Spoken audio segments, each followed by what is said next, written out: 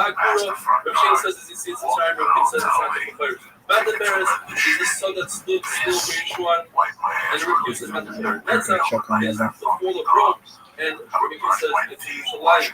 Ba'oi is the floor of Aaron. He says it's the sister of Hashem. This is all Shayla, who says Shayla is Gog Magog in the future. With all the rights, that even the head of irrigation is important to the size of that should be his job. If you see houses in Klal Yisrael that are settled, you say the bracha Baruch Hatzim Kulam Mana. If they are in a rubble, you say Baruch Lanam. If you're in Goshen housing, you say Beis Gay Yisach. In other words, it should be uprooted. And in the fourth way, you say Hil the conversation. So tomorrow, a story. Ruler of Chisda were walking by the rubbles of the house of Rav Chanah Hanilai. And Rav Chisda let out his son. He says, "Oh, how do you say it? It's going to ruin your body." So Rav Chisda, how can I not say it? This house, there's 16 papers, day and night, 24/7, and he's out free for all the poor people, the poor girls, all over the house, and his pocket. So there's some guys from money, he didn't have to be embarrassed with his sitting there, takes the hand in the pocket. He took wheat and barley on the outside of the house in the days of famine, so nobody should be embarrassed. They can take it at night. How should I not sign? So we'll try to console him, and he said, since the fruits of the house of Tzaddikim were destroyed, or river, so the house of Tzaddikim are going to be rebuilt. He wasn't consoled. He said, listen, I'm better. I'm going to be at Harris at the beautiful casino Harris. You know what I like about it? I gotta be honest. Says the Gemara, most thing I really like about it is there's no shiny shirts and flags over there. Okay, it's like a bunch of real people. Okay, it's $15. Like a blackjack, you can have a good time, drink pretty good food. Okay, like great restaurants. There's a really cool steak. I mean, come on, who's better than that? See a friend that you haven't seen for days. Man, Lee, I want you to come out. Okay, listen, Hercules, I got a 5-bedroom house in Lorraine Beach. Good-ass pool and everything. Great story. They were walking and they bumped into the so they said two brothers. He's got a scam problem. They haven't seen him in 3 days. Second of all, they said, I should call you. Senator Hanina, let me do one more. I say done. Let me say done. I'll put him in the beautiful Caesar Palace. Look at him. No, this guy knows. Look at him. And he I don't need it. I don't need it. Said in the Mishnah, you see different kinds of people. So one of them says, somebody that has this color face. Champagne cocktail. Special brother. That's if he was born like that. But if it happened later on in his life, he'd say, Diana Evans. See a Gucci. Or a white person. Very white. Or a very heavy or elongated face. A warty face. You see, both Shana has no reals. If a person doesn't have hands and feet, or he's blind, or he has a beard that's matted in one piece, and you say, both that happens. A person sees an elephant, a monkey, or an owl, you say, Baruch Shana Sabrios. Beautiful creations, beautiful trees. You say, Baruch Shekopla Goyah. There's in the Mishnah Zikin. What's a Zikin?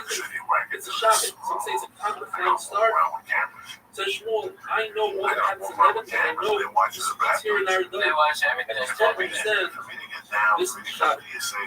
If this Shabbat goes by sealed, then the world will be destroyed. In fact, we see that it goes by sealed.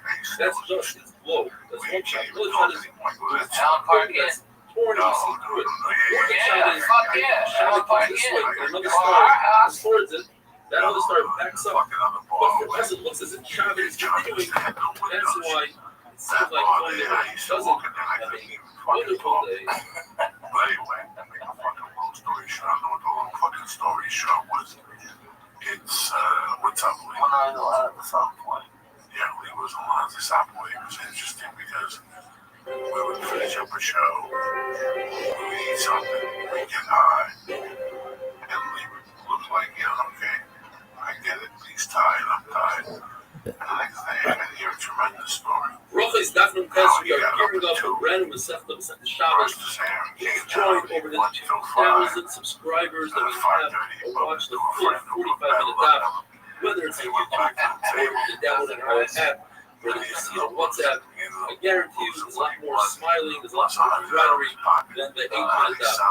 The Gemara tells us that there's two constellations. Actually, when Baruch wanted to make a Mabel in this world, he removed 2 stars from people, and in order to stop the Mabel, he replaced the 2 stars that took out people with 2 stars from Adam. The question is, why did he just replace with 2 stars that were removed? It's more of the concept that you cannot fill up a pit. When you take dirt out of a pit, you try to refill it, it's not going to refill because it's always some dirt missing. Or take a Nazi or a prosecutor or something that caused the Mabel cannot stop the Mabel, cannot become a physical. It said in the Mishnah that when you see an earthquake, you make a bracha. It says in the Gemara story about people walking by, and was a person verses with the dead, and he said, I wonder if the Oiv knows why we just had an earthquake. He says, the Oiv, of course I know. Nappy-headed hose finished third. Those 2 tears made the earthquake. It says, Rafatino, that's not true, he's lying. Then it says, the Gemara, Wait, 2? Okay. Third. First, 1 championship.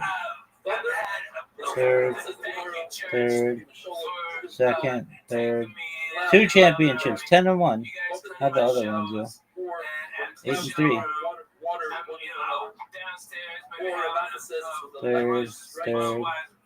Third. Fourth at 9-2. That's crazy. Third, 8-3. Or 8-3. 4 championships, 10-1. 5 championships, 11-0. I had one team that fucking went undefeated. Watch the flashback. Fantasy basketball. And they brought me Rafer. Okay, I had to leave.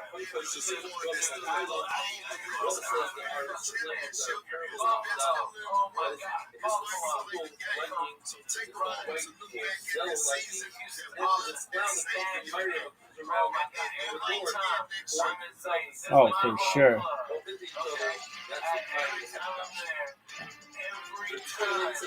1 year in the league.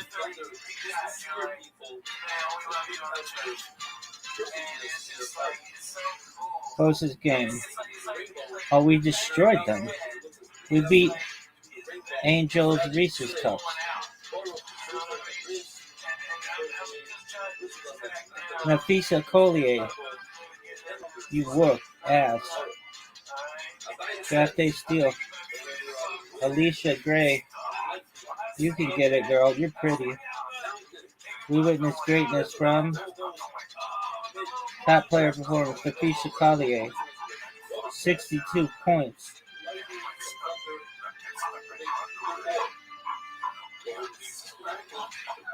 Champion. Yeah, girl. Okay, so that, how many is that? I don't even know. We started with number 2.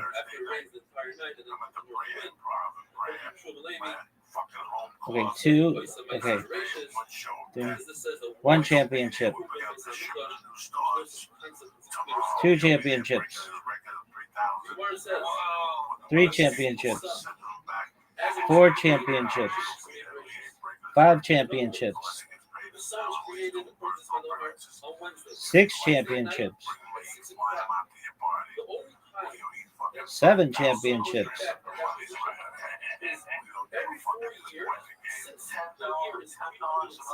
7 championships, girls. Any other undefeated teams? 10-0-1. That was good.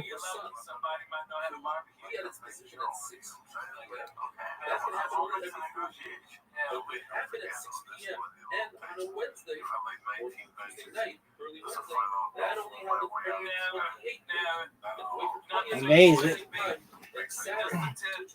Did I have anybody? The worst we did was 4th.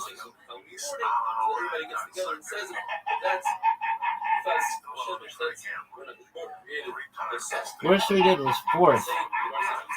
That is unfucking real. Zodiac make Friday.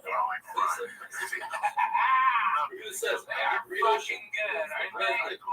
Iranian say a special So bracha say what you will. when you see That it. fucking sound like you say it's kind of great. Dog.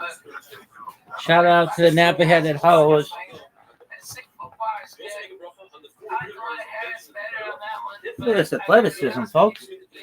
Shout out to the nappy-headed hoes. I'll say what I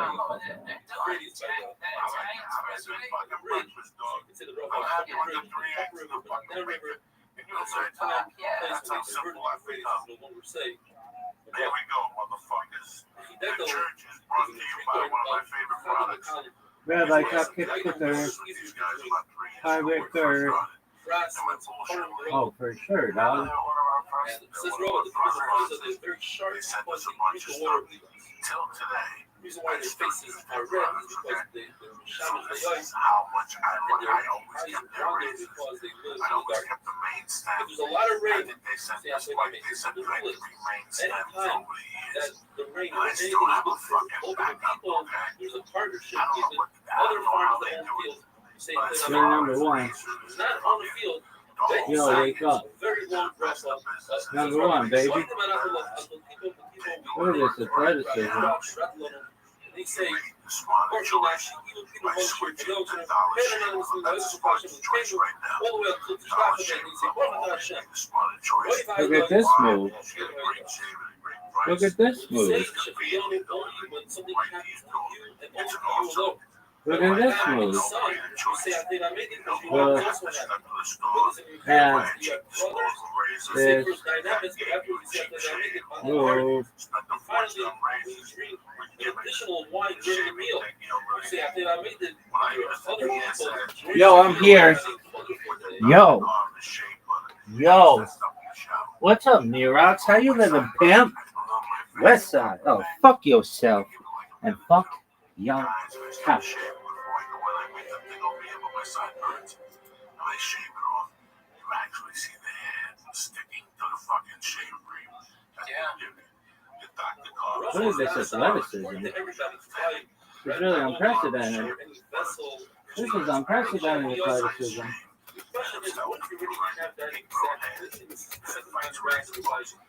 Unprecedented athleticism.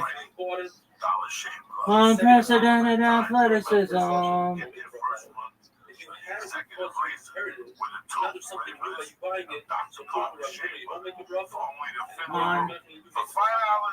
Unprecedented athleticism. Look at this move, folks. Look at this athleticism. It's unprecedented. Look at this move. Look at this move. What's going on here? Cancel. W Rabbit, touch the hair. Shout out to Hybrid Third.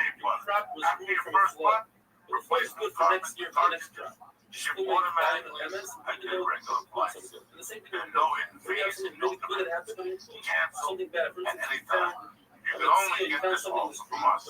At DollarShaveClub.com/church. Again, that will cause you 1 month for $5. Let's say That's DollarShaveClub.com/church. Again, make the smarter choice. $5. DollarShaveClub.com/church. Number 2. Baby to Let me be talk from a about boy something. to a girl. These That's days, amazing. You don't discuss this. it's like this It's also type. possible. That was within 40 Somebody days. else used to go to the post office. Now, as we Here know, for limited within the hours, first 3 standing days, online pregnancy, David, waiting to get postage on demand with stamps.com. And if before you you even go to the David, post office, that should be even 8 right Zohar. now, 40 from your days to desk 3 months, with David, the stamps.com. baby should be 5 squashed by rental another. official 3 postage, months to any 6 letter, months, or David, package that using your own there should be a miscarriage. computer printing. 6 months. And unlike Well, the the end of post the office, pregnancy, David, stamps.com never closes. Listen, you get a little cocktails in learns here. throughout You're in shots. the boat to work. There are a If he couple won't things to ship fertilize out. first, Who needs turns out to sleep? be a You Zohar. get the postage Don't whenever say you that need power it. savers What's think about that, right? the Whatever man, my they wife don't uses get from fertilizer. stamps.com, Therefore, she loves it. You know why? She puts it out there. What does the And the story mailman about comes Noah and picks it up. heard That's how good screaming the coming business from the works. city and You said, still got I'm $9. sure it's certain that's not coming from my house. I did. do. I still have the skill. It works Gemara great. says that the Shmuel's walking around the street, and he noticed that his feet were shaking in fear, and he said, Look at this athleticism. "Satan, that's why you shake this now." I'm not going to Mary Alice Bark. Hey, what up, Alice Bark? Are you there? Alice Bark. Are you real? Hello, friend. Just to follow up, keep up the great work, success.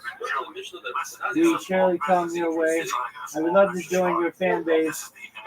Can you add me on Discord, Mary Alice Bark? I don't know if you're real. If you're real, are you real? Mary Alice Bark? Girl, type if you're real. That bitch ain't real. Look at this athleticism, though. Look at this move.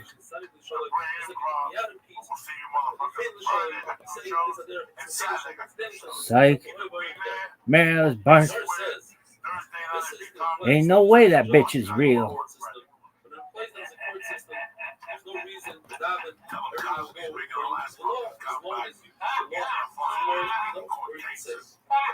Look at this athleticism, though. Look at this move. Look at this. Look at that. I'm like a fucking Pantene Pro V commercial, girls. Like herbal essences in your poosh. Look at this move. Look at this athleticism. Look at this. Hi, friend. If a girl ever says you're hi, friend, that's a bad sign, kids. Or, hey, buddy. Buddy sucks as well. Anyway. Look at this athleticism, man. If a guy ever says, yo, girl, what up, baby? That's a good sign. Look at this move. Look at this athleticism. Look at this athleticism. Look at this move. Look at this athleticism. Do you ever shut the fuck up? Look at this move. Look at this athleticism.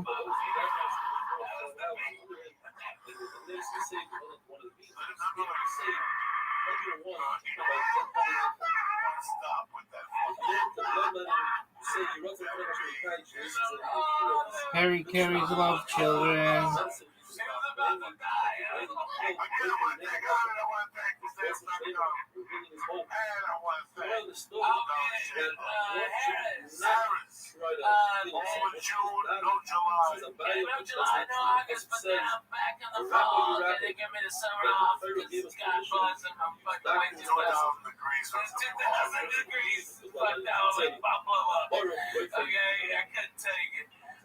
But I'm at Harris Thursday, Friday, Saturday. Come on. You guys are great. I love you. Give it out of Vegas. I'll make it out, I promise. Okay, I'm fine. Bye. Have a good night. Stay blessed. Says, don't tell them Allah to wait outside because perhaps they'll leave you and leave you for good. So you say, Shamruni, watch me, as Runi, help me. Samfuni, Amfuni, wait for me. Hilarious. He goes out, or brings the whole language of Asher Yotzar, as we know. And at night you say Kriya Shema Lamita, as we know. You say Hakol B'Hayim Shemaya, and then you say the bracha of Amatul Chavli Shena. When the person wakes up, at the time of the Gemara, you'd say all the brachas that we say in one shot, you'd say as you perform another function. So when you wake up, you say like Hai, Yeshama Shenasata Bi, etc. When you hear the rooster, you say Asher Nasan Lasefi, which is referring to the rooster, or the mind that knows how to differentiate. When you open up your eyes, you say, okay, Achibrim, sit up in your bed, you say, Hashem, you say, Hashem, you stand up, you say, when you get onto the floor, when you start stepping, you say, I'm going to step up, you say, it's from Pura, hovering on your head, you say, where you're feeling, yeah, you say, you're putting up with the comments, saying, it's us, feel it. You're going to say, when you wash your hands, you say, when you wash your face, you say, I'm not going to you say, you run to the you say, shut up.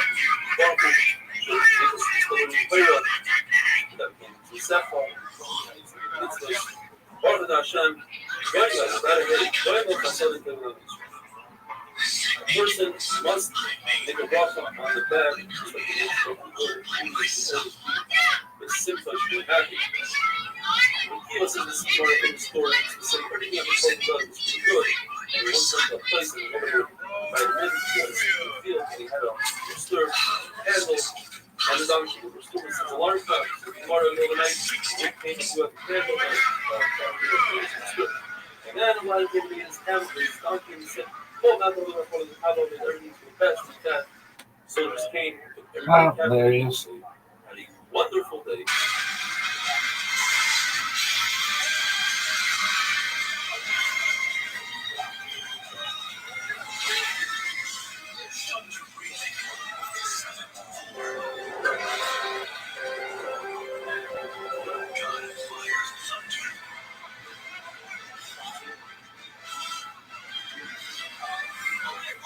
Rothschild is not some kind of forgetful principles, but both who use as few words as possible. It says there Nachman bar of Chisda. It says in the pasuk Vayitzer with two yuds. It means that God created man with two yitzers, Yitzhar Hara and Yitzhar Toiv, two inclinations. It says Rabbi Shimon Pazi. If so, how do animals create destruction and bite people and all that stuff? They don't have a yitzer. Therefore, the two yuds, one comes to talk about the Rebbeinu Shalom. You should fear him, and you should fear your yitzer. Rabbi Yirmiyah ben Elazar says that Adam Rishon was created with two faces. In other words, Chava was back to back with Adam Rishon, and Baruch separated them. Like this Rabbi Shmuel, when it says in the pasuk, Tzela doesn't mean the side, meaning Chava was back to back with Adam, or does it mean Adam Rishon's tail? Baruch slipped off his tail and created Chava. Says the Gemara, a beautiful thing. Like Baruch in the beginning wanted to create Adam and Chava like the animals, individuals, and then he decided to make them one. Rishon explained. Like this, a husband and wife have a connection that a mother and child don't even have. They always yearn to be together. Rav Ami says that it says in the pasuk, "Offer Mekelim Sartani," which is a contradiction. He won't created man last and first, meaning he created man last, but man is first for destruction, for piranhas by the Mabul. He destroyed the humans before he destroyed the animals. It says in the pasuk, "Yizgor Basar Tachtenov," according to the Manda Omer, that says that it was a tail. The explanation is that Baruch had to just heal that wound where the tail was. If they were back to back, then it was a real surgery. There's a lot of flesh that Baruch had to fit in there. Vayivet, he built, meaning, according to Manda Omer, it was only a tail. What did he build? He built on Chava. He did her hair, he braided her hair, he did her makeup, perfume, and then he presented her adoration. According to Rav Chisda, means that he created her like a storage. 4 storage to hold the baby, wide on the bottom and narrow on top. By the Yel Adam, Baruch became Shushvinim, became their best man, so to speak. He created happiness and simcha at their wedding. You learn from your Derech Eretz, even though it's the law, because Baruch was big, nevertheless, it was necessary at the time, so he did so. We have halacha. You're not allowed to walk behind a woman so that a person should not come to a chet. And even if it's his wife, it's also. And if he finds himself behind the woman, he should put himself to her side. So from here we see that if Adam and Chava were connected, Adam went in front, it's not to be in the back of her. The halacha is, if a person gives a woman money in order to look at her, even if he has Torah mass and claim like Moshe Rabbeinu, he's not going to be saved from getting headed. Benayah, who was Shimshon's father, one man says he was an Amaretz, because it says he went behind his wife. It says, wait a minute. Elisha also says he went behind his wife. But over there, the pshat is that he went with his wife's advice. So too, Menayah went with his wife's advice. Rebbeinu has to say, walk behind a lion rather than walk behind a woman, so you don't come to chet. Walk behind a woman rather than walk behind a Zara, then you should come to chet of Zara. And walk behind a Zara rather than walking behind the shul that people are davening, because that's disrespectful to HaKadosh. Unless, of course, you have a great reason. You're carrying something heavy, you're on a donkey, there's another opening to the shul, you're running like the Gemara says in the beginning of the Sefta. We have a picture in our mind what the Yitzhar looks like. The Gemara says the Yitzhar looks like a fly, and it sits at the 2 openings of a human's heart. A human being has 2 kidneys. One can give him good advice on the right, and the left kidney gives you bad advice. The heart understands, the tongue articulates, and the mouth finishes off the words. The esophagus brings in and out food. The windpipe is to speak and to sing. The lung absorbs liquids. The liver gets angry, where the gall throws it in a drop into the liver and calms the liver down. The spleen laughs, the intestines sleep, the gizzard grinds, and the nose wakes up like a being. Now, if you reverse the intestines of the nose, where the intestines wake up the person in the nose goes to sleep, you'll have big problems. If both the intestines and the nose go to sleep, or they both wake up a person, the person dies immediately. The Yetzer Tov controls tzaddikim, Yetzer Hara controls the Rishayim, and mediocre people are controlled by both. Says Rabbi, we are mediocre. Says Abaye, if you are mediocre, how can anybody survive? Says Rabbi, the world wasn't created only for the worst of the worst or the best of the best. Makes for sure that these tzaddikim, only they can appreciate this world. Otherwise, you won't appreciate it completely. And a person needs to know whether or not you're not going to be able to get away. You just got to says Rob, excuse me, this world was only created for people like Africa, Russia, or tzaddikim like the Tzaddikim is Iceland. The Bible says, behold, love and work with your entire soul, meaning that the people that love their body more than money. People love their body more than their body. That the Bible says, before my death, I said, give up. Last week, give up your body. You're a scumbag and you're going to jail. There's something that means must be your body. Says the more story. Piece of Rome decided to go to the fire of the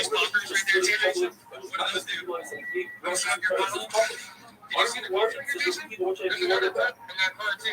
I'll give you a muscle. The fish will work. They're going to be caught in a trap. It says the fox will come out of the land. I'll say the fish. You're a smart one. You can barely survive the water. How are we going to survive out of the water? How are we going to survive without science? And yet, I'll learn from nothing. It is our money. You want me to stop learning Torah? I'll be like a fool. Both of them were caught by the Romans. It says, Publisher of Kiva, constantly Torah. Come here, talk to me, bro. Beautiful. Hey, Jason, just come talk to me, man. You're not going to be able to get away. You just come talk to me. The Lord tells us the cops are here for you, bro. Just metal combs and they comb this flesh. And as one combs, are you here, Jason? Just chilling. Just talking to me on the phone, right? When you're such great, what do you need? My entire life, I was waiting for this moment. I wasn't know. I was wishing for this moment that because I can't, and you're a scumbag and you're going to jail, you piece of... The question is, it says, I wish I could die peacefully in my bed.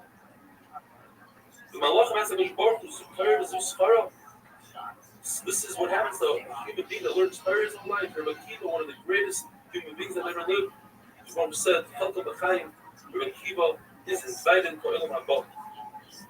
We learned in the mission that a person should not be lightheaded and use callous words to touch the Russian opposite eventually.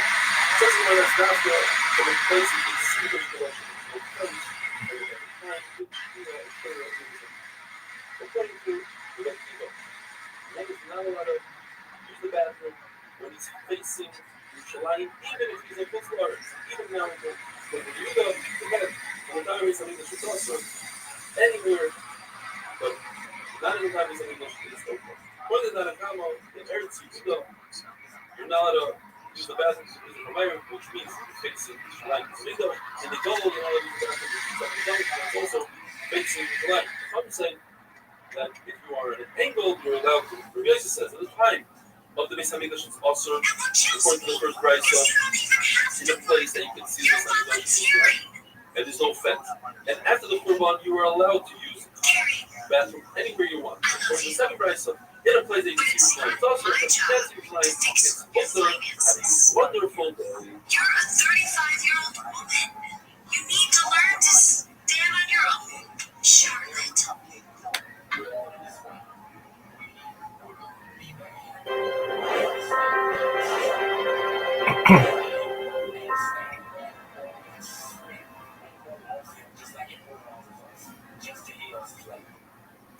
Bracha is not Samach Beis. The Gemara tells us that Rabbi Kiva snuck into the bathroom with his Rebbe Rabbi Shua, and he learned 3 halachas.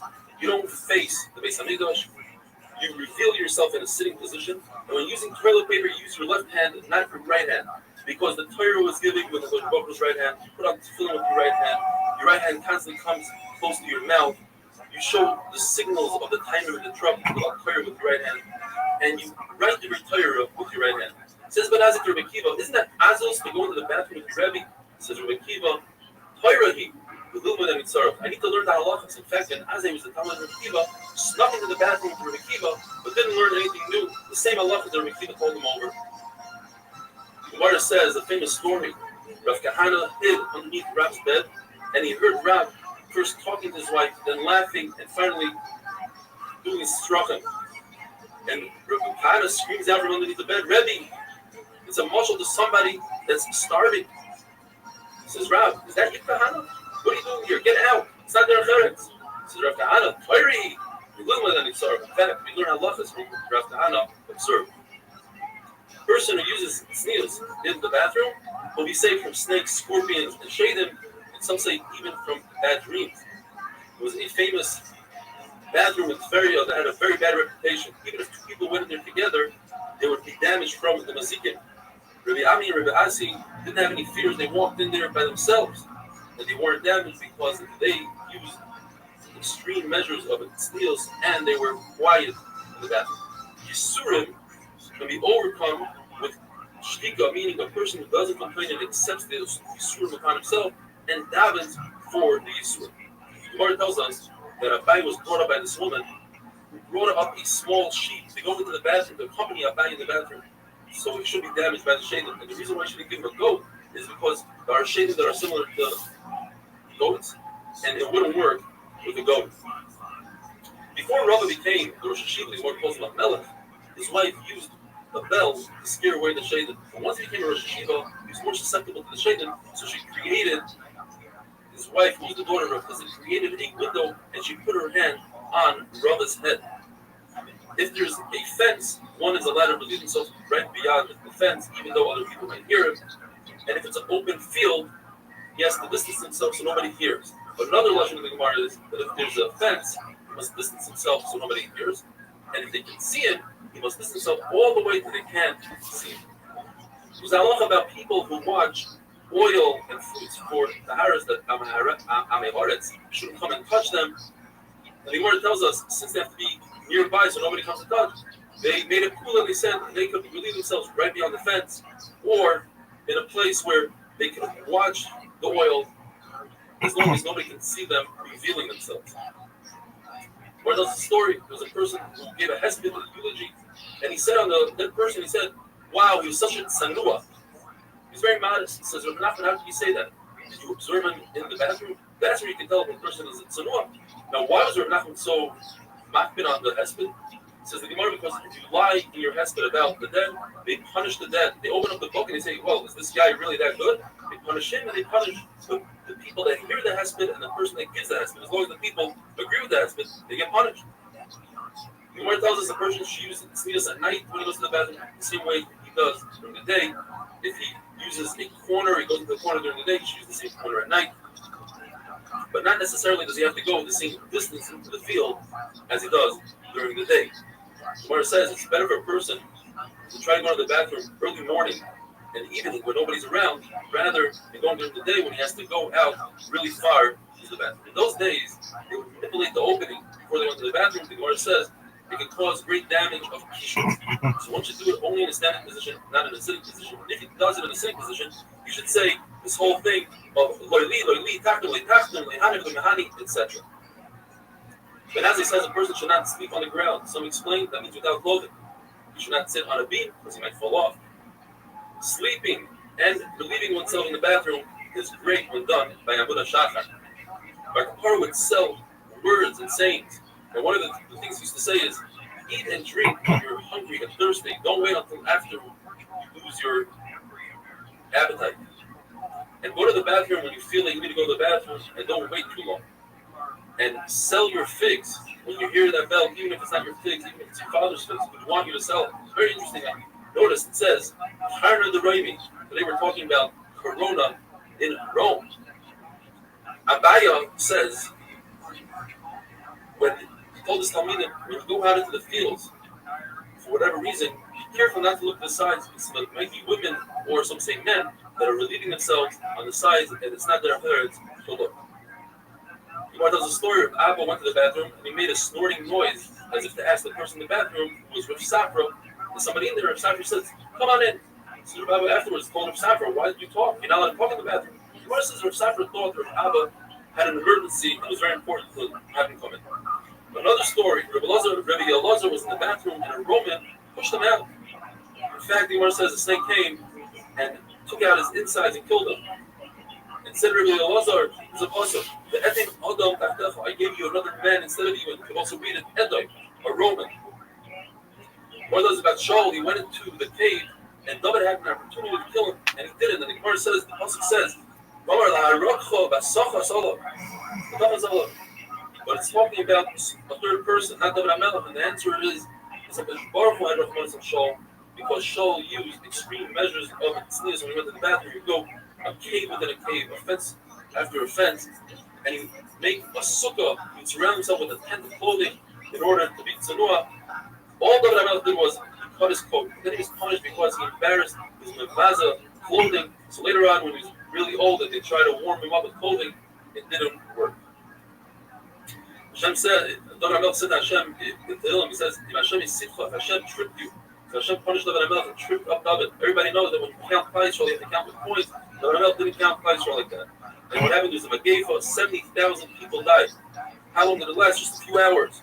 From the morning when you shed the Talmud until Tzrikas Hadav the Talmud. Rabbi Rothschild says, it's concise. HaKadosh Baruch Hu told the Malach, give me the best of them. And in fact, he took Avishai ben Tzriya, he killed him. The Torah says, Vayinochem. David says, Vayinochem. HaKadosh Baruch Hu was calm. What calm HaKadosh Baruch Hu down, so to speak? Machlokes Rav says, HaKadosh Baruch Hu thought about it. Rabbi Shmuel says, HaKadosh Baruch Hu thought about it. Yitzchak, Rabbi Nachman says, it was the Kesef Kippur. And Yonan says he thought about the Beis HaMikdash, and then calmed down. You learned in the Mishnah, a person should not make the Beis HaMikdash a kapandria, a shortcut. So I'm saying, Adam Akifna, a roundabout, a shortcut. If a person goes into a shul, not in order to make it a shortcut, or to daven, that's okay. If there was a shortcut where the shul was built, you're allowed to go through there. We learned in the Mishnah that you're not allowed to spit in the Beis HaMikdash, Chalvachimer, from the fact you're not allowed to wear shoes in the Beis HaMikdash. You're not allowed to spit in our days on Harabayis, and if you do, it's as if you're spitting in the eye of HaKadosh Baruch Hu. It says, but in a shul, you're allowed to spit, because if you're in your own home, you're allowed to wear shoes and spit. So too in a shul. Have a wonderful day.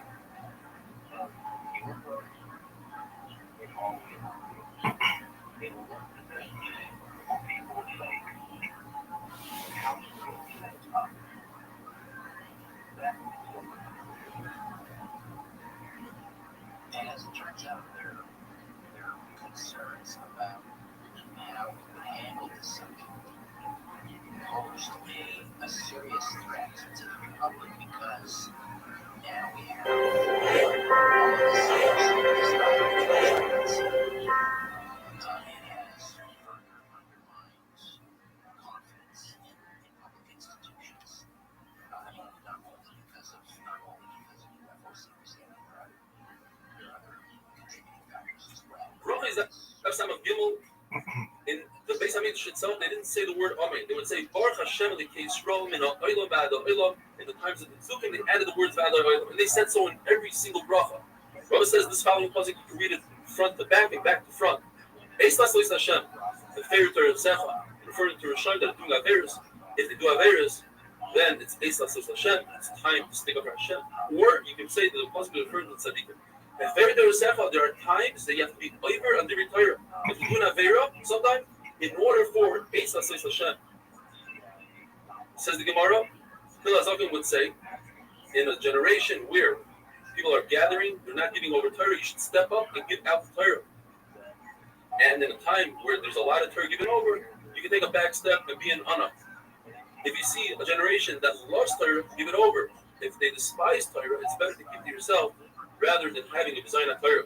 Like Kapara says, also referring to Torah, you see that the price is low, gather as much as you can.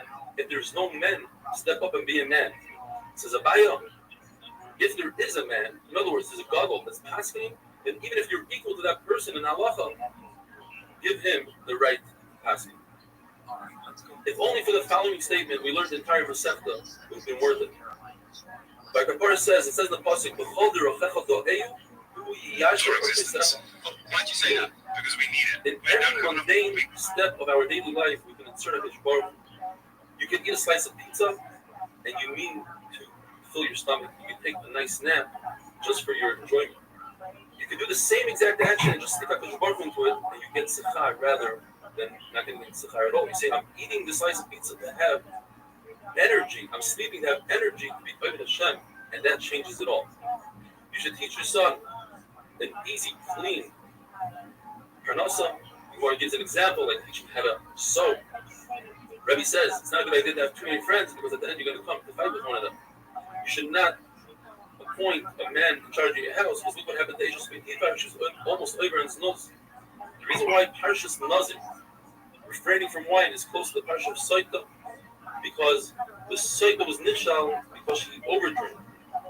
And a person who sees that should say to himself, I want to refrain from wine, I want to become a Nazir. Rabbi says the reason why Parsha Saita is close to the Parsha of Trumas Maasros, that you have to give over a tenth of everything you heard, is because if you don't, at the end of the day, you're going to have to come onto the Kayan to deal with your wife, the Saita. And you might need to come on to Maasros. You'll be so poor, you'll have to accept Maaser Ani. But if you give Maaser, you're promised that you'll become wealthy. But Elazar Kapper says if somebody has a sorrow, and rather than complaining, he thinks Hashem, he says, Baruch Nayin Emes, he's promised that his pronouns will double. But the person lightens up, takes his foot off the gas pedal when it comes to learning and mitzvahs, even one mitzvah, when he needs help, when it comes to a day of tsar, he won't be able to stand up against it. Says the Gemara an amazing story. Hanina, who was the son of the brother of Rabbi Yeshua, was a gadol. He went to Chuzlar's and he had a community, and he started doing Iber Hashana. He started saying, this year we're going to have two others. And Allah says you only do so in Israel, not a Chuzlar. So they sent messengers. They sent Rabbi Yosef ben Kivar and the grandson of Zachariah ben Kutal, who were Mishamish the Beis Hamikdash. Hanina was really excited. He said, what are you doing here? He said, we came to learn Torah from you. So he announced in public, he says, these two are Gedolei Hador. Once they got that Ashtama, everything Hanina said, they said opposite. He said Torah, they said Tameh, he said Mutter, they said Asr. He says, what are you doing? And he said, we're here because of Ibrah Chodesh, and he told everybody, these guys are nobodies. They're fake. They're liars. And he said, it's too late. You can't tell that to people because you already announced that we're Gedolei Hador. And then he told everybody, he said, listen, either you come with us or you denounce HaKadosh Baruch Hu. And they told Hanina, if you don't listen to us, we're going to put you in Chayrim. Why would they so much? Because it says in the Pasuk that Chodesh is only in Eretz Yisrael, as it says, only from Yerushalayim. What kind of tumah? How are they able to say on something that's coming that it's tar? Because they realize if they don't, people might go with Hanina. When Rabbi Seinu went into Keren B'Yavna, went to Galus, Rabbi Yehuda, Rabbi Yosef, Nechemia, Rabbi Lezer, they spoke about the importance of having guests because they were guests by other people. Rabbi Yehuda, who's always the first to speak in learning, he said that the oil moed was 12 mil out of the mafra, and it says, anybody that yearns to see HaKadosh Baruch Hu, would go to the oil. If 12 mil is considered in the Bible time, considering that it's coming to go from city to city, from country to country, which is a lot more than 12 mil. When the Pasuk says, HaKadosh Baruch Hu told Moshe, I would like to discuss this process of Torah and halacha with you. With Panim, let's be joyous with each other. And he says, Basically, this was Redwood's title and tenant. Aaron's time starts as soon as he sees the first number, and finishes when he gives the total sum. instead of you, but in fact, even though Moshe Rabbeinu is further, Yeshua says we have to be sorted, Moshe became the word. In order to meet the minimum set for this record, he needs I to said complete 20 years later, we became a nation. We were a nation 40 years ago. It says the Gemara, because every single day, Torah, it's as if it was just given today. And the Gemara says, I'll prove with you. The person is trying to live his life. He says, because of this concept of Torah is new to us That's what he did. The other pshat is haskes. You should learn in groups of people. Do not learn by yourself. You learn by yourself. You deserve the sword. It's a chet. And it makes you dumber. Another pshat, haskes. You should pain yourself with Torah. Shlomo says, the Torah doesn't stay by a person unless he kills himself over it. Another pshat, has means be quiet. Listen first and then ask questions. And this is one of my all-time favorites. Rava says, first you have to know the whole Torah, and then you delve in deeper. Also it says, whoever vomits up milk, his mother's milk, he works hard on Torah, then he'll get the butter, the cream from the top. He'll be able to pass on a lot.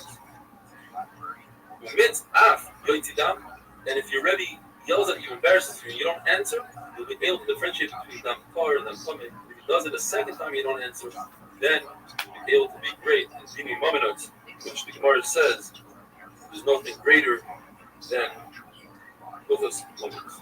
It says in the pasuk, if you shame yourself for Torah, at the end of the day, it's going to uplift you. And in Zumato, if you are quiet and you don't ask questions and try to figure out the Torah, but when people come to ask you halachas, you'll be quiet. You won't know what to say. Have a wonderful day.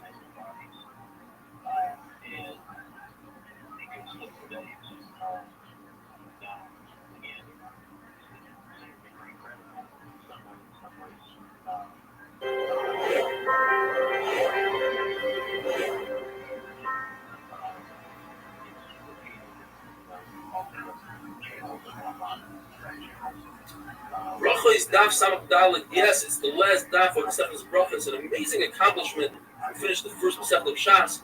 You should take this opportunity to make a commitment. You're going to learn Masechta Shabbos from beginning to end. It's an amazing Masechta. It's a very, very different style. You're going to love it. If you're not part of a shir, you're looking for a shir, you can check us out online. There are over 2,000 people that watch the shir every single day on YouTube. Search for Eli Stefanski or Ramat Shem Shafyomi.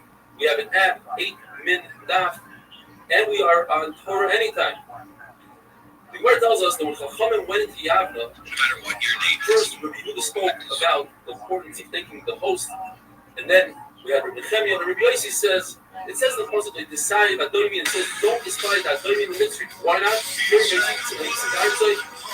They invited us in. Don't forget all the people that were trying to tell us, we have to have our presence. So he says in the Gemara, if you invited on public this year, only you give your money, certainly you both will help you. So that's the summary. He says, Uza touched the arid. And the guy tried to touch it, let him know he's very scared. The arid put it in his hands.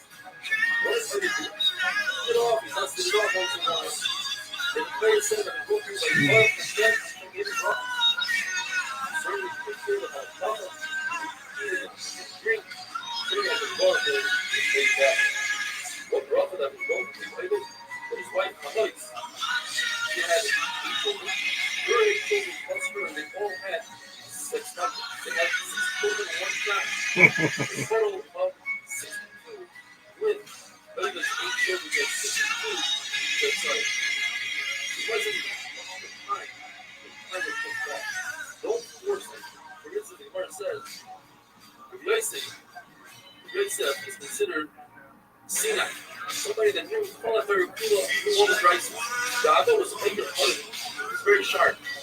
When we were looking for a Shiva, they decided we need a Sinai, somebody that knows everything, all the rights. Probably from all the Thursday after Yosef, either a Shiva and refused because the stargazers told him that he will die after 2 years. He pushed it off. Rabbi was innocent for 2.5 years, and then he was lifted. You see that not pushing it, when it's supposed to come, you'll lose out, can't even gain that. The Lord tells us the unbelievable believe that it doesn't happen. The Lord is supposed to be he acted with humility to the point where instead of the love letter coming from his house,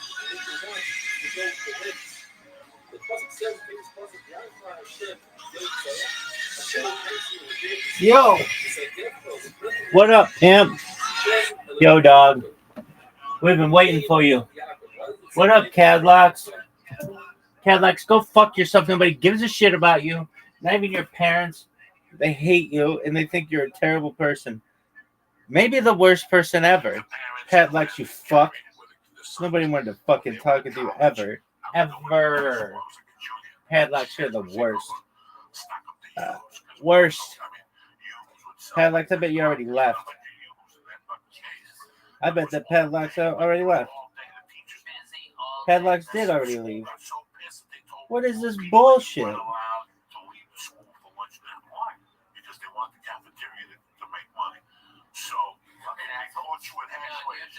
Padlocks, you fuck. All the food distribution in North Jersey is handled by a lot of people you don't want no fucking problems with. You know what I mean? All right, so people stay and eat the goddamn It's food. Cadlocks. All right, they got contracts out the ad. They would suspend. So you would suspend us, but Mr. Hatch would go, fuck that, go in the back. I'm not gonna let him go in the back. But if I say, hey guys, that means run out the back door. So for a year until they moved that law, we would sit in the back of Hatchways and still eat the fucking thing, while the school teachers were in front looking for it, and the truant officers and the whole thing.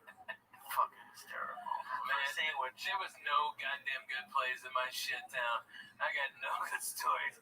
You know, we had fried bologna sandwiches. Like, oh my god, you hear that? That's your grandma rolling When over. I went back in Like just 93, just flipping right in the grave. oh my God, when I went back in 93, I stayed with my buddy in Secaucus named Mike Ryan. And down the block from his house was a fucking deli that I put it up against any deli ever. But their fucking claim to fame was they had peppers stuffed with mozzarella sauce. Oh my God. With mozzarella cheese and little sauce. And I go in there in the morning. Just the green peppers? Just a fucking, like a pepper. And it's a spicy pepper. It was like that pepperoncini, So you right? had to get 3 of them and a sandwich. So you can eat the pepper while you're eating the fucking sandwich. That type of old school deli. You have different types of delis, but that was... Right. Why the fuck 3 fat guys gotta talk about food for? No. Because we're all stoned and it sounds great. But this is crazy what today signifies in the Catholic religion. And a lot of other religions also. Well, I mean, our good friend George, God rest his mama's soul. She's passed this year, and you know it's hard, man. My Uncle Jim passed this year. It's hard. You know, you see people at the end of their life. That cancer is a miserable thing, man. I mean, it is a horrible way to pass. You know, I'd rather get slammed into a sign on the 5 and break that bitch. I'd say, God forbid, but hey, I'd rather take that than that stuff. You know what I mean? So it was just fun going to church. It really was. I went by myself, no pressure on my wife and the kid. I didn't want them there. I just wanted to go because we did that church over at St. Bartholomew, and we did it over. So I just went in there at 7:15. I tell you what, man, it just brought back a lot of fucking memories. Like, that's what happens in church for me now. When I go to church, I look at the 12 stations of the cross, and it's like a fucking acid trip, man. Yeah. I just go back into sections. And I remember I was thinking about my godfather. One of the worst things I ever did in my life was fuck my godfather over. After church, I went home and I tried to find him. On Facebook? Nah, he's in those fucking Cubans that go on Facebook. He lives in the Keys. When I was a kid, my God, it's amazing what has happened. Did you see Mad Max? Yes. Okay.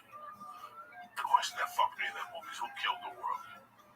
Oh yeah, man. Keep asking, who killed the world? You know what, man? They killed the fucking world. I mean, the world is half dead and we don't even know. No, it's more than half Trick or dead. treat this week. I saw trick or treat now. There's no kids on the daytime. I mean, these are great areas to trick or treat. I didn't get one at night. I saw kids, but they're confined. The parents put the fear of God into these kids. Yeah. You know, Friday night I went to this trunk or treat. You know what, man? Did Mercy have a great time? Fuck yeah, she had a great time. You know, did I have a great time? Fuck yeah, watching her and watching the kids and watching my wife. I dressed up. I put fangs in my mouth, and she kept saying, "No, thank you, Daddy." Take the fucking fangs out of your mouth. No, thank you, Daddy. And she would keep tugging my cape. No, thank you, Daddy. It was the cutest fucking thing. I went in there and I had a great time. We got that 5:30. The dinner they made us was, you know, not bad. It was a cheeseburger with macaroni salad. It was a barbecue. I enjoyed it. And then I watched her play ball with other kids. And I could tell that we're halfway there. We're okay. We got an okay kid.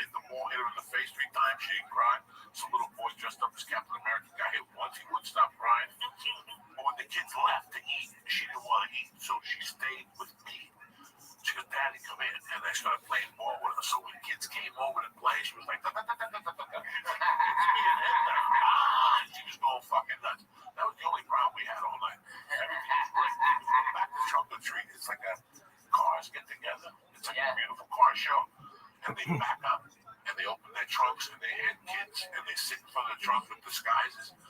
And I tell you what. Is it like a lowrider club or hot rods and stuff like that? No. It was just all these fucking Studio City people. Oh, yeah. You know, whatever they are. I don't know what was. I didn't talk to one. I talked to maybe two parents and the principal. Man, I've done that same thing with Mexican car clubs, bro.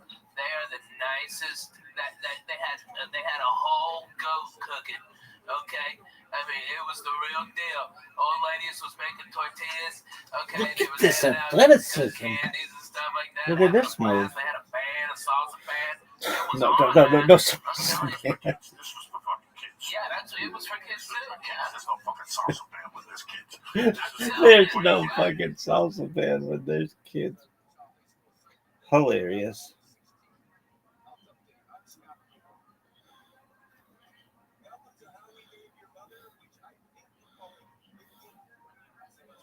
Look at this athleticism, though. Have you ever seen fingers like this, girls?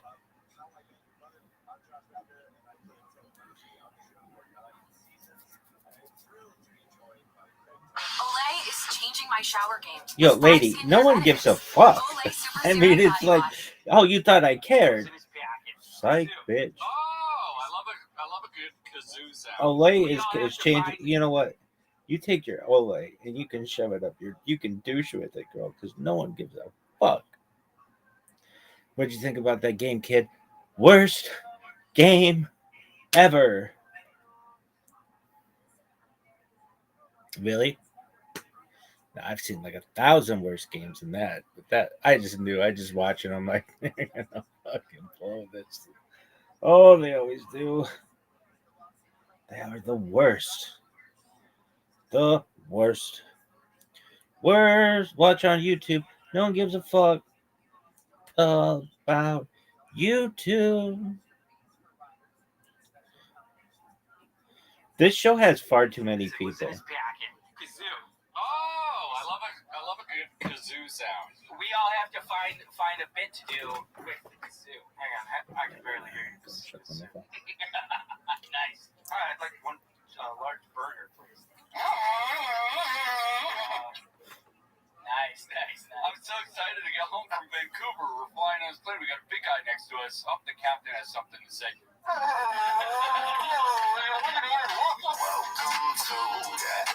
Now, this might be the worst podcast ever. Worst podcast ever. Look at this athleticism, though. Dog, I can't believe I had 2 people come in within 48 hours of making the spot, and then since 0. Goose egg. Worst stream ever.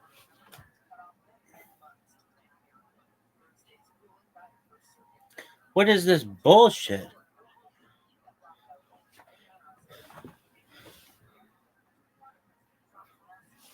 What is this bullshit?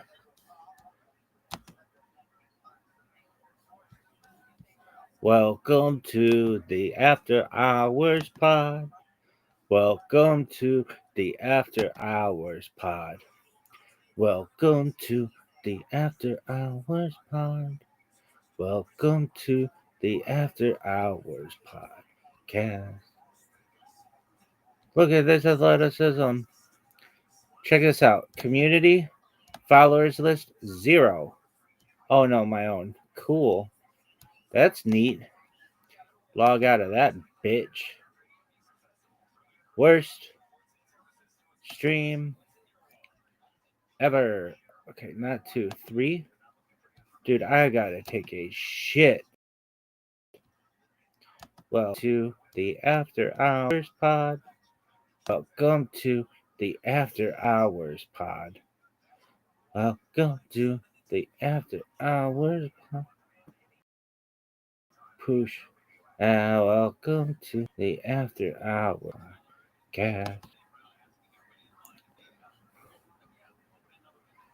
Creator dashboard. Open it up in 3. I have to take a shit. Welcome to Community. Followers list. 0. But look at this athleticism. But look at this athleticism. I gotta take a shit. Oh, yeah. Look at this move. Oh man, I'm gonna poop myself. What is going on here? Look at this move. I've got a poo. Welcome to the After Hours Pod. Welcome to the After Hours Pod. Welcome to... What is this bullshit? Dog. I've got to take a shit. Dog. This might be one of the times that I have to take one of the worst shits. Folks, this motherfucker got to take a shit.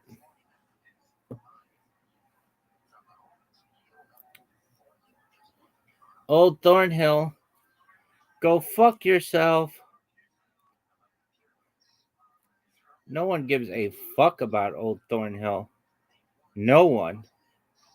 Worst hill ever. Look at this athleticism. What is this bullshit? Dog. Dog, what are you doing? What is this?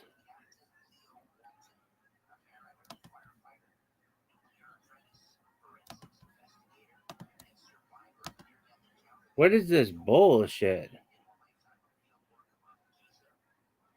Giza, this dick.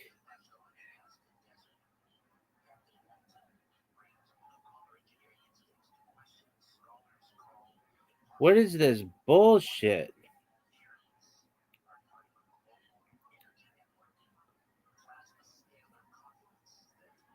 Dog.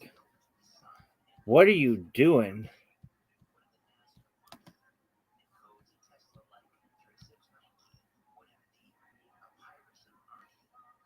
You asked Firefox to always open.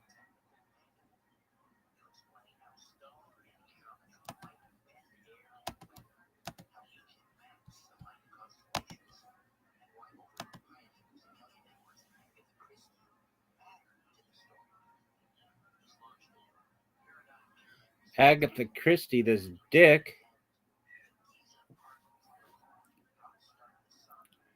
I've got to take a major league dump. What is TwitchCon? No one cares.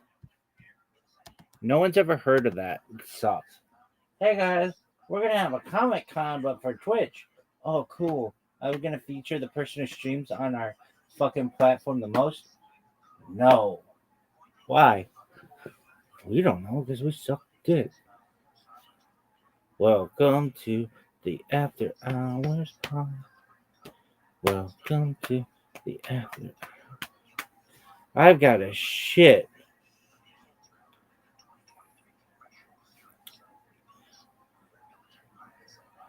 Rhythm. Oh, what is this bullshit? Worst stream ever. Hey, Honest Dobry. Hey, Honest Dobry. Did you know no one gives a fuck about you? Worst stream ever. Welcome to... What is this bullshit? Dog. This is the worst. Worst stream ever. Welcome to the After Hours Pod. Welcome to the After Hours Pod. Welcome to the After Hours Pod. Welcome to the After Hours Podcast. You've not verified a phone number. Oh, okay, well, give the fuck. Gather around the fire. What is this bullshit?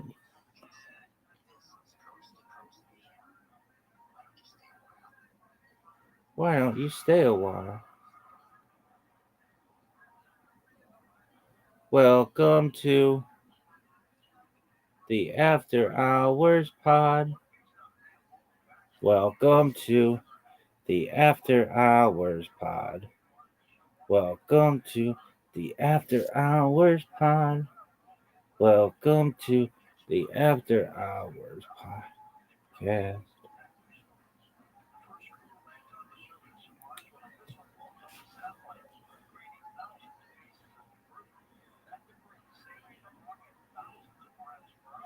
Welcome to the After Hours Pod. Welcome to the After Hours Pod. Welcome to the After Hours Pod. Welcome to the After Hours Podcast.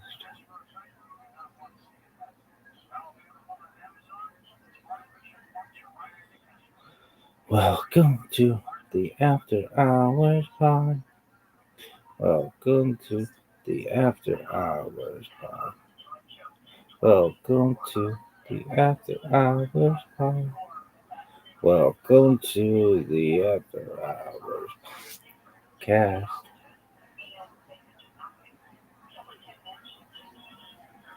Oh, if they're talking about carnivore, I'm throwing fists. Week 1. Well, cough on this dick, girl. 1 week. 1 week.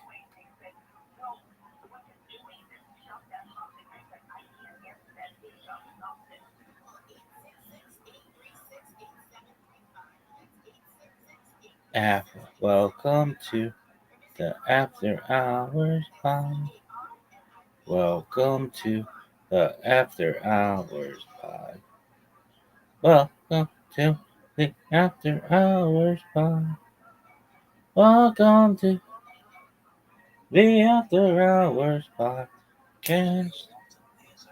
Look at this athleticism.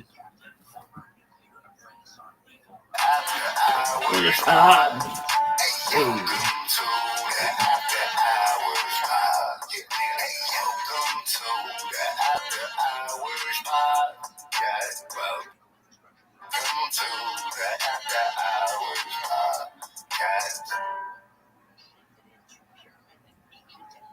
guys ever have beef with other skate groups? No, not once. Nice. Not pro team drinking. No, we talked about that. Get your own big beer. You see Frank? I've seen Frank. One more sip, but don't be hijacking my big beer. I brought that big beer for me for today. I gave you a sip, and that was very cool of me to do. Don't. If you're gonna bring treats, you have to bring them for the class. You're right. But I only had one. I should have got more. It's right at the 7-Eleven on the way too. That's the deal. And the deal is 3 of these for $7 at the 7-Eleven. That's not bad at all. Yeah. That's 75 ounces. It's basically a 6-pack for $7. Yeah, exactly. Thank you. Welcome to Welcome to booze. Welcome. Yeah. I'm having a beer. Is it starting right now? Yeah. I'm not there. Chin, are you having a beer? No, are we starting? Because I gotta start rolling if we're starting. Yeah. I'm kidding, you fucks. You still don't get my ongoing joke forever. Good one, Chin. I'm kidding you. You still don't get my ongoing joke forever. One of these days, he's gonna be like serious about it. Well, are we really actually rolling? Chin required wolf. Well, here's the thing. Here's why that joke never lands. And I'll tell you. And this is tough love, okay? Let's do it! Because in the beginning, you were like, tell me when to record. And we are doing stuff here, and we would not text you when to record. but it's so painfully obvious when to record because it's when Brandon starts talking to Chris and Eric. So that's when to record, and that should just kind of be like common sense, I guess you would say. So when you would think, but in the beginning, I remember because there's so many different, a lot of moving parts. So many moving parts. Yeah. Yep. Since there were so many moving parts at the beginning, I remember you guys were like, are you recording? And I was like, are you serious right now? I was recording, I think. And I was like, are you serious right now? Because I wanted to just kind of like give you a little kick in the butt. Like, yeah, let me know when you guys are actually recording. So, Gotcha. So there's not, especially with you and me, Case, I'm going to send you these files. I can't start early. It's going to be too huge. It'll take forever to send them. You're not going to like it. You're going to be pissed off. I know you, Case. Well, all right. You're right, Jay. We should. You know what I'm saying? Yeah. The files he sends us are like 45 gigs for one camera. It's a lot, yeah. And that's 1080p 30 frames per second. Wow. Right, Kev? FCC 100s. Yeah, we can talk about data rate. We can talk about data rate. Yeah. We can fix the data We rate. can. We can talk about, look, You want to talk about data you rate? want to talk about data rate real quick? Hey, do you have a minute to talk about data rate? You have a minute to talk about our Lord Savior, Jesus Christ. You got it. Or Verizon just actually asking me if I have a minute to talk about Sure. data rate. Yeah. That's like an insurance salesman going up to your door like, Seamless It's- motherfucking transit. Is it really?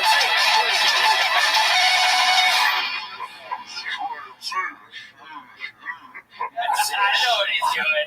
He's setting it up on a offer. Terrence from Oh, General. wow. To save some money. Oh. For great low rate, you can get online. Go to the general and save some time. Let's listen. It's so good. It's so good. Really? It's See good. how well it matches. Oh, I might man. do some editing to go side by side here. I can't find they changed the tagline, so I Sure. can't find the exact one where it says for great low rate you can get online. But this one's pretty close. Shout out, what's her name? Someone has a playlist. Kimberly Harris has a playlist with 105 General commercials. Dude, these people are doing the Why? Lord's work. Kind of archiving stuff on YouTube. They're like, all right, that's Lord bless me. Last 7 seconds. Last 7 seconds, tell me that now. This is the freaking thing. It's the most replayed. Is just not our style. Let's car insurance rates online. Go to the general and save some time. It's that time. It might be one of those things where That's an did old he school. ever actually Yeah, say that? a little Mandela effect with the General, but I know he fucking did. I don't. Does anybody use the General? He says you can get car insurance for like $15 fucking. Is that Oh, yeah. real? I never even took him serious as a. You can get online. Go to the general and save some That's time. what Found it. I got it in 1 second. I watched 12 commercials right before we started. I found it immediately. For great low rate, you can get online. Go to the general and save some time. You were panicking. I'm just hearing. I was slow, smooth, fast. I was like, we can start whenever we want. It's chill. Tender series not till 5. Only 1 golden hour today. Got a lot Look, of time. dude. Yeah. It's after hours. We're chill.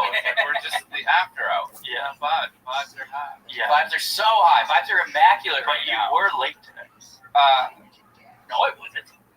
I used to come in at 11:58 or 10:58. But there's a new, I'm confident. today. The test was, can you hear me, Chin? Yep, we're good. Let's roll. Boom. What would happen if you couldn't hear them? Yeah. That's the big question. That's when you Then I'd be in a big panic and meet him. Come on, obviously, you gotta Come on. This is how I roll. Come on. Yeah, I was cutting clips this morning. Woke up at 7 and cut some clips. Chris Stefano on Theo, they're fun. But yeah, so I was pushing it To the limit. What'd you do, What man? was this whole thing? What do you mean? This general thing. What was it about? Oh, that I just do a perfect impression of the General. Oh, okay. Yeah, I was so confused. Nice.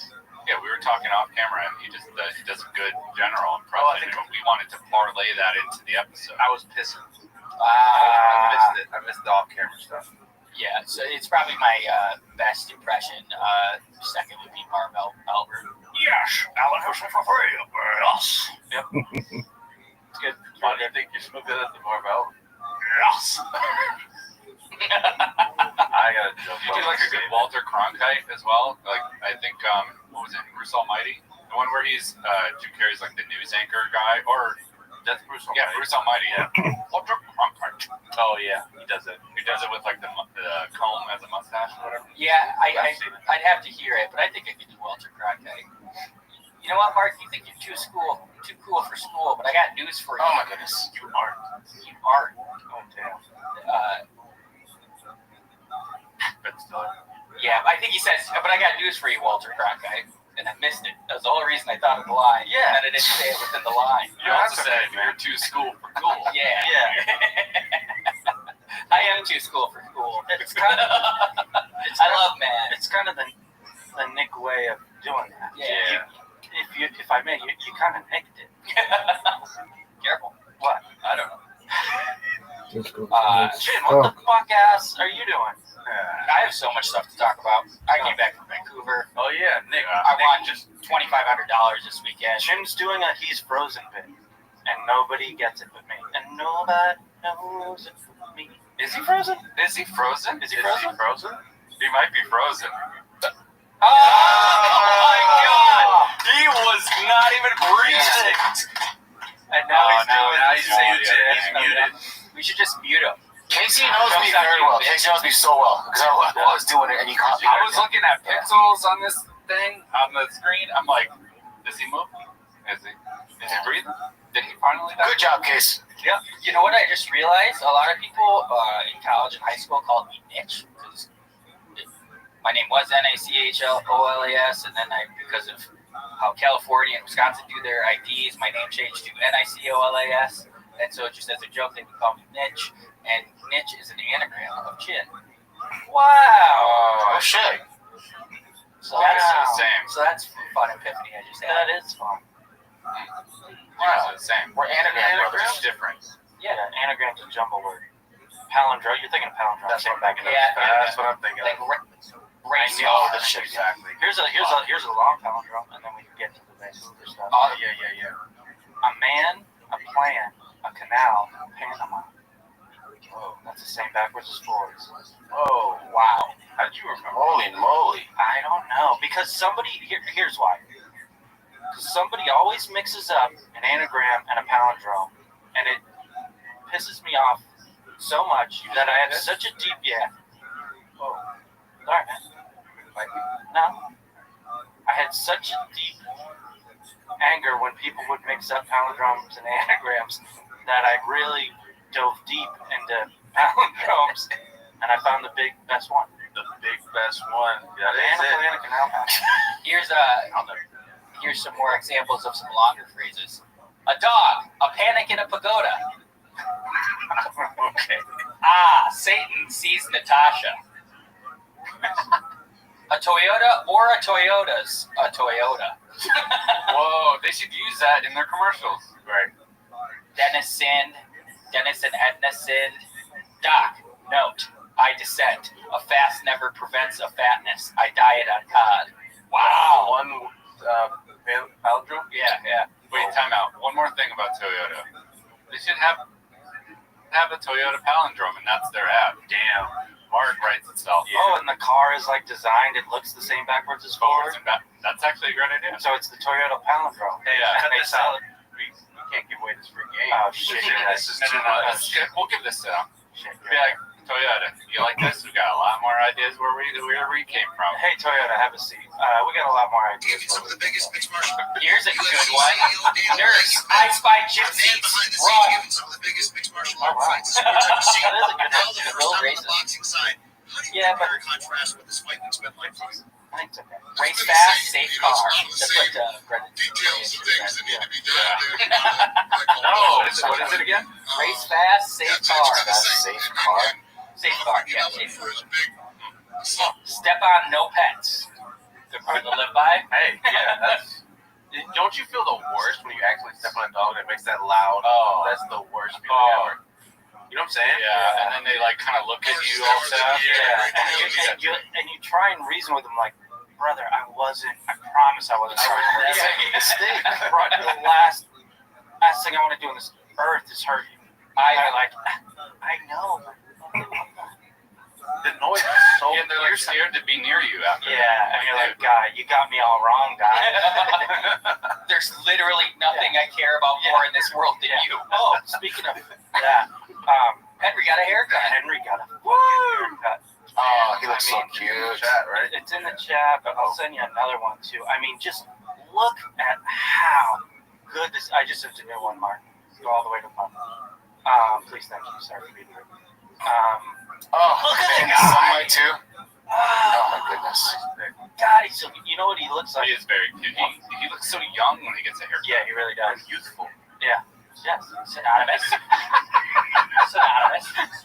You're like me, dude. I'll let you finish in 1 second. But while editing, I realized that I'm kind of like half listening. You know, you're like, yeah. You're kind of like doing stuff, and you like kind of get a little bits of information. Then because you hear someone say something, you kind of put your own version of the same thing. I totally repeat what you guys say all the time. He's a reiterator. Oh, I'm like, reiterator. Yeah. I'm like a palindrome, but not quite. I make great points, so I love when someone says it again. Oh, you do make great points. And yeah, sometimes people say them again, and it's awesome when they do. I know. I like that you guys haven't called it out because I'll say it. I'm like, that's literally what Case just said. I rewatched it. I don't know if I've heard that. I think to Nick's point, it's our ego's so big, we're like just pumped that you're saying. I vehemently agree with what Mark just said. Yeah, I just said it. All right. Anyway, do you ever trim them out? No, because I save myself quite a bit when I'm editing. Really? Just anything I don't like. Took out that whole chunk of watching the 9/11 play video. I didn't think that was fit for air.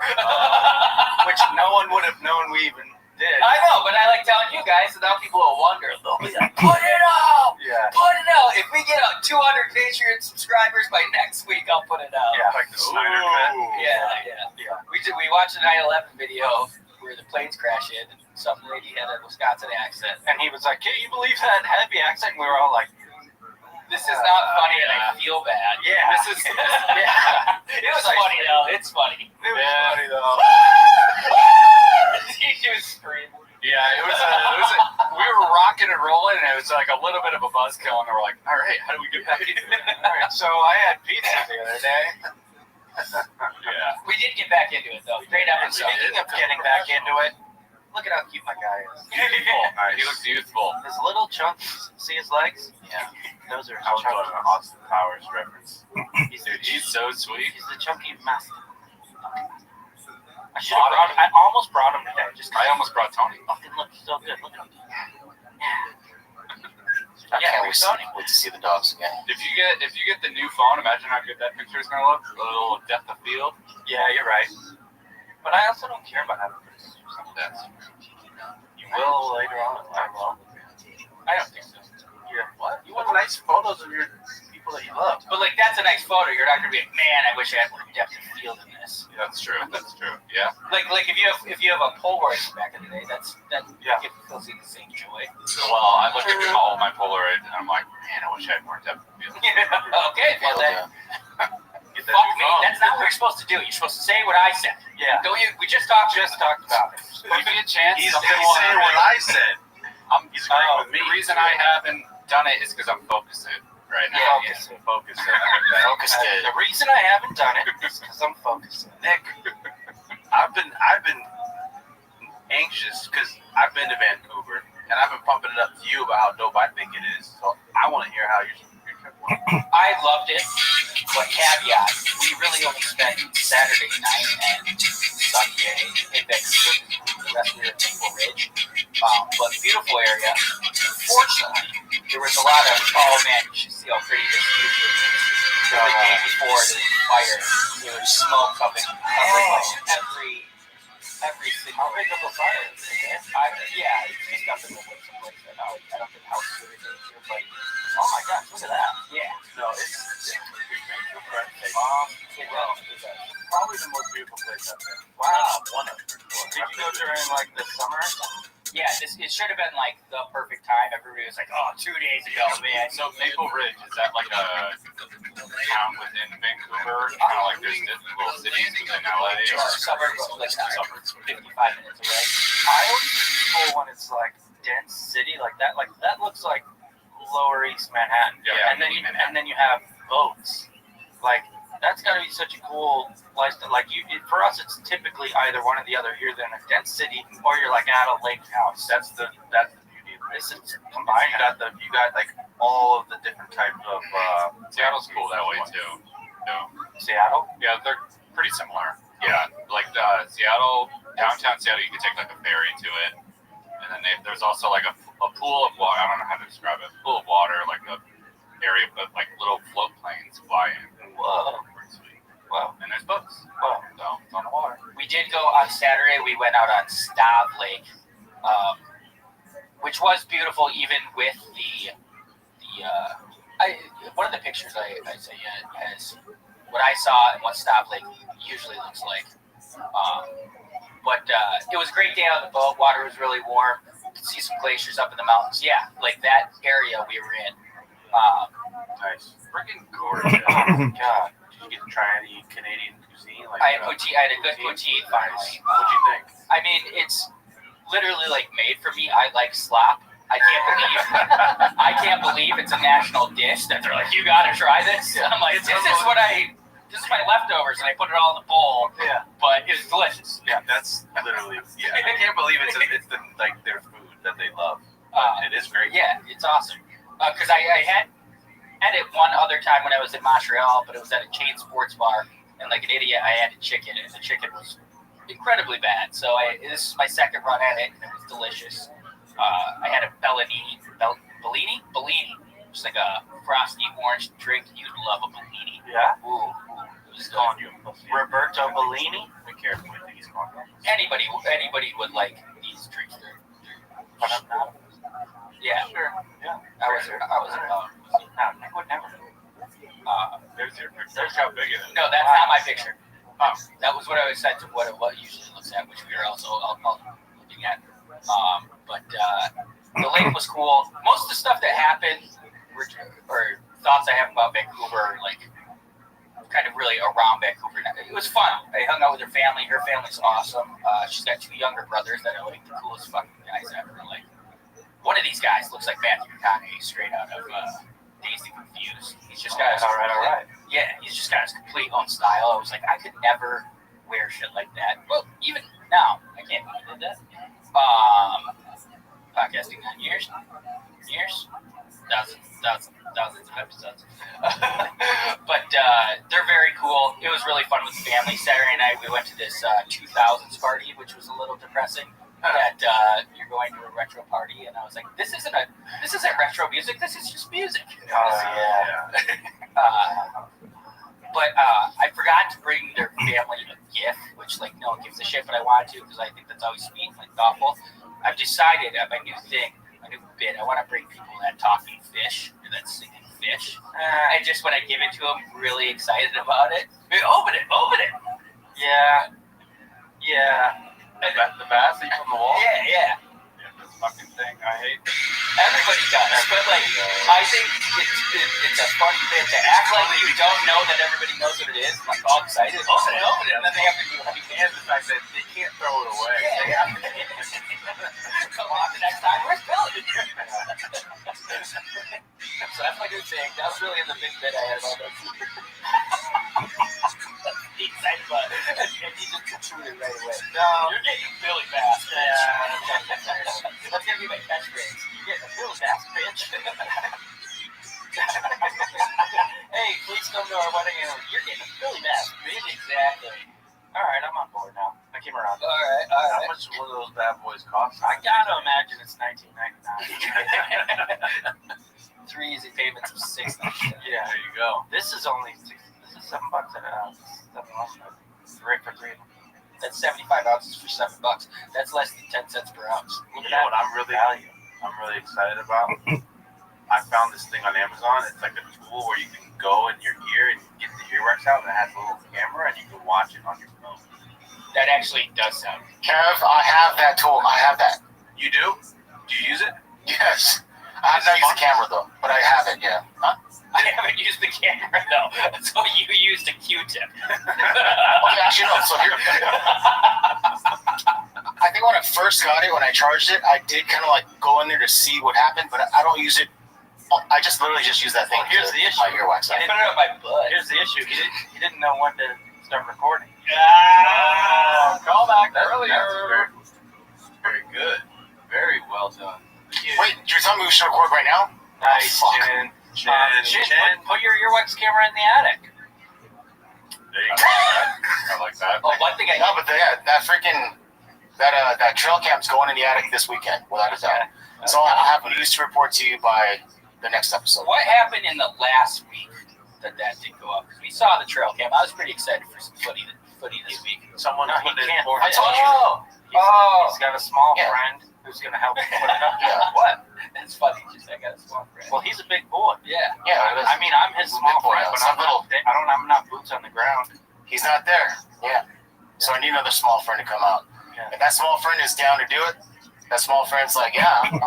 I want to do it. So me, I can put it in the attic like this. I can open that thing with a rope and put it like that. Yeah. But she can actually climb through into the attic and like place it to where, it'll probably be the best thing to see if, whatever. Let's say there's like little crevices around here, windows here, like face it in that direction and then come back outside. Yeah. I'm sending you a Yeah. video.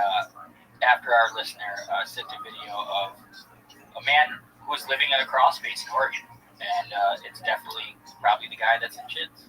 Wow. I literally sent you guys this video, you sons of mothers. You did? In the chat. Yes, in the chat. Oh, Let me try the same one guy I probably when I texted saw us.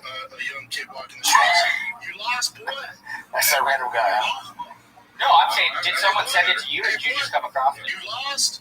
Oh, my friend sent it to me. Oh. Because I told all my friends about this shit. So my friend sent me the video, the YouTube video, and then I put it in our group chat. We know it's a lie because we know that we're your own friend. I have like another couple friends, at least. Just us, A 2.5. sent it to me, and I considered all of them. And allegedly found living in Oregon's condo crawl space after breaking into it. Let's take a look at this. It was for like months too, I think.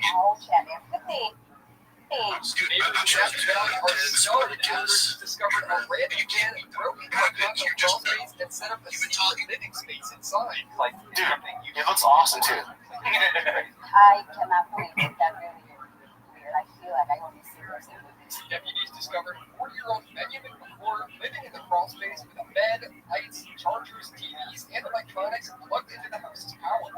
They say he's been living there for quote extended period of time. that's Chin I was said. gonna He's got a laugh fan when on they the said he got a PS5. Mm-hmm. Gee whiz. That was a crazy ending. That's scary. Yeah. So that's what's going on. Did he get arrested or did he move to Austin? That's the real question. Yeah. Benjamin McClure. Oh, also, they're very progressive city. On all the buses, they were advertising for this dating app. It's a TransLink. So it was supposed to be a dating app for trans people. I saw it on all their buses. Now that's the name of their transportation system. Oh! He's doing a bit. I can see when Nick is doing a goof, and I can see when Chin is doing a goof when he's doing his I'm frozen goof, and I can tell when Nick's doing his trans jokes. But I'm the goof seer. isn't that a great app name, TransLink? Hey, bro, you on TransLink? Oh, I just having trouble beating someone. Yeah. Yeah, get on TransLink. Yeah. I like this. Oh, I sat next to an improv coach on the way back. He was chatty. But he's funny. He was an entertaining guy. He was also a giant. Ashley had to sit next to Giant and Giants on the way there and the way back in the middle seat. So that was too bad. But this Giant? Plays for the Giants? no, Saquon Barkley? just a big bald man. Oh, wait, he's on the Eagles now. Yeah. Come on. Yeah, he is. Fuck. But this guy, I gotta go to my backpack. I gotta go to my backpack. I gotta go to my backpack. Nick is just a third grader in Wisconsin. I gotta go to my backpack. I found my backpack. You want Nick to wearing see? all You're three, by the talking way. about I'm gonna the hurt one my that listeners. you What's in his jacket? QR code. You want to see? Kazoo. Oh, I love a good kazoo sound. He said, Oh, I don't want to get knocked out. great toss. He said one of his activities is to give kazoo. Improv kazoo. Shove it up your ass. So that was my first thought too. Didn't say it to him, but literally I was like, I mean, the funniest thing you can do with kazoo is put your ass apart. Yeah. I think we can all agree on that. How do I do? You don't really blow it out. Look up how to use a kazoo. I was just watching this on the way Don't here. you like hum or something? Yeah, you want? Yeah, more like. Let me see that. I don't know how to do it. You go on the big end. Oh, really? Yeah. Fuck. So basically, we all have to find a bit to do with the kazoo. Let's see your kazoo. We can do it at the end if you guys want to think about it. Hang on, I can barely hear you. This kazoo. Nice.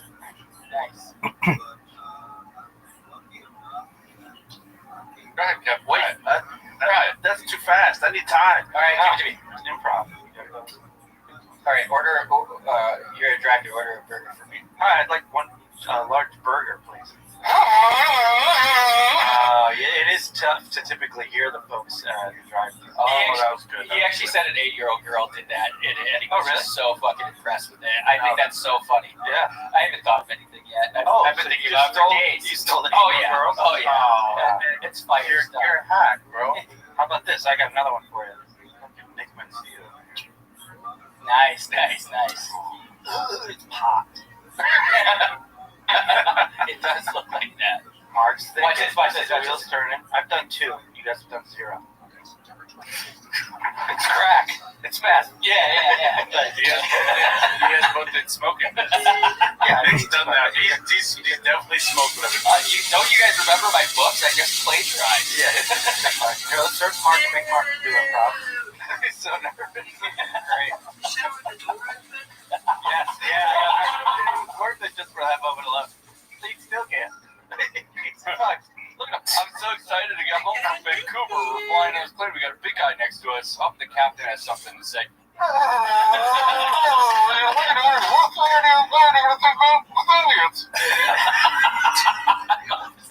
Mark, quick question.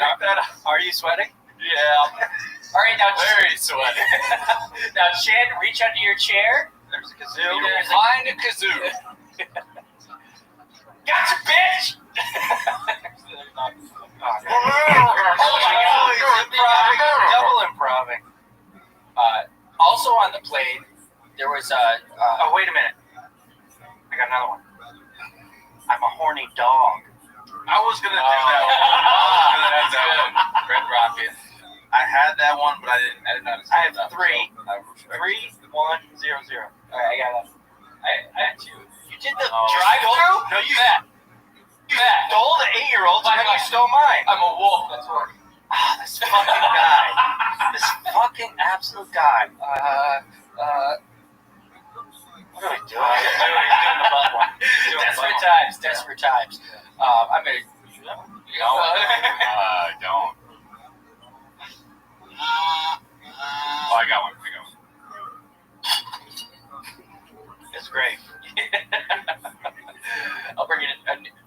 Nice. A squirrel. Oh, nice. Glow dart. Yeah, Glow dart. really good. Glow dart. Yeah, nice. We're bringing in a new object next week. Yeah, that's great. That's kind of where I thrive. Yeah. Here you go, Kat. Take some. I just got my nails done.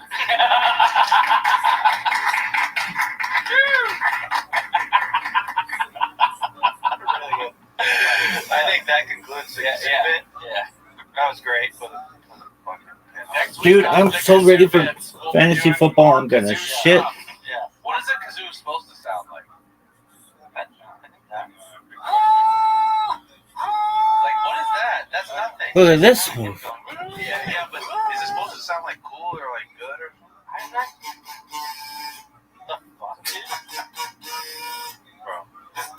I know this is playing the kazoo for 10 hours. Alright, I'm done. ride. Also, during first drink service, they approached the exit row, and she's like, "Oh, what would you like?" And there's this Asian lady, and she's just staring at her. Careful. And she was like, "You speak English?" And she's like, "Yes." She's like, "But you don't understand what I'm asking right now?" And she just starts going in. She's like, I asked you if you spoke English and you had the capability of the exit row. The exit row is a responsibility. She goes, "I've been on 2 emergency landings this week. So when this thing goes down and everybody's screaming trying to escape and you can't open the door," it was fucking crazy. Whose side are you on that? At first, I was like, "Jesus, lady, chill out." But the lady did lie to her, and then like she came in, we were a couple seats back, and I was like, "We're ready to take over the exit seat, whatever." And then we had a nice chat. She was just a very serious, passionate. It wasn't like bitchy. It was like motherly disappointed. Like, this is not a joke. Yeah, like you got a responsibility. Yeah. And So you didn't take it serious. So you I get out quit. there and you find that fucking dog. Exactly. And if she's been in that situation, emergency landings twice in that week, it's like, I thought that was a crazy thing to fucking say pretty loudly on the plane. This is the worst podcast. Fucking plane sucks. We need you to fucking be ready. Also, maybe she's the problem. If she's been on 2, yeah, like, bad you luck. shouldn't be flying. I don't know if I caught any of it. She goes, 5 seconds can save 5 lives. She had like settled down at that point, but it was stern and uncomfortable. It was not. 69 seconds, stage 69 left. Go all. So that was fun. Because I got my big beer. Is this it? Is this video that you were just playing? Yep. I didn't know I sent that to you. Yeah. Oh, okay. We don't need to watch. No, I didn't realize I sent it to you. Also, shout out to me, Benoit Saint Denis. Yeah. Put a fuck ton of money at UFC. Did you really? And NFL, yeah. $1,500 on UFC, $1,000 on football. Let's go. It is awesome. Last night, bet Vikings. They went down. Live bet them again at plus 200. They went down again. I think Caleb Williams sucks. Bet again at plus 600. You think he sucks? I went, Caleb Williams, absolutely. If he runs all the time, he can be good. But like in the second half, I just expect a mistake. Both those teams he looked like frantic the whole time. Like, granted, the pocket collapses on him, and then he has to. But his whole thing last year, which the announcers were saying, was like he holds on to the ball too long. Yeah. And I watched Peyton and Eli on Monday Night Football, and I was so happy last night. Peyton and Eli, I love them. They're the best. Who doesn't like them? They were just Tom doesn't. My buddy Tom who streams. Tom doesn't? He And refuses. also Brady. If you have a vendetta against them in the past because of like your team playing against them, I get it. But like as far as like I'm just a neutral. Look at this They're move. like great. Yeah, they're hilarious. They're hilarious and they're smart. You can kind of argue that, like, all right, we see these guys too much. The media landscape tends to just like submerge, oversaturate us with the same characters. Yeah. So I can see that. But what? They're funny. And they had Randy Moss join for the whole second half. I fucking love Randy Moss. Beat cancer. I just oh no, that's the wrong one. Yeah. What are you guys doing? But yeah, the Peyton and Eli were talking about like how frantic his feet is. Like he'll look his reads, but his feet are standing still, and then he has to like wildly move. But you gotta like move your feet with the reads the entire time. You can just tell he has happy feet. In this clip, oh man, he just misses a touchdown. Oh, the one at the end? Yeah, that was bad. he just chucked it out of bounds. Yeah.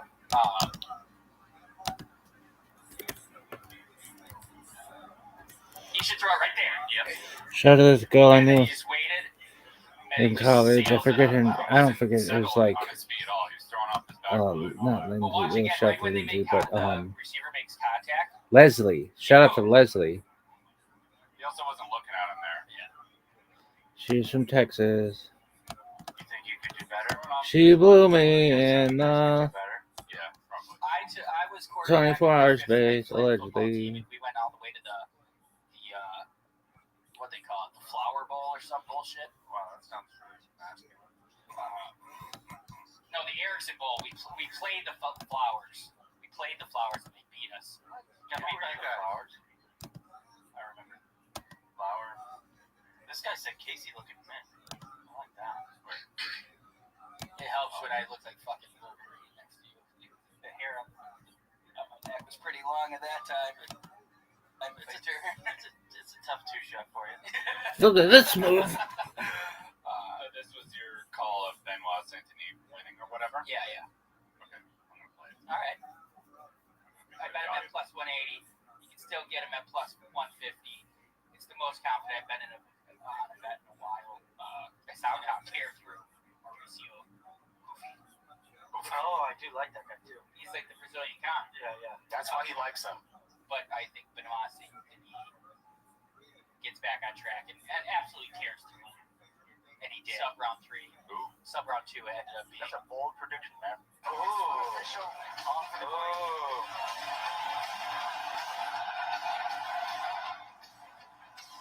It's my fault. He's such a fucking badass. Benoit Saint-Denis. Good call, man. If you would have won it on 3, it would have been plus 25. Whoa. Guess what? You win this big mouth Billy Bass. No way. Yeah. First gift.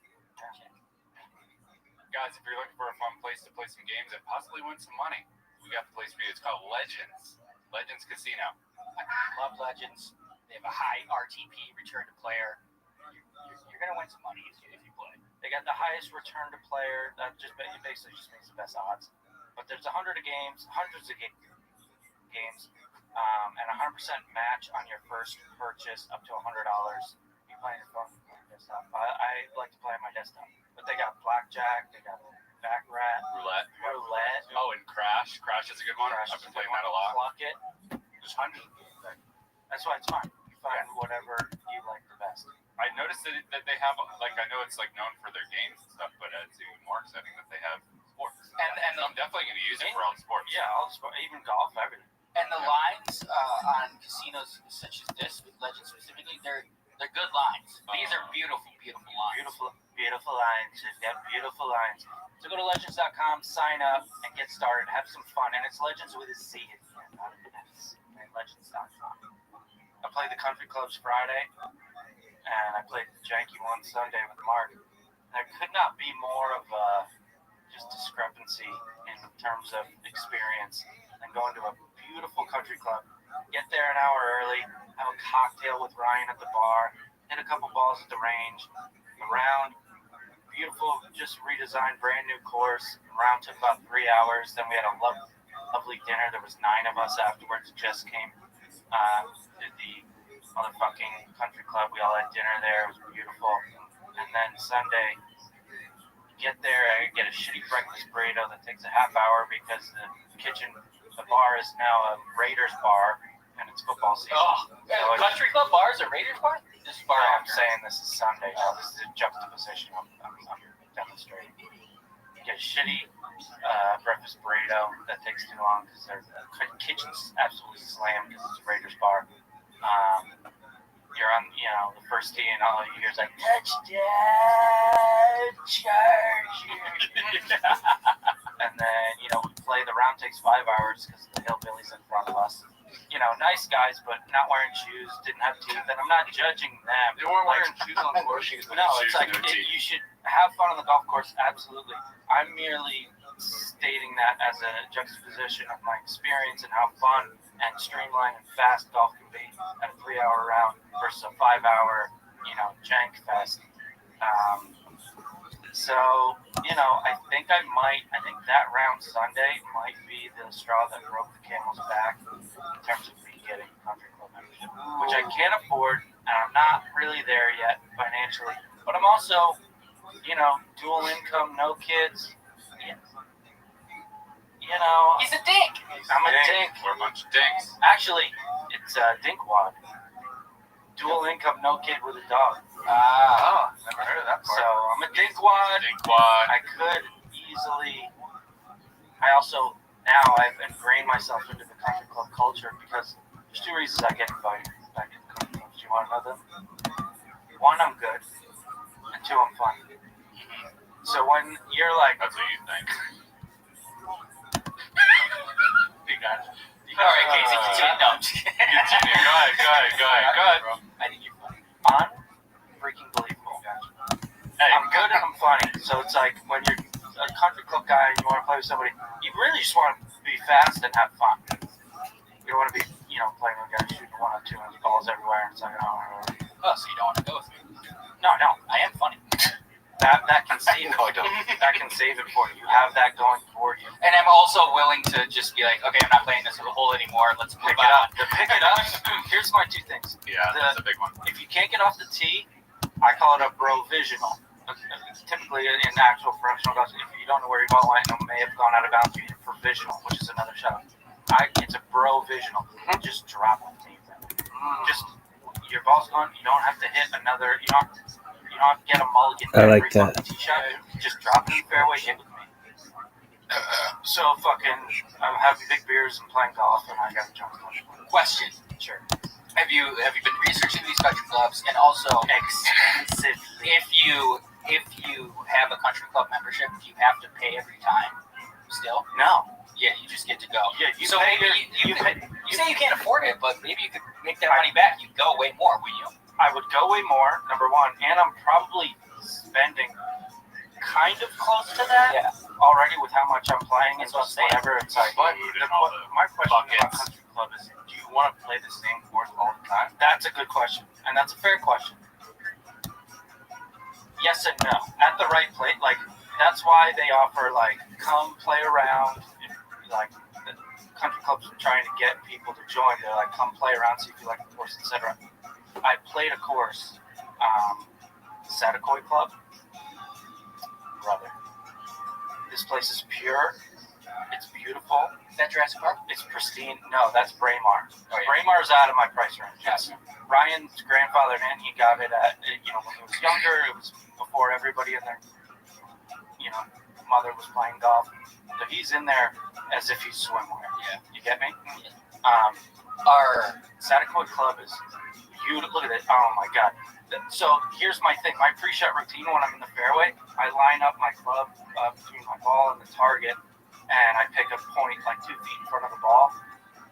Their fairways are so pure, I couldn't even find any markings to even pick a spot. That's how nice it was. Their tee boxes are like greens. It's so freaking nice. I loved it there. what does Braemar cost? Braemar's like $40,000 to get in, and then $1,000 a month. You jump in a pool, you can have drinks. But next dude, to a fire. Braemar's in Woodland Hills. It's got 18 tennis courts, 10 pickleball courts. Oh, wow. It's got 27 holes. It's got a renovated bar. It sounds like I'm doing an ad for Braemar, but it's I don't see any way in my near future where I'll be able to afford that. That's super fancy, super nice. But Satakoy Club, it's 45 minutes northwest, so it's a little bit off the beaten path, but that's enough about it. I've had a huge big year. I apologize. I have 2 major announcements. Let's hear the second one. I am launching an MMA podcast. You guys, maybe a lot of promotion for In the Arena I did maybe 5 months ago with my buddy Magic, pro better in Spain. Schedules, he was out of town. He was in the mountains of Spain, couldn't stream all the time. But we're going to do a picks podcast. He had one with another pro better, Andrew Gombas, for a long time. It was my favorite podcast. They were just on Zoom, no production, but they know what the fuck they're talking about. Andrew is kind of left content. He's a mover and a shaker in the sports betting world. So he doesn't want to give away his tips and shit because it moves lines and it fucks him and his clients and shit. I think Magic did want to start right away on the Picks podcast because he thought him and Andrew, but Andrew's not coming back. So we're starting In the Arena MMA Picks podcast. Probably will be out when this is out. I think we're going to do a live stream on Thursday. If not, it'll be next week. Really, really, really excited for that. We're talking to our great sponsors, Legends, our good sponsors at Legends, to hopefully get a little cash in the pocket for that as well. Nice. Second announcement, huge headway on getting my Twitter back. Wow. I am connected on an email with the head of content at Twitter. He said, just let me know what happened. Head of content. How'd you get that? Jeez Louise. I can't say. I can guess. I I won't. Guess too. It wasn't Elon through Theo, if that's what everybody's thinking. Yeah. Gave him a BJ. Yes. That's what I was thinking. I showed up at Twitter headquarters. I was like, give it back. I'll send everybody dick in this place. I got suspended. Who do I got to suck off to get unsuspended? And they presented them. And it was hard work. My jaw hurts, but I get that Twitter back. Wow, that's all that matters. Yeah. Really, really, really excited. What are you going to do when you get it back? Yeah, what's your first tweet back going to be? Just the Michael Jordan press release. I'm back. That's exactly what I was thinking. I swear. Yeah, nice. So really excited about that. And then if I get my back, then I'm going to try to get Magic's old Twitter back. He lost his maybe about a year and a half ago. He's immediately already got more followers than he had before, but it's like, it's your journal. Yeah. You got hilarious tweets in there. I want it back. Yeah. Can you get mine back for me? At least what they should do is if you're banned, like at least allow you to go back and look at your old tweets and like get them and archive them or whatever the hell. I don't know how far I can scroll back, but I actually can go on my Twitter and see. I can see it. If you look it up, it says account suspended, but I can see mine. Which actually, I just found this out. I just realized this morning when I was emailing the guy. That made me feel a little bit better. But I'm pretty sure I could only scroll back to like, I don't know, some specific amount of tweets. How'd you lost yours? My email. You lost yours. Right. My email for it was my email from Ball State where I went to school, and it's I can't get that email, and it's private, so I can't see it. Yeah, what fucked me up, I couldn't even appeal properly when I did lose it because my email associated with it is davis@corolla.com, which I also have no access to. Damn. So, but I actually have two announcements too. Woo! Do the first one first. First one first is I have to take a so I'm not going to do that. But the second one is I ordered pizza. Oh, pizza! Yeah. For who? For whom? For us. Everyone. Woo! Yeah! Is it Prime? Everyone. Is it Prime? Yeah, it's Prime. Well, it's prime time. It's my second. You should have said everyone in the studio. Don't say everyone, okay? Because that already hurts as much You as should order everyone. pizza and then we can like by association have pizza together. Actually, Chin, you know what? Check under your chair. There wasn't just a kazoo. We have fried pizza sent from LA. Oh my God! Chin, you finally found yourself. What? Sorry, go ahead. I asked you guys a question. I missed it. What was the question? Yeah. I asked you guys a question. Meatballs or sausage? Oh, Pizza. yeah, that's right. Because I'm going to order pizza from a place called Layla's, which is like the #1 pizza spot I've experienced here in Austin. So I'm going to order it right now. I don't know So if what- I had a meatball pizza. I have. Meatball on pizza. It's so Chin, your It's question just like is one. your question is what's better, meatball or sausage on pizza? Or pepperoni. Yeah, and I should have. I wanted to wait till we were talking about on this show because there's more to it. So I'm gonna get a margarita pizza and a cheese pizza. Obviously, I'm gonna leave the cheese pizza alone. It is what it is. But for the margarita, I can split it in half, so I can have, obviously the mozzarella, and I can have either pepperoni or sausage or meatballs. So I'm thinking I'm gonna have pepperoni for both sides, and then add sausage to one side and add meatballs to the other side. You know what I'm saying? Yeah. So That's what I think I'm gonna do. here's what I think. We were kind of saying it over text, but I think generally, as a general baseboard, I'll pick meatball over sausage. Yeah. We're gonna exclude pepperoni in the conversation because that wasn't the original question. Oh, okay. Meatball versus sausage. Yeah. I think you said meatball. I immediately said meatball as I was driving in. I heard all I needed to hear from it. Okay. Yeah. There's a couple of, for me, it depends on the sausage because they can, not all sausages are created equal. I like the sausage that's kind of like, they don't have a similar shape, all the sausages, like chunks of meat in there. I don't like a sliced circular sausage. Exactly. See, it's not all created. Neither are meatballs. I'll say that as well. But meatballs are a little bit more like neutral, I would say. But so the sausage pizzas from Pop's Pizza from my hometown and Rosini's across the street, two pizza places across the street, phenomenal. They got a little like fennel in them, that kind of tasting sausage. I don't really like the fennel, like if it's by itself. I don't really know what fennel is, but I think I had it one time. Like the fennel seeds. You know, you kind of taste them in there. Yeah, I've had them in a fennel in some type of salad. Well, like shaved fennel, like fresh fennel. I don't want a lot of it. It's all vinegary, isn't it? Am I thinking of something else? I think you might be. You might be thinking of like a sauerkraut or some shit. You go. You keep flowing. But anyway, I think my asterisk. I knew there was, that was bullshit as soon as you said I had it in a salad. Oh, you got it. You gave me more confidence. It was a keep going, motherfucker. Yeah, we're all buying that you had a salad. The guy was ready, What's that, Pop's Pizza? Yeah. Damn, this guy knew what it was. These photos aren't looking that great. No, I'm liking it. This looks good. This might be sausage. Yeah, but that does look good. But still, is this on? They put it on there? I feel like No, these have to be customers. Yeah, these customer picks, or these are customer picks. Yeah, These are customer picks. Because I was like, do better. I doubt that they curate this page at all. They're very like small mom and pop shop, hence the name Pop's Pizza. on Yelp, it's all just whoever posts whatever. Yeah, it's just a small place. Zoom in on that lady's face. Not happy. Skeptical.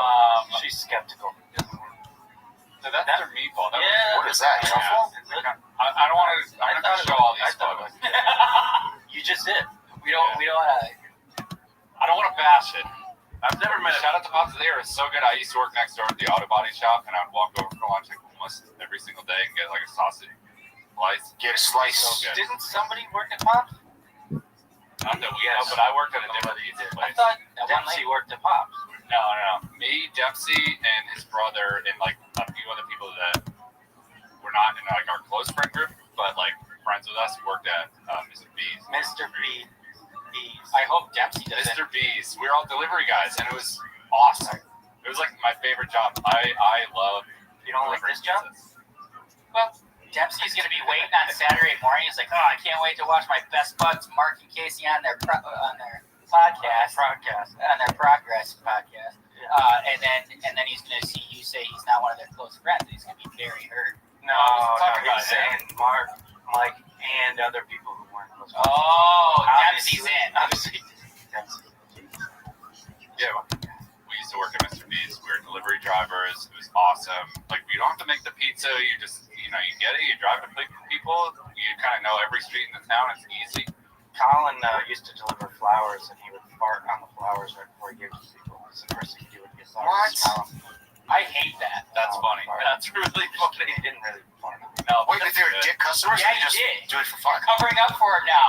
He farted on their flowers. No, he didn't. Hey, where does Mr. B's and Pop's rank as far as like Pepe's and the other spot you're talking about? It's good. I mean, that looks incredible. Yeah, that looks so good. They are good. You're kind of not going to get a bad pizza in Connecticut. Yeah, that's just how it is. They just can't. They wouldn't laugh. They just don't know how to take pictures of their pizzas. Yeah, That's I all. mean, They're focused on making the pizzas. that They don't know how to. does look great. Could y'all fuck that whole thing up on your own? I could try. That's a tummy ache easily. That's a tummy ache. My dad could. My dad slams a large pizza. I'm like, dude. My dad can eat more pizza than your dad. Dude, I'm like, what are you doing? Stop eating all this. I can destroy that. He's probably You listening. eat that Sorry, whole Dad. Really? I do it a lot. Dude, my dad listens to the pod. I love that. No way. That's fire. What's up, I Mark? don't think my dad knows what a podcast is. That's great. How you doing, Mr. Golombeski? Nice. I'm good, Nick. Hi, Mr. Mark Golombeski, father. Anyway, shout out Pop's Pizza, shout out Mr. B's, shout out Rosini's. There's a new place in my hometown that Barstool, what's his name? Dave Fortnite went to. What'd they get? I think it was pretty high. Give me a moment, I'll get back to it. He loves the Connecticut pizza. He did one in Milford that my friend John Maple owns, and John was on video. Should we watch it? I don't care. We have one. Oh, No, we have. here's the pizza review. It's a little bit long. I think we did like very early on. Doesn't matter. We can watch it again. Buco's. It's like, I'll find a good moment. This is in Cheshire? Yeah, the newer place. Since I moved, it got added. It's right down the street from Pop. Is it named as Cheshire after the cat or? No, it's English. Cold fired. I'll try this. I used to have a shirt. Hey, dude, relax. Really? Dude, the charred crust. That's brick oven, yeah? Something. This is the prettiest looking pie I've seen yet. This is the best looking pie. Let's see what we got. Good on the carriage, coal fired. Oh, coal fired. You didn't mention the flop. That was more flop than he normally likes. You might do it on the next slice. We'll see. I've had this pizza. It's really good. It just, all I was saying is it wasn't there when I was growing up. But it's, I'm gonna hate it hot too. See, that's the problem. That's why I can't eat. Why, it's not enough? No. I did our stock order from last time with large cheese and a large pepperoni and a side of ranch. I didn't eat that.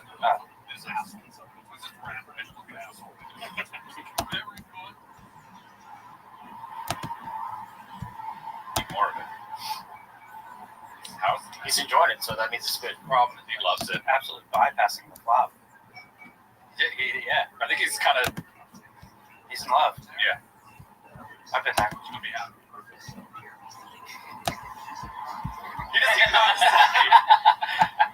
Look at him. He went back for another bite. So wait, pause it. What did he say? 85. I was gonna say pause it. Let's guess this. Well, I've already I was gonna say 85. I don't know what I was gonna say. You were gonna say just like you said at 85 Yeah. and 8.5. Yeah. Wow. 85. I can't keep watching him eat that. I'm getting so hungry. Eat your shirt.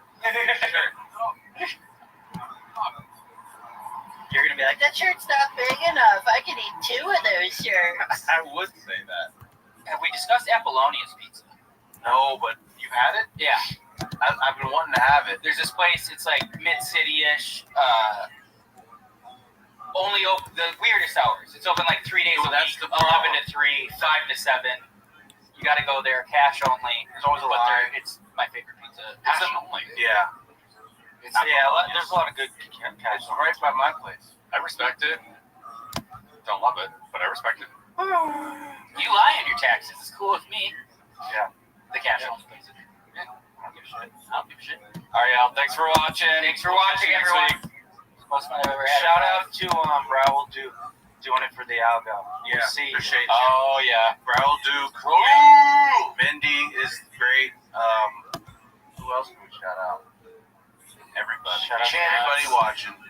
Chen, you're amazing. Real talk. All right, we'll see you. Okay. Welcome to the After Hours Pod. Hey, welcome to the After Hours Pod. Yeah. Hey, welcome to the After Hours Pod. Yeah, welcome to the After Hours Podcast.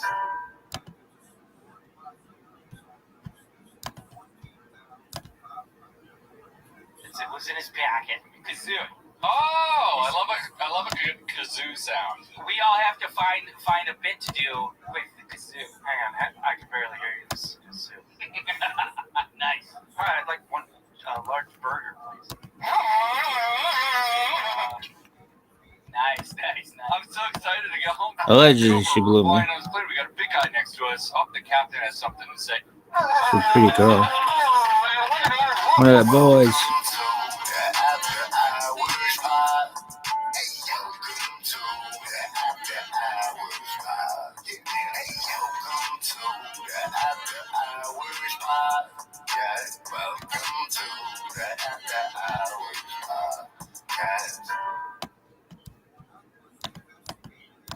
Did you guys ever have beef with other skate groups? Not once. Not protein drink. No, we've talked about this. Get your own big beer. You see Frank? I've seen drink. One more sip, but don't be hijacking my big beer. I brought that big beer for me for today. I gave you a sip, and that was very cool of me to do. Don't. If you're gonna bring treats, you have to bring them for the class. You're right. But I only had one. I should have gotten more. It's right at the 7-Eleven on the way too. That's the deal. The deal is 3 of these for $7 at the 7-Eleven. That's not bad at all. Yeah. That's ounces. That's 75 ounces. It's basically a 6-pack for $7. Yeah, back then. Thank you. Welcome to booze and Welcome to the after. I'm having a beer. Is it starting right now? Yeah. I'm not. Are you having a beer? No, are we starting? Because I gotta start rolling. We're starting. Yeah. I'm kidding, you fucks. You still don't get my ongoing joke forever. good one. I'm kidding, you fucks. You still don't get my ongoing joke forever. One of these days, he's gonna be like serious about it. Well, are we really actually rolling? Well, here's the thing. Here's why that joke never lands. And I'll tell you. And this is tough love, okay? Let's do it! Because in the beginning, you were like, tell me when to record. Tell me when to record. And we are doing stuff here, and we would not text you when to record. But it's so painfully obvious when to record. Because it's when Brendan starts talking to Chris and Eric. So that's when to record. And that should just kind of be like common sense, I guess you would say. So when you would think. But in the beginning, I remember because there's so many different, a lot of moving parts. Yeah. So many moving parts. Yeah. Yep.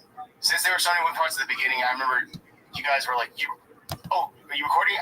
And I was like, are you serious right now? I was recording, I think. And I was like, are you serious right now? Because I wanted to just kind of like give you a little kick in the butt. Like, yeah, let me know when you guys are actually recording. So. Gotcha. So there's not, especially with you and me, Case, I gotta send you these files. I can't start early. It's gonna be too huge. It'll take forever to send them. You're not gonna like it.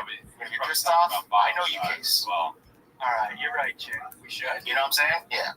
The files he sends us are like 45 gigs for one camera. It's a lot, yeah. And that's 1080p, 30 frames per second. Wow. Right, Kevin? SDC 100s. Yeah, we can talk about data rate. Yeah. We can fix the data We can talk about, look. You want to talk about data rate? Talk about data rate real quick? Hey, do you have a minute to talk about data rate? Do you have a minute to talk about our website? Jesus Christ. Or Verizon just actually asking me if I have a minute to talk about data rate. Yeah. That's like an insurance salesman going up your door like Seamless motherfucking transit. Is it really?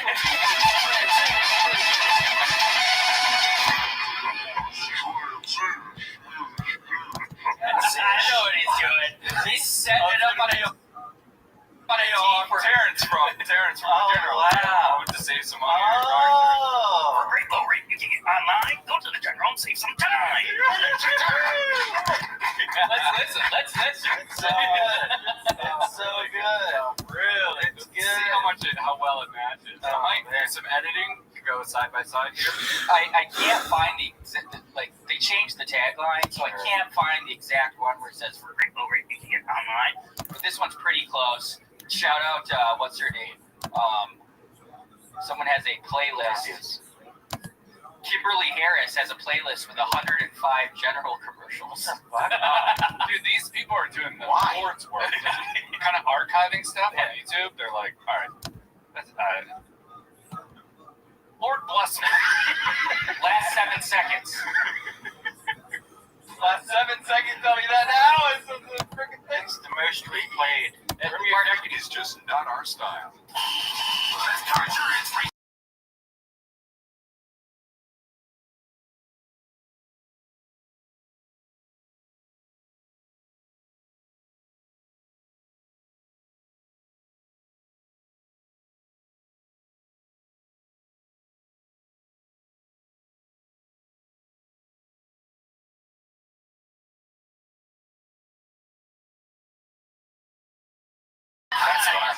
I got it in 0.1 seconds. I watched the 12 commercials right before we started. I found it immediately. For great low rate, you can get online. You were panicking. I'm just hearing. I was slow, smooth, fast. I was like, we can start whenever we want. It's chill. Tender Series not till 5. Only one golden hour today. Got a lot of time. Yeah. It's after hours. We're chill. We're just the after hours. Yeah. Vibes are high. Yeah. Vibes are so high. Vibes are immaculate But right you now. were late today. No, I wasn't. I used to come in at 11:58 or 10:58. But there's a new, you know. I'm cognitive today. The test was, can you hear me, Chin? Yep, we're good. Let's roll. Boom. What would happen if you couldn't hear though? Yeah. That's the big question. That's when And I'd be in a big panic and meet everybody. Come on, obviously. You gotta come on. This is how I roll. Come on. Yeah, I was cutting clips this morning. We're cutting 7 minutes, cut some clips. Chris Stefano on they're fun. But yeah, so I was pushing it to the limit. Push it to the limit. What was this whole thing? What do you mean? This general thing. What was it about? Oh, that I just do a perfect impression of the general. Oh, okay. Yeah, I was so confused. Nice. Yeah, we were talking off camera, and he does a good general impression. And we wanted to parlay that into the episode. I was pissing. I missed the off-camera stuff. Yeah, so it's probably my best impression. Second would be Mark Albert. Yes, Alan Herschel for free. Yes. Yep. It's good. Why do you think you're smoother than Marvel? Yes. I gotta do You do like a good Walter Cronkite as well. Like I think what was it, Bruce Almighty? The one where he's Jim Carrey's like the news anchor guy, or that's Bruce Almighty. Yeah, Bruce Almighty. Yeah. Walter Cronkite. Oh yeah, he does it. He does it with like the comb as a mustache or whatever. Yeah, I'd have to hear it, but I think I could do Walter Cronkite. You know what, Mark? You think you're too cool for school, but I got news for you. Oh my goodness. You aren't. You aren't.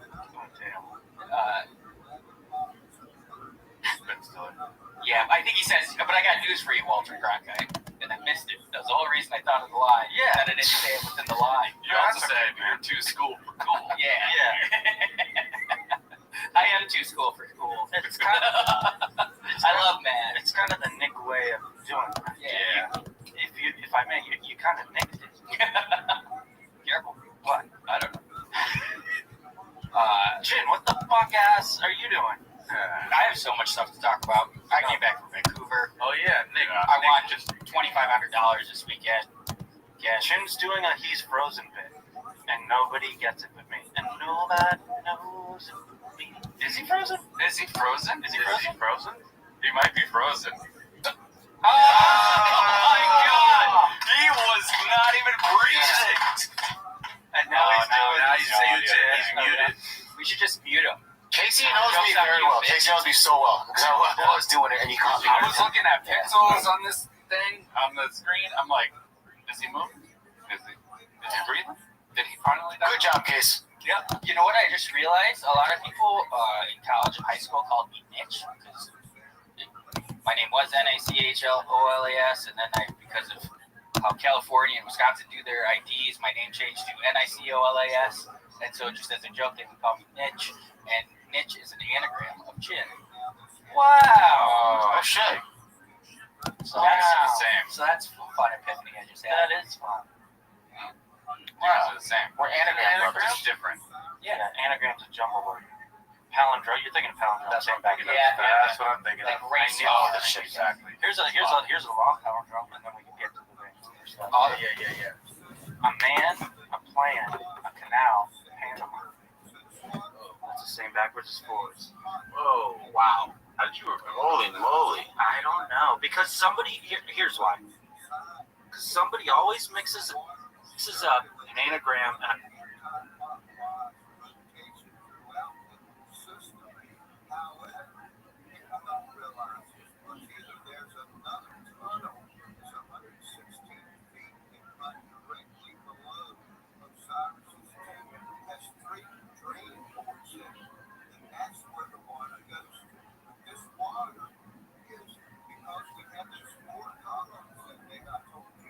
Want restaurant quality meals that actually support your wellness goals? Factor's got you covered.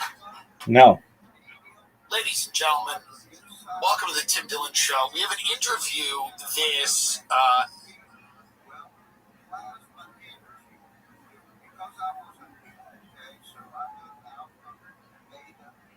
Ladies and gentlemen, welcome to the Tim Dillon Show. We have an interview this episode with Max Blumenthal, who wrote an article in the Gray Zone with Trump insiders talking about where Charlie Kirk was mentally the last few weeks and months of his life, and the things he Yo. was feeling and the pressure he was under. How you living? I didn't know Charlie.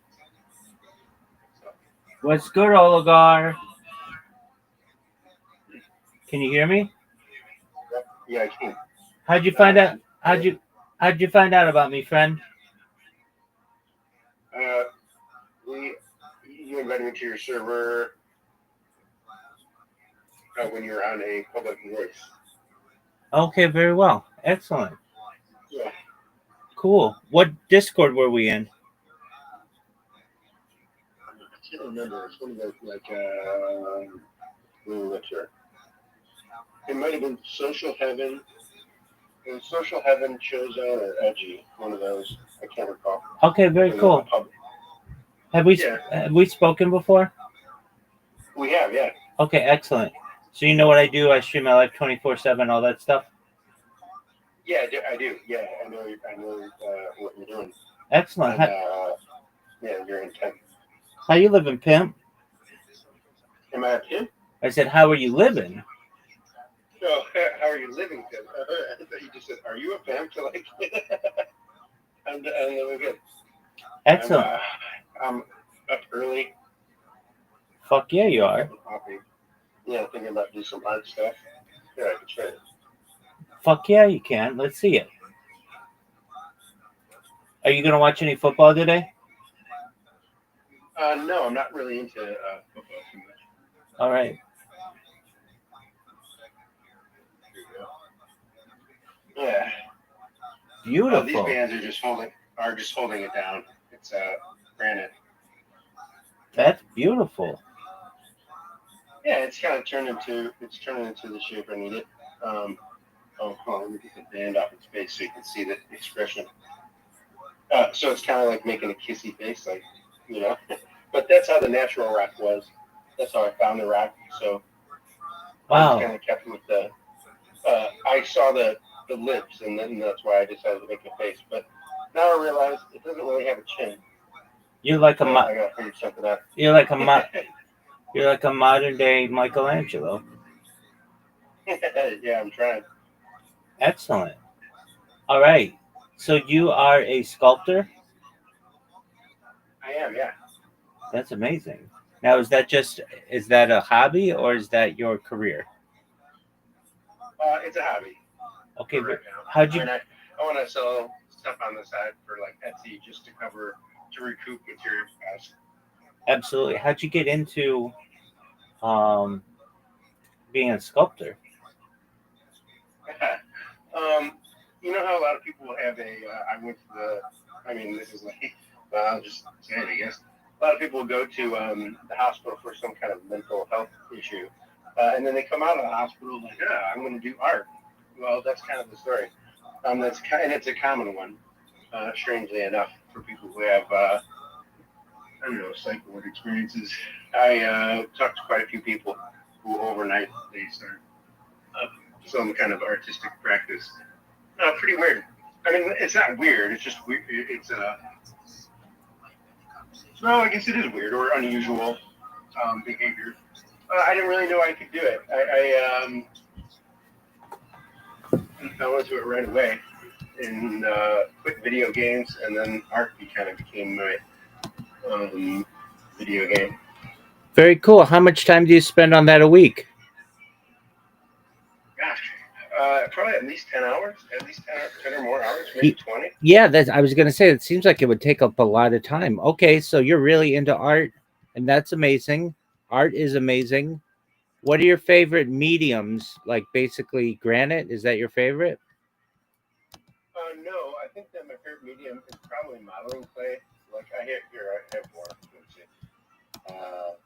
Sure. I love it. Here's some that are near downstairs. I have like them all stored. Oh, that's beautiful. One. Yeah, it's fun. It's two-dimensional, like hang on the wall kind of level. Yeah. And here is I'm knocked the eye off, so that doesn't look great. And knocked the little thing off.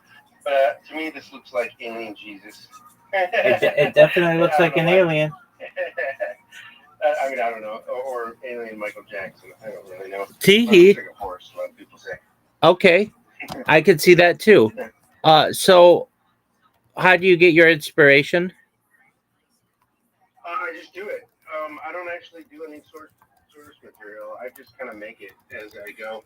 Like sometimes I'll use a natural object. Like see this right here is a from a fossil, a real fossil. So I took a mold of it. Okay. And I took the real fossil and put it on the back of the snail here. This is a blank waiting to be painted, and this is also in progress of being painted. So that's why it has like these natural demon eye. But like the fossil right there, I have it stored.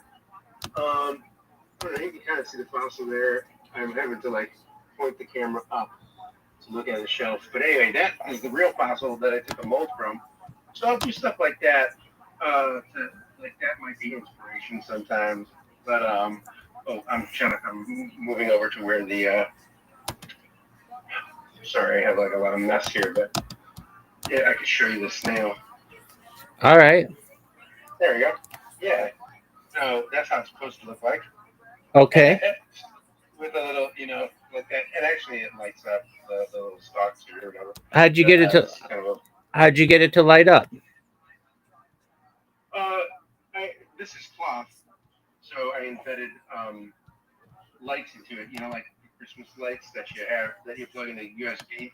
Okay. String lights. Yeah. So Yeah. it's just kind of embedded. I don't know if you know what fluff doing is, but it's basically like sculpting with fibers. And that seems to be more advanced, is it? You just take a needle, you stab at like the equivalent of like couch stuffing, and what it does is that the needle has these little barbs on it, and it keeps tying the fibers into tighter and tighter knots. So eventually, I only have an inappropriate sculpture to show you that's on hand. Do you really care? All it is a doll with a pussy. That's okay. That's okay. It's okay. Okay, I don't want to be rude. It's just comical. Let's see it. So let's see it. I didn't expect to show it here. Okay. It looks like fucking President Biden's face.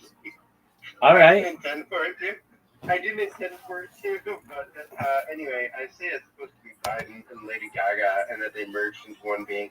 Anyway, it is a purple pussy.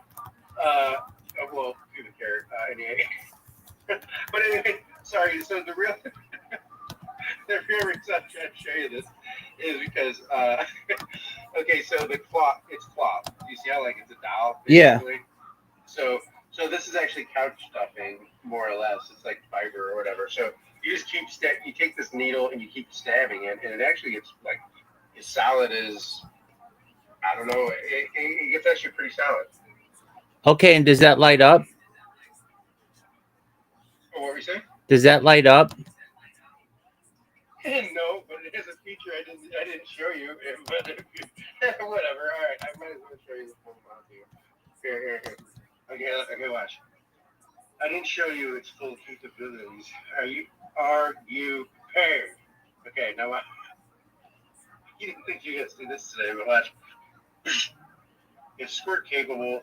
Oh, that's amazing. Yeah, it's squirt capable, but yeah, I know I'm fucking weird up, but this is just my comedy doll. So look, I didn't expect to spring this on you, but it's the only fluff. Oh, I could have showed you fucking on the snail. All right. The snail's eye stalks, but whatever. I showed you Biden Gaga. There you go. No. Hey, we have a new friend here. Just one moment. Oh, okay. G, how you living, pimp? G, can you hear me? G, how's your day going? Well, you sound like you're 1,000 miles away. How'd you find out about me, G?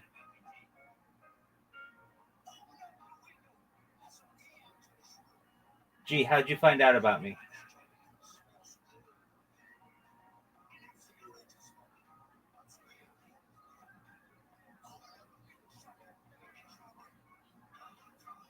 G, how'd you find out about me?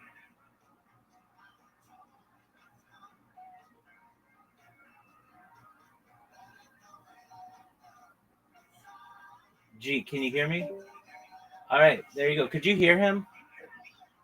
I could hear him. And he just kind of like came in. I don't know. My feeling is that maybe he felt like he was on the spot or something. I don't know what he ended up, to be honest with you. But he came in and it was very delayed, and then he only just said that one couple words and left. All right, well, no big deal. Okay, so you like to sculpt, and you've got some good sculptures. How do you make an Etsy store? Oh yeah, it's pretty. I need to do that. What I need to do is get all my work and kind of get a digital portfolio together, and then just put out that. Really, what I want to sell is just garden gnomes. I mean, just to start. That's all I really am interested in. But yeah, oh shit, over under here. Yeah, it should be easy enough. Nowadays, people want something unique than the Amazon, normal Amazon stuff. And they also like to personalize everything. You know, I want these colors or whatever. At the same time, wow, consumer. Well, I don't know. What am I trying to say here? I wonder what the demand is for that kind of stuff these days. Right. All right. Yeah. So you are basically selling.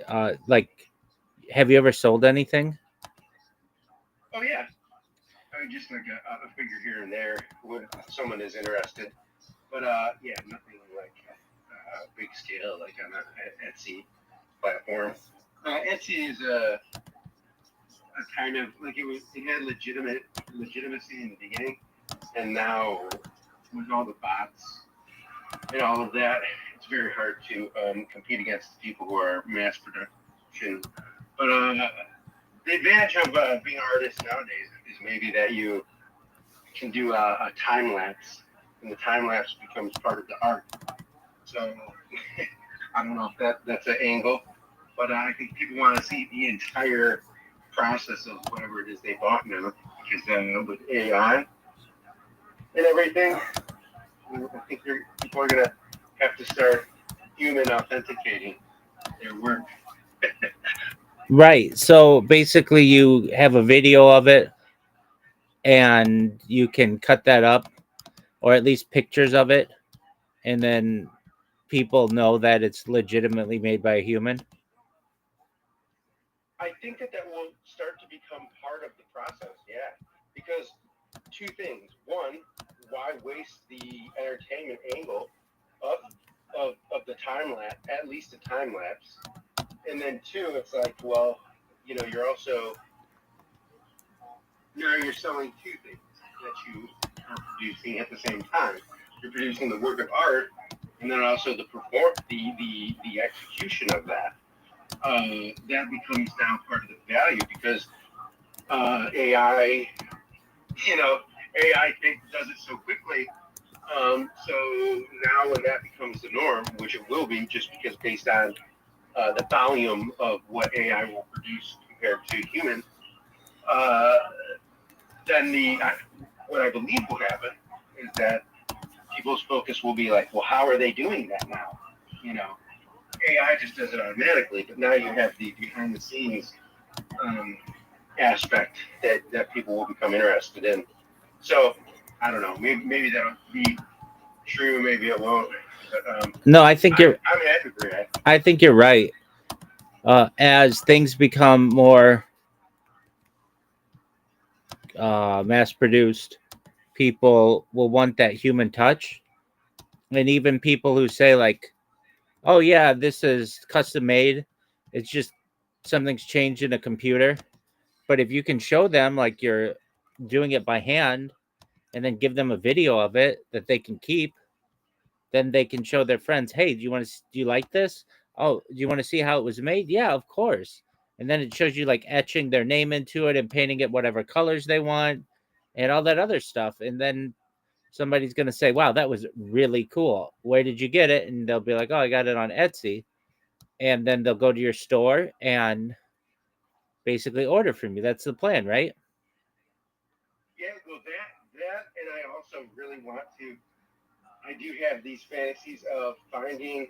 I started with clay and then moved to rock or stone, and really whatever. I also do wood sculpture, so I don't really care what material it's made out of. It's kind of fun to actually mix and match different materials, actually. But what I do fantasize about doing is finding a big rock, the kind that have been left here, like landscaping. I'm not talking about like something natural, but here, over people have done that all for the past 100 years. They use these gigantic rocks to like mark the end of a driveway or whatever. Right. But what I want to do what I really want to do is just make something out of one of those huge rocks that's like in a public plate. No, I'm not going to ask if I can do it. I'm just going to do it. But along a bike path and along somewhere where it's not like, I'm not going to do it in front of the library if there's, in other words, if it's something that's been there for a long time as like a town marker, I'm not going to go do it. But if it's on the side of the railroad and no season, I'm just doing the equivalent of graffiti art, but it's stone sculpture. I mean, not in an inappropriateness that graffiti can bring, but just in the spontaneity. I gotcha. Okay, so let's say just I've gotcha. So let's say a railroad corporation has put up rocks. They're just like, they're not even landscape rocks. They're just maybe a boulder that's 4x4, and it's just holding up something, whatever. It's just there. It's not really there for looks. It's just there to hold up something. What would you do with that? Let's say it's a round boulder, 4 feet by 4 feet. Yeah, what I like to do is that some people have a plan, like I want to do this or that. I'm not sure why, but all of my inspiration a lot of times comes from a shape that you see in the material, and then you kind of, it sounds cheesy and like artist talk, artist I want to get laid talk, but you see a shape out of it and you pull it out of it. So you kind of like you see a shape in the cloud, and that gives you inspiration. But I can, for whatever reason, every time in every texture, I'll see something that looks like a shape, and then that's what gives me the inspiration. So you'll see like, that looks like a lily pad. Okay, all right. Well, I've never seen a lily pad, but in this case, let's say that looks like a frog's eye. I'll say it does. And then you're like, okay, well, just this right half looks like a frog's eye. So you fill in the left, you make it match symmetrically, and so then you just kind of go from there. And then all of a sudden you're making a frog. So that's kind of how it works for me. Luckily, the weird thing is like you go out on a limb sometimes. Like, oh, how am I gonna do this? And then the challenge is to actually make it work. Where you do kind of go out on a limb and then somehow you make it work. Sometimes you don't, and you have to salvage like an idea. But I'm pretty good at I'm surprised at my success rate sometimes. Excellent. Okay, so I get what you're saying. All right, so yeah, you basically will just let the natural art, the natural object dictate what kind of art it will be. Yeah, kind of. Like, so like there'll be natural markings on the rock, and there'll be a natural like striations or whichever. And sometimes that just will look like something, like a cheekbone or whatever. Just kind of go from there. But round rocks always lend towards a face. So I do a lot of faces. I think I always, if I'm doing a new material, I typically will do a face because it's kind of like you want something consistent that you do over wood, clay, or stone or something. It's kind of like a little. I don't know. You might know 3D printing, and so like when you print, they all do little test prints with the same shape. It's kind of the same idea, I guess. But yeah, it's an interesting hobby, especially to wear your hands out. You don't kind of mind it. Right. Okay. What's the biggest object you've ever sculpted? Like a figure up to my. Let's see here. Pretty big, like up to my chest. So like think of like basically a child, like a 10, like a 6 or 7-year-old child, like about that tall. So about that big. Yeah, And that's of course it's hollow, so it does it. You're not. These were not stone sculptures. Were you proud of it when you were done? Yeah, definitely. I think I'm proud of. Just about, of course, you're more proud than some, but what like basically when you have a sculpture in its clay, you start to build up all these little storage points. So you actually have to start getting rid of some. The amount that I want to get rid of is very few. I don't know if that's because I'm just sentimental and I want like a portfolio or whatever, but yeah, you just gotta keep them all, I guess. Right. Are you Do you do anything yourself, like artistic or anything like that? Producing? I guess my whole life is artistic because I'm creating content. So I guess like documentarian, I'm a documentarian. But I don't really see myself like that. From an art perspective, I like to draw sometimes, kind of. Um, I've done like little cartoons when I was a kid. Um, I like let's see, what kind of art do I like? I like topiaries, if you want to include that, which I think you should. Topiaries. Yeah, so like that's where you like make an animal out of a bush. Oh yeah. So I get what you're saying. Yeah. um It's made out of like a fern or something, and it looks like a lion, for instance. exactly.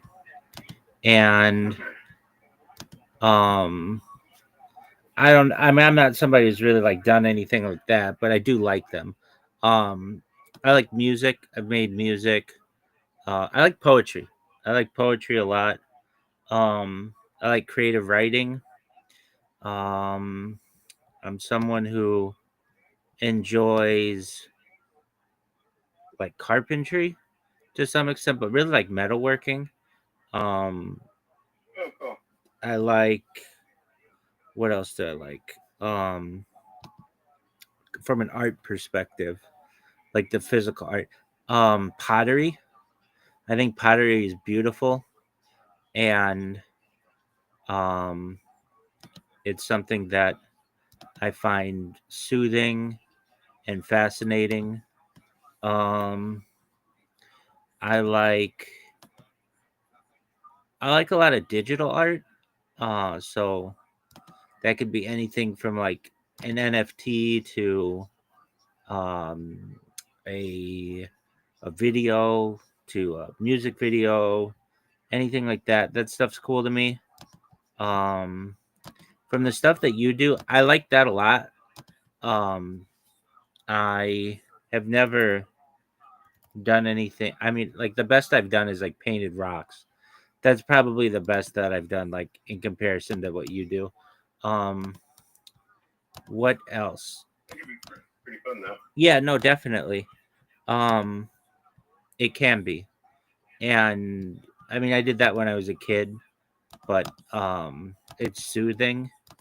I find, I almost like making colors, like when you take like the primary colors and you make a color. Like I love color, so just painting things, but creating the colors on my own. I mean, it's cool if you have the colors yourself, whatever, but it's also really cool to just be able to make whatever colors you have, like like acrylic paints. I like watercolor paints a lot. So I've done some of that. I like calligraphy, lithography, photography. Those are all really fascinating to me. Um, you know, more than I guess, like if I had more time, I would do more art, but I'm limited because I have to be like streaming the whole time. I mean, it's not something that I necessarily can't do simultaneously, but I get like random people who come in here, and so it would mean that I'd have to like generally stop what I'm doing to entertain them, because you never know when somebody could come in and they're like, "Hey, I've got this huge following on social media." Like I had a guy in here not long ago with like 60,000 Twitter followers, and he tweeted out about me. And so you never want to let one of those opportunities go to waste. Um, yeah. So, but I like all art. I mean, really, I think my life is just art. I mean, it literally is. I'm creating content as we speak, and I guess like just like a question that I've been posed in the past by people is, what is art? And I feel like the definition of that is just, art is anything that is considered by someone to be art. So it can really be anything. Yeah. Yeah, pretty much. Yeah. I think my brain searches for like novelty. When looking for art, you're looking for something you haven't seen before, or a variation on something you have seen before. But that's just where my lens goes. You're right. Anything can still be art. Hello, Zoot. What up, Zoot? How you living, pimp? Got a new guy here. Yep. Hey, He's an artist. Oh, you mean me? Yes, sir. Yeah. Oh yeah. I've come here a few times before, but yeah, I suppose a new guy. Explain to Zoot what you do. Oh yeah, I am a sculptor. We were just talking about going types of mediums that I use. Clay, modeling clay, stone, wood. You don't have to show him everything. You don't have to show him everything, but you don't have to show him everything, but show him some of your art. Are you friends with Robert? No, he doesn't know Riser. I do not. I don't think I do. Here's Alien Jesus. I don't know, Michael Jackson Jesus. That's cool. He looks like a really high guy named Dante or something. That's really here, I'll show you the stone one that I'm working on. I had to stop. I need to stop joking and telling people that's been past me. But that's my joke. I don't know why. That's good. Yeah, I'm trying to figure out how to finish the face. It's hard. It's tougher than you think. I have to. That's Draco. Draco, you said? Who's that? What are you building? Oh, you're talking about Draco? What are you designing? Oh, gotcha. Yeah. It's a. Let me take the band off so you can see it, and then maybe you'll see the. There we go. There's the full face there. So it's a base. All that's just bricks that so I have a surface to pound on, and it transfers the force instead of just being a spring. But is this your job? No. Just something you do for fun. Yeah, I'd like to switch to doing something like that, but yeah, it's you can't. It's very hard for you to do something like that nowadays. CNC. You know CNC. What's your job? I'd rather not say because I don't want to dox myself. Okay. I go to a political server, and I get into heated debates, and I've already been doxxed a number of years ago, and now I have with recent political online enemies doxing attempts. Even though it sounds paranoid, it is actually real. And I know other people who have gotten doxed by the same people. But do you want to have a debate right now? Hell yeah, let's do it on debate. Can we debate? Yeah. You start having a debate for the sake of it? Absolutely. Debate. I have to actually care about the cause. So. All right. All right. I'll moderate. I'll moderate. What would? It's a good intellectual pursuit to take both sides of it. Absolutely. Okay. So, what do you want to debate, Zoot? Or to know both sides, I should say. Oh God, I don't know. There's nothing you're too passionate about. Yeah. Okay. I mean, like we could try, but yeah, that's all I'm saying. All right, let's let Rabbi discuss this a bit, but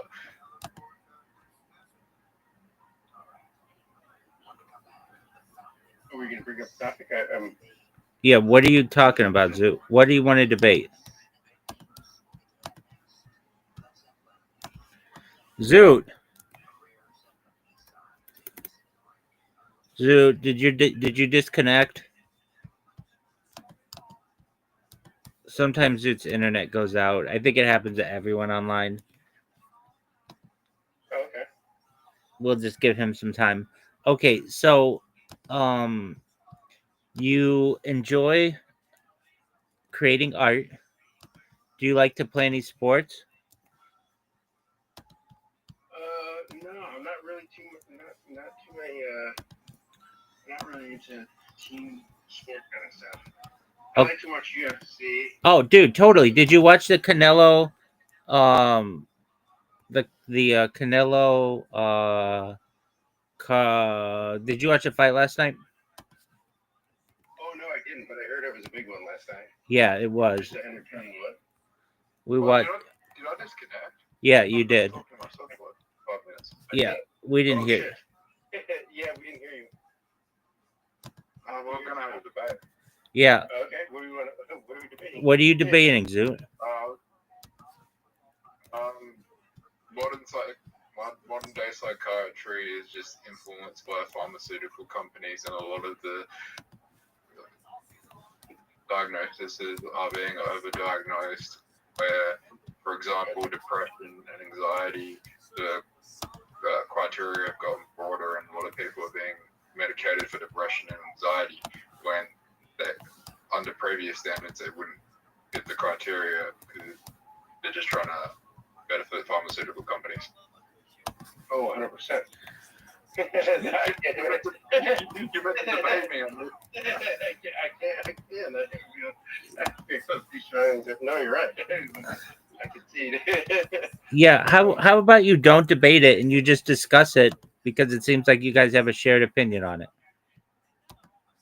Yeah, and then we'll find a disagreement. I have strong opinions. We'll find a disagreement soon. No, yeah, I think it's crazy that what I don't like is the new self-professed. I looked up Wikipedia, and now I'm a medical doctor bullshit.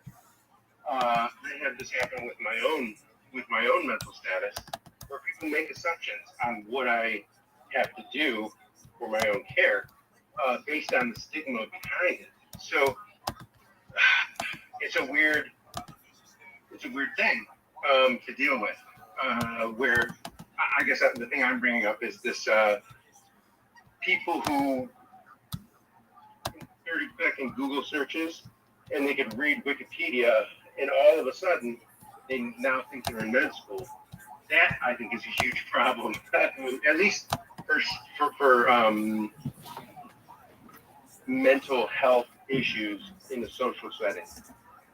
Well, let me say something that I've worked out recently. The diagnosis is a label. Whatever you're diagnosed with is just a label they put on you.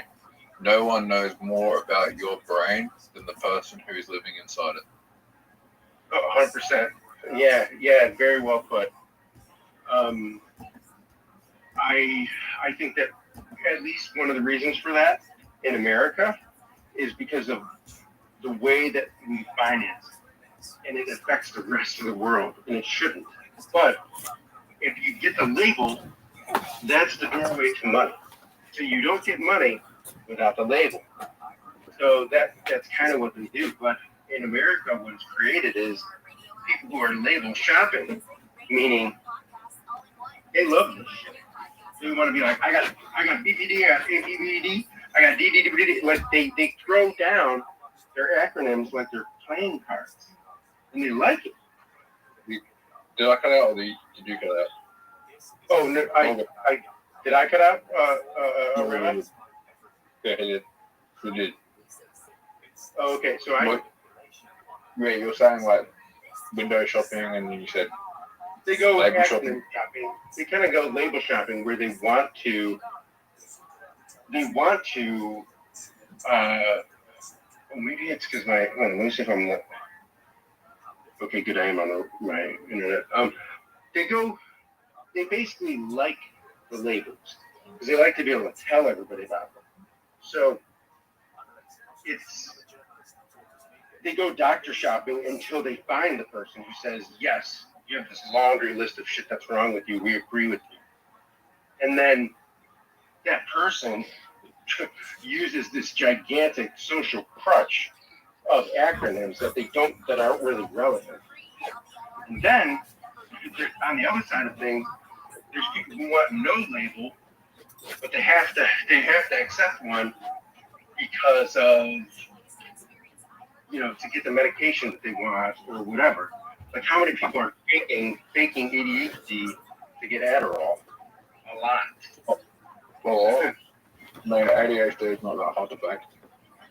Yeah, but I mean, it's definitely making shortages of medications for people who really need it. So I don't know. I'll tell you what I can tell you my experience. Me and Rabbi have talked about it in the past. This may spark your memory. But 3 years ago, I went to the psych ward, and for hearing voices. The reason why I went to the psych ward is because you start telling people that you hear voices. What do you think happened when I got into the psych ward? I said, no, I wasn't hearing voices because you locked me up. but modern day psychology tells you to do that. But if someone would have sat there for 30 minutes and just said, well, what are they saying? I probably would have calmed the fuck down. But because they panicked, I panicked. But if you would have just said, what's going on? Yeah, so anyway, the point I'm getting at too is, so when you tell people that, immediately they tell you you need to be on medication. Well, the medication that you go on makes men grow tits. I'm not kidding you. I'm not joking. Makes you grow tits and produce milk, and it blocks out your dopamine.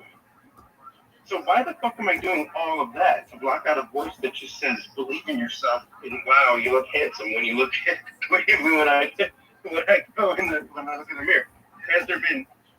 Well, that's oversimplifying it. Has there been challenges? Yeah, but the challenges of taking antipsychotic drugs, I know all. I go to mental health servers where everybody's on drugs and antipsychotic drugs because of schizophrenia, and they're in no better shape. They're just manageable. So, but these people also have, some people have tried to jump off a bridge. One guy ran his scooter off a fucking bridge. So I understand that these are safety bumps of medication. Call it. So did you just want the label? Did I want a label? Fuck no. I wanted the exact opposite of the label because the label for me was very damaging. But for somebody who wants to tell their parents that they did a bad job, they say they have ADHD and whatever. I know I'm making shit up. I don't literally think this. I'm just saying that they want the reasons for why someone wants the label, as opposed to me. I don't want the label because basically my entire reality afterwards, after this label, gets to be called in question. Did you perceive it that right way? Are you hearing shit? Oh, and you also don't fucking account for the fact that shitty people will use that as a way to just dismiss you. So they know you went to a psych ward. And so they'll just say, oh, whatever, he's psycho. And it's like, no, you know I'm not psycho. You know I have a real fucking logical point. But you want to pretend that I'm, this and that because I had 7 days of being in this state, which, by the way, were forced on me. So, yes, I heard voices, but that it didn't give you a right to essentially incarcerate me or whatever. But I also understand that that's the system we live in, and the statistics are that people hear voices and start to feel distress can, be a problem. At the same time, I didn't see any fucking statistics, so I don't know what their justifications were. Yeah. So, anyway, so that label's bad. Shop labels, they're using it as a social they're using it as a social tool sometimes. The people who abuse it. I'm not saying everybody does, but anyway, so that was my experience. If you tell people right now, I'm not on any meds, I still hear voices, what do you think the response is? You should get on the meds. You're going to kill somebody. And it's like, well, who gave you this training that that's the rules? Hollywood movies gave you your fucking medical training and your fears, and now I have to deal with that. 60% of people who hear voices unconnected with schizophrenia. In other words, the filter of who hears voices is the crash. So many people hear voices and they don't tell anybody. Why is that? Because they don't want anyone to think they're crazy. So many people have it happen like 2-3 weeks. Their voices go away in their head, and it never happens again. And then there's other people who have it like occur throughout their life back and forth, or some just have it turned on. Mine was just turned on. I can have a conversation like we're talking to you, like I'm talking to you right now.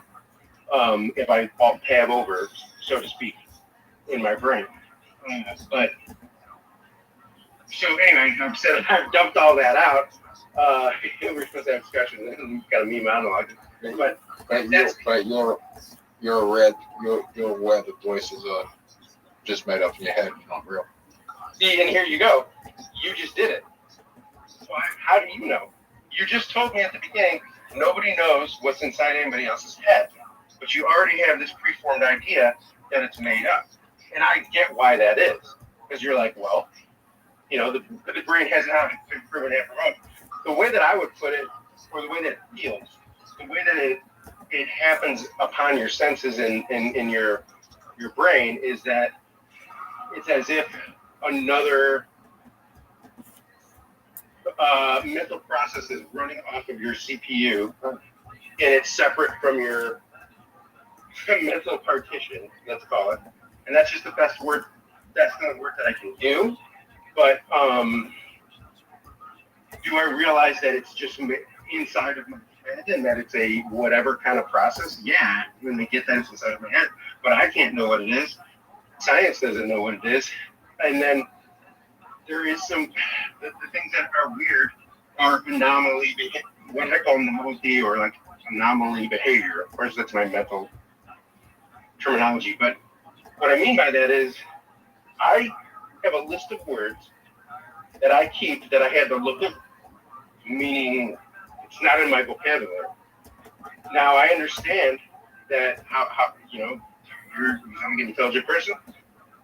You probably start to begin to investigate. Well, like, okay, my subconscious must have known the word, and now it's regurgitating it up at a later date. Your brain can figure things out through contextual meaning over time. You hear a word, just the audio of it, and then over time you figure out the context. That's possible. But what happened was it would do one word a week. Then it would be like, oh, you're not impressed with that? 5 in one day. 5 words that I have to look up. Okay, now some of the words, like there's a word despot. That was the very first word that I didn't recognize.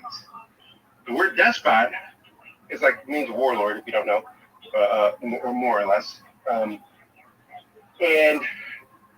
that word, I was like, I don't know that word. What the fuck is a despot? And then they rewound my memory to when I first heard the word. And they said, well, for this word, you did know it, and we regurgitated it to you. The word experientialist, which I thought was a made-up word, so I looked into Webster's dictionary instead of dictionary.com, because the dictionary.com doesn't have experientialist, but the fucking English one does. And so their experientialist was a word, and they kept using my first name and saying, hey, you, are you an experientialist? Are you experientialist? Experientialist. And they just kept saying it and saying it and saying it. And I understood the reason why. It was so I would look the word up. And so I was like, I don't even know what fucking word you're like. I know the word you're trying to get me to look up. I'm misspelling it. And then finally, when I looked it up in the other dictionary, auto-corrected, and it was like, okay, that's the word. And then they stopped using it. And then and so then that became the game, which is keep repeating a word over and over until I look it up if I don't know it. And so like I can look on my phone right now, but every single word I ever had to look up, it's at least at 50 now. And so this is like a running list of since 3 years ago. But so sorry, I'm getting to my point. I realize I'm rambling. I apologize. So the mental trick is how the fuck can you get these words and they get regurgitated back to you from a voice in your head? To me, that's an interesting trick. I don't care how if it's made up or where it comes from. To me, that's weird and strange behavior. And that's probably not the only thing I've recorded. You know, I've kind of journaled some of this, but that's the most quantifiable or something that is relatable to another person is words like that. But the other thing is like, well, before I experienced this stuff, I had a pretty good visual memory. After my photographic memory went off the charts, they would start to show me old classmates in my head, one by one. Went through every classmate I had in first grade or second grade, and they were just going face by face. And then they would stop at a certain face, and I could think something like, who the fuck's that? And sometimes they would tell me whose name it is, and sometimes not. But there was a time that they did, and they're like, oh, that's Allison. And I'm like, holy fuck, that is Allison. And I have, of course, my old class photos or whatever, and, you know, you can verify, like, yeah, that was Allison, you know, before and after. So I had these moments to hold on to in my head. But anyway, having that all said, I'm not sure how it's capable of these weird little tricks, as well as like they can copy your voice if you really wanted to. Your voice print can be captured like after 2 or 3 sentences, and I know AI can do that, but your brain can do it too. So anyway, I'll stop rambling. Hey, Rabbi. What's going on, Pim? I had to like take a break from Instagram because my fucking feed is just full of ADHD and autism right now. It's really fucking annoying. Yeah, I'm sure it is, dog.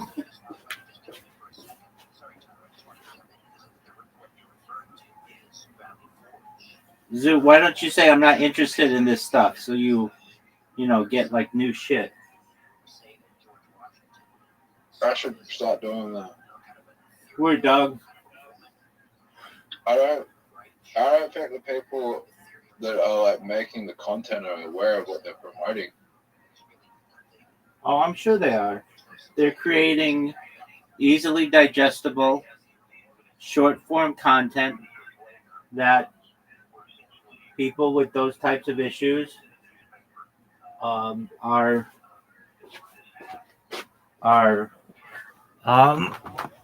watching, and That's not good. I mean, I can tell you, it's not like with that stuff, but I'll get shit all the time in my like Reddit or whatever feed I'm in, and I just say I'm not interested in this, and then it doesn't show me. Then it doesn't show me that stuff anymore. You have to be the boss of your own social media. You can't just devour things that you're fed. You have to control your likes and dislikes. I feel like it's like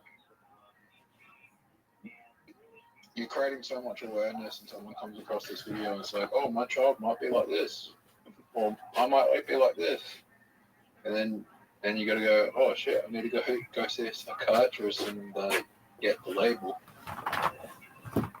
I mean, yeah, there's that. I mean, you have to see who's pushing a lot of advertising on these sites, and at least in the nightly news in the United States, 80% of it is pharmaceutical companies, and I can tell you a lot of it is similar on your digital formats of advertising, particularly social media advertising. So we put labels on these people, call it this thing, and everyone has different symptoms. That kind of makes no sense. I mean, it's whatever. I think people who have these issues end up in many times, their own mental padded rooms when they just need outlets and they will get their mind off those things. I think it's really great that we have Oligar who likes to do art. That probably stops him from thinking the shit that is happening to him is happening to him, and normalizes his life. And I'm sure, other people have their own modes. Oh, no, let me ask you a question. Oh, yeah, sure. Do you like your brain? I do. But everybody's brain takes some transition. You can't. Yeah, I mean, I don't know. I mean, if you move, start a new school, a degree, new job, there's always some transition period to something new. So if you're asking, like, do I like my new brain? I do like it now, but there was definitely some getting used to new circumstances. I mean, your brain has never changed. Yeah, maybe not. Maybe the way that you're using it changed. It's developed and grown over time, but it's all in the process of more new information, but it's still the same brain. Yeah. I'm curious as to, I just have some theories about what people's brains are capable of. And I have some insight to what happens when you begin to have a reference point inside your own brain that is similar to, okay, so when you have just your own voice in your head, I would liken it to maybe something like having one of them. You don't have depth perception. When you do have another voice in your head, it is kind of like having a reference point.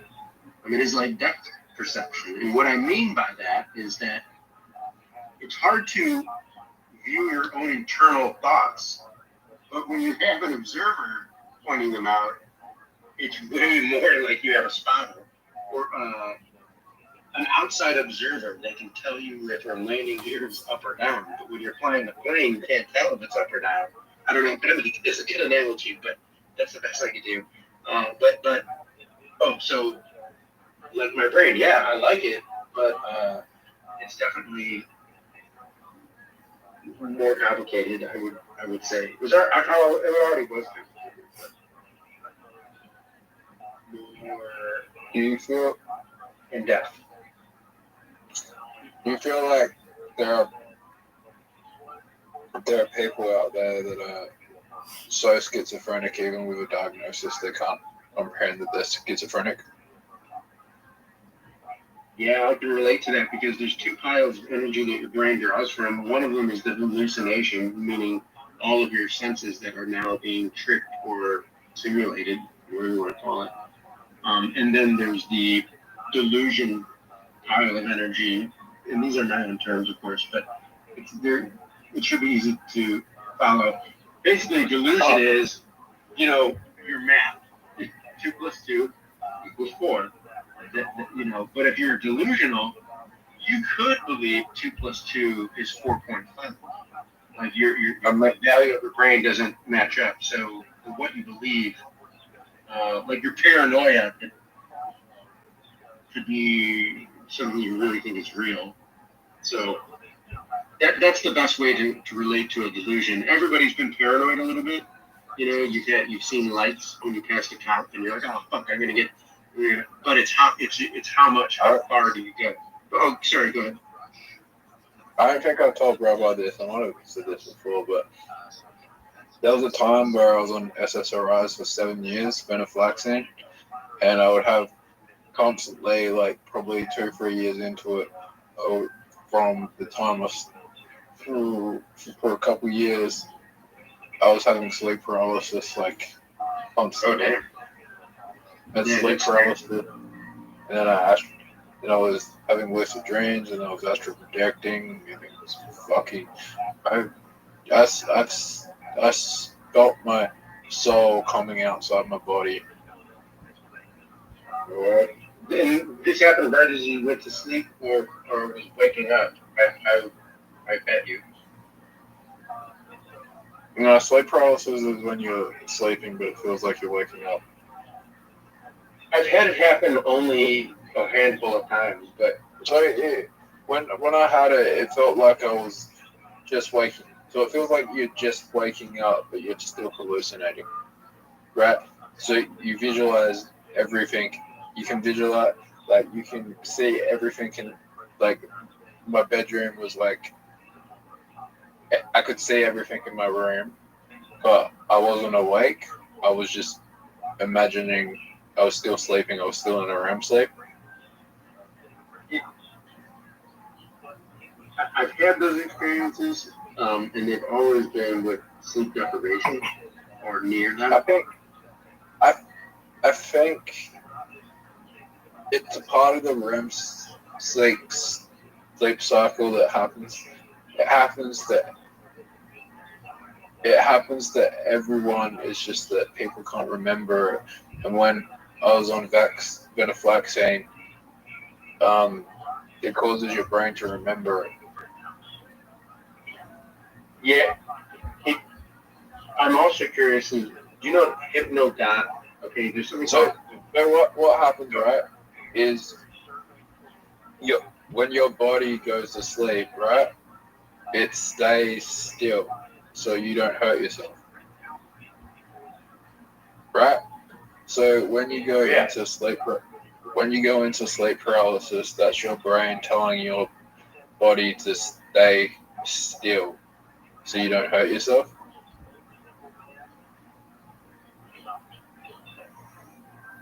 Yeah. But and you're also dreaming, so you don't want to think it's real. It's so your body, yeah. But I mean, if you think about it, your heart rate, if you think you're getting murdered in a dream, your heart rate still goes up. It's kind of interesting. Hey, Rabbi. What's up, pimp? I've never, when I've been in a dream, I've never had Tourette's. Well, like the person I am in the dream has never ticked and had Tourette's in the dream. There you go, big dog. It's interesting. Do you know what the word hypnagogic means? It's either HYPA or HYPNA, hypnagogic or hypnopompic. Anyway, it's like Latin to mean as you fall asleep or as you wake.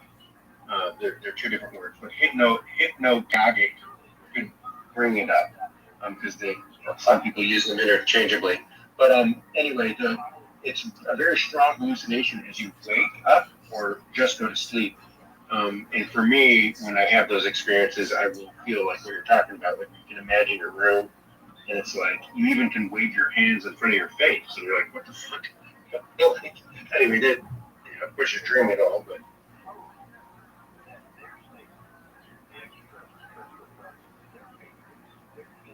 I've never had sleep.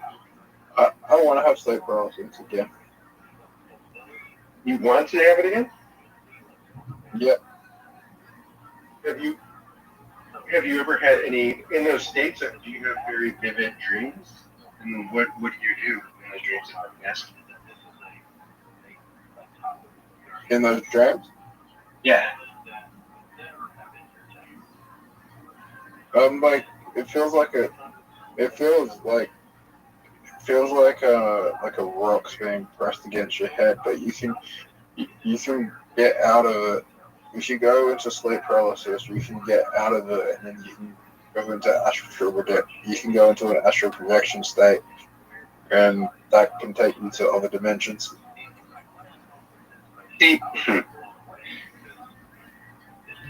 I've done things like where you close your eyes and it feels like you're opening them in another world.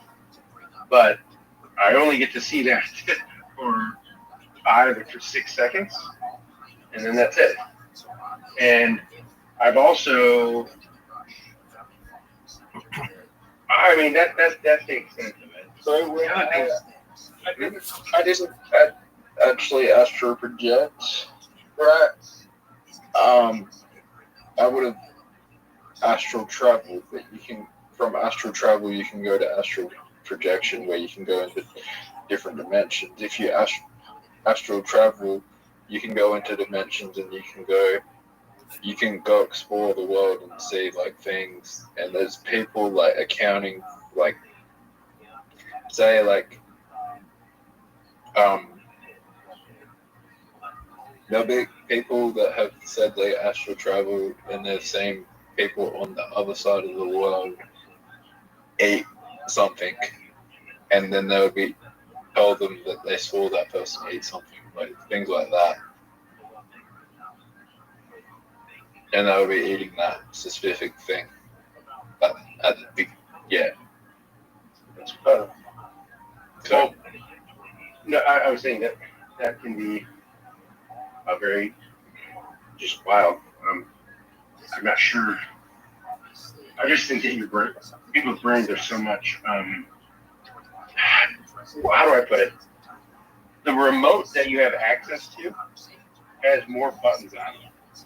It's just they're not labeled, but you could press them.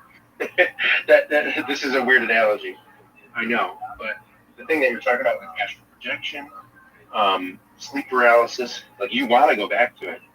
The reason is because my theory, me judging you, would be that you find something interesting about that brain state. Like we inherently know, like, oh fuck, we're in the settings. I don't know. I know that's a weird way to put it, but I don't know if you feel the same. But explain to me why you want to go back to it. Why I want to because I want to know like what, like you can go like to like what was the Rabbi? What's up, big dog?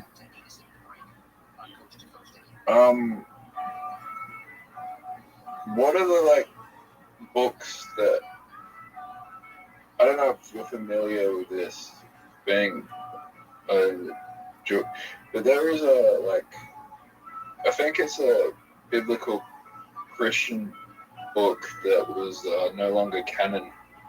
It's called like the Book of something. Enoch? Oh, yeah, the Book of Enoch.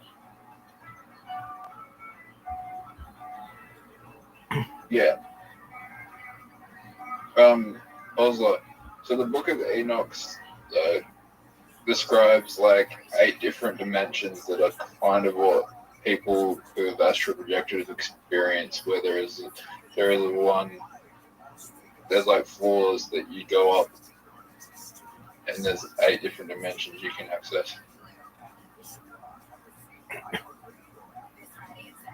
I'm not too I don't know much about the Book of Enoch, but it was like, yeah. Well, my question, that one's not canon. After having my experiences, I want to know how much people are just making stuff up. And the reason I say that is because the nature of having,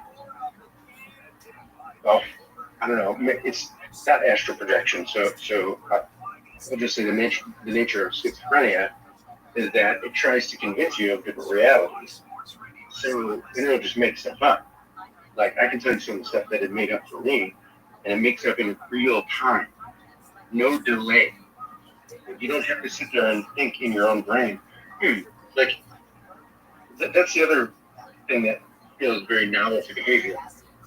A normal human being has to come up with the creativity in their brain. They type, if you're sitting at your computer screen typing away, you have to use your brain for mental effort for you to create works of fiction. How the fuck is it able to do it in real time, no delay? I'm talking not even 0.5 seconds. Of course, these are my perceptions, so let's pretend they're being hacked, right? And so I'm off all the time. Well, I mean, I think some of the stories they've told there are just like fantastic. I've seen hour-long. Well, anyway, I'm kind of rambling. I'm sure what I'm saying is these people who have books of Enoch and all that. I'm curious how many are experiencing a very, very vivid hallucination, and even if they are, does that take away the meaning from what they're saying? Well, the Book of Enoch isn't considered canon.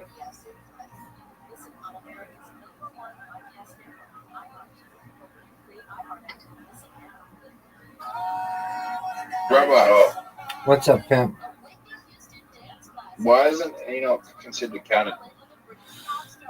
It was rejected when the Hebrew Bible was being organized, generally because it's so much different than the traditional story.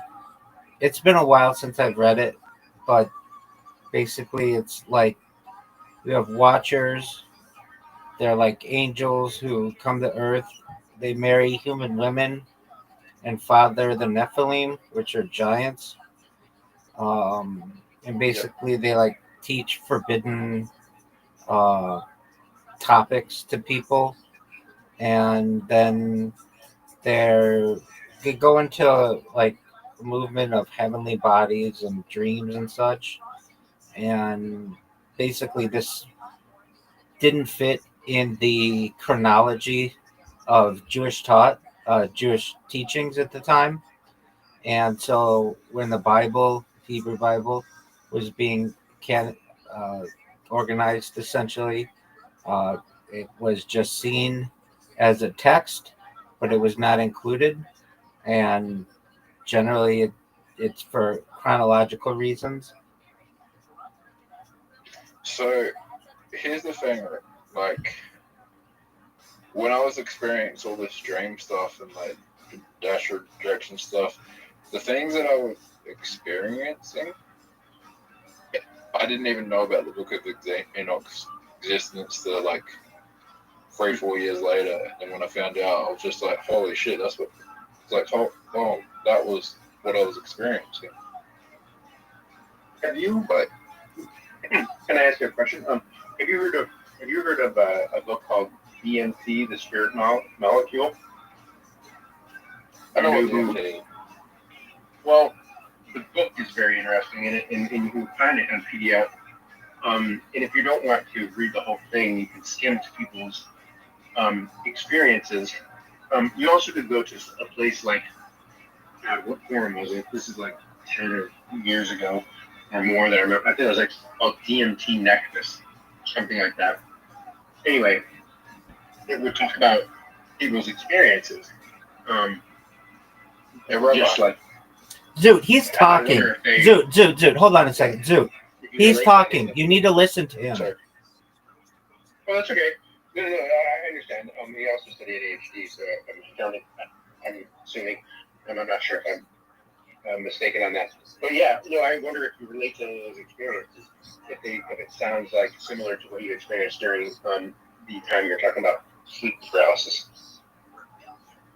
Well, sleep paralysis is not a fun experience, but I think it happens to everyone. I just think people don't. I feel like it's because I was on an SSRIs, my brain it remembers trauma, right? Oh, I see what you're saying. Yeah, remember that reflex? I feel everyone has, when everyone is REM sleeping, like in the REM sleep cycle, they experience sleep paralysis to some extent, but most people won't remember it because their brain doesn't process trauma. Can I ask you, of any of the experiences that you had during these times that you said that you astral projected, were there any themes that you could remember? Like what were the things that you talked about? Did you see any imagery? No. It only happened to me twice, and what happens is your brain starts vibrating, but it's intense vibration, and then it feels like when you get past the vibration, like I've had it happen twice, then a third time where I got to the vibrations and I was too scared to break free from the vibrations. And if you get past the vibrations, it feels like you're having it feels like your brain is having an orgasm once you get, and then you feel like you're turning into an angel. That's the only way I can describe it. It's like you're having 1,000 orgasms, going on your brain at once, and then you feel like you're turning into an angel. That's interesting that you describe it as that. The book that I was talking about before, the DMT, the Spirit Molecule, that's the name of the book.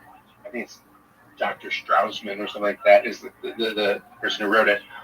Anyway, the reason I'm bringing that up is that 500 people, all who had never met each other, were given DMT, and then they recorded their responses. One of the things that they actually describe is what you're saying, a loud noise that got higher and higher, impossibly loud, like beyond what human hearing can comprehend. And they were not connected.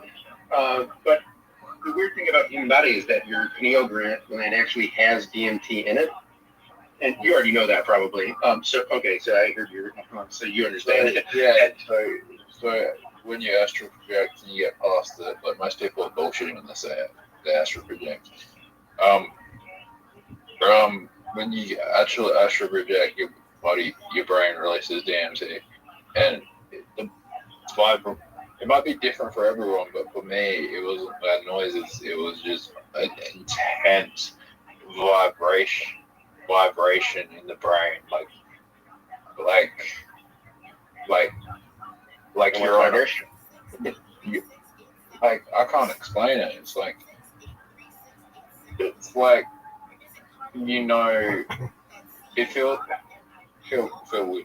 weird, but like it did feel like I was going onto the other side,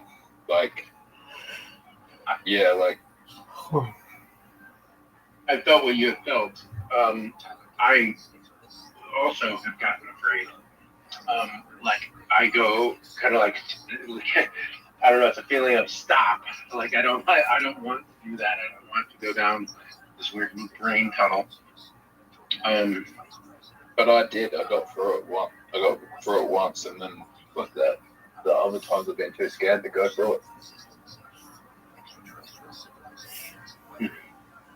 Like I was I was halfway through it. I wonder if my brain does do. I mean, I bet you that I am doing that when I go to sleep. What?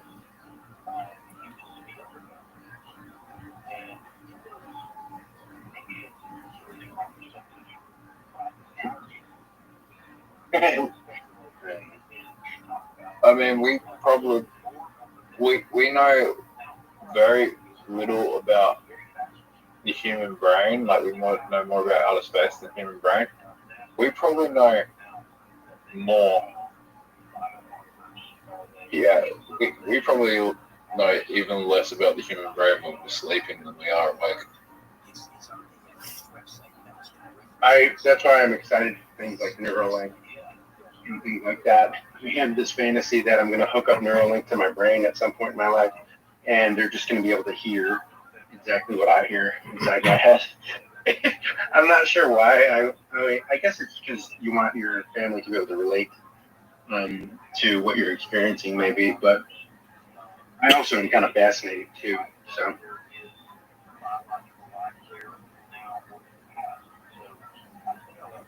Like, I would love for them to be able to somehow take data from your brain, as you said that you're having the experiences about astral projection. Like, what is the brain doing?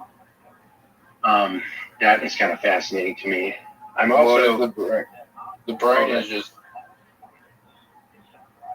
the brain probably is. Well, it's an SSRI, which is increasing serotonin, right? So that's what. I don't know if it. So there's some drugs that increase the serotonin, and then the way I heard it described from someone in the medical world is that there's other drugs that clog the drain. So in other words, the serotonin that you produce is held longer because the medication, in a sense, clogs the drain. So it's like an uptake. It clogs the uptake of your natural serotonin, so it stays in your system longer. So what the serotonin? So most people who are taking what I take, they do the opposite, where they stay up. My brain, the way my brain works, it puts me to sleep, right? So I was sleeping really long periods of time. And what happened when I was sleeping really long periods of time? I saw things, felt things that most people would never experience. Right? The serotonin levels that I was experiencing from SSRIs were probably, it was probably my brain's way of going, well, you're depressed, I want you to feel less afraid of death. Which is dangerous.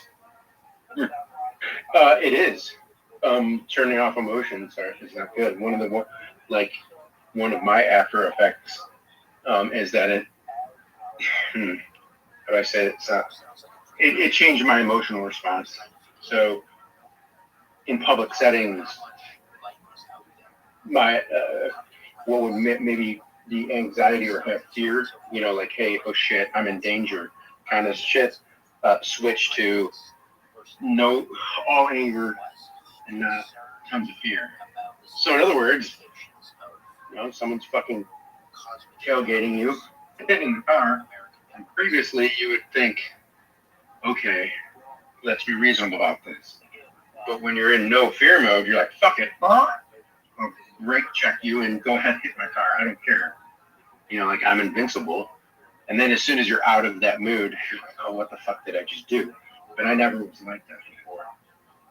I always, rationality would speak very loudly in my head. Well, shit. I mean that symbolically for that one.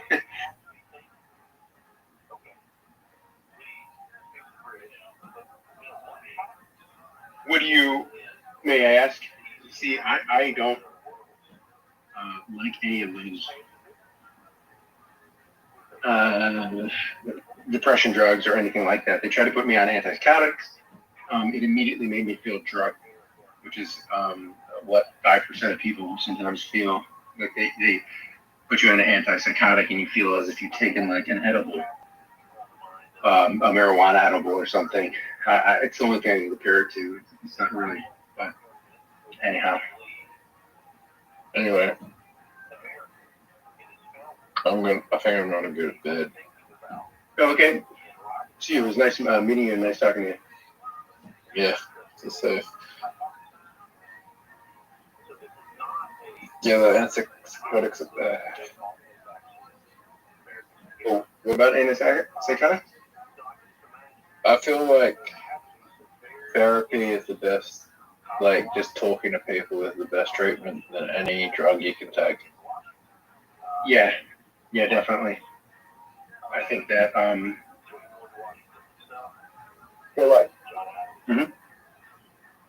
Yeah, I feel like antipsychotic, like schizophrenia, like if people just talk to someone and be like, "Oh, these things you're feeling, they're not happening," instead of getting people on drugs, it'd be a way better treatment. But the issue is that you don't get enough time to spend with someone. Like, you can't sit there and supervise someone all the time and tell them that that's not happening. So when they do have the mental breakdowns, they can't be like it actually is better to just let the person talk, and if they have a fucked up reality, to not correct them, to let them talk it out, and then at the end of them venting, and of course don't reinforce any delusion. But I think that sometimes it's like counterintuitive. Like if you just go and say, "No, you're wrong. You're not experiencing that," then it causes you to go, "Oh, you're one of them. You're with them," kind of attitude. But sorry to interject there. Yep.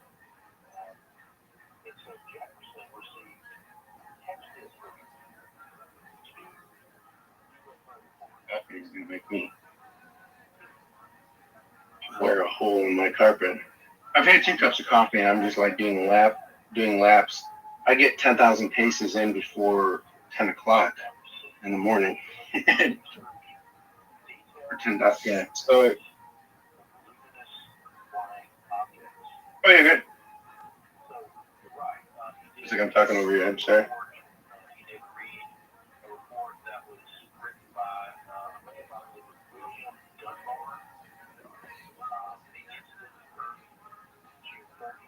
So you just let someone talk them out their reality. Oh, I think that it's tricky. Some people probably do need that. I mean, imagine me on a bar, you take LSD or mushrooms. The worst thing you can do to someone that's having hallucinations is make them leave them alone. They're having a bad trip. So it's the same thing for a schizophrenic. I don't think there's any hard fast rules, to be honest with you. I think that it's calmness and reminding of support is probably the best. You know, if you see them drowning, get them out of the water. But if you see them floating in the water, then just let them float. I don't know if that makes sense, but it's like I've seen people who, like, they could be experiencing something in their head that they're being told not to talk to you. So, I mean, I directly know people who are like, you could go ahead and go up to them and say, "Hey, you're experiencing delusion," and then right away that person's mental programmer will go, "Oh, they're with the reptilians. I have to shut up now." Anyway, I'm gonna go. Yeah. Anyway, anyway, have a good one.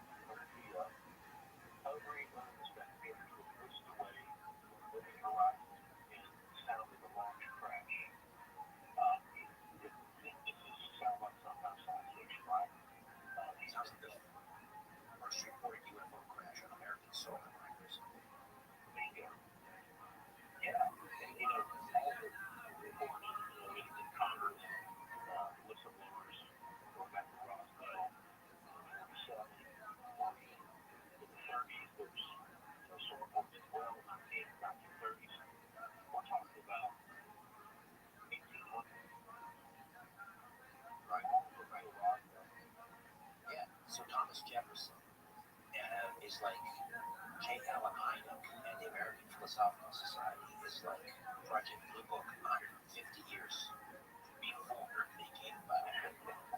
Exactly. Well said. And okay, remember how yeah, it says that there's been a search made where the craft or the object fell, and that a considerable portion of the earth was found broken up. There was basically a scorching, a burning, if you will, of the area, and it says, I have not yet received an answer to a number of queries I have sent on, which may perhaps bring to light more particulars. Again, we have a follow-up on this, but we don't. Was Jefferson in any of his writings with the American Philosophical Society, was he, I don't know, hinting at possible threats to national sovereignty as a result of these incursions by possible extraterrestrials? If he did, then I would not be surprised. It was not public information. We have this letter because it was retained in catalog by the American Philosophical Society. It's fact. And so now we're talking about two very important historical UAP topical letters, information that were both preserved by this very important society. Benjamin Franklin, tell me about his correspondence with someone named Ezra Stiles. Who was Ezra Stiles? Yeah, Benjamin Franklin, he had some things to say as well. I'll read you a quote here. I thought it was quite interesting. The fact that he also speculated. Now, before I delve into this, let's just say this: that a lot of the founders, Thomas Paine, he wrote Nature of Reason, some things that are interesting as well. That essentially say that there are aliens out there associated with people. Right? Thomas Paine wrote that. Thomas Paine wrote that. Yeah, Nature of Reason, 1793. He said, "Gold is not a direct article of the creation system in this world, and what it happens is the whole of the habitable creation is itself worked up therewith from what is called the Mosaic account of creation, the story of Eve and the animal, and the counterpart of that story, and the death of the Son of God, that to believe otherwise, that is, to believe that God created a plurality of things, at least, and of course, as well as stars, renders the Christian system at once will and ignorance scatters into the mind like ashes in the air. These two beliefs cannot come together in the same mind. These things that believe both has all the will. Now, that's not the speculation. You have no problem with creed, creation life. You don't have a problem. The Bible doesn't say that. You don't have a problem with God. I never met him. I knew people that knew him well. Everybody says the Gemara concept. The one who owns the beam, he has to carry the most weight. His friends are helping him carry it, but he has to do most of the lifting. Yaakov Avinu, who bore the 12 Shvatim, he raised them. He did most of the lifting. He has to take care of them. The Gemara tells us that if a person benefits from a Su'udah of a Chacham, it's as if he benefited from the Ziva Shechina. A person that says goodbye to his friend, he shouldn't say Leif Bishalom with the base, but rather Leif Lishalom. When he's for the dead, he departs from the dead, he says to the dead person Leif Bishalom, rather Lishalom. As David HaMelech told his own son Avshalom, Leif Bishalom, and Avshalom ended up dying. And when Yisrael said to Moshe Rabbeinu, Leif Lishalom, Moshe Rabbeinu went up to the highest levels. A person who goes out of a shul into the base measures to learn Torah will be zoicha to receive the Shekhinah. It says in the pasuk Yechel Mechayil El Chayil, one step to the higher step. The Gemara knows that Talmid Chacham doesn't have peace and rest in this world and not in the world to come because he's constantly climbing madrigas that he can't rest. Famous ending, which is brought down in 4 different Masechtas, and the simon is Banayev, Brachos, Nazir, Yevamis, and Krisos. Omer Blazar Chanina, Tamid Chacham Marvim Shalom Ba'ila. Chachamim increase peace in this world. Shenema B'Cholnayich L'Nudi Hashem, Rashal Banayev Atikot, Banayev Allah, Banayev the builders, and Hashem was down with Hashem works in the Shalayim. And with that, we finish Perek Haraya, and we finish the Seftas Brachos. Mazel Tov.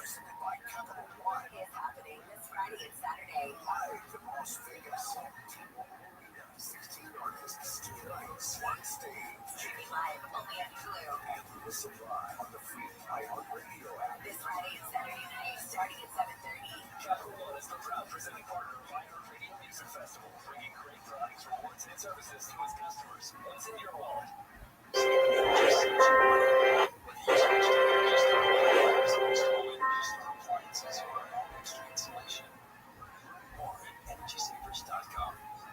The Seftas Shabbos Daf Beis, amazing.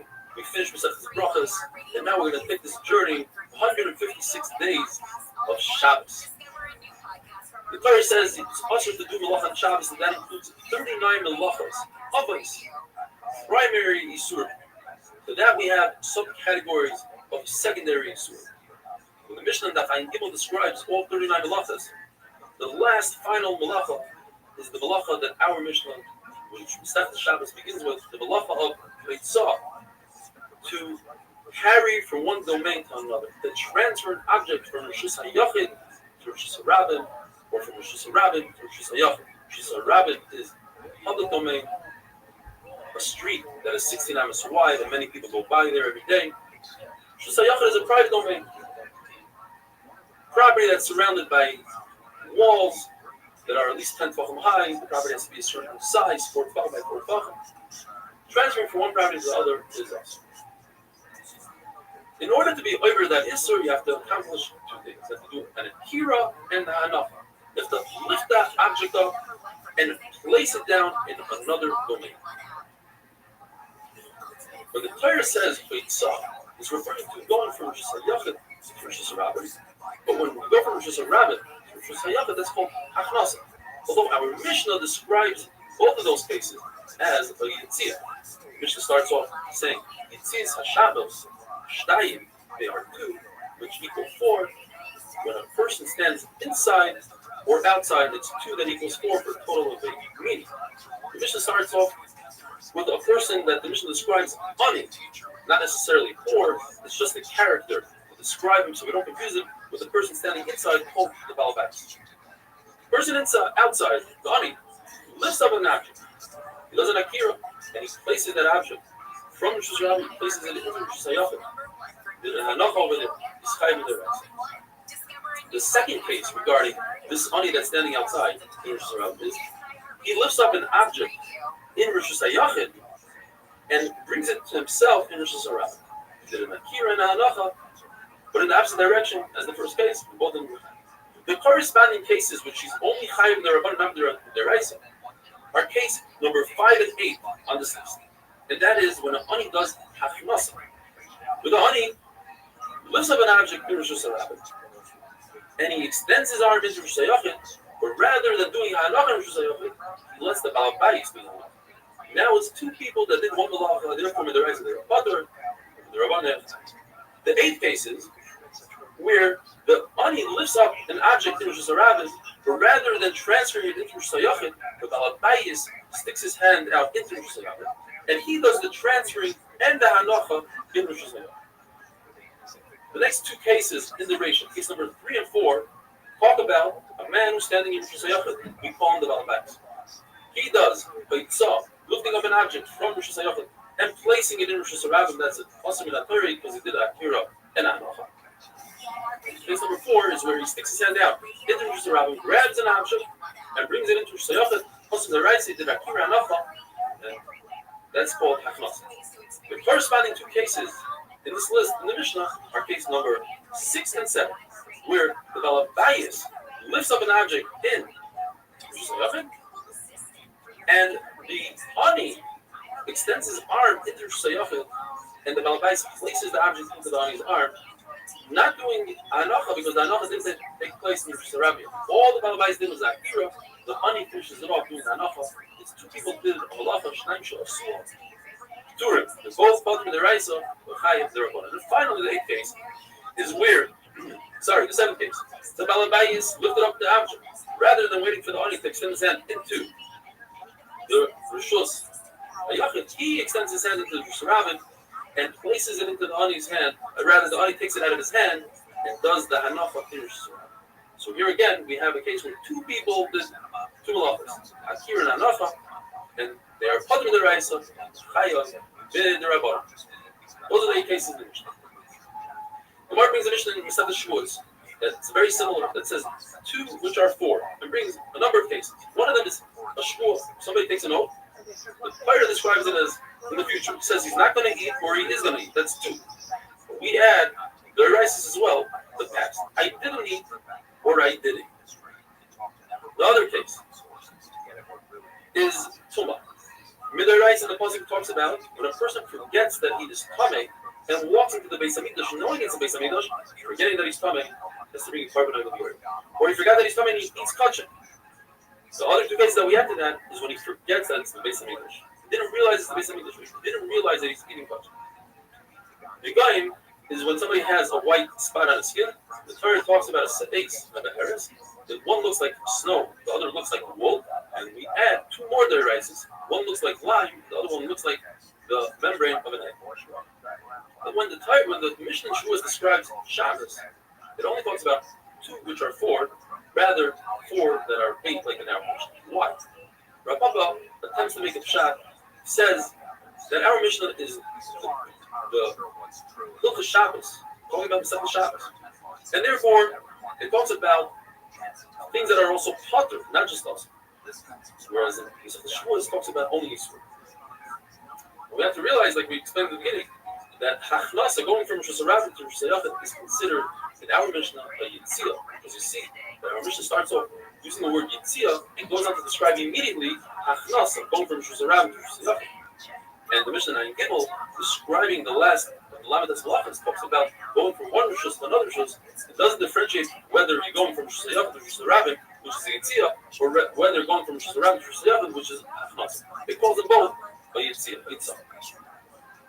Finally, Rava says, so when our Mishnah talks about Shtaim Shem Arba, Shtaim is referring to the domains. There are 2 domains in the Raisa, Yachid and Rishus Rabbin, Shehem Arba, which can cause 4 Isurim of Yitzah. And our Mishnah includes 4 additional Yitzahs, which are only Asur, Rabbana. Have a wonderful day.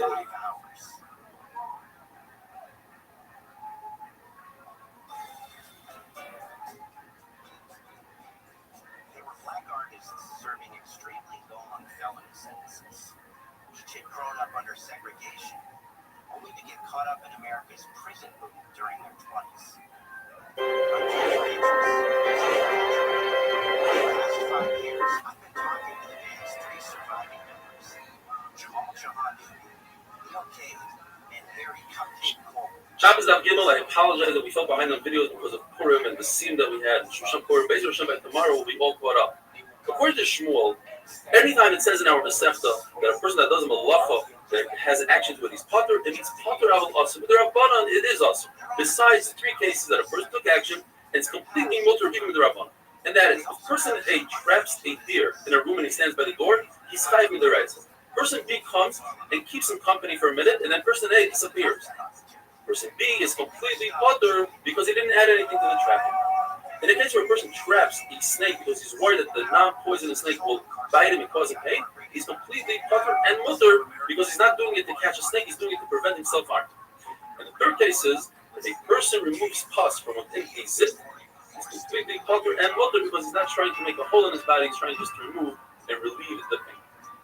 Our Mishnah in the ratio where a person extends his hand and he's just passive, and somebody puts an object from one domain to another domain into his hand, it's Potter and Mutter. But the reason why it's not brought down in Shmuel's cases is because he didn't take any action. He's passive. He's just standing there.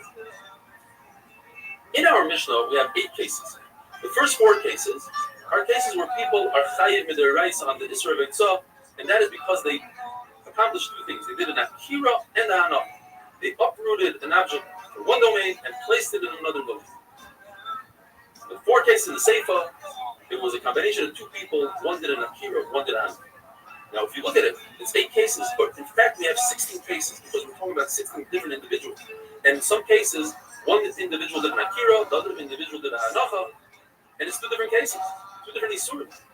Why doesn't the Mishnah count them as 16 cases? Well, the first 4 cases you can't count as 8 cases because the second individual is completely putter and mutter. He's not doing anything, he's just standing like a statue, holding out his hand. So we're not going to count those 4 cases as 8 people. But what about in the Seifa? That the 4 cases are 2 individuals. One is doing an akira, that should be 1 halacha, and one is doing an hanacha, and that should be a second halacha. We should count those 4 cases as 8 cases. The answer is because the Mishnah is only counting cases that can lead us to Issa Deraisa that you have to bring a card. The only person that can get to that case of Issa Deraisa is the person that starts the malacha. The person that does the akira, he can also do hanacha. But the person that does the hanacha can never get to Issa Deraisa because he didn't do the beginning of the case of the case. He only did the end where you have to do an akira and hanacha in order to be chayav deraisa. Even though 2 people did 1 malacha, there's no reason to have them bring a karban because the pasuk says, "Me'am haaretz ba'asayso." 1 person who does the entire malacha brings a karban. Shnayim sha'asua.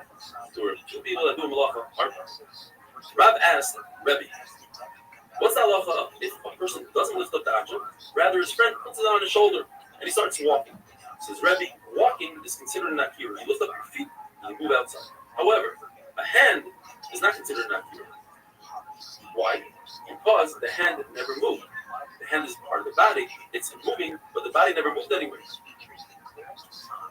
Now says Reb Chia, who is Rab's uncle, he tells Rab, "Didn't I tell you many times, don't ask your Rebbe questions in another Masechta where he's not holding. You might embarrass him. What if he doesn't know the answer? And he might say something wrong. You're lucky that Rebbe is a gadol and he knows everywhere. And in fact, he said exactly like it says in the Brisa. It says about it. You see from the fact that if an ani, a person standing in Rosh Hashanah, and extends his hand into Rosh Hashanah, and somebody removes the object from his hand, we don't view that removal of the object from his hand as if he removed it from Rosh Hashanah. Although the person's body is in Rosh Hashanah, but his hand is somewhere else. The flip side, if somebody standing in Rosh Hashanah extends his hand to Rosh Hashanah, and somebody removes an object from his hand, we don't view it as if he removed it from Rosh Hashanah, even though his hand is an extension of his body. Asks Abaya, maybe we should view that hand. You're right. The hand is not the Rosh Hashanah. It's not a Rosh Hashanah. It doesn't go by the body, and it doesn't go where it's at. It's something in between. Perhaps we should view it as the Rabbanan Parallels. In other words, it should be a penalty here. For somebody that extends his hand out into another domain, he should not allow to be able to bring his hand back into the original domain as a penalty. The Gemara brings a contradiction from 2 brises and makes 6 shakos. How we could explain the contradiction? One brisa says that if you extend your hand into another domain, you're allowed to retrieve your hand and bring it back into the house. The other brisa says that if you take your hand from Rosh Hashanah and put it into Rosh Hashanah, you're not allowed to retrieve your hand. So the Gemara number 1, maybe the brises argue whether or not your hand is considered a carmelist, just like Abayi's question. If it's considered a carmelist, I can understand that you're not allowed to bring your hand back in, because you're not allowed to bring one domain into another domain. Another shot is everybody agrees that the hand is a carmelist. But we all know that above 10 tefachim in Rosh Hashanah is not considered Rosh Hashanah at all. It's a makom tur. So one brayz is talking about that he extended his hand over the tefachim. Therefore, he's allowed to bring his hand back in because it's not going from Rosh Hashanah to Rosh Hashanah. So under 10 tefachim, you're not allowed to bring your hand back in. Another shot is no. Everybody's talking about, both brayz are talking about below 10 tefachim. And the question is, one brayz is talking about that he extended his hand before Shabbos on Friday. Therefore, he's allowed to bring it back in. Says the Gemara, well, you can say a reverse logic. If a person extends his hand before Shabbos, perhaps he shouldn't be allowed to bring his hand back. Why? Because even if he would bring his hand back in on Shabbos, he wouldn't be over Issa D'Oraisa. Even if he put the object that he's holding in his hand down in Rosh Hashanah, He wouldn't be obvious the right. Why? Because he started that kira on Friday. In order to be obvious the right, you have to do a kira and enough on Shabbos. Whereas if he extended his hands on Shabbos and he put the object down after he got tired, let's say, then he'd be obvious the right. So maybe in that case, we are lenient with him and say he's allowed to bring his hand back in. Says, well, if that's the case, if you're using that logic, then the question that we're going to have tomorrow, in a situation where a person puts bread in an oven on Shabbos, it takes a couple of minutes for the bread to bake, and he realizes that they're going to stone him if the bread bakes. Is he allowed to remove it on Shabbos? Now, removing bread on Shabbos is the Issur D'Rabbanan. We allow him to do Issur D'Rabbanan to save his life. What is what you just told me? You're allowed to. Rabbanan didn't say that a person should lose his life because of this Rabbanan. So the Gemara goes into that. Do we say that kind of story? Another explanation to explain the contradiction of the Bryces is one Bryce that says you're allowed to bring your hand back is talking about that he did it by accident, Shagi. But the Bryce that says that you can't bring your hand back out, he's talking about that he did it amazing. Another shot is both of them are talking that he did it Shagi. The question is, do we penalize somebody for doing a Shagi? Because he might lie in a case that he did mazid. Anytime somebody does mazid, they'll say, well, I can bring my hand back in because I was a shaykhid. And finally, the Gemara says everybody might agree that we don't penalize somebody's shaykhid after mazid. So what's the question? The question is, in a case where a person extended his hand and put the object in his friend's chutzner, that's when it's also. So if the person brings it back into his own chutzner, that's when it's mother because he didn't accomplish anything. He didn't remove something from his domain. Whatever he tried to do, it went right back to where it was, and therefore, that is mother. Have a wonderful day. I want to get into Benjamin Franklin. He wrote to Ezra Stiles, who was an American academic and a theologian as well. What did Franklin convey to Ezra Stiles about his concerns or thoughts on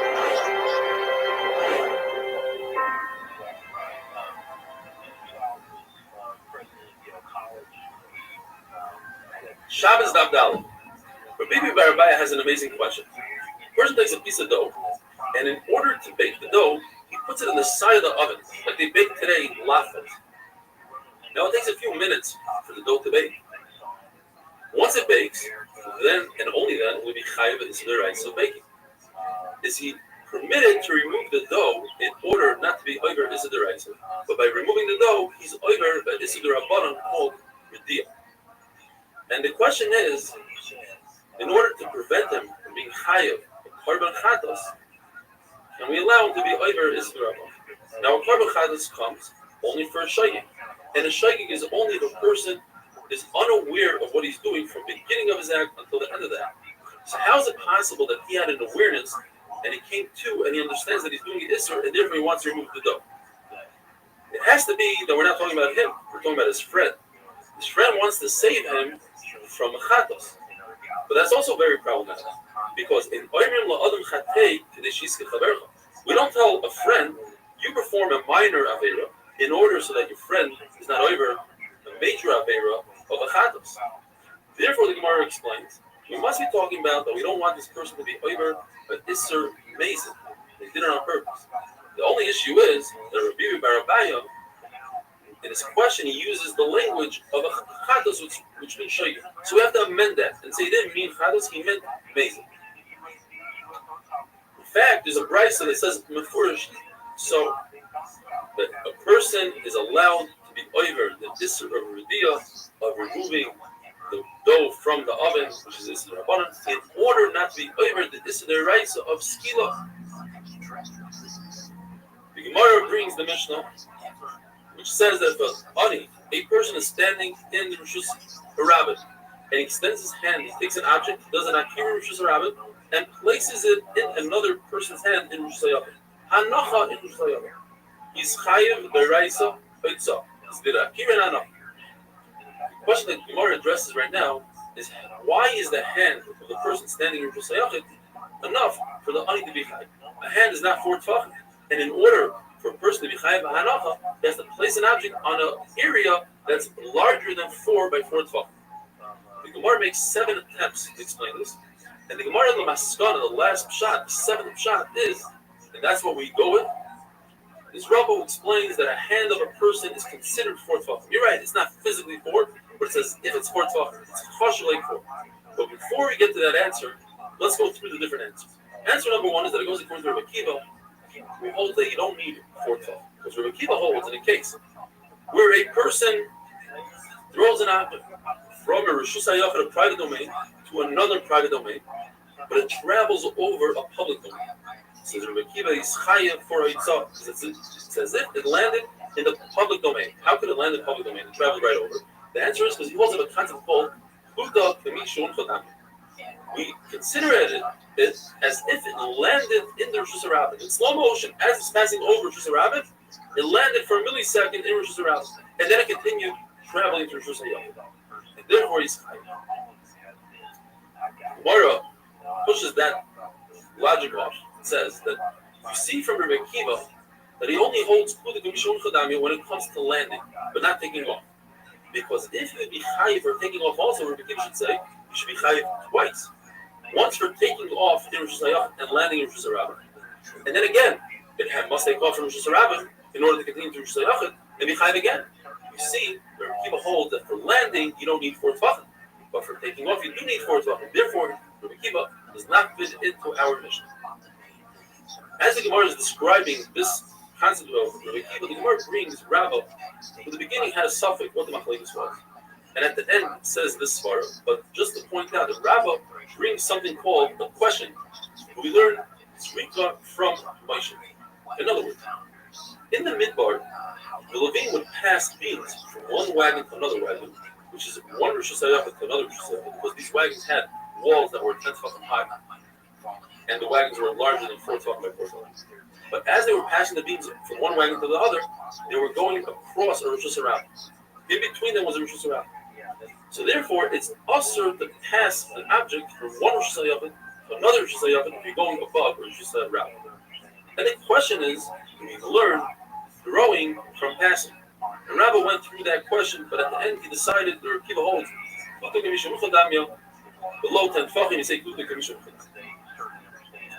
Gemara makes another attempt. Perhaps it goes according to the Shita, our Mishnah, that says that when placing an object in somebody's hand, that's considered 4 tefachim. Why? Because it goes like Rebbe. Rebbe holds that if you throw an object in Rishus HaRabim and it lands on a branch, even if the branch is very small, you're chayav. Gemara says, well, don't prove anything from that case, because the branch is actually 4 tefachim. Why? Even though you're looking at it and it's less than 4 tefachim.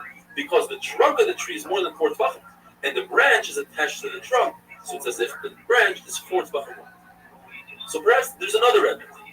Rebbe says in a case where a person throws an object from one Rishus HaRabim to another Rishus HaRabim, like you see in the picture, from one highway to another highway, traveling over a private domain. Rebbe holds of the concept as it's traveling over the private domain, it landed in the private domain, halachically. But he adds another. He says, you are in fact chayav twice. It travels from Rishus HaRabim, it passes over Rishus HaYachid, so it's as if it landed in Rishus HaYachid. And then there's halachic, as if it took off again from Rishus HaYachid and landed again in Rishus HaRabim. So what happened was you had a hachnasa from Rishus HaRabim to Rishus HaYachid. Then you had a hoyitzah from Rishus HaYachid to Rishus HaRabim. Therefore you're chayav twice. And the Gemara pushes this attempt as well. It says, only in that case does Rebbe say you're chayav, because in the Rishus HaYachid, we're talking about a Rishus HaYachid that has a ceiling. And if you have a ceiling, it's as if the whole Rishus HaYachid was full to the top. And therefore, it landed somewhere, and where it landed, that's not the land. You can't say the same logic in a Rishus HaRabim, because Rishus HaRabim does not have a ceiling. Republican or conservative youth movement in history, TPUSA, and use it to advance Israel's program in the U.S., alongside all of the kind of conservative social issues he wanted to push, and recruit the youth and train them and make sure that they stay completely aligned with Benjamin Netanyahu's Israel. And these billionaire donors, they're American, but they're loyal to Israel primarily, and they actually don't care about issues like abortion or LGBTQ, or maybe some of them don't like mass immigration because they think immigrants might turn against Israel, but their issue is Israel, and Charlie Kirk was going to advance that for them, and in exchange he'd be built up as like the biggest conservative youth leader. Following him for 10 years, I have no reason to say anything. Obviously I was horrified by his killing, and I think it's a terrible omen for this country. But I have no reason to say anything positive about him or to think that he was anything less than a complete conjuring for the Israel lobby. And they basically owned him. They basically controlled him. Well, he started to move away, and I was hearing about, just to tell you about how this kind of this article came into being. I was hearing about this before he was killed, that something through the grapevine. I mean, I grew up in Washington. I've been in the city, so people talk, and honestly, even though I'm more from the left, people from the Trump administration and around the Trump administration talk more to us than the Biden administration. They talk more to alternative media. So I was hearing about the pressure that Charlie Kirk was under in the months before he was killed. This was not unfamiliar to me, and so I decided to go back to some sources that we had and ask what was, for more details. Well, even as somebody who you were a political opponent of his, I do, it's obvious, seeing a lot of people gleefully celebrating his vicious murder, obviously, you don't have to.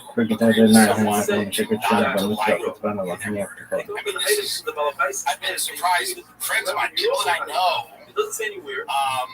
and their reactions to this have actually shocked me and shaken me a little bit. I want to get back to this term that he makes. Do you have a timestamp on when he started to question really Israeli influence in American domestic politics? Because I'm reading your article, and you talk about, your source is talking about Charlie kind of starting to question the amount of influence that Israel has in U.S., not only domestic politics, but foreign politics as well.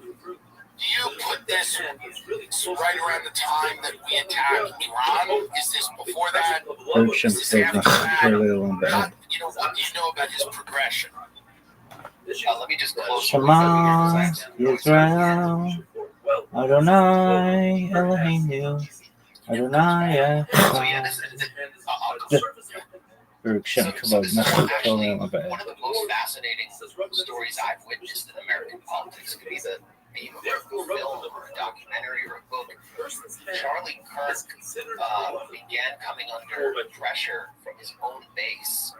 I would say, I actually forgot which year it was, but it was like 3 or 4 years ago. And it was called the Groyper Wars. And Charlie Kirk would do these TPUSA tours around the country, and young men would file in, and they would get to question Charlie Kirk and debate him, and they hit him from an angle he never expected. They were from this organization called the Groypers, which sort of follows Nick Fuentes.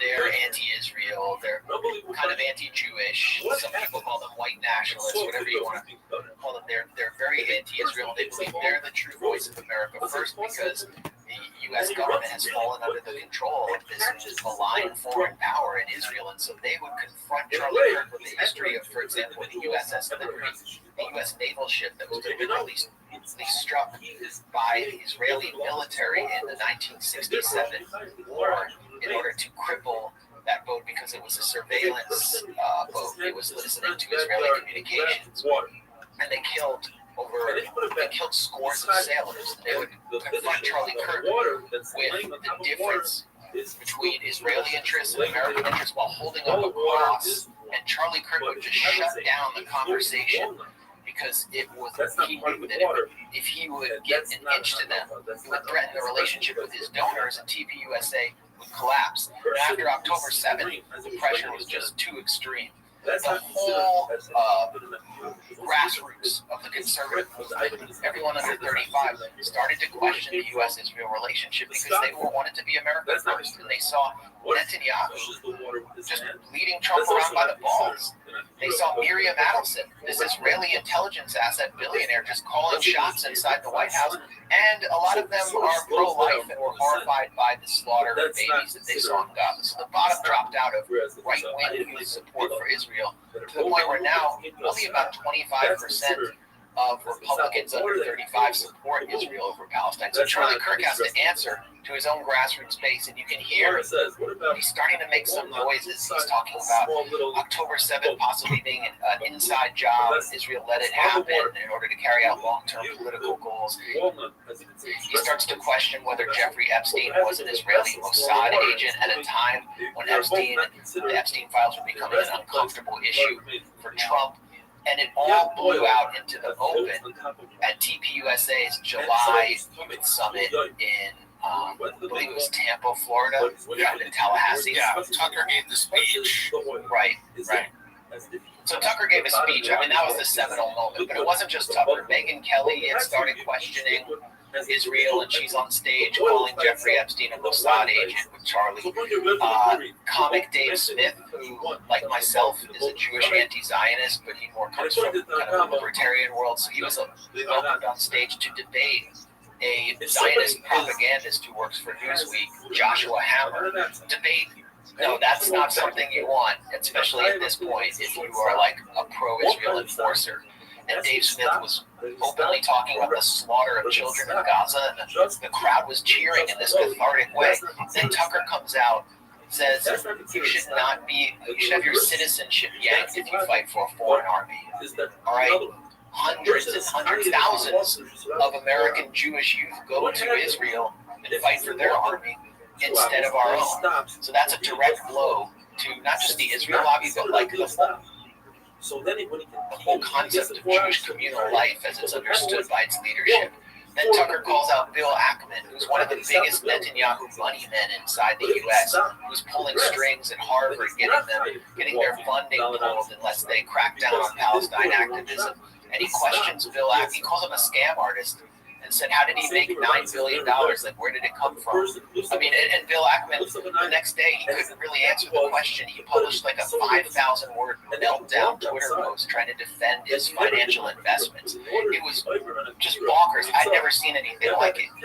It was all Charlie Kirk's fault for sanctioning, for giving basically the people what they wanted. And after that, he started getting publicly attacked. Ben Shapiro and Mark Levin, the two biggest Zionist enforcers in the media, who were very close to Netanyahu, biggest forces lobbying Trump to wage war on Iran, went off on TPUSA, said we can't be having a Big Ten if it includes kooks. Laura Loomer, we all know who she is. She publicly attacked Charlie Kirk and said he basically had to step down.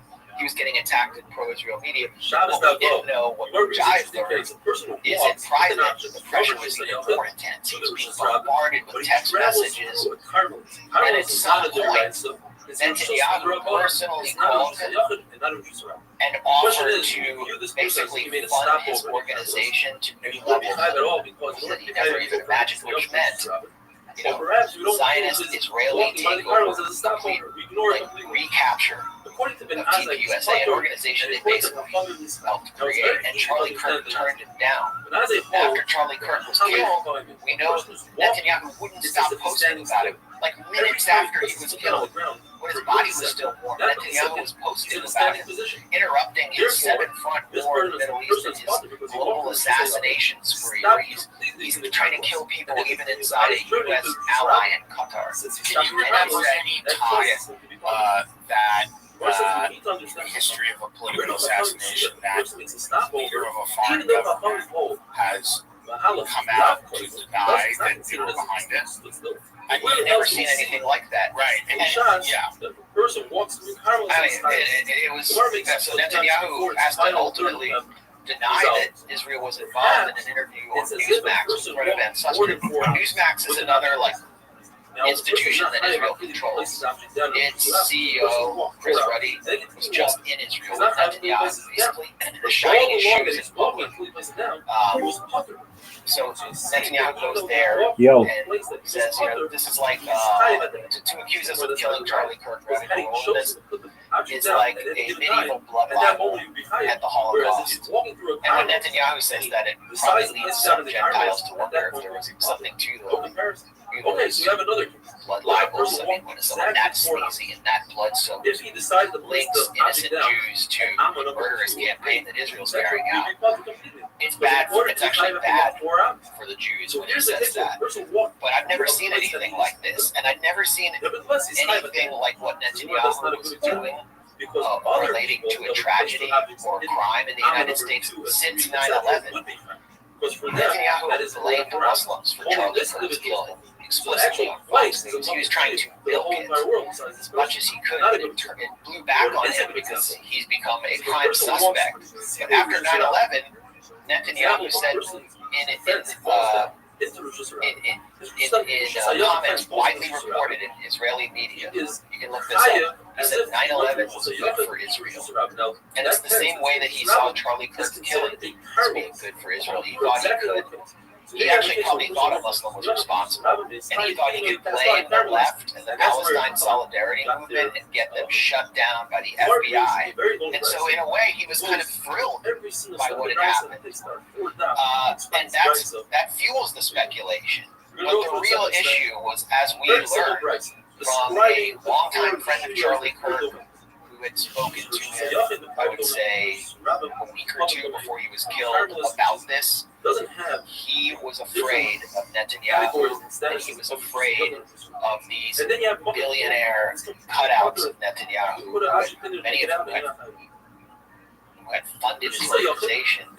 So let me ask you a question. What would it be afraid of? I mean, obviously, you have an organization that's well funded by people that expect something for their money, right? They're not giving it to you for free.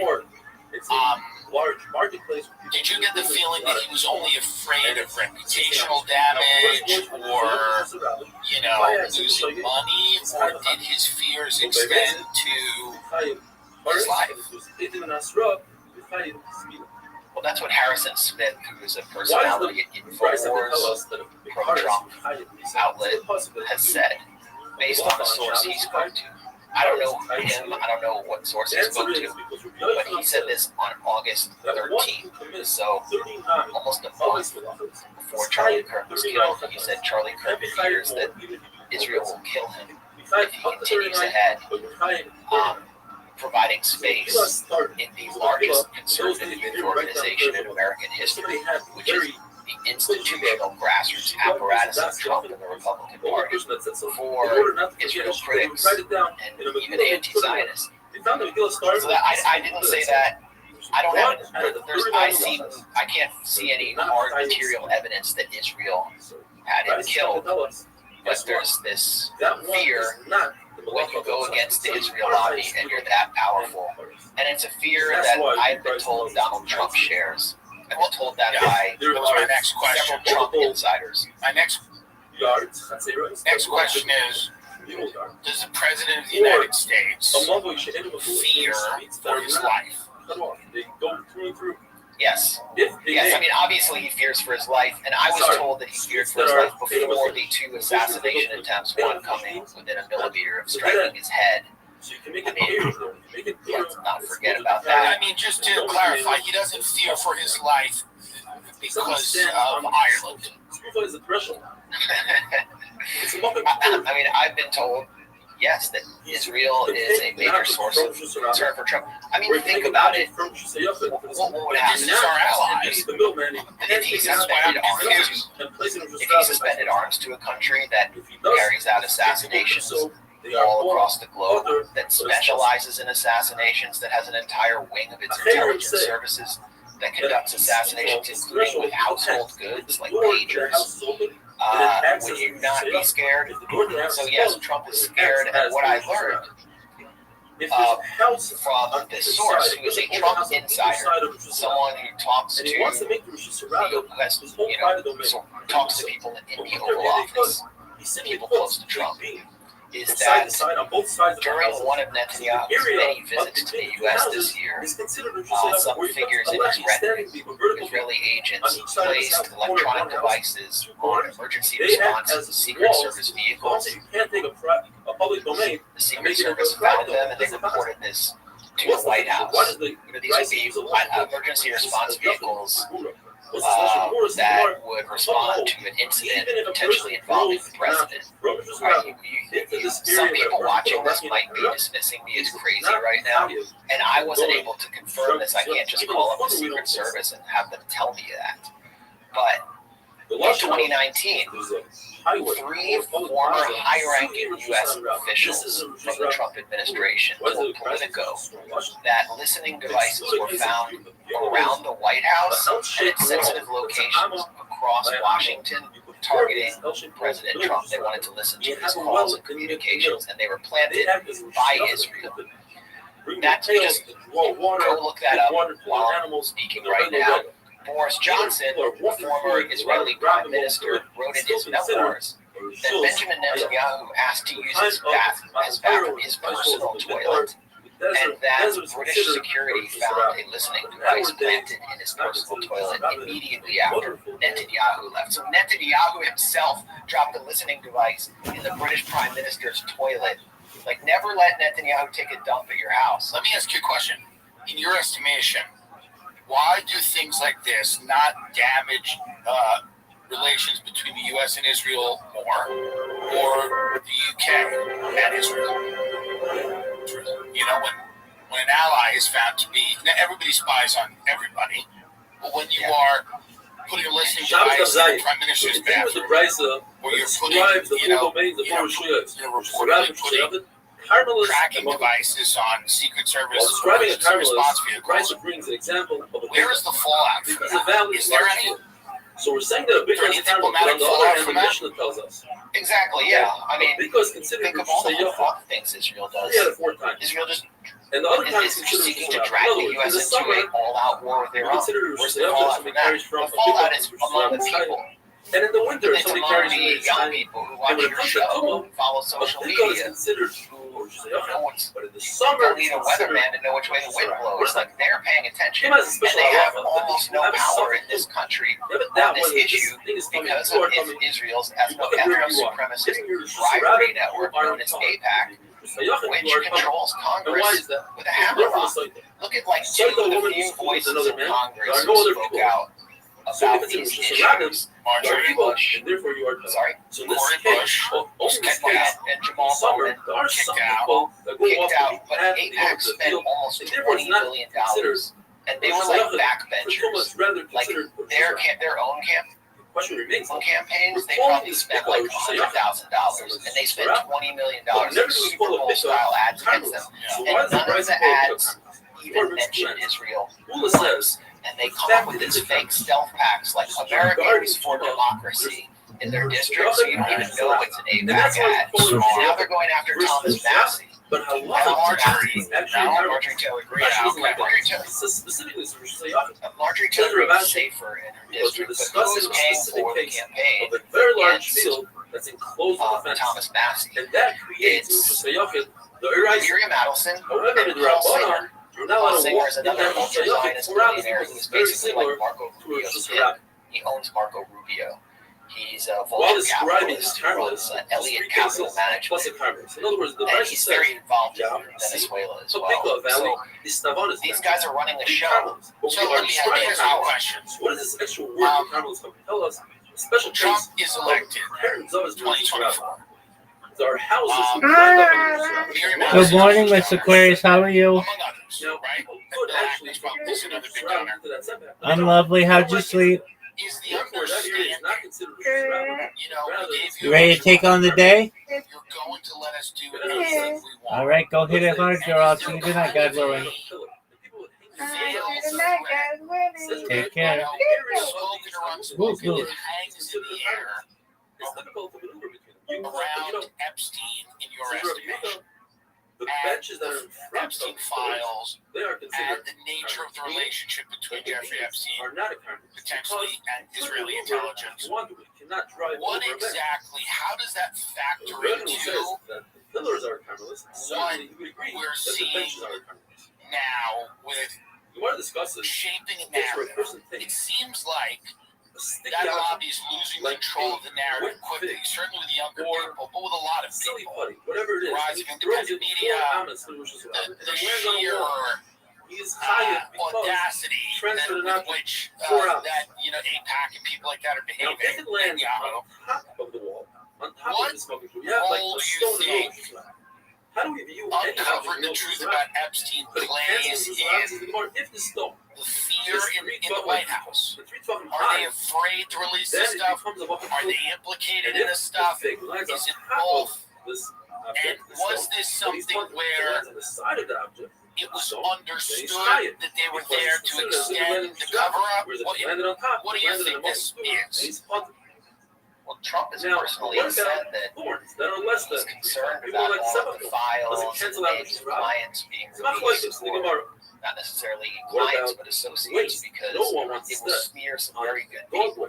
He said that on the record. And he thinks he's one of them. He was very closely associated with Jeffrey Epstein. And this is the first time I've ever seen the Teflon Don get his and therefore, he says mistake anything that's less than broken. high. It was all over Jeffrey Epstein, but it's not just about Jeffrey Epstein or one man. I think it's dangerous to go too far down the rabbit hole of Jeffrey Epstein, but we do need to acknowledge that there was a strong Israeli connection there. Jeffrey Epstein was working with Ehud Barak, former Israeli Prime Minister, Defense Minister, most decorated soldier in Israeli history, on spinning out a series of security companies that were going to compete with the big time, the big leaguers like Palantir. Barak was at his townhouse over 50 times. He had met with Shimon Peres, the Israeli Prime Minister. He had met with Ehud Olmert, former Prime Minister. He had set up meetings between J.P. Morgan and Benjamin Netanyahu. And he was a pro-Israel guy who was close to Alan Dershowitz, who was considered sort of Israel's propaganda lawyer.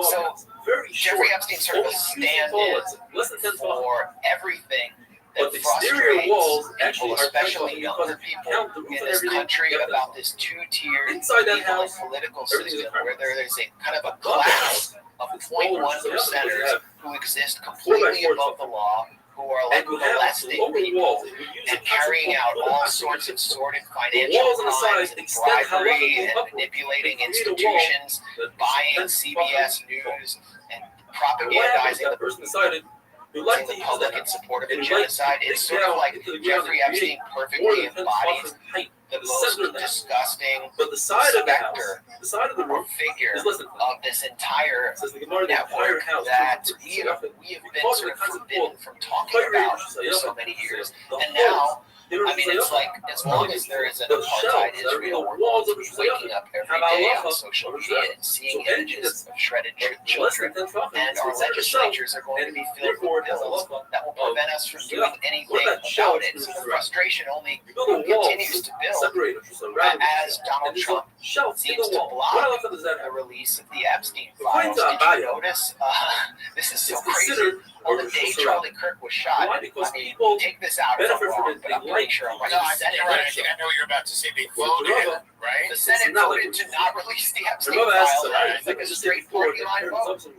Yeah, this is not good for Americans. This is not good for American Jews. A lot of my Jewish friends are not, they want Netanyahu out. Everybody wants to use the show, and therefore they've made a wrong turn, obviously, in the years after October 7th.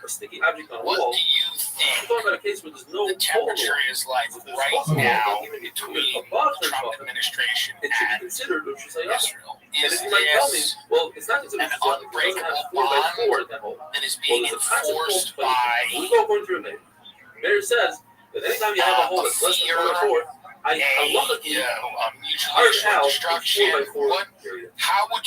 What is the likelihood of us going into Iran again? What is the likelihood of us doubling down? I mean, there's a huge project now, or will be a very huge construction project, I believe, in Gaza. I mean, they're moving people out of Gaza. They're going to build a new Gaza. Is the United States going to be providing peacekeeping? Is it going to be NATO peacekeeping forces? Is it going to be U.S. contractors? Going to be boots on the ground? Are we going to be funding it? What do you know about what's coming next? What's the next phase of what happens there? Well, with Gaza, it's not a construction project. It's a destruction project. Well, right, and it will be eventually. I mean, they're trying to move them out to do something. In retrospect, Right. let's They're think, trying to move out why them is this out to happening? What can we do? in what they call in Israel Judaize the place. If you are especially the Orthodox sheer and religious nationalist movement in Israel, the settlers, they want that land. from Israel, They fought hard for it in this YouTube, WhatsApp, war, in this all genocide. that for And they any have time Netanyahu on our under app their thumb. at 8 minutes. They're the linchpin to his political coalition. There's not all those War shiny is an amazing pictures that you concept. see and all the Take plans of the the Gaza entire Shera that make it look like Take Dubai. and That's not going to be happening your for any Palestinians. You need an object that's 4 by 4, 12 by 10, 12. That's not what's going to The best happen. example would be The if I plan is take to ethnically a cleanse basket. as many of them as possible. Now, To basket even is typically incentivize them to go and out this shows is 4 by 4 and give them square. How do I subsidies get to a go 4 by 4 out. square? But Israel into a does round not basket? want them Well, there. it's The very Gaza simple. Strip, If what I was have a it? 1 by 1 square, 85% add refugees who were kicked off their land in 1948 when Israel Very was simple founded. math. 750,000 4 by 4 were ethnically cleansed The in diagonal is 1948, 5 and so many of them In order went to to get a Gaza, 4 and by then they were 4 just square warehoused there. into a circle. I've been to Gaza I need twice. the When you go into diameter Gaza, of the first thing you see is 5.6, a buffer zone. the diagonal of my across square. from Israeli military So my base. basket needs It's to a be remote control machine 5.6. gun. Or everybody says, let's make it 6 Gigantic wall fucking that stretches to as be far as you can certain see, you have the right pointing into Gaza. If I have That's a the world 6 they were fucking living in basket, before by 10 October 7, 2023. It was Now, they were closed off from the basket outside world. just And says, then I don't they need 6 had this gigantic because once violent you have a basket rebellion that's led like by that, Hamas, and automatically it's more than Israel's this. decided they Because must you have all something go, called and they have to go you have through these Egypt. little pieces So that's just of as unwoven bluntly as I can put it, and it will be the whatever crime of the that's century to top. watch 2 And it goes million above people my just fucking be scattered like the wind once in it's in the the world. bucket cured, then my Where whole will that basket will they is go? considered Will they go to bucket Europe? and Will I they go to the United States? What if I take a People basket who that's 7 after lived flip it through over one of the most and bring horrific it in genocidal wars we've ever seen? What kind of mentality will they be bringing with them? Will it be good for those societies? Well, it's Israel that's pushing that on and now the my rest of the basket is world. slightly So, above once it's above 10 funnel, once again, you it's know, the bucket. if you're worried about Let's say if the you're, basket is exactly 7 funnel. if you're worried about the border now, Less than 3 funnel in order to you have to consider what Israel's got coming for you. And it doesn't work. Although I think we should welcome people even if I who flip my basket have over, nowhere else to go. They should be in their homes. Well, I think where they should are. stop The destroying basket is not meant to be their flipped over. countries, So and then it's they still have a basket, place to go. It's flipped up right, And that would be Fine, fine. Iran. Yeah, it would be your question. Now, what if Yeah, this your question, basket is Iran. What upright? do you think the likelihood is if we get into I still don't say love it. another It's war the with wall, Iran? because the irony wall And is there that why? all I Is see that why? is a flat basket. All All it is, if I take an object and I Is throw this it really out, government I'm right hiding now the lens. lobbying What if I have the a Trump little administration bump in the actively road to go that's less back than into 3 Iran? funnels? Is this something That's all that part you of the know design is less than 3 funnel people or stuff. hearing from anyone? What if it's 4, 5, Yes, 6, up to 9 funnels? Also from sources in That's Iran, a they're prepared for this. They think that this will happen But 100%. anything above 9 funnels, people I would say adjust 99% their vote. because I always like And to therefore, it hedge, but becomes part of resistance. you know, What if I have my a hole friends in in the Iran, that's because we're exactly just 9 sort of regular people, According to I mean, everybody, their whole society believes this is going to come. And, So, and weeks from now. Why do you think this all needs to happen now? You know, ethnically cleansing of Gaza now, the war with Iran now. Do you think Israel's looking at America and going, you know, there's a stream of water that we're trillions of dollars of debt, where, you know, maybe we'll default on the debt, maybe the dollar is going to fall, maybe our standing in the world is going to collapse, and they need to get everything out of us right now. Like, doesn't it feel to you like there's an immediacy to what is happening? And I could be wrong about this, but like it does feel to me that they're like, we need all of it now. It needs to happen now. We need to not only the cleansing of Gaza, but we need the Iranian regime moved now. We need to bomb Libya, Syria, and you know, all these places right now. It does seem like are they looking at the tide of populism around the world going, we're not going to be able to get this kind of money in 10 years? Are they looking at America's financial standing and going, it's an inevitability that we're not going to have the money to give them? What exactly is it about this moment where everything needs to happen now? By the way, even though they're losing standing with every demographic in America, they're losing respect or losing control of the narrative, but they're still pushing ahead in a very aggressive way. What is it about this moment that it all needs to happen now? So his That's a great will is not question. where he's residing. And as they said, Israel can see the writing on the wall in the West, where a new generation is rising and turning against it, simply because they are sick of the slaughter, the manipulation, the censorship. There's a new world rising in China. There's a new world rising in Iran, which is at the center of Eurasia. And a new world is that is rising is not a world that America dominates. And then in Washington, this relates to, this just brings it all back home to Charlie Kirk. They have Donald Trump completely under control in a way that they've never controlled the U.S. president. And every president has basically given Israel what it wanted. But with Trump, there are simply no red lines. And after having demonstrated in Gaza that they can get away with anything they wanted, Netanyahu, who is nearing the end of his own life, what happens if you is have the an most object? historically Let's take an significant object. Israeli prime minister since the founding prime minister, David Ben-Gurion, and served longer than Ben-Gurion, who's actually someone from the United States, who speaks English as his native language, who grew up in Philadelphia, went to MIT, worked at Boston Consulting. He sees that this is the last moment before Trump leaves the stage where he can get everything he wants, and his dream for his entire political career was to destroy Iran, regime change in Iran. And he believes if he can achieve regime change in Iran, then all of his problems in the region will, and Israel's problems in the region will disappear, and Israel will be secure, consolidated strategic step for eternity. So Netanyahu wants to leave this world with that as his legacy, but he cannot accomplish that in Iran, as we just saw from the last 12-day war, without the U.S. military. So he has to manipulate the United States into not just striking Iran and sending a stealth bomber over there for some Top Gun style raid, but boots on the ground, all-out war, just like an unprecedented slaughterhouse. And we're going to see tens of thousands of American troops killed for Netanyahu's dream, if it's able to do it. So every time Netanyahu strikes Iran and tries to turn up the temperature in the region, it's always to get the U.S. involved, and it's bad for the U.S., it's bad for Jews, it's bad for the global economy and therefore the world, and that is why I'm always talking about this and why I think people need to understand the danger. What do you think happens if they can't, obviously there's members of the Trump administration that do not want to go along with this. I would say probably Trump's one of them. I don't think he sees a good domestic political outcome of going to war with Iran. What lengths are they willing to go to make this happen? Shabbos Daf Tess. Please remember to subscribe to our YouTube channel. I think attacking Iran in an unprovoked fashion, killing nuclear scientists, attempting to kill the supreme leader of Iran, Ayatollah Khamenei, that would be the most extreme thing possible. And it would lead to catastrophic eruption of violence that would draw the U.S. in. Do you think Israel is planning to attack Iran? What are we dealing with? Yes.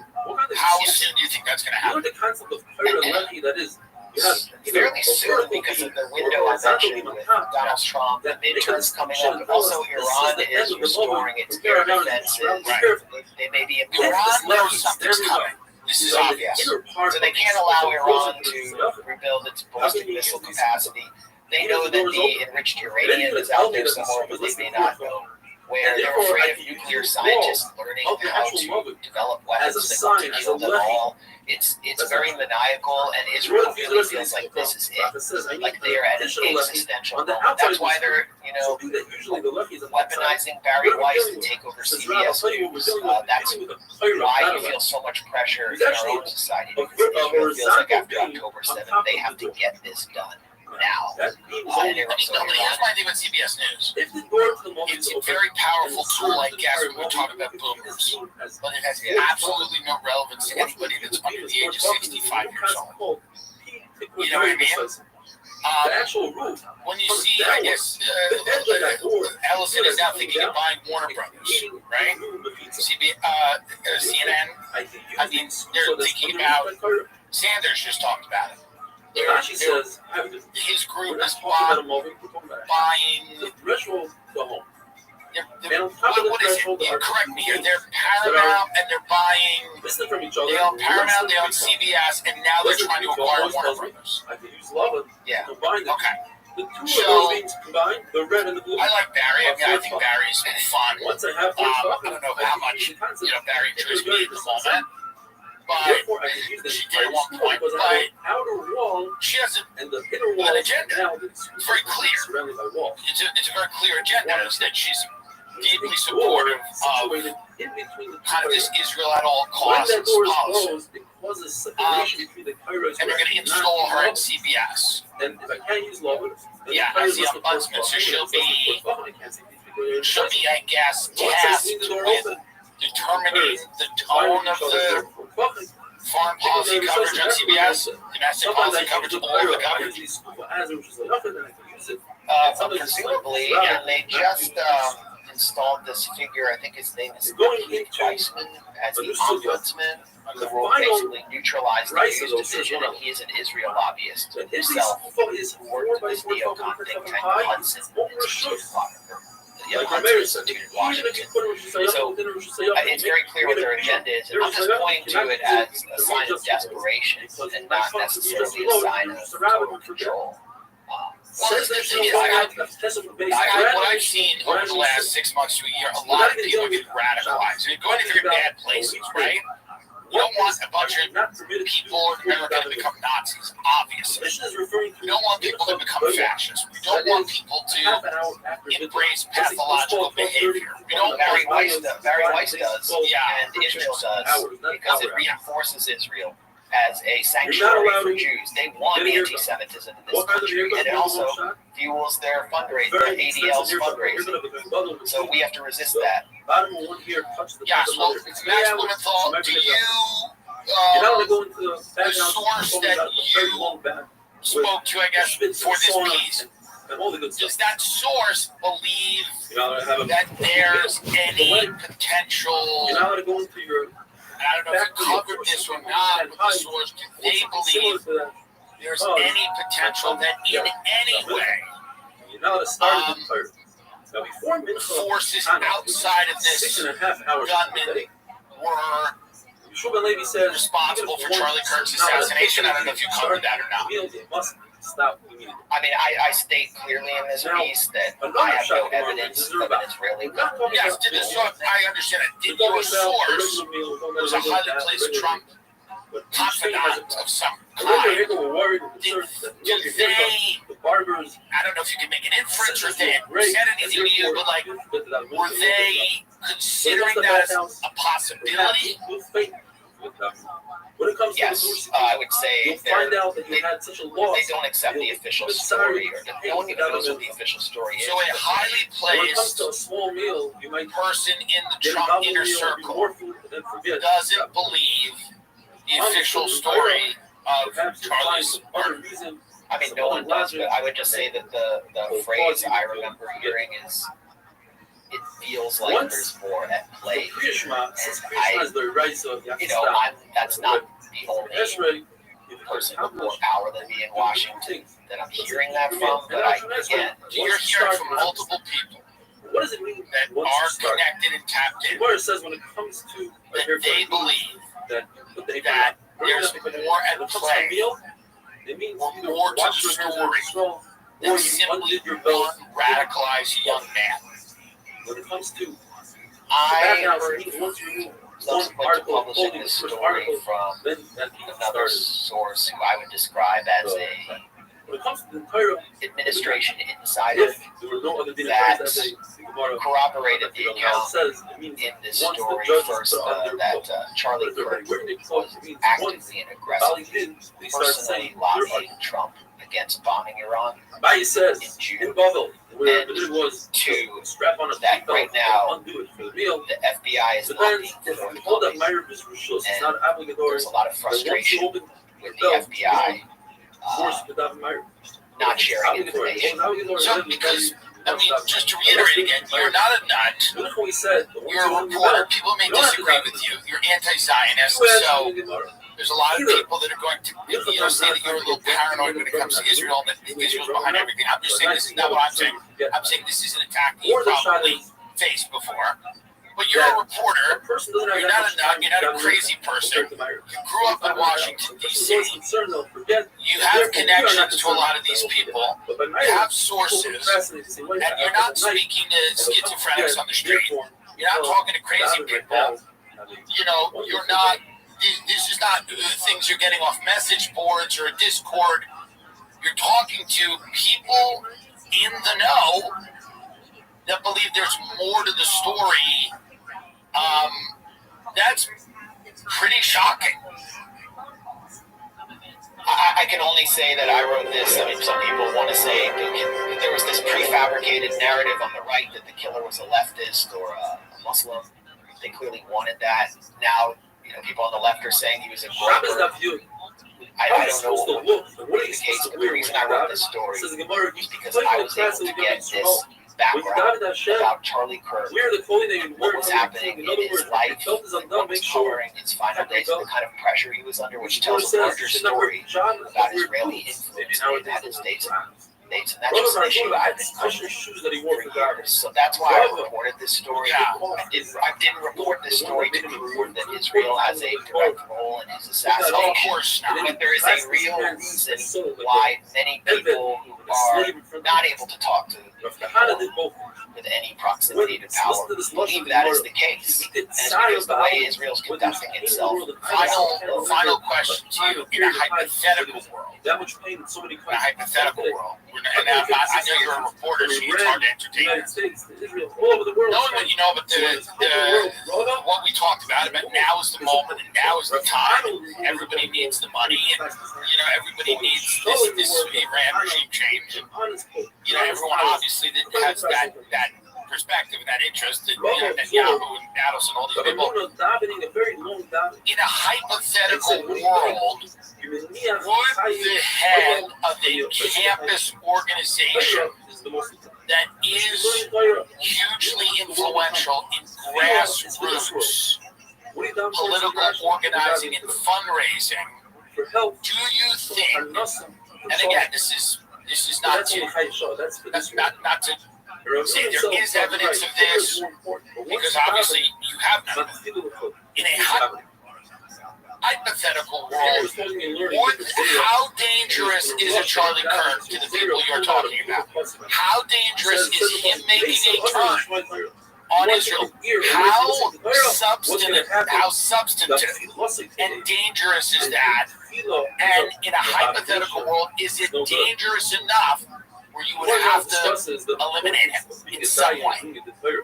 Well, I think if he had gone further than he was going, and continued to give voice to the grassroots of his own organization, they would have eliminated him, but not physically. They would have sought to eliminate him politically or just to remove him. And they were already calling for that. Ben Shapiro, who's now running around saying he was Charlie Kirk's best friend, said just days, I think it was just days before Charlie Kirk was killed, he said that you can't be at the front of the church giving space to things. And then just a few days later, when Charlie Kirk was at the front of the church, he was struck in the neck by a sniper's bullet. And then Ben Shapiro, within 24 hours, said, well, he's going to go on his own campus tour and pick up the bloody microphone that Charlie Kirk left for us. So they did not want someone like giving space to anti-Israel critics or just the real mood in this country. They needed to hold the line. So I don't know. I think there are easier ways to get rid of someone and cleaner ways than assassination. I've been the target of that for many years, but for sure. And he was a gigantic threat to Israeli control over the Republican Party. Maybe the biggest threat since Trump was proven so easy to move and manipulate and so afraid. I mean, we can't overestimate Charlie Kirk's importance to the Trump machine and to the Republican Party. He was sort of a unique figure, and I don't think he can be replaced. It will also be interesting to see who steps into his wake And I might be having more. I might have more to report on this. By the way. Some people are dressed. Well, I appreciate it, Max. Max Blumenthal. The website is called The Gray Zone. You guys do some really interesting stuff. Anything coming up you want people to check out? You can say Shalom. Yeah, just watch this space. We might have more to report on this, and I really appreciate you giving me the mic and giving me the space to talk about it. And I love the work that you do. Yes, well, I appreciate it. Thank you very much. Thank your wife. Also, she contributed to the story as well. And thank you both of you. And we'll have you back if there's new developments. Appreciate that, of course. The big person designated. Ladies and gentlemen, welcome to the Tim Dillon Show. We have an interview this episode with Max Blumenthal. Wrote an article in the Gray Zone with Trump insiders talking about where Charlie Kirk was mentally in the last few weeks and months of his life and the things he was feeling and the pressure he was under. I didn't know Charlie. I never met him. I knew people that knew him well. Everybody liked him. People I know on the Democratic side liked him, and people on the Republican side obviously liked him. But, that was one of the most disturbing things I had ever seen in my life. The man is a husband, a father. Even if he wasn't, he's a human being. He's sitting there, he's engaging in conversations with people, and he was brutally murdered in front of his wife and children. I'm not a sanctimonious guy. I dressed up as a dead healthcare CEO on Netflix. I'm not someone who's out there being a purveyor of good taste, but I just don't understand how, after witnessing that murder, you could be gleefully celebrating this attack. I think you're in a very bad place spiritually, in your life. If you're celebrating the murder of a person like that. I mean, again, this wasn't, a lot of what I do on the program, we make fun of the news, we make fun of what's happening, a lot of it's dark comedy, so I don't go out there and police people's reactions or tell them what to say, but if that's the first reaction you have to that video is to celebrate this, or, I mean, you can't be doing great.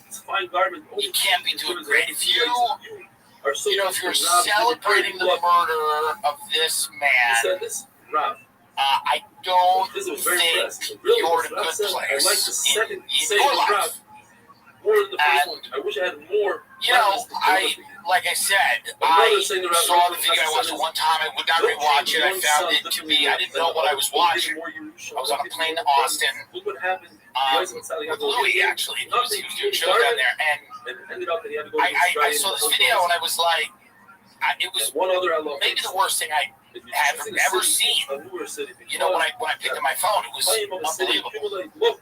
And a lot of people I know, people that I'm, in their orbit comedically or for whatever reason were, I understand people trying to be funny about terrible things. I understand failed attempts at making things funny. I've had them myself. I get it. But some people, the joy, the glee, the delight, in this man's assassination, again, I don't understand how you can look at his wife, who's collapsing in front of his casket, who's crying, where the children are asking where their father is. I cannot get to that place where I can understand enjoying that. And it scares me that there's a lot of people that are there. And people that I kind of and today you kind of somewhat know. The first one is not close friends, but like people that I am aware of, and kind of worked with and know from the life that I've lived. Like, I have disagreements with Charlie Kirk. Somewhat. I saved the city. I have disagreements with most people. I never allowed anybody to build. You do not have to agree with someone to not enjoy their murder. If a person says Robert this is something that should be a servant, should go in the following order. First, serve. You don't have if that to doesn't agree work with out, someone. go for a Roman. If that doesn't work out, go for a Chabar or a Parsi, a Iranian. Murder. If that doesn't work This out, guy's life was ended. His family was shattered. This the consequences can be disastrous. This is inhumane. And I understand that this is what's going to happen inevitably. Mother Saint People, as the country drifts into this kind of schizophrenic fever dream where nothing is real and people are living online and they're radicalized and everyone's an enemy and everybody's dehumanizing them. Everybody feels for whatever reason that this type of thing is justified. Because he has so much to deal with that it's impossible to write down. It's a terrible moment for the future of America if people think that a guy who's willing to sit at a campus and engage in debate with students should be assassinated. I can't just like fire destroys women, that's not something that I'm open to understanding. I think it's a pathology. I don't think it's a political point of view when someone whose head is blown off in front of their children, and for someone to say, oh, good. It's not a political point of view. That's kind of a deeply the mission of a person started taking a haircut or went to the bathhouse or started his meal. He doesn't have to stop and say I don't think that, I understand, again, people trying to make a horrible situation funny and failing and saying, doing things that are in bad taste. I've done to myself. I get it. That's not really what I'm talking about here. That's not what I saw that was most disturbing. What I saw that was the most disturbing was the complete delight and joy in seeing someone cut down like that. I don't agree with a lot of the people that run the state that I'm sitting in right now, is California.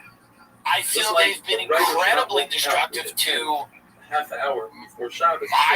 living in the sense that, like, I think they've ruined large swaths of the most beautiful state in the union. I think their policies have driven business out of the state. They've increased crime, and I agree with their policies on some things. Right? Like, I'm pro-choice, I'm pro-gay marriage, I'm pro, on a lot of the social issues. I have kind of a libertarian view. So, like, states like New York and California, I'll agree with them on certain things, and then on other things, I don't agree with them, right? I don't agree with, like, like pick a gender day in preschool or whatever's happening. Like, obviously, there's things that I don't agree with at all. It's a double safeguard. I would never want any of the people that I disagree with to die. I'm telling the person, don't. I would never want any of the people who I politically disagree with on any issue to be shot in front of their children. I don't understand. I think you're at a place in your life, if you're enjoying that, but if he drinks it from the you're at a very bad place in your life. You're not at a good place in your life. I mean, that's all I can say. I don't know many well-adjusted, happy people with their own children, their own partner, wife, whatever, girlfriend, boyfriend, a dog you. Looking over into the anything that you ever care about, I can't imagine someone with that type of life, seeing that guy's body tense up and then slump down, watching the last moment of his life, and gleefully celebrating. It just, to me, I don't understand. I can't. I was looking at some of these things kind of shocked. And I'm not a sanctimonious guy. I'm not a guy that's like, and walk I'm outside not a guy that like before Shabbos. is offended by Oh my much. God, I'm almost offended by almost nothing. Maybe he's holding it in his Not hand. nothing. But when you're a person who's done comedy for years, and you've been in this fucking world for years on the internet, you can't really be, and the second sensitive. It doesn't work. It's not. not. You must say. It would be the death knell for whatever you wanted to do. Professional, a tailor, since it is the way for him any type of public life, if you were then that's not considered sensitive, or if you internalized everything or took everything to heart. Similar. I mean, that being said, when you see somebody, walk out with a pin in his collar, nor should a carpenter treat walk out it as like with it's a pencil Christmas, or his ear, or a money changer. Some of the reactions I've seen are from people that are deeply, but it's awesome. That would go for me. I guess depressed, Buddha says or that a professional person, that's his profession. He's chayav. They feel hopeless or helpless. And there's a contradiction in the Bryces. One Bryce says that a Zav that has emissions, and he wears a pouch, a kiss, a diaper, to see whether or not he has additional emissions. It's also for him to walk out like that on Shabbos because it's not the way to walk around with a pouch. And if he does, it's awesome. No more than that. The other Bryce says not only is it awesome, but he's chayv. Perhaps we can reconcile the Bryce and say, Bryce says that it's also going to contribute with him. This particular person, it is his way to wear a pouch. And therefore for him, it's also considered the derech to wear it. The other Bryce goes according to a mayor that says, since most people don't wear pouches, it's popular. This is about either a mayor agrees big issues, and I still remain friends with them. It has to be that no one wears. I believe that where if some people wear it and some people don't, the professionals do wear it. Remember, that's awesome. If somebody drills a hole, that professional usually drills a larger hole, and he drills a smaller hole. I think this guy is positive. Of course not. Therefore, Rabbi says we're talking about one Brisa, a Zav, and we saw two sightings. And in order for him to be a Zav, Gomer has to see three sightings. So for him, it's necessary to wear the pouch. That's why he's tight. The second Brisa is talking about that he already had 3 Re'iyos, and it's that day. So therefore, the pouch doesn't really accomplish anything, and that's why he is puffed. The fact that the pouch prevents his clothing from becoming dirty, that's not considered enough of a usage of a slur, and therefore he is puffed, having a wonderful day. I can't quite get into your head. I said this in 2020 when people were talking about the need for violence. Not only protests, violence. And I said this goes to a terrible place. If you stop having conversations, if you stop debating people, if you stop listening to people, or if you stop, America doesn't have to be any one thing. That's why there's 50 states. People who live in San Francisco don't necessarily have to agree with people who live in Maryland, or people who live in Texas, or people who live in Wyoming. There are 50 state legislatures, 50 governors, There's a reason, and different states need different things, value different things, whatever. I just can't see the value digs a hole in Shabbos, but if he wants only the sand, celebrating the hole. So according to someone's death. I mean, whenever there's a weapon, number one, everybody uses it. So anybody celebrating this, it will come for you. It will come for someone on your side eventually. I don't understand. But I don't think people are thinking about that. I think it's the raw, visceral feeling that someone that they viewed negatively's life was cut short. And they're enjoying that. And it really is, it's fucked up. The interview we're doing is actually really disturbing. It's one of the most disturbing ones that I've done. And it's a viral article that is going viral after this. And it's trying to, again, it doesn't suggest that Charlie Kirk was murdered by Israel, but this article, which is going viral,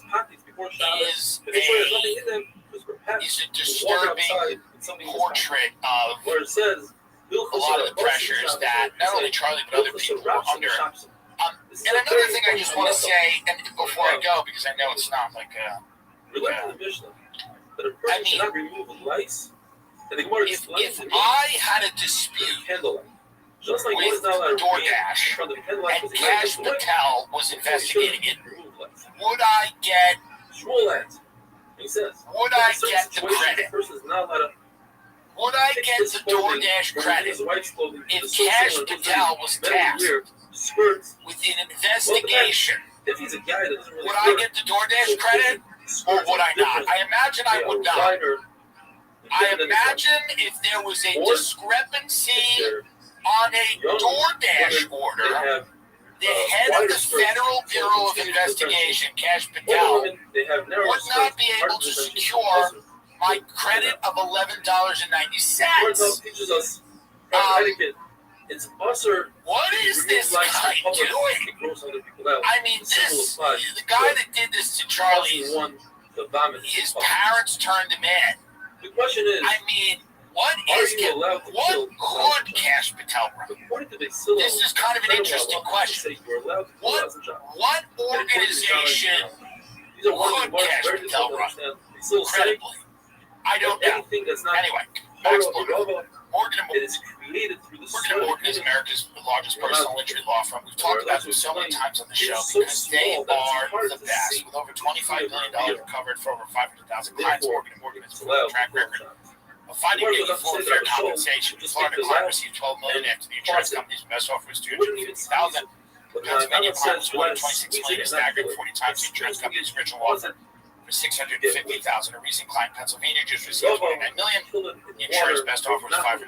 There's a reason why Morgan & Morgan is America's largest personal injury law firm. More people trusted Morgan & Morgan than anybody else. For over 35 years, they've been fighting for the people. They have over 100 offices and more than 1,000 lawyers nationwide. All law firms are not the same. If you're ever injured, you can check out Morgan & Morgan. Their fee is free unless they win. For more information, go to ForPeople.com/Tim. Or pound 529 from your cell phone. That's FORPeople.com/Tim or pound 529 from your cell. This is a paid advertisement. Now do your personal needs, and these are your personal needs. In addition, says Bisham, Hims can't stop storing the blanket ceiling, but when it comes to sexual performance, they've got you covered. Take control of ED with personalized treatments made with proven ingredients prescribed by licensed providers 100% online. ED can make you feel out of control. Hims lets you take it back with personalized treatment options, including daily meds that support more spontaneous moments. ED is more common than you think. Simpler to treat than ever through Hims. You can connect online with a licensed provider to access personalized treatment options discreetly and on your term. Through Hims, you can access personalized prescription treatment options for ED, like heart meds and sex RX, plus climate control and prescribing. Hims offers access to ED treatment options ranging from heart meds to trusted generics that cost 95% less than brand names get prescribed. This isn't a one-size-fits-all that forgets you in the way you your health. It's your health and goals put first with real medical providers making sure you get what you need and get results. It's simple online access to personalized affordable care for ED, hair loss, weight loss, and more. Visit hims.com/Tim. That's hims.com/Tim for your free online visit. hims.com/Tim. Actual price will depend on product and subscription plan. Future products include compounded drug products with GFDA does not approve or verify for safety, effectiveness, or quality. Description required. See website for details, restrictions, and appointments. Max Blumenthal, editor-in-chief of the Gray Zone, thank you very much for coming on. You wrote an article that's going viral. You wrote it with your wife, Anya Paranpil, about obviously this horrific event that happened in Utah. And you were describing, first-hand accounts of things that Charlie had told his close friends in the weeks leading up to his death. And a lot of it concerned the pressure that was being put on him by Israeli billionaires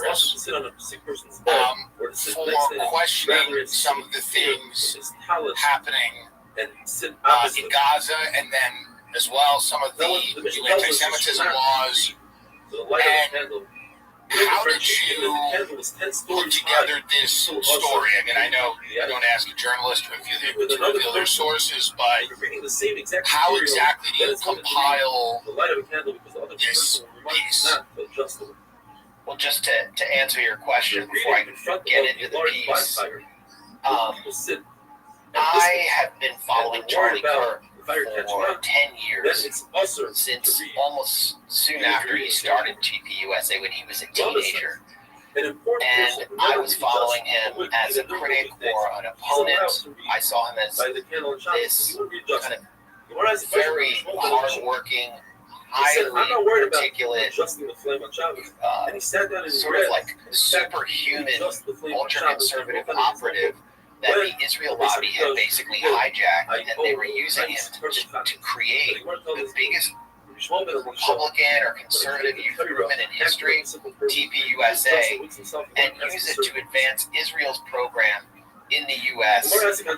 On the one hand, it says alongside all of the kind of conservative social issues he wanted to push, and recruit the youth and train them and make sure that they stay completely aligned with Benjamin Netanyahu's Israel. And these billionaire donors, they're American, but they're loyal to Israel primarily, and they actually don't care about issues like abortion or LGBTQ, or maybe some of them don't like mass immigration because they think immigrants might turn against Israel, but their issue is Israel, and Charlie Kirk was going to advance that for them, and in exchange he'd be built up as like the biggest conservative youth leader in history. So I've been following him for 10 years. I have no reason to say anything.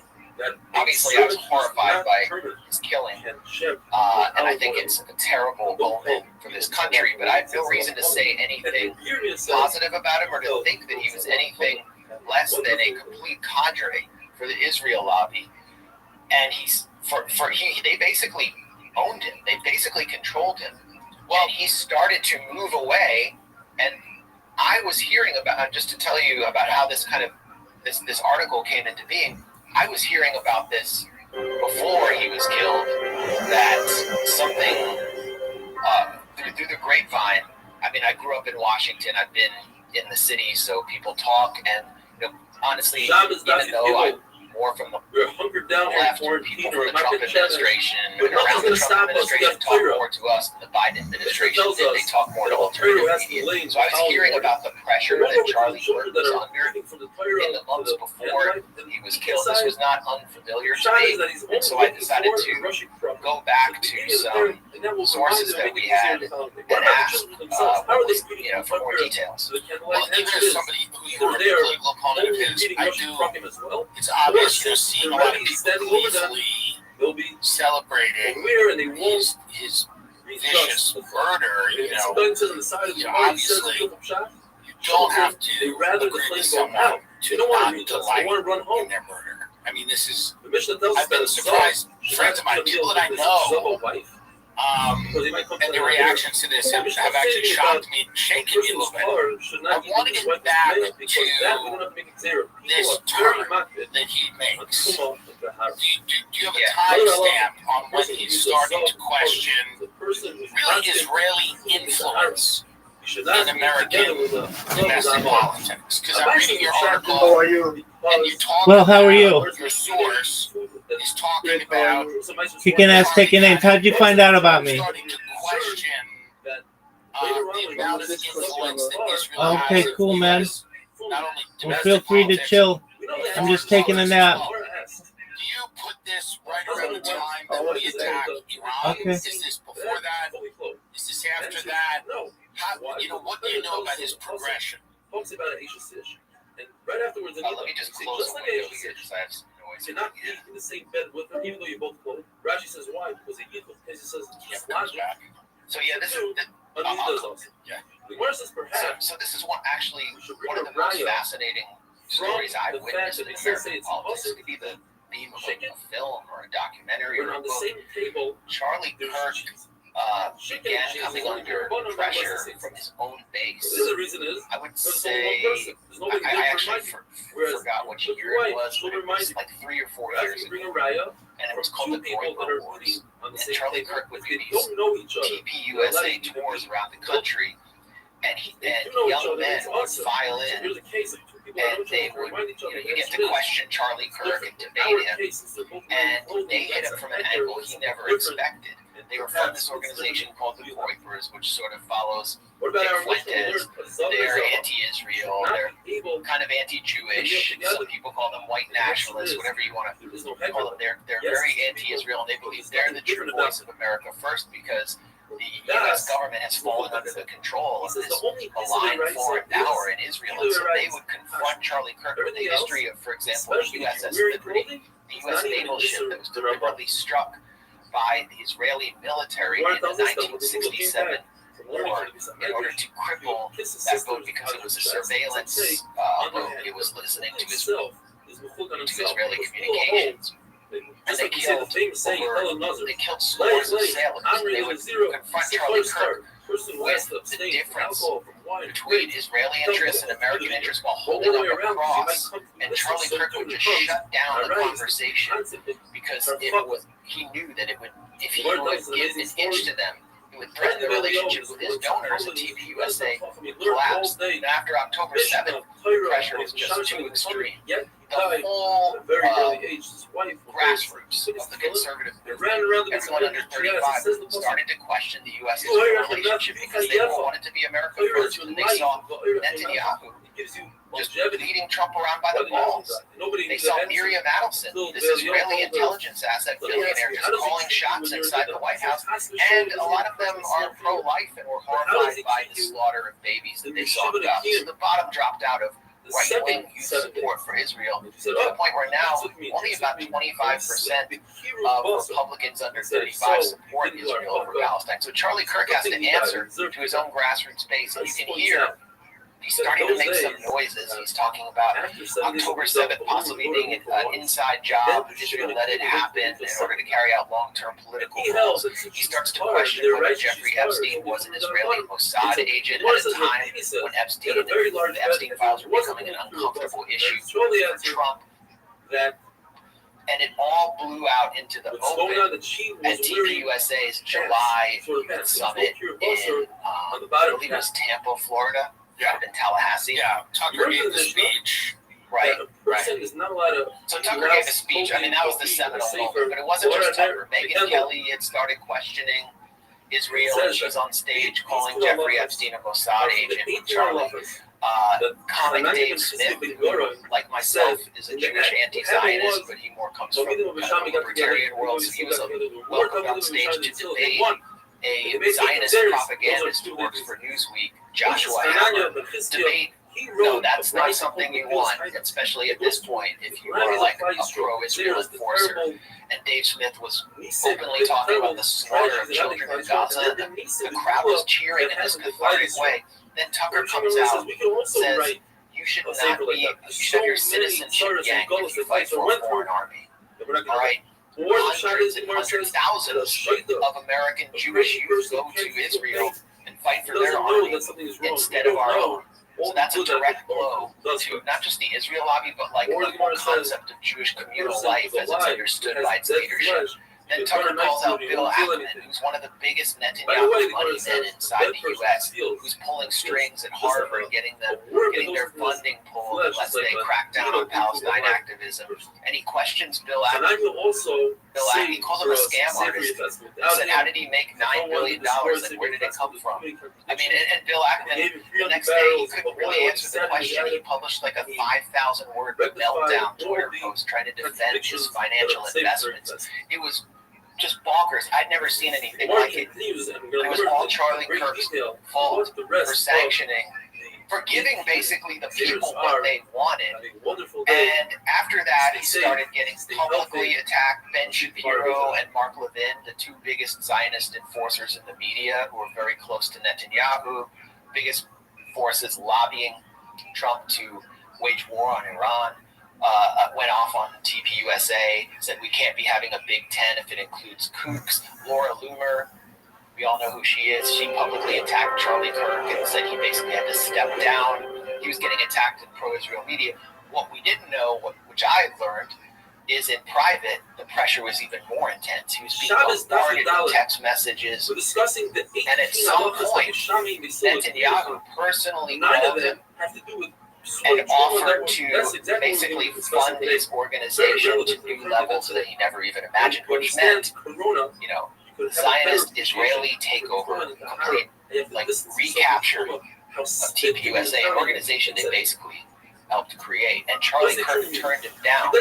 After Charlie Kirk was killed, we know that Netanyahu wouldn't stop posting about it. Like minutes after he was killed, when his body was still warm, Netanyahu was posting about him, interrupting his 7-front war in the Middle East and his global assassination spree, where he's trying to kill people even inside a U.S. ally in Qatar. Can you remember any time that the history of a political assassination that the leader of a foreign government has come out to deny that they were behind it? I mean, never seen anything like that. Right. I mean, yeah. Somebody that eats. It was so Netanyahu has to ultimately deny that Israel was involved in an interview on Newsmax with Graham Van Susteren.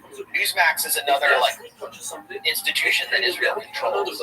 Its CEO, Chris Ruddy, was just in Israel with Netanyahu, basically shining his shoes in public. So Netanyahu goes there and says, this is like to accuse us of killing Charlie Kirk or having a role in this is like a medieval blood libel at the Holocaust.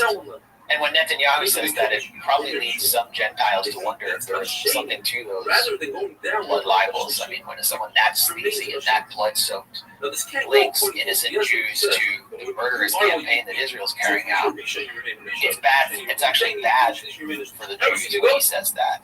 But I've never seen anything like this, and I've never seen anything like what Netanyahu was doing related to a tragedy or a crime in the United States since 9/11. Netanyahu blamed Muslims for Charlie Kirk's killing explicitly on Fox News. He was trying to milk it as much as he could, but it blew back on him because he's become a prime suspect. But after 9/11, Netanyahu said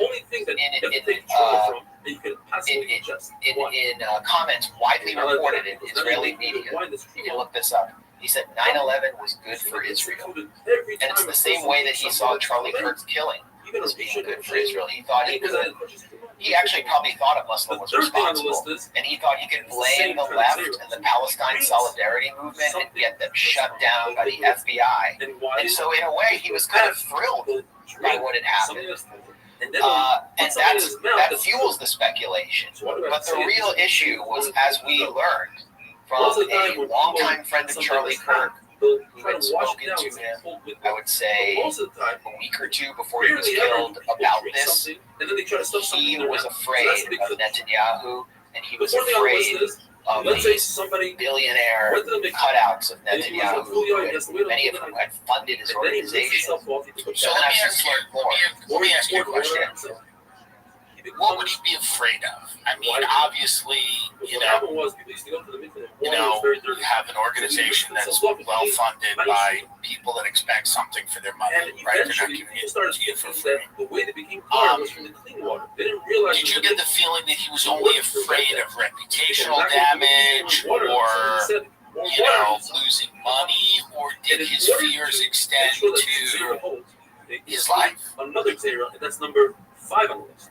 Well, that's what Harrison Smith, who's a personality at InfoWars, pro-Trump outlet, has said, based on the source he spoke to.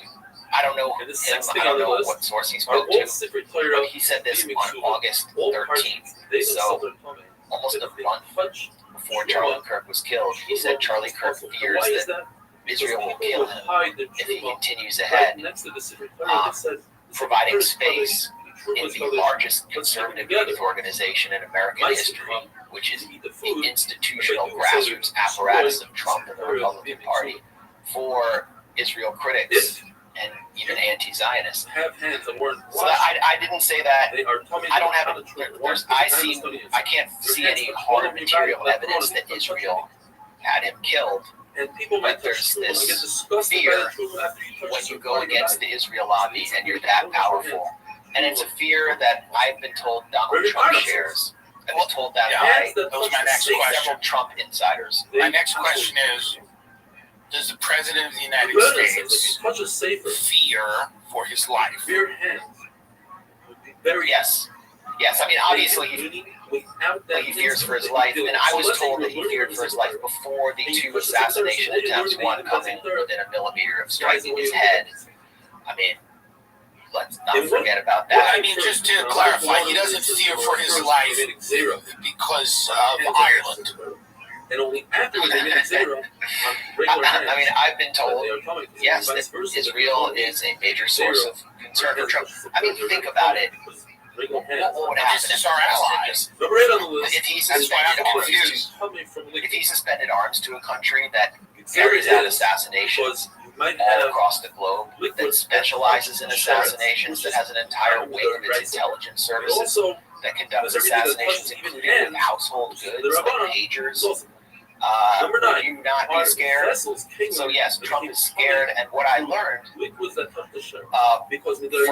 source, who is a Trump insider, someone who talks to who talks to people in the Oval Office, people close to Trump, is that during one of Netanyahu's many visits to the U.S. this year, some figures in his retinue, Israeli agents, placed electronic devices on emergency response Secret Service vehicles. The Secret Service found them, and they reported this to the White House.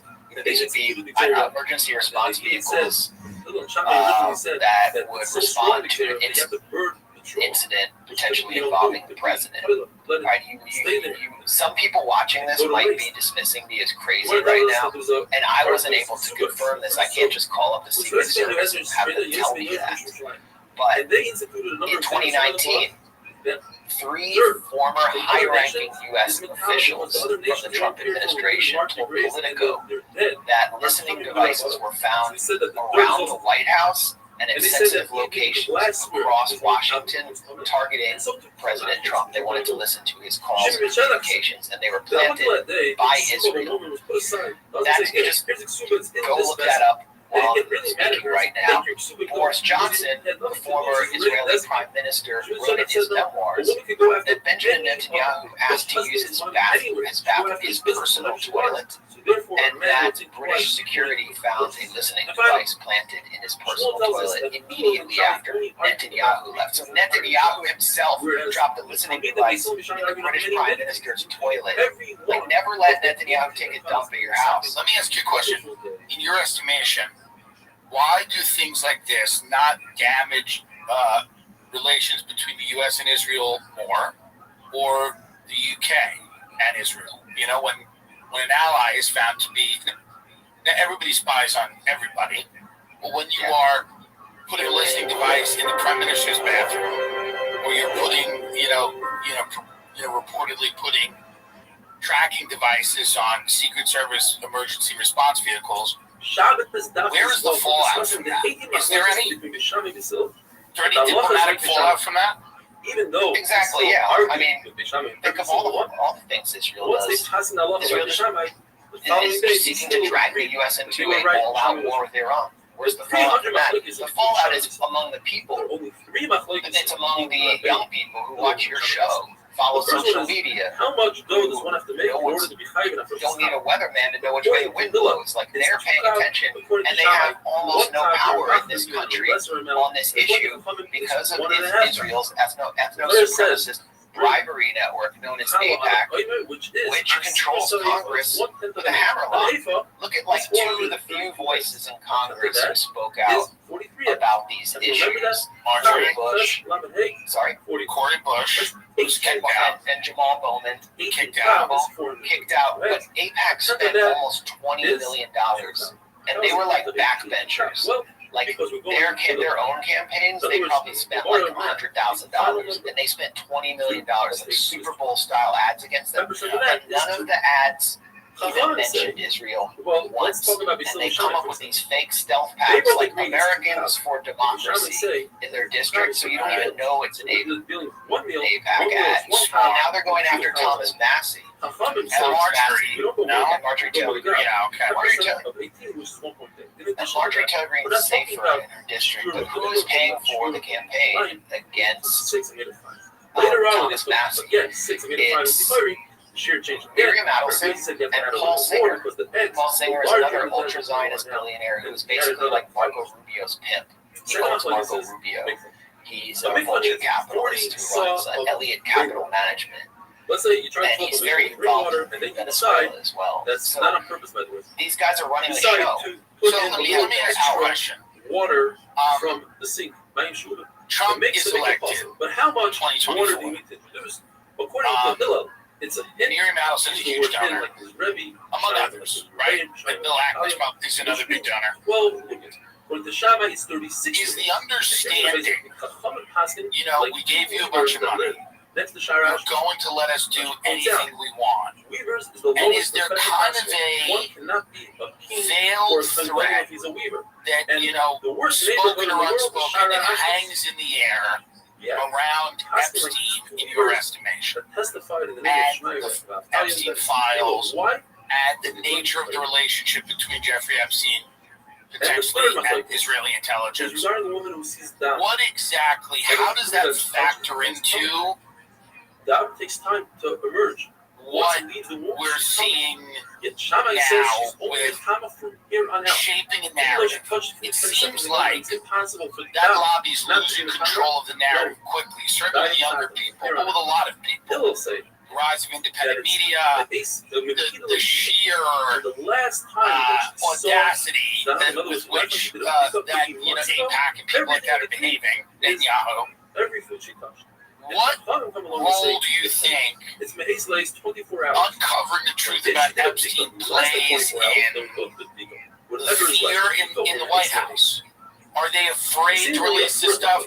Are they implicated in this stuff? Is it both? And was this something where it was understood that they were there to extend the cover-up? What do you think this is? This is a very old machlokes. This is actually the first Trump has machlokes personally said that Shammai Hill just repeated he's concerned about all of the files and the names of clients being released, or not necessarily clients but associates, because they will smear some very good people. He said that on the record, and he thinks he's one of them.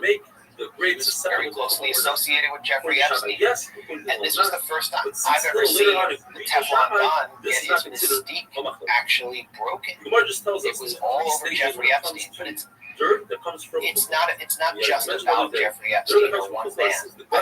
I think it's dangerous to go too far down the rabbit hole of Jeffrey Epstein. But we do need to acknowledge that there was a strong Israeli connection there. Jeffrey Epstein was working with Ehud Barak, former Israeli Prime Minister, Defense Minister, most decorated soldier in Israeli history, on spinning out a series of security companies that were going to compete with the big time. They cannot say that they said you have to burn it. Barak was in his townhouse over 50 times. Later on, he had met with Shimon Peres, former Israeli Prime Minister. He had met with Ehud Olmert, former Prime Minister. He'd set up meetings between J.P. Morgan and Benjamin Netanyahu. And he was a pro-Israel guy. He was close to Alan Dershowitz, too. He was like considered sort of Israel's propaganda lawyer. So Jeffrey Epstein's sort of a stand-in for everything that frustrates people, especially younger people in this country, about this two-tiered legal and political system where there's a kind of a class of 0.1 percenters who exist completely above the law, who are like molesting people and carrying out all sorts of sordid financial crimes and bribery and manipulating institutions, buying CBS News and propagandizing the public in support of a genocide. It's sort of like Jeffrey Epstein perfectly embodies the most disgusting specter or figure of this entire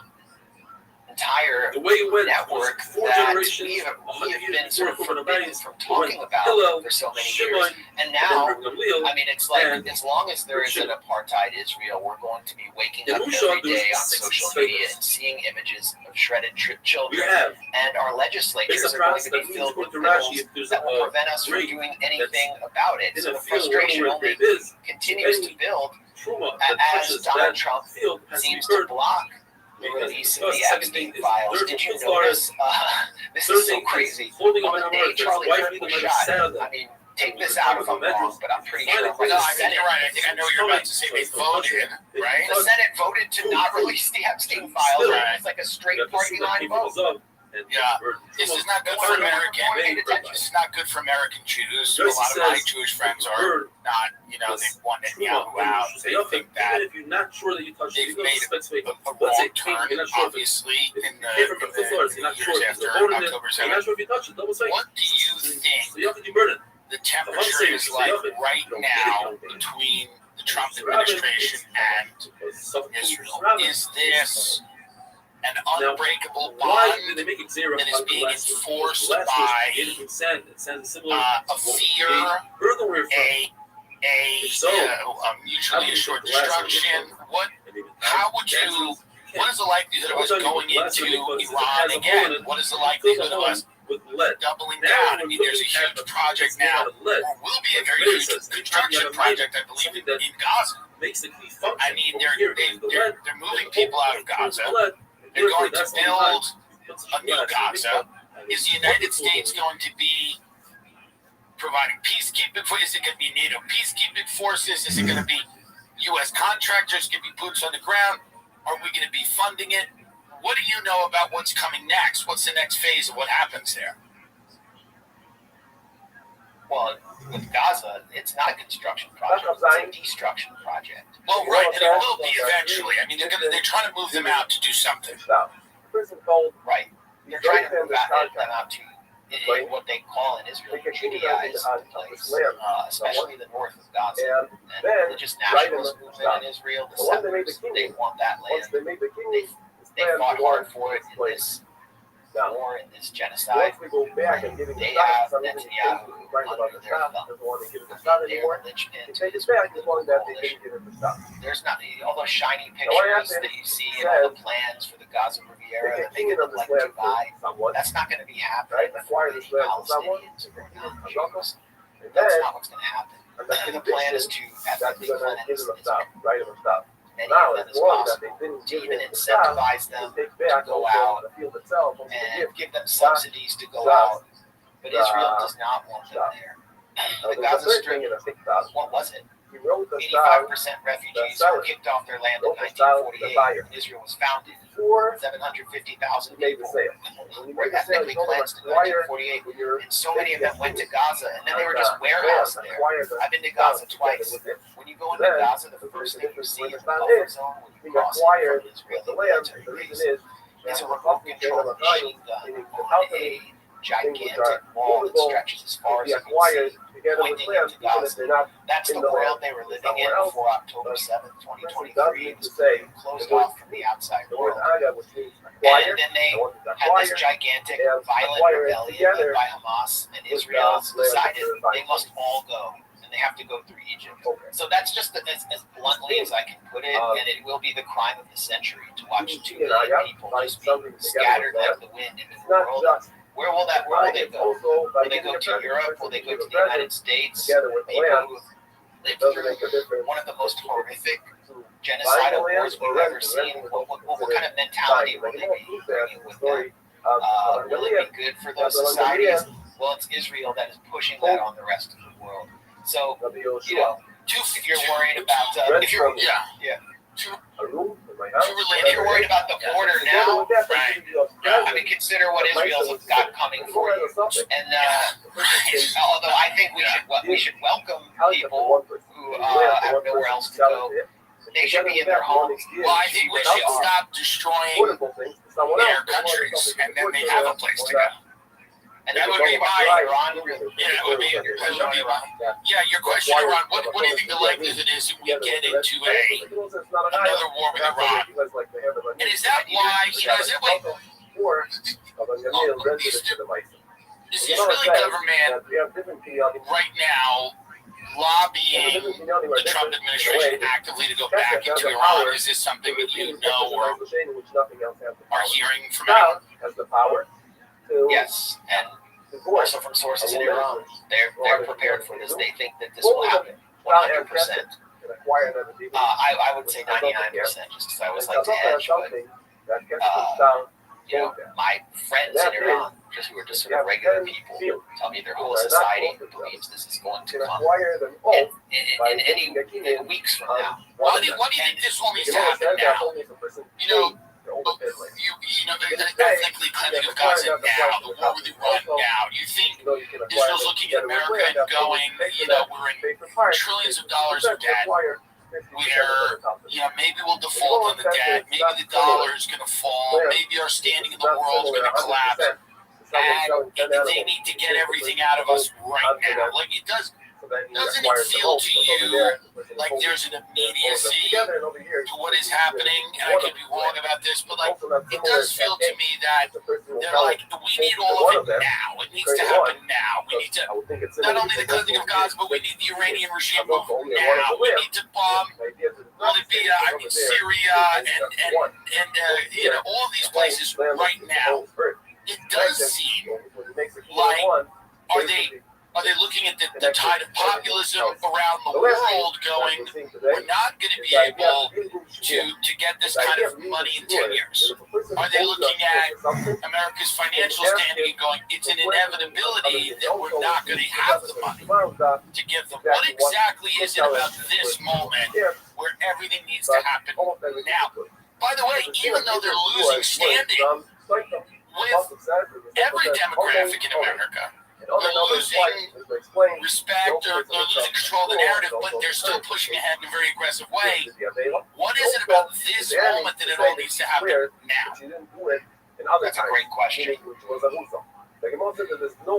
as you said, Israel can see the writing on the wall in the West, where a new generation is rising and turning against it simply because they are sick of the slaughter, the manipulation, the censorship. There's a new world rising in China. There's a new world rising in Iran, which is at the center of Eurasia. And a new world that is rising is not a world that America dominates. And then in Washington, this relates to this just brings it all back home to Charlie Kirk. They have Donald Trump completely under their control in a way that they've never controlled a U.S. president. And every president has basically given Israel what it wanted. But with Trump, there are simply no red lines. And after having demonstrated in Gaza that they could get away with anything they wanted, Netanyahu, who is nearing the end of his own life, who is the most historically significant Israeli prime minister since the founding prime minister David Ben-Gurion, and has served longer than Ben-Gurion, who is actually someone from the United States, who speaks English as his native language, who grew up in Philadelphia, went to MIT, worked at Boston Consulting. He sees that this is the last moment before Trump leaves the stage where he can get everything he wants, and his dream for his entire political career was to destroy Iran, regime change in Iran. And he believes if he can achieve regime change in Iran, then all of his problems in the region and Israel's problems in the region will disappear, and Israel will be secure, consolidated strategic depth for eternity. So Netanyahu wants to leave this world with that as his legacy, but he cannot accomplish that in Iran, as we just saw from the last 12-day war, without the U.S. military. So he has to manipulate the United States into not just striking Iran and sending a stealth bomber over there for some Top Gun style raid, but boots on the ground, all-out war, just like an unprecedented slaughterhouse. We're going to see tens of thousands of American troops killed for Netanyahu's dream if it's able to go through. And so every time Netanyahu strikes Iran and tries to turn up the temperature in the region, it's always to get the U.S. involved, and it's bad for the U.S., it's bad for Jews, it's bad for the global economy and therefore the world. And that is why I'm always talking about this, and why I think people need to understand the danger. What do you think happens if they can't? Obviously there's members of the Trump administration that do not want to go along with this. I'm not saying probably Trump's one of them. I don't think he sees a good domestic political outcome of going to war with Iran. What lengths are they willing to go to make this happen? Well, I think attacking Iran in an unprovoked fashion, killing nuclear scientists, attempting to kill, I don't know, this leader of Iran, more than 100. Ayatollah Khamenei, that would be the most extreme thing possible. I would think that I did read such a catastrophic famous eruption thing. of violence that would draw the whole U.S. world in. will know about Do you it, think right? Israel's planning to attack Nobody's Iran? talking about it. But Yes. obviously, it's not How true. soon do you think that's going to sure happen? about it? No, nevertheless, I give you the goggles Fairly soon because of the window I mentioned with Donald Trump, the midterms coming up. Also, Iran is restoring its air defenses. Right. They may be importing. Iran knows something's coming. This is obvious. So they can't allow Iran to rebuild its ballistic missile capacity. They know that the enriched uranium is out there somewhere, but they may not know where. They're afraid of nuclear scientists learning how to develop weapons that were to kill them all. It's very maniacal, and Israel really feels like this is it. Like they're at an existential moment. That's why they're, weaponizing Barry Weiss to take over CBS News. That's why you feel so much pressure in our own society, because Israel feels like after October 7th, they have to get this done now. Here's my thing on CBS News. It's a very powerful tool, I guess, when you're talking about boomers. But it has absolutely no relevance to anybody that's under the age of 65 years old. You know what I mean? When you see, I guess, Ellison is now thinking of buying Warner Brothers, right? CNN, I mean, they're thinking about, Sanders just talked about it. His group is buying, you could take what is it? You correct me. They're Paramount and they're buying. They own Paramount, they own CBS, and now they're trying to acquire Warner Brothers. tells us. Yeah. Okay. That's not the trend. So I like Barry. I mean, I think Barry's fun. I don't know how much Barry enjoys me at the moment, but she did at one point. But she has an agenda. It's very clear. It's a very clear agenda that she's deeply supportive of kind of this Israel at all costs policy. And they're going to install her at CBS. As the ombudsman, so she'll be, I guess, tasked with determining the tone of the foreign policy coverage on CBS, domestic policy coverage, all of the coverage. Presumably, and they just installed this figure. I think his name is Steve Weissman, as the ombudsman, who will basically neutralize the news division, and he is an Israel lobbyist himself. They created this neocon think tank, the Hudson Institute in Washington. So it's very clear what their agenda is, and I'm just pointing to it as a sign of desperation and not necessarily a sign of total control. The thing is, what I've seen over the last 6 months to a year, a lot of people get radicalized. They're going to very bad places, right?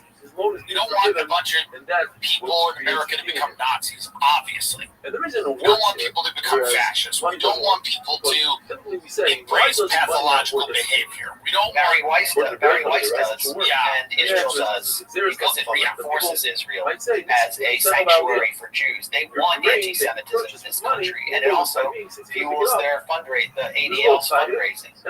So we have to resist that. Yes, well, Max Blumenthal, do you, the source that you spoke to, I guess, for this piece, does that source believe that there's any potential, I don't know if you covered this or not, but the source, do they believe there's any potential that in any way forces outside of this government or responsible for Charlie Kirk's assassination? I don't know if you covered that or not. I state clearly in this piece that I have no evidence of an Israeli government. Yes, I understand it. Did your source, who's a highly placed Trump confidant of some kind, do they, I don't know if you can make an inference or if they said anything to you, but were they considering that as a possibility? Yes, I would say they don't accept the official story, or no one even knows what the official story is. So a highly placed person in the Trump inner circle doesn't believe the the official story of Charlie's murder. I mean, no one does, but I would just say that the phrase I remember hearing is, it feels like there's more at play here. And that's not the only person with more power than me in Washington that I'm hearing that from, but you're hearing from multiple people that are connected and tapped in, that they believe that there's more at play or more to the story than simply one radicalized young man. I heard subsequent to publishing this story from another source who I would describe as a administration insider that corroborated the account in this story first that Charlie Kirk was actively and aggressively personally lobbying Trump against bombing Iran in June. And two, that right now the FBI is not being forthcoming, and there's a lot of frustration with the FBI not sharing information. So, because, just to reiterate again, you're not a nut, you're a reporter, people may disagree with you, you're anti-Zionist, so there's a lot of people that are going to, say that you're a little paranoid when it comes to Israel, and that Israel's behind everything. I'm just saying this is not what I'm saying. I'm saying this is an attack that you've probably faced before. When you're a reporter, you're not a nut, you're not a crazy person. You grew up in Washington, D.C. You have connections to a lot of these people. You have sources. And you're not speaking to schizophrenics on the street. You're not talking to crazy people. You're not, this is not things you're getting off message boards or a Discord. You're talking to people in the know that believe there's more to the story. That's pretty shocking. I can only say that I wrote this. Some people want to say that there was this prefabricated narrative on the right that the killer was a leftist or a Muslim. They clearly wanted that. Now, people on the left are saying he was a Groyper. I don't know what will be the case, but the reason I wrote this story was because I was able to get this background about Charlie Kirk and what was happening in his life and what was coloring his final days and the kind of pressure he was under, which tells a larger story about Israeli influence in the United States. And that's just an issue I've been covering for years. So that's why I reported this story. I didn't report this story to prove that Israel has a direct role in his assassination, but there is a real reason why many people are not able to talk to people with any proximity to power. Believe that is the case. And it's because the way Israel's conducting itself. Final question to you. In a hypothetical world, and I know you're a reporter, so it's hard to entertain this. Knowing what you know about the what we talked about now is the moment and now is the time, and everybody needs the money, and everybody needs this Iran regime change, and everyone obviously that has that perspective, that interest, and Netanyahu and Adelson, all these people. In a hypothetical world, would the head of a campus organization that is hugely influential in grassroots political organizing and fundraising, do you think, and again, this is not to say there is evidence of this, because obviously you have no, in a hypothetical world, how dangerous is a Charlie Kirk to the people you're talking about? How dangerous is him making a turn on Israel? How substantive and dangerous is that? And in a hypothetical world, is it dangerous enough where you would have to eliminate it in some way? Well, I think if he had gone further than he was going, and continued to give voice to the grassroots of his own organization, they would have eliminated him, but not physically. I mean, they would have sought to have eliminated him politically or just to remove him. And they were already calling for that. Ben Shapiro, who's now running around saying he was Charlie Kirk's best friend, said just days, I think it was just days before Charlie Kirk was killed, he said that you can't be at the front of the church giving space to kooks. And then just a few days later, when Charlie Kirk was at the front of the church, he was struck in the neck by a sniper's bullet. And then Ben Shapiro, within 24 hours, said, well, he's going to go on his own campus tour and pick up the bloody microphone that Charlie Kirk left for us. So they did not want someone like giving space to anti-Israel critics or just the real mood in this country. They needed to hold the line. So I don't know. I think there are easier ways to get rid of someone and cleaner ways than assassination. I've been the target of that for many years, but for sure. And he was a gigantic threat to Israeli control over the Republican Party. Maybe the biggest threat, since Trump has proven so easy to move and manipulate and so afraid. I mean, we can't overestimate Charlie Kirk's importance to the Trump machine and to the Republican Party. He was sort of a unique figure, and I don't think he can be replaced. It will also be interesting to see who steps into his wake. And I might have more to report on this, by the way. So. Well, I appreciate it, Max. The website is called The Gray Zone. You guys do some really interesting stuff. Anything coming up you want people to check out? Well, yeah, just watch this space. We might have more to report on this, and I really appreciate you giving me the mic and giving me the space to talk about it. And I love the work that you do. Yes, well, I appreciate it. Thank you very much. Thank your wife. Also, she contributed to the story as well. And thank you both of you. And we'll have you back if there's new developments. Appreciate that. Of course. Ladies and gentlemen, welcome to the Tim Dillon Show. We have an interview this episode with Max Blumenthal, who wrote an article in the Gray Zone with Trump insiders talking about where Charlie Kirk was mentally in the last few weeks and months of his life and the things he was feeling and the pressure he was under.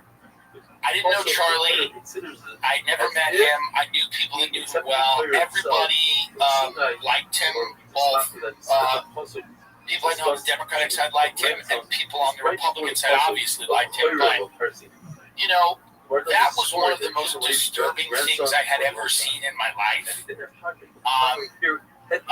man is a husband, a father. Even if he wasn't, he's a human being. He's sitting there, he's engaging in conversations with people, and he was brutally murdered in front of his wife and children. I'm not a sanctimonious guy. I dressed up as a dead healthcare CEO on Netflix. I'm not someone who is out there being a purveyor of good taste, but I just don't understand how, after witnessing that murder, you could be gleefully celebrating this attack. I think you're in a very bad place spiritually, in your life, if you're celebrating the murder of a person like that. I mean, again, this wasn't. A lot of what I do on the program, we make fun of the news, we make fun of what's happening. A lot of it's dark comedy, so I don't go out there and police people's reactions or tell them what to say. But if that's the first reaction you have to that video is to celebrate this, or you can't be doing great.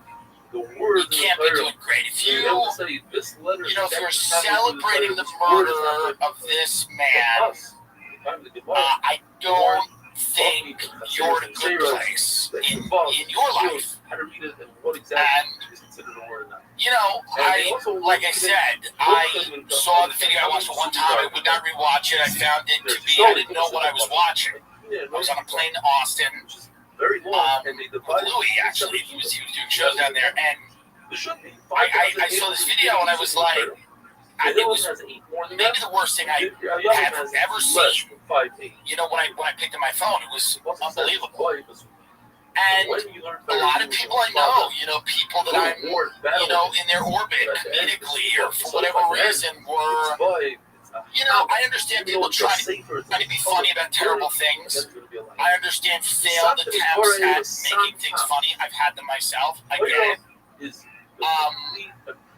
But some people, the joy, the glee, the delight in this man's assassination. Again, I don't understand how you can look at his wife who's collapsing in front of his casket, who's crying, where the children are asking where their father is. I cannot get to that place where I can understand enjoying that. And it scares me that there's a lot of people that are there. And people that I kind of, you know, kind of somewhat know, not close friends, but like people that I am aware of and, you know, kind of, you know, worked with and know from the life that I've lived. Like, I have disagreements with Charlie Kirk, some substantive ones. I have disagreements with most people. I don't. You do not have to agree with someone to not enjoy their murder. This is something that should be obvious. You don't have to agree with someone to not delight in their murder. This guy's life was ended. His family was shattered. This is it's inhumane.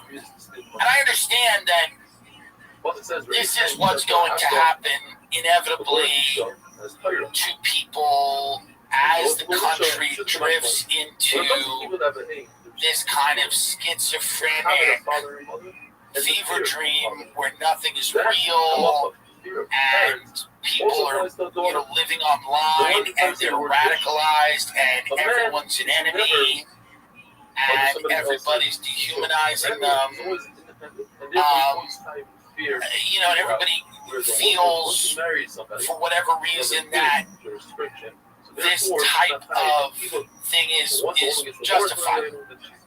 And it's a terrible omen for the future of America if people think that a guy who's willing to sit at a campus and engage in debate with students should be assassinated.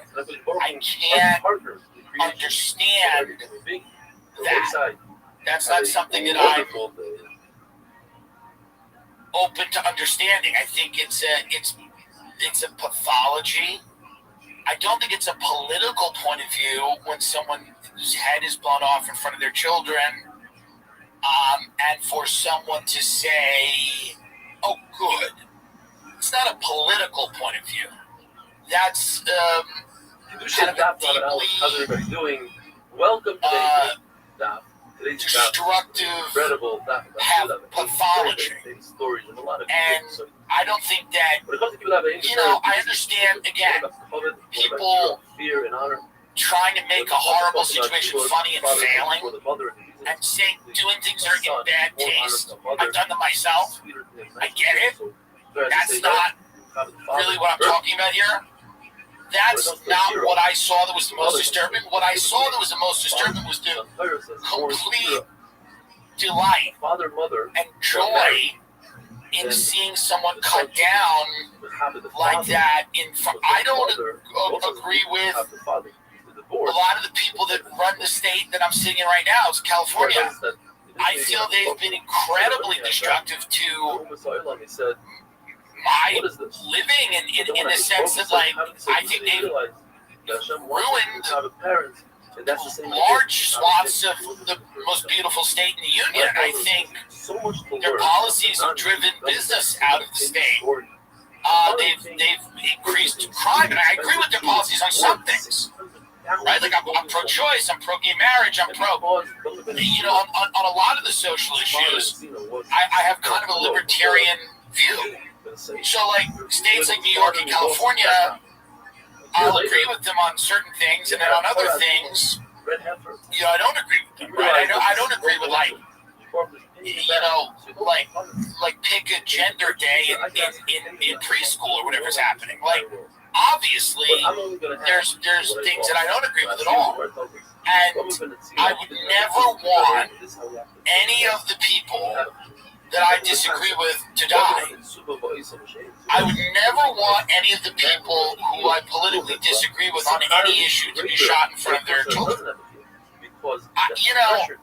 I don't understand. I think you're at a place in your life. If you're enjoying that, you're at a very bad place in your life. You're not at a good place in your life. I mean, that's all I can say. I don't know many well-adjusted, happy people with their own children, their own partner, wife, whatever, girlfriend, boyfriend, a dog you like. I mean, anything. Anything that you love or care about, I can't imagine someone with that type of life seeing that guy's body tense up and slump down, watching the last moments of his life, and gleefully celebrating. It just, to me, is I don't understand. I can't. I was looking at some of these things kind of shocked. And I'm not a sanctimonious guy. I'm not a guy that, I'm not a guy that, is offended by much. I'm almost offended by almost nothing. Not nothing, but when you're a person who's done comedy for years, and you've been in this fucking world for years on the internet, you can't really be, sensitive. It doesn't work. It's not, it would be the death knell for whatever you wanted to do in any type of public life if you were sensitive or if you internalized everything or took everything to heart. I mean, that being said, when you see somebody, treating this like it's Christmas or, some of the reactions I've seen are from people that are deeply, I guess, depressed, or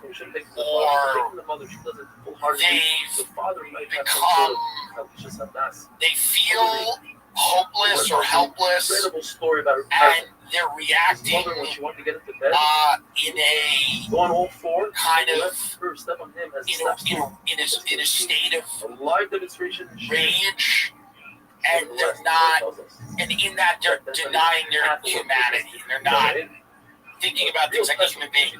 I understand not liking someone. I understand thinking their policies make your life harder. I understand having fundamental disagreements with people. Fundamental disagreements, by the way, not like little things. I understand that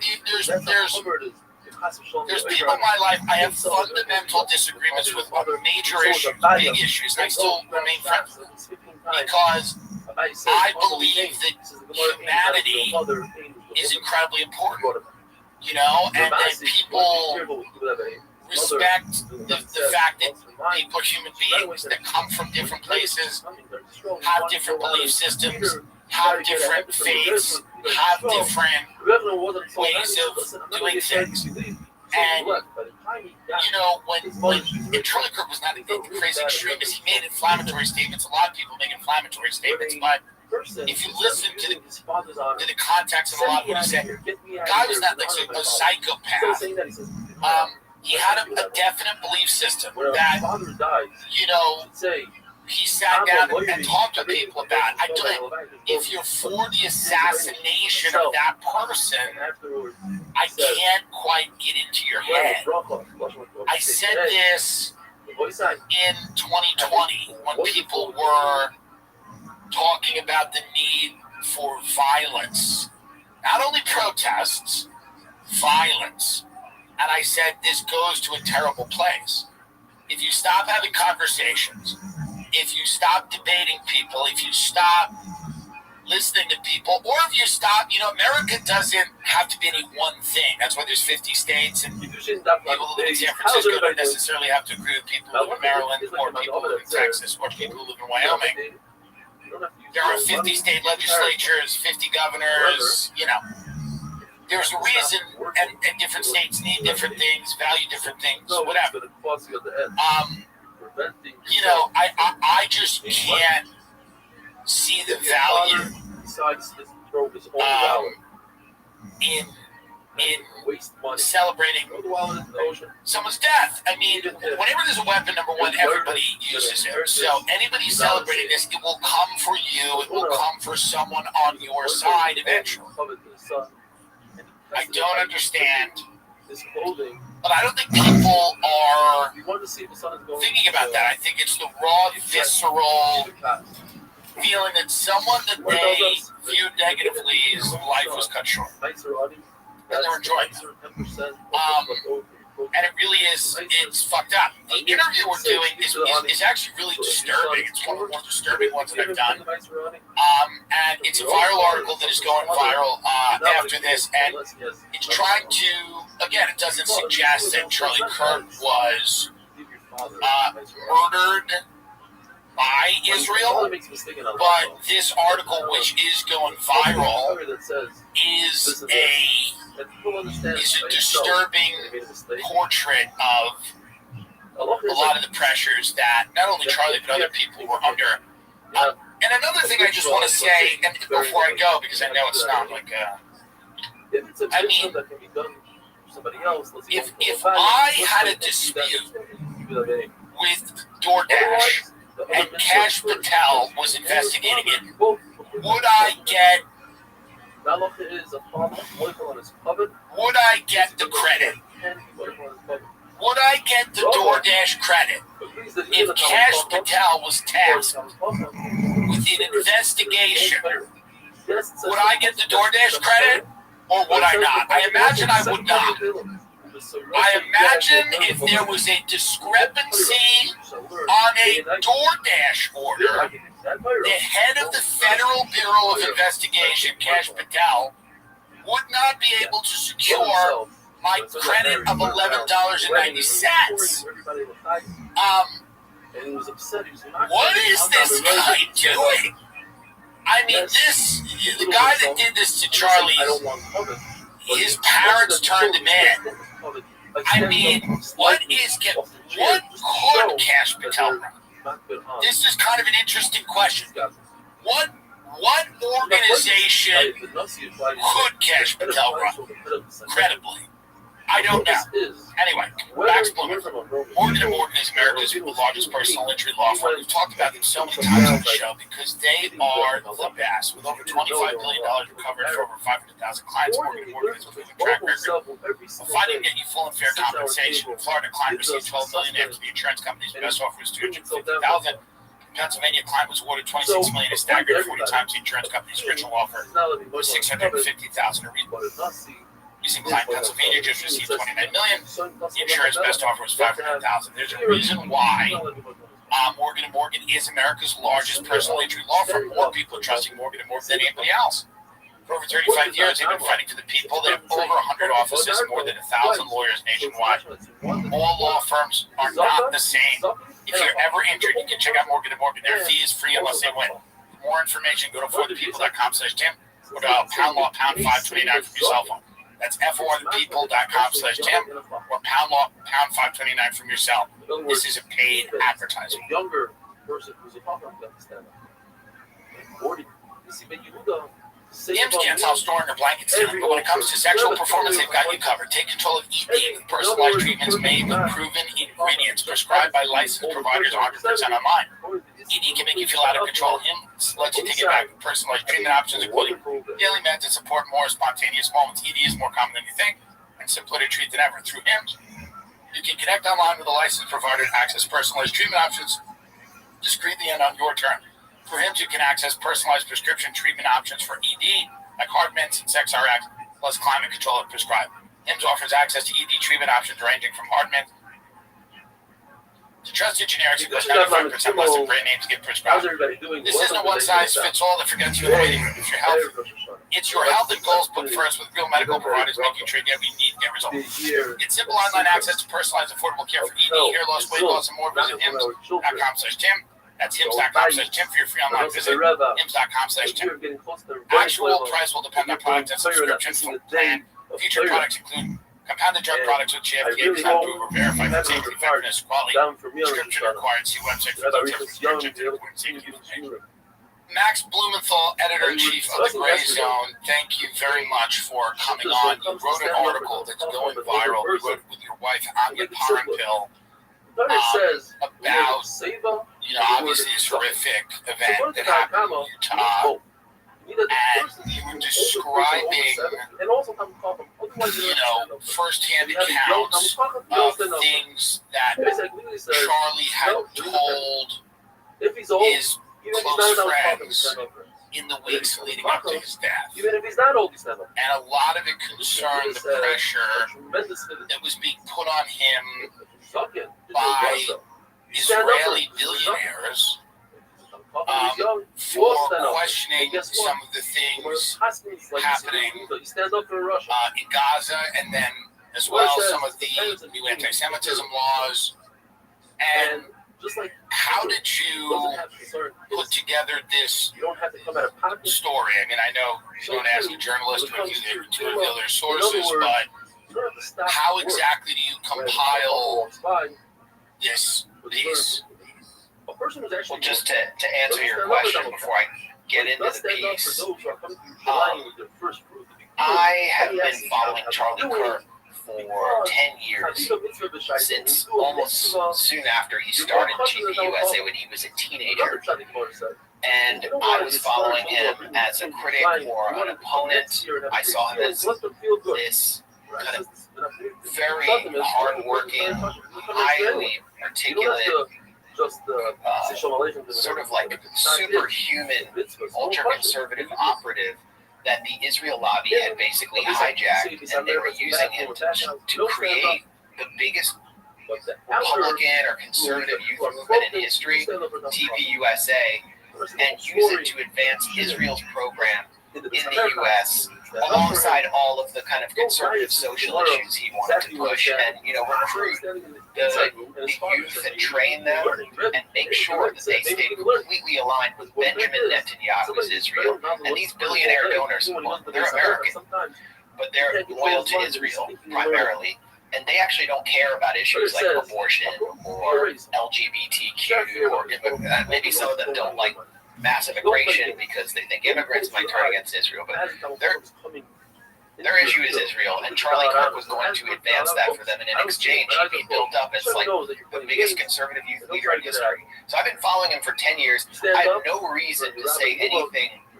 Obviously I was horrified by his killing, and I think it's a terrible omen for this country, but I have no reason to say anything positive about him or to think that he was anything less than a complete contradict for the Israel lobby. And they basically owned him. They basically controlled him. And he started to move away.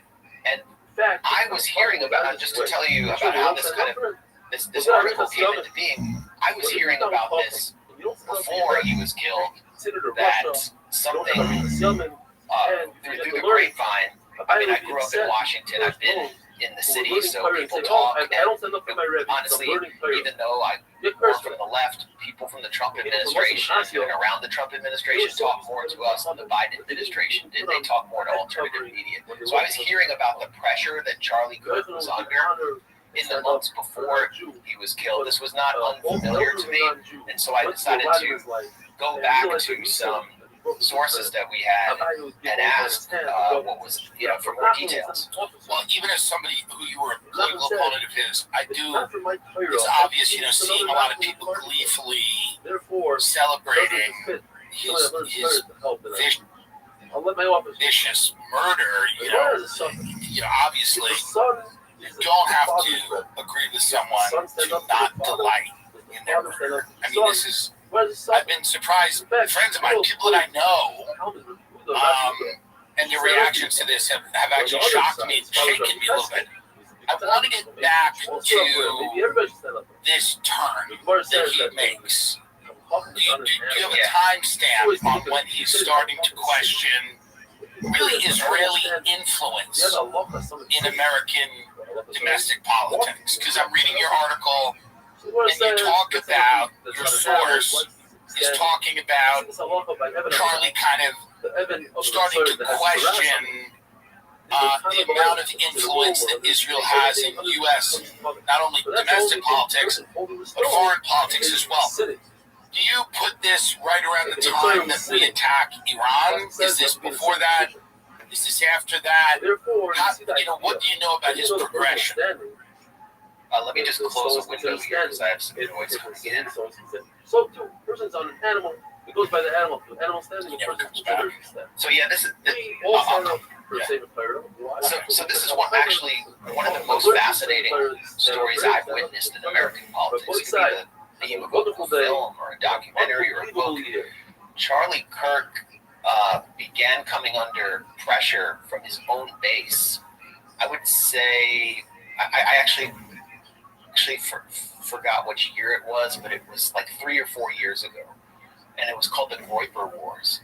And Charlie Kirk would do these TPUSA tours around the country, and young men would file in, and they would, you get to question Charlie Kirk and debate him, and they hit him from an angle he never expected. They were from this organization called the Groypers, which sort of follows Nick Fuentes.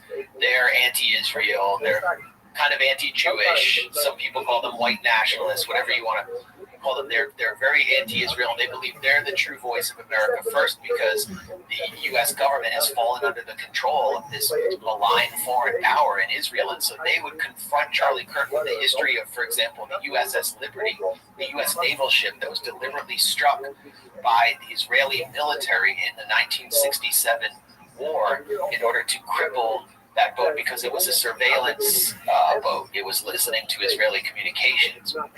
And they killed scores of sailors. And they would confront Charlie Kirk with the difference between Israeli interests and American interests while holding up a cross. And Charlie Kirk would just shut down the conversation because he knew that if he would give an inch to them, it would threaten the relationship with his donors, and TPUSA would collapse. Now, after October 7th, the pressure was just too extreme. The whole grassroots of the conservative movement, everyone under 35, started to question the U.S.-Israel relationship because they wanted to be America first, and they saw Netanyahu just leading Trump around by the balls. They saw Miriam Adelson, this Israeli intelligence asset billionaire, just calling shots inside the White House. And a lot of them are pro-life and were horrified by the slaughter of babies that they saw in Gaza. So the bottom dropped out of right-wing youth support for Israel to the point where now only about 25% of Republicans under 35 support Israel over Palestine. So Charlie Kirk has to answer to his own grassroots base. And you can hear he's starting to make some noises. He's talking about October 7th possibly being an inside job. Israel let it happen in order to carry out long-term political goals. He starts to question whether Jeffrey Epstein was an Israeli Mossad agent at a time when the Epstein files were becoming an uncomfortable issue for Trump. And it all blew out into the open at TPUSA's July Youth Summit in, I believe it was Tampa, Florida. Yeah. In Tallahassee. Yeah, Tucker gave the speech. Right. So Tucker gave a speech. I mean, that was the seminal moment. But it wasn't just Tucker. Megyn Kelly had started questioning Israel, and she's on stage calling Jeffrey Epstein a Mossad agent with Charlie. Comic Dave Smith, who, like myself, is a Jewish anti-Zionist, but he more comes from kind of a libertarian world. So he was welcomed on stage to debate a Zionist propagandist who works for Newsweek, Joshua Hammer. Debate, no, that's not something you want, especially at this point, if you are like a pro-Israel enforcer. And Dave Smith was openly talking about the slaughter of children in Gaza, and the crowd was cheering in this cathartic way. Then Tucker comes out, says, you should have your citizenship yanked if you fight for a foreign army. All right? Hundreds and hundreds, thousands of American Jewish youth go to Israel and fight for their army instead of our own. So that's a direct blow to not just the Israel lobby, but like the whole concept of Jewish communal life as it's understood by its leadership. Then Tucker calls out Bill Ackman, who's one of the biggest Netanyahu money men inside the U.S., who's pulling strings at Harvard, getting their funding pulled unless they crack down on Palestine activism. And he questions Bill Ackman. He called him a scam artist and said, how did he make $9 billion? Like, where did it come from?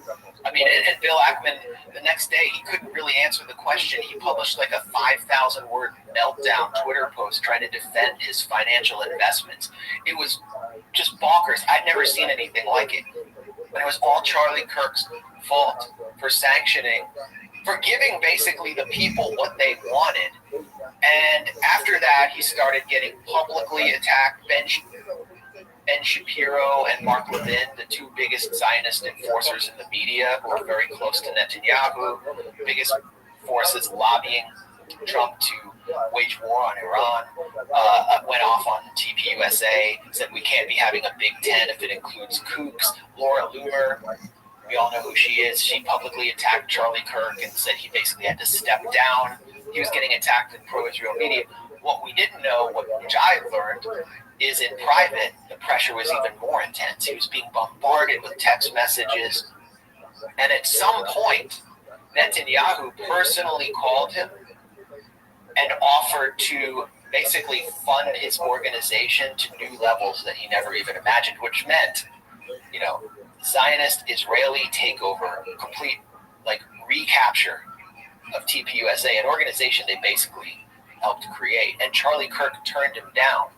After Charlie Kirk was killed, we know Netanyahu wouldn't stop posting about him. Like minutes after he was killed, when his body was still warm, Netanyahu was posting about him, interrupting his 7-front war in the Middle East and his global assassination spree, where he's trying to kill people even inside a U.S. ally in Qatar. Can you remember any time that in the history of a political assassination that the leader of a foreign government has come out to deny that they were behind it?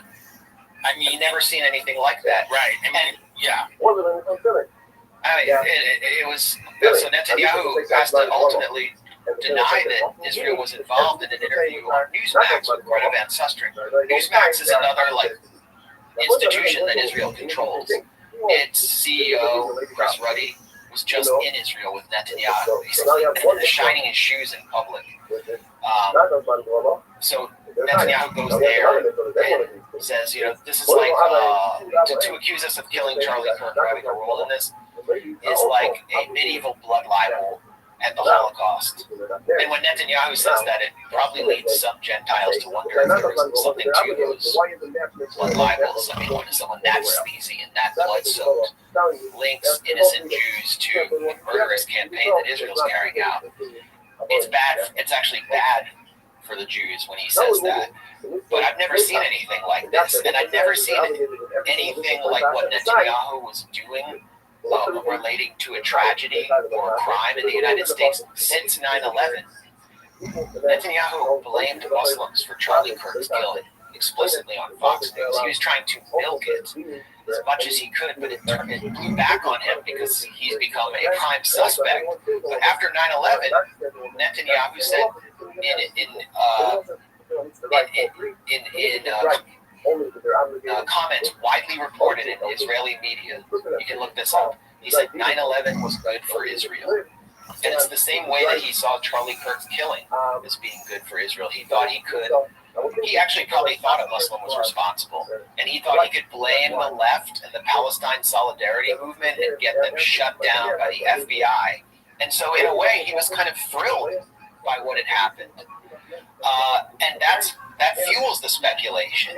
But the real issue was, as we learned from a longtime friend of Charlie Kirk, who had spoken to him, I would say, a week or two before he was killed about this, he was afraid of Netanyahu, and he was afraid of these billionaire cutouts of Netanyahu, many of whom had funded his organization. So let me ask you a question. What would he be afraid of? I mean, obviously, you have an organization that's well funded by people that expect something for their money, right? They're not giving it to you for free. Did you get the feeling that he was only afraid of reputational damage or, losing money, or did his fears extend to his life? That's what Harrison Smith, who's a personality in Infowars, pro-Trump outlet, has said, based on a source he spoke to. I don't know him, I don't know what source he spoke to, but he said this on August 13th, so almost a month before Charlie Kirk was killed. He said Charlie Kirk fears that Israel will kill him if he continues ahead, providing space in the largest conservative youth organization in American history, which is the institutional grassroots apparatus of Trump and the Republican Party, for Israel critics and even anti-Zionists. So that I didn't say that. I don't have I can't see any hard material evidence that Israel had him killed, but there's this fear when you go against the Israel lobby and you're that powerful, and it's a fear that I've been told Donald Trump shares. I've been told that by several Trump insiders. My next question is, does the President of the United States fear for his life? Yes, I mean, obviously he fears for his life, and I was told that he feared for his life before the 2 assassination attempts, one coming within a millimeter of striking his head. I mean, let's not forget about that. I mean, just to clarify, he doesn't fear for his life because of There's no salsa band, there's no Beatles that been walking around. You want to hear about white people? So these motherfuckers, I mean, the most interesting thing in the world was I looked at my wife and I go, what the fuck is this? I almost have a nervous breakdown. Like, what the fuck is this? This is like Puerto Rican shit. But I go, this is what? This is what we have now. The parents are scared the kids. And you know what? Let's get together. Let's put them all together. When I was a kid, you know, one parent would have hands and you fucking knocked on doors and you yelled. You know, Saturday night, I didn't see people till 8 o'clock at night. How much pot do I smoke on my balcony at night, people? I standing out there and I was scared to smoke. My kids are going to walk up on me. After 30 minutes, nobody said nothing. Every once in a while, I'd see 3 kids and a parent. But the 80, 90 kids, I used to run with 80 fucking kids on things. Yeah. You were at 80 birthday. Any mongering and wedding. Yeah. I didn't see that. And it's just what I know. And they found needles to fuck every year. Some fucking dummy in Pittsburgh sticks hypodermic needles and fucking chocolate. All this shit. Man, that's why I tell my kids, hey, Daddy has to inspect all of your candy. I need a bite out of all this shit. That's a positive. Friday night, so I got so high after trunk or treat. I went home, she came home with a bag of candy. I just sit there and I started talking to me like, okay, and you have one racist, you fuck. racist, what's wrong with If you start with the little ones, the bullshit I started with getting cups out everywhere. I act up a whole cup. That's a Swedish fish. Swedish fish, that's my world. That's my world. Since I came from Cuba, this is the Swedish fish. The red ones are the multicolored. The red ones. They only come in one color, Swedish fish. That's it. The ones that sell out of the bag. That's the only one I eat. All those imitation skinny worms and shit. Shove those up your mother's ass. I don't eat none of that shit. I'm a fucking Swedish fucking fish fan. Since day one, when I was a kid, I'd buy them by the box. So I'd get a brown bag and I'd stick my hand and put them in my pocket. That's how there was when I was in your pocket, in a bag, in a brown bag. You get there's a tray of them. I bought the box from a wholesaler. Oh, really? Oh, That's shit. great. I used to know when to buy the box. There was a fucking wholesaler for candy when I was a kid. I was going on there. I would tell nobody. I would tell nobody. I go in and I get a box of Swedish fish. I get a box of what they call devil gum. What's that? Devil gum. Way before fucking these other gum thieves thought about Big Red. They're not loyal. See, Big Red was makes Big Red. Wrigley's big bump devil gum. Well, that was a kid devil nut with cinnamon, but it was hot. Like you ate 3 slices. Yeah, so it was let me on fire. Though. That's what Mexicans give their kids when they're daycare. We had atomic fireballs. That's all we had. No, atomic fireball. You also small. You know what's small like that? My asshole's not on fire because I'm telling you, I've been swallowing gum since day one, so my body knows how to process it. See, you start swallowing gum when you ate, then you fucked up. I've been swallowing gum since day one. If the doctor please email Joey Davis. And what? What's he gonna say? I want you to learn how to. Listen, I have pulled the gum out of my ass, so I have one little piece of gum. I don't get processed out of the head. Or sometimes you're gonna pull the shit out of your head, you can hear the gum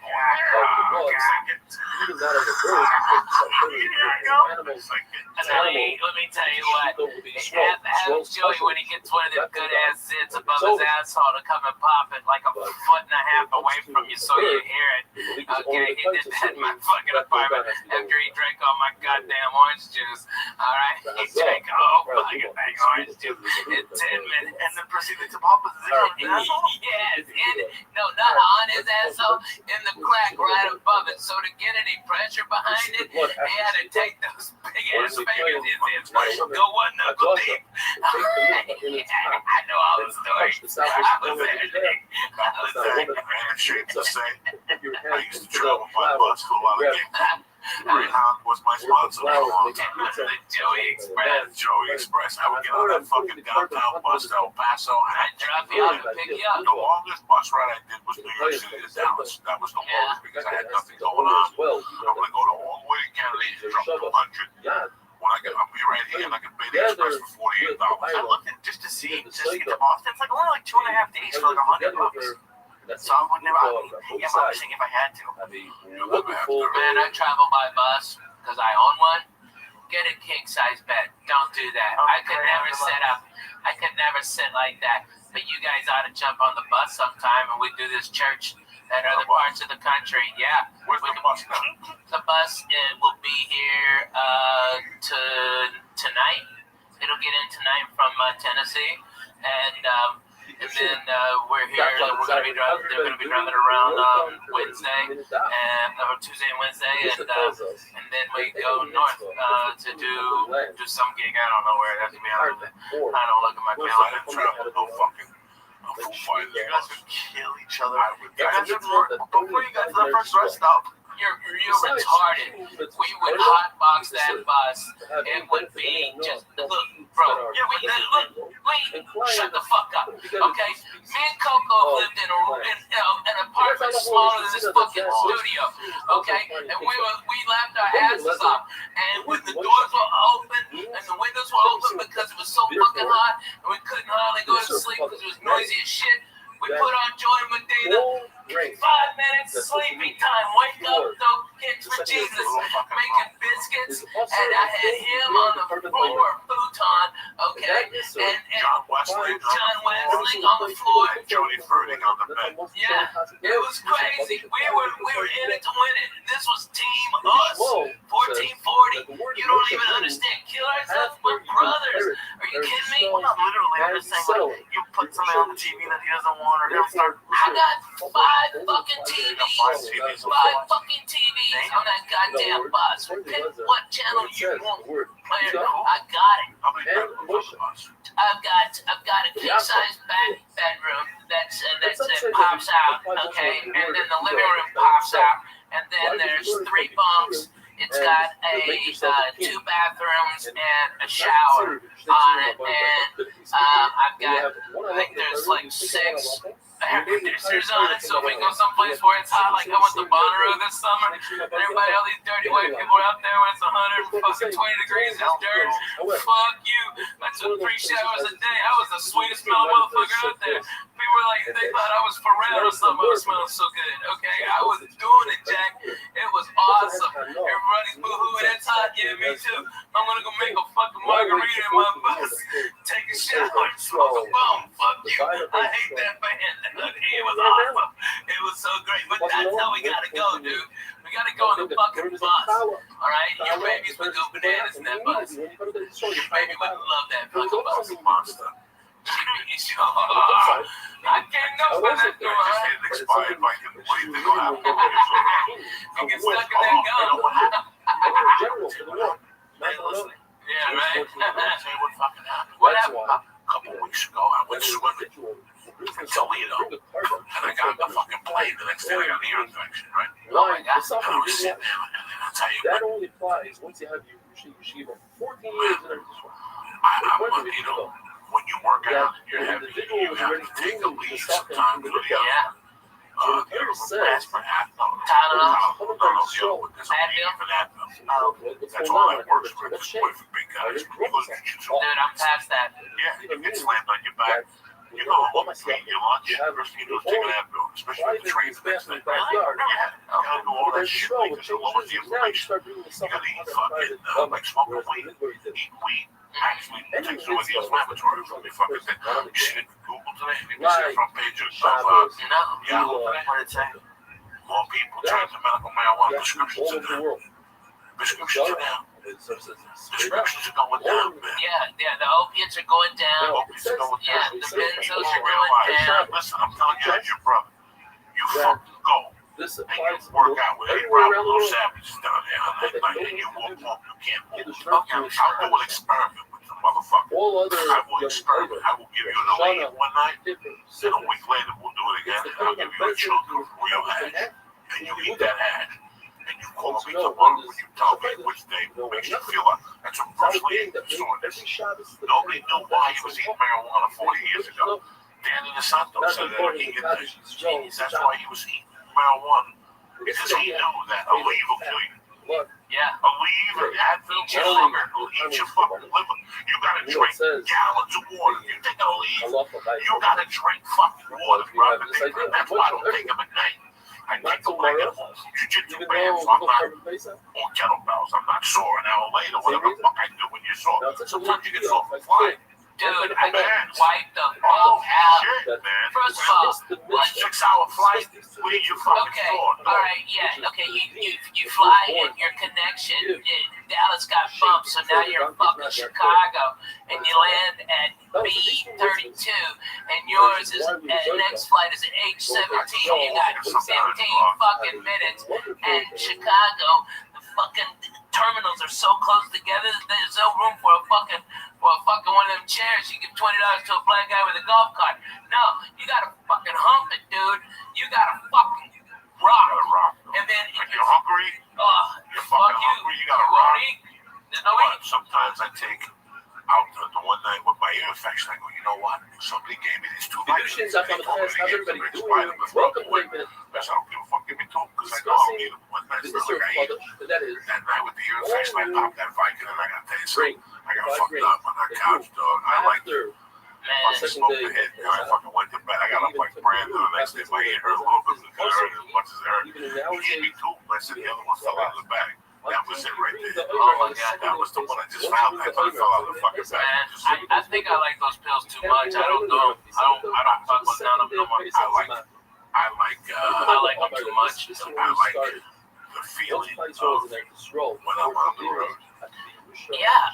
That's where I like something to sleep. I think they'll prescribe to me. Me too, because I can't sleep. You can sleep with weed? Yeah. I can fall asleep right now. You're not us. When I get up at 5 on the You're road, a titty baby. when I get up at Thursday morning, I gotta go to the radio, right? And I get up at 6.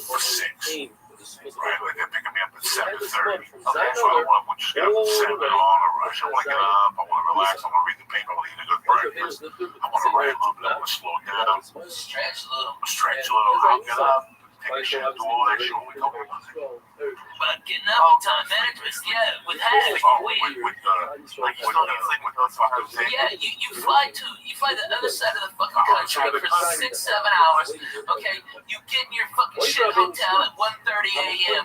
Those dicks are coming to pick you up at 5.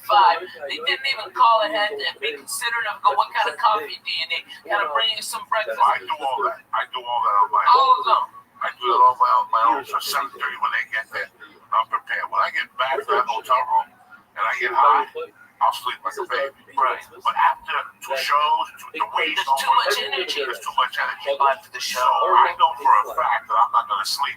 So 4, I know for a fact, even this week I'm in Portland. My flight, I got to be at the airport at 5:30. I get back to Burbank at 8 a.m. By the time I'm out. So 5:30, if I got to be at the airport at 5:30, that means I'm working at 4:30 in the morning. So I have to prepared for that 3 hours sleep after the coffee club. So what I do is Saturday morning, I get up, eat breakfast, I walk around, I get high, do whatever the fuck I do. I get back home about 10 o'clock, Jack. And Ralphie does the same. Ralphie will call me on Saturdays. I go, what time is it? That break time, the little time, that's it. Once I take that nap after that, it's over. Because I'm sleeping straight till 3.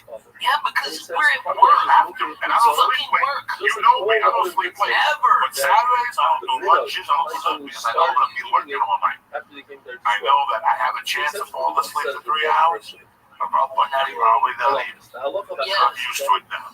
Bro, they got a flight. I'm going to Jersey. And I'm still flying to Kennedy, Jack. I'm going to New Brunswick because there's no everything is connected to Jersey now.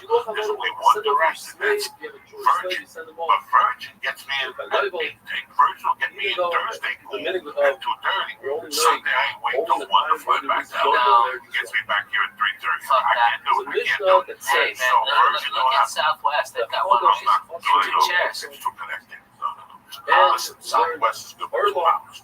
Yeah, 2 hours. your back starts to hurt. There's no entertainment. There's nothing. There's no. Is that what gives you free TV? They give you free TV on the wife. They gotta bring their own TV. And I go, oh, that shit. What the fuck? I sit next to a communist. Oh my God. American Airlines, I got 200,000 miles on that. Yeah, right. Virgin, Platinum. Right. There's no Southwest. It's from California. Nevada. California, LA to Austin. Yeah. Houston, 2 hours, 2:10, 2:15. Anything after 2.5 hours of Southwest, you're asking for trouble.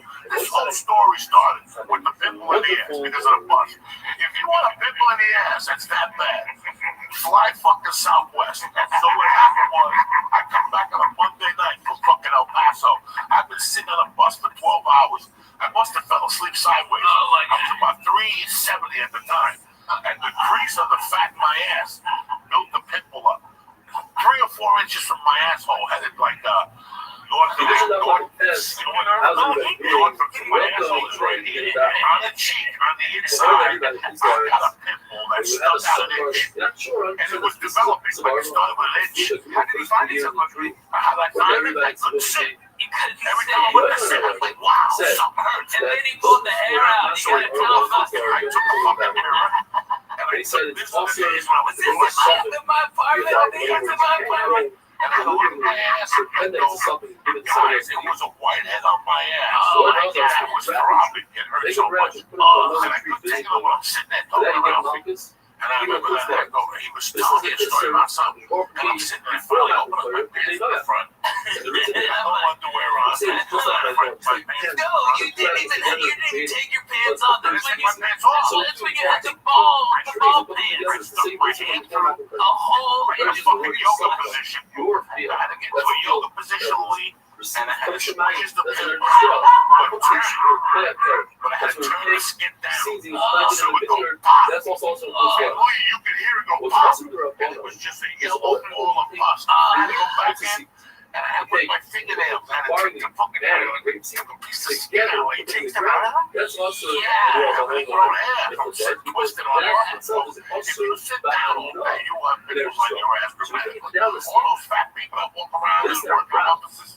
Look at their ass from time to time. Oh my God, it's a big town. It's like strippers. Somebody's just stripping them always now. White hair. If you look at a stripper's ass, when she stands close, look up close, you always see a little white hair on her cheek. It's just a joke. Lee's Lee's going in. It's like, really? It's just one experience. I just get to pull stuff out. Well, when it's an ingrown hair like that, yeah. On your ass. Yeah. And it was a long hair, too. I saw it. Made me look vomit a little bit in my mouth. Totally gross. Terrible. I know. People think that comedy will sell those buses forever. And now, I feel it's just, you fly so much over here. That's why we have to go more. Southwest, I love them. I'm not saying that they're a bad airline. Not at all. Southwest is big.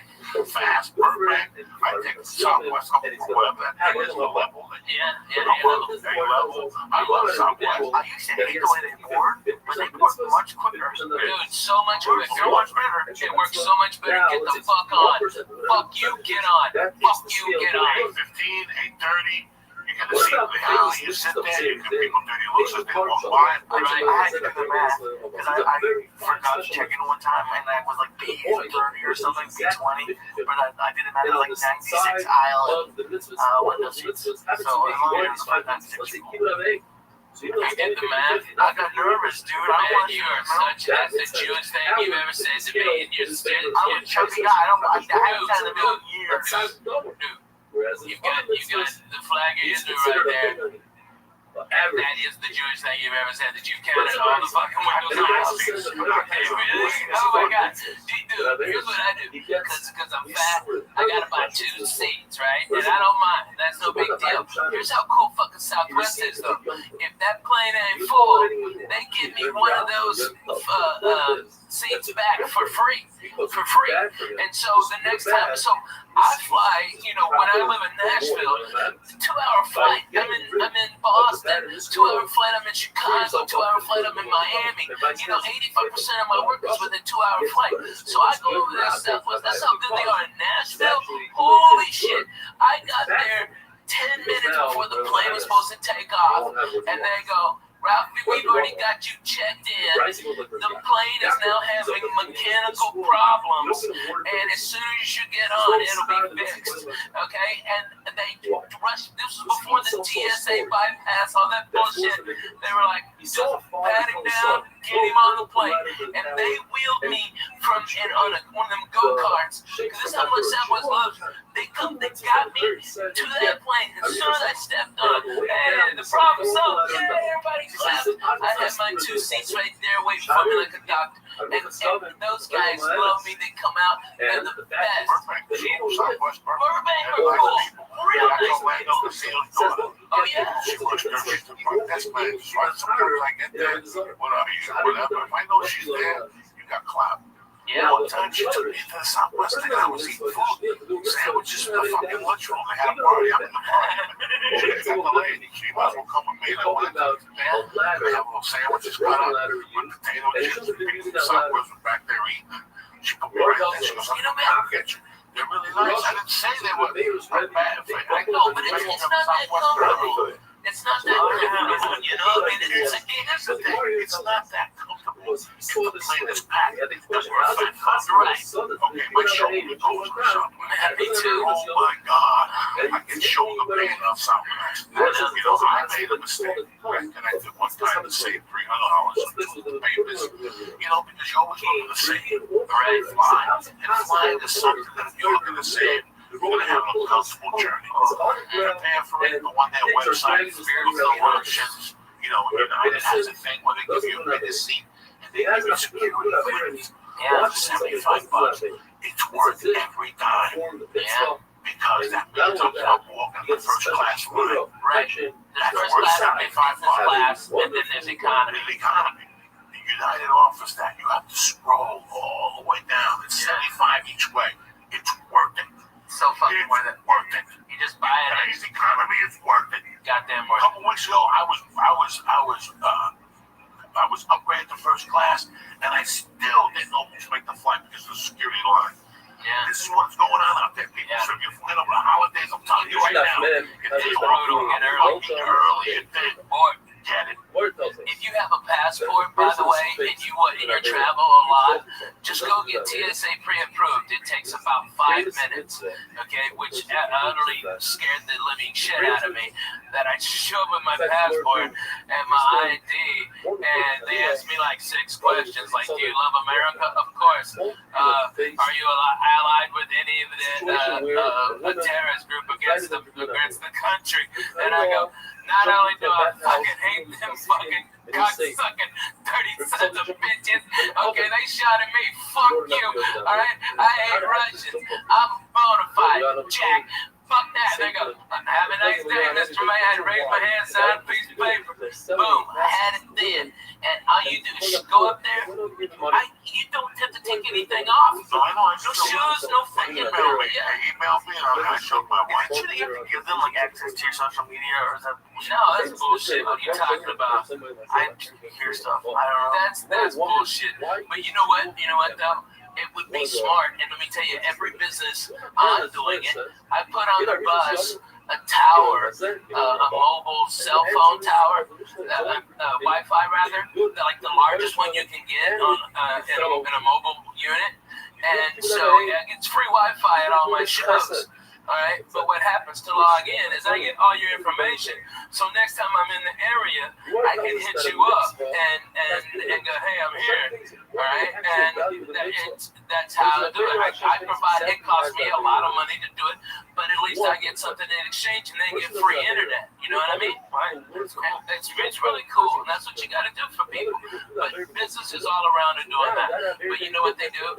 It's not like on Southwest, you give them their email. And if you got like an iPad or something, you can watch real TV, and they've got movies on there too. All right, and you can flip channels, and it's real time, and that's for free instead of like what is it, Boing or something like that. That's like fucking $22.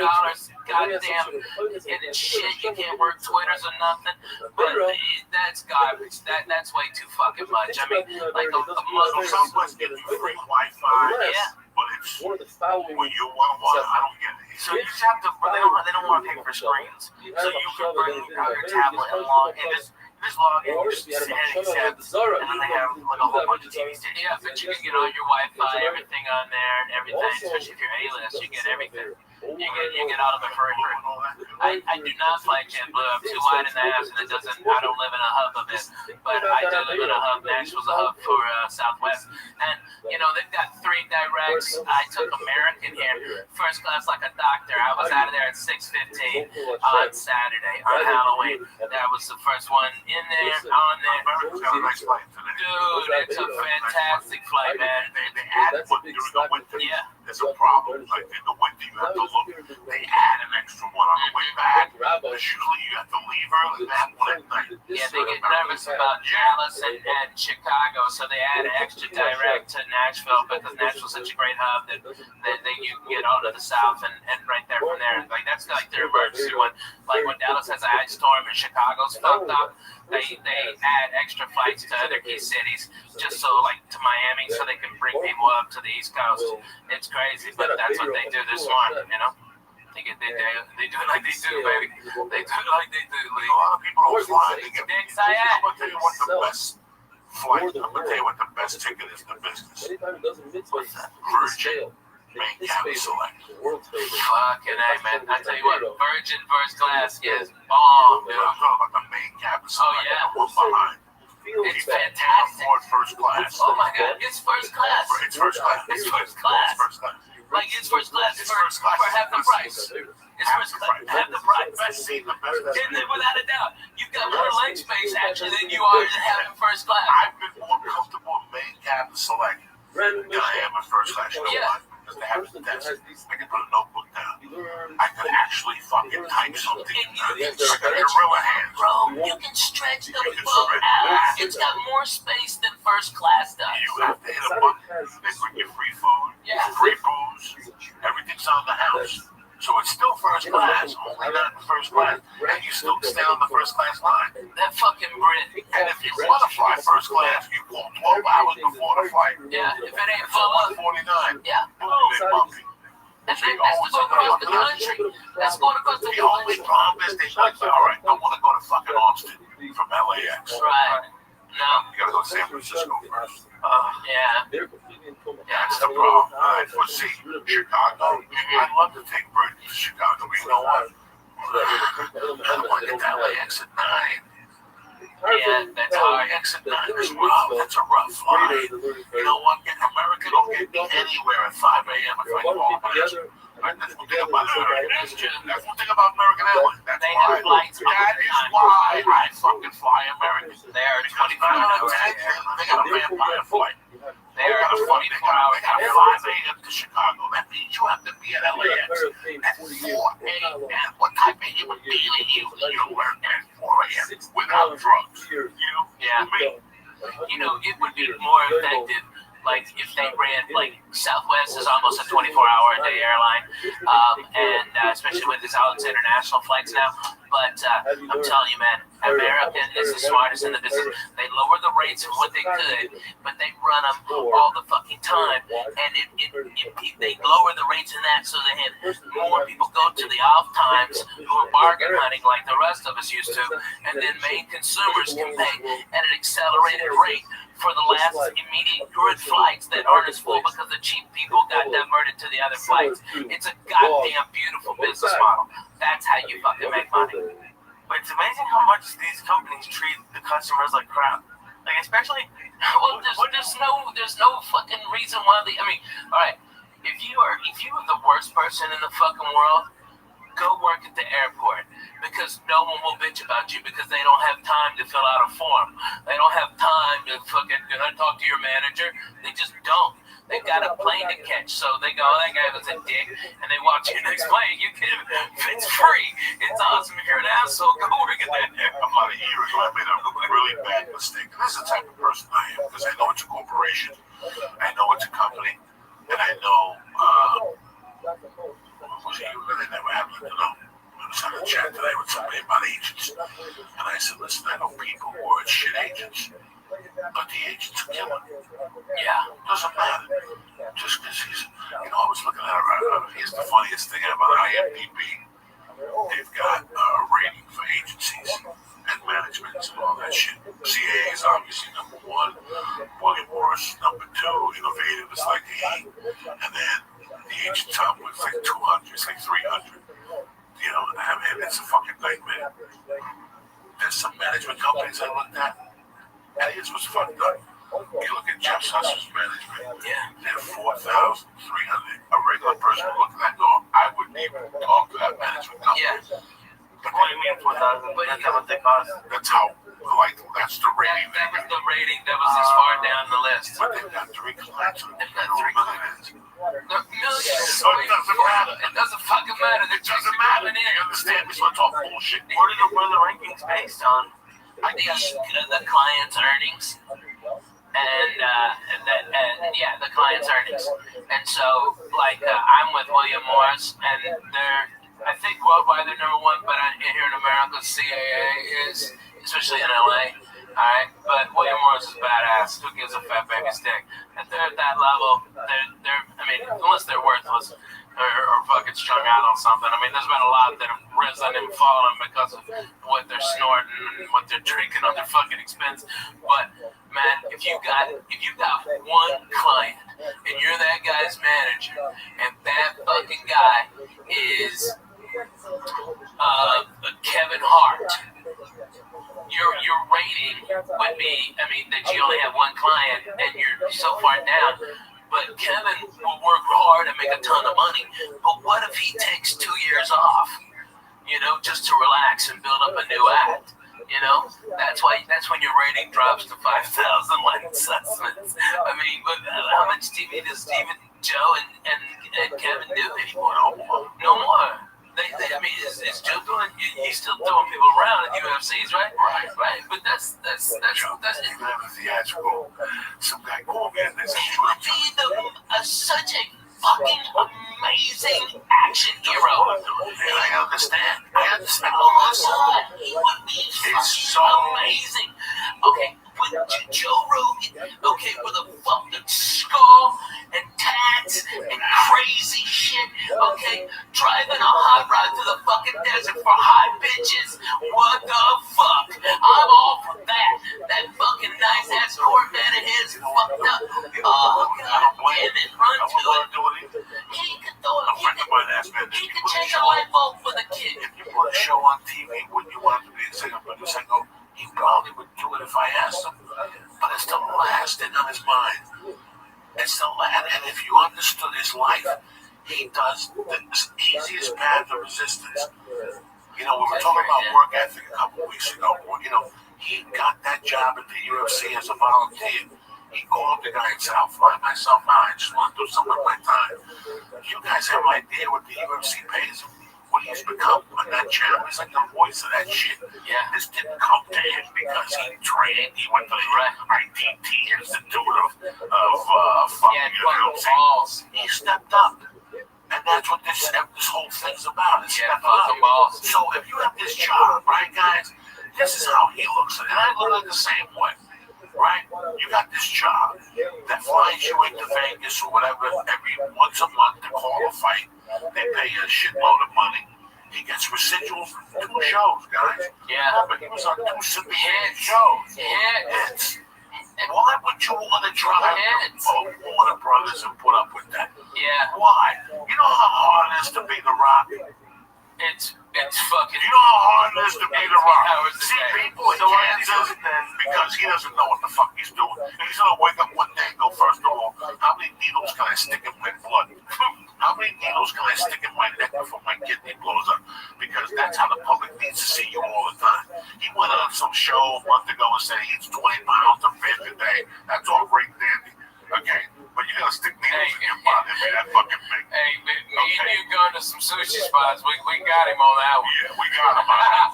So, you know how hard it is? You have to train. Right now, Joe Rogan has a family. He's doesn't want to come down there. Why would you want to listen, guys? I was telling somebody, what do I want? What do I want? Do I want the Joey Diaz show? Not 20 million years. I'm 52. I did blow for 30 fucking years.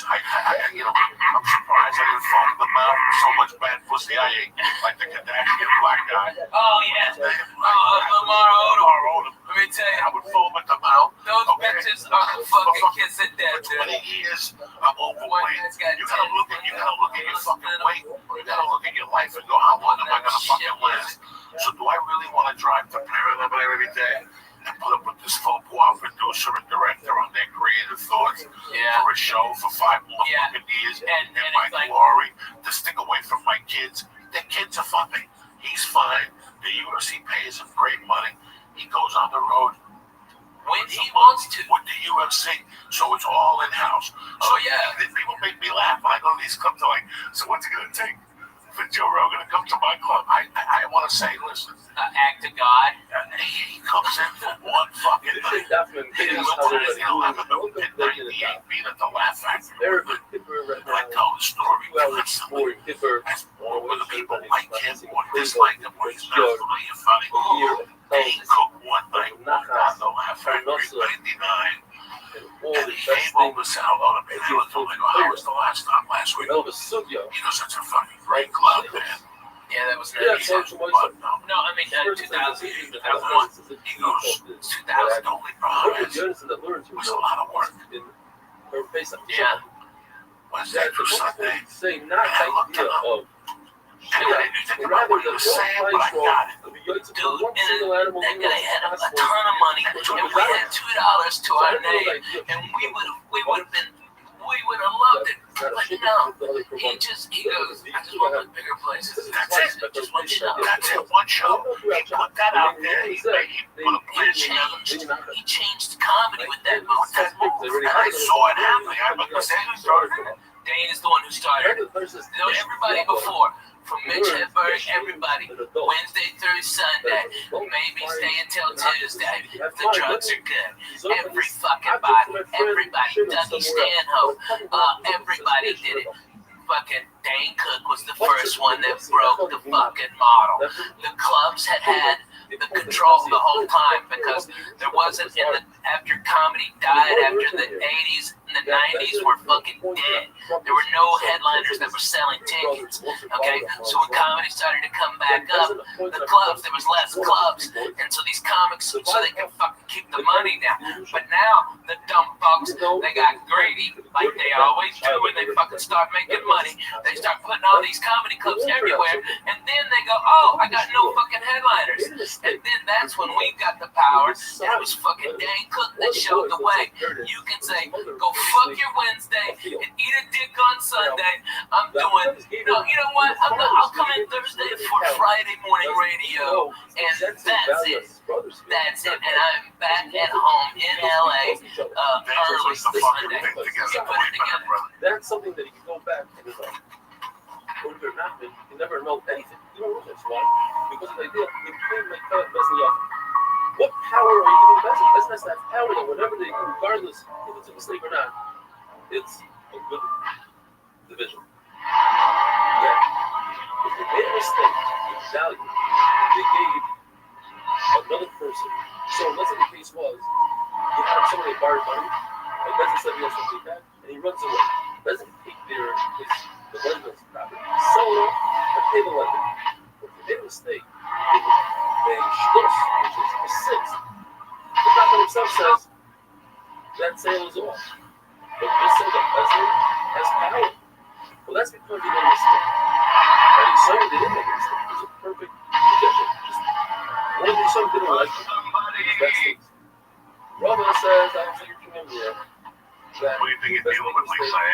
The sale or the vision is good. It's good. It's kind of even if they made a mistake in the order, they're still. And you can see why the only reason I went to church was the end that was. Because it was the 36th the brothers anniversary of the night. They have a halacha like a purchaser. That morning was the somebody purchases that morning for more was the 36th anniversary of the day I got home. The halacha is Stephen Miller was all the shelves. but the seller has to get back that six. He had a party one night. It wasn't a sixth. It's a purchase. He had a party. So when it in comes to August brothers, that it's year, exactly and they that. put Besides, he had all one the of the brothers brothers. sent the nation. Stephen Miller, you never met him. Second agent, Great then kid. he He's could say, got no, a couple of fish calls the past I don't want masters. because I said the agent, He you had should let shit. people live out. So I said, When we were growing up, good for me and not his brothers were part of this crew. another very Fucking interesting thing. had parties, not big truck parties. They went truck parties with my With a music. measuring device, a And they measuring did stick. crazy things. You Like they divide would anything eat up glass. weight Or or eat a mouse his head off. So one day, this is way before I was. Oh, yeah. Somebody night, I went over there one day for a party, and the only young kids that were invited to the party were me, a fellow, and Gandhi. And at this party, they took a garbage can, and they filled it up with everything they had. They put Hawaiian punch in it, and they took bees. But they called and told us that the brothers took bees. Trying to think of eating a bee, whatever the fucking thing. So, and with ice, and this stuff had like 151 rum. Oh my god, it tasted terrible. They just scoop it out here and do it. It was like a garbage can, and it had chunks of fruit in it. And I'm back there smoking pot. The next thing you know, I'm getting walking up. And I said, Zulo's front yard. Anthony said, Zulo's. He's from Dallas, Texas. And I'm getting woken up by Ray Ernesto. Ray Ernesto was a cop from the neighborhood that would come down and play basketball on Sundays. But he always wore colored socks that drove me crazy. Okay, at the end of the basketball game, that was the argument. Ray, you gotta go home with your colored socks. I'm gonna punch you in the fucking you, Ray. You're gonna punch me in the mouth. You're fucking 40. You're fucking 10. Go fuck yourself, Ray. But Ray was a cool motherfucker. Ray picked me up. What happened? I don't know. I blacked out. I got fucked up. Come on, I'll drive you home. And he knocked on the door. My mom answered. And she's like, what's going on? I go, Mom, I got fucked up. I fell asleep. She's gonna fucking sleep it off, you idiot. She yelled at me. She was like, yeah, dog. That's when parents were fucking parents and police were goddamn police. And looked at it to be fucking parents too, man. Right. I'll never forget that I was fucking hungover. This is the first time I remember that I was hungover. So I got in like at 5:30. It was starting to, the light was starting to come on. 5:30, a sophomore, and I want to be a sophomore. This is like 2 weeks before they put me in the hospital for a lung infection. I'm fucked up. I'm not doing drugs though, guys. I didn't do drugs. I was smoking pot and I was high. I wasn't a big drinker, but I drank a little while much. And he goes out and he checks the animal, he sells the animal, he's trying to verify that animal, It was a Sunday morning, so I got home like at 5. I passed out.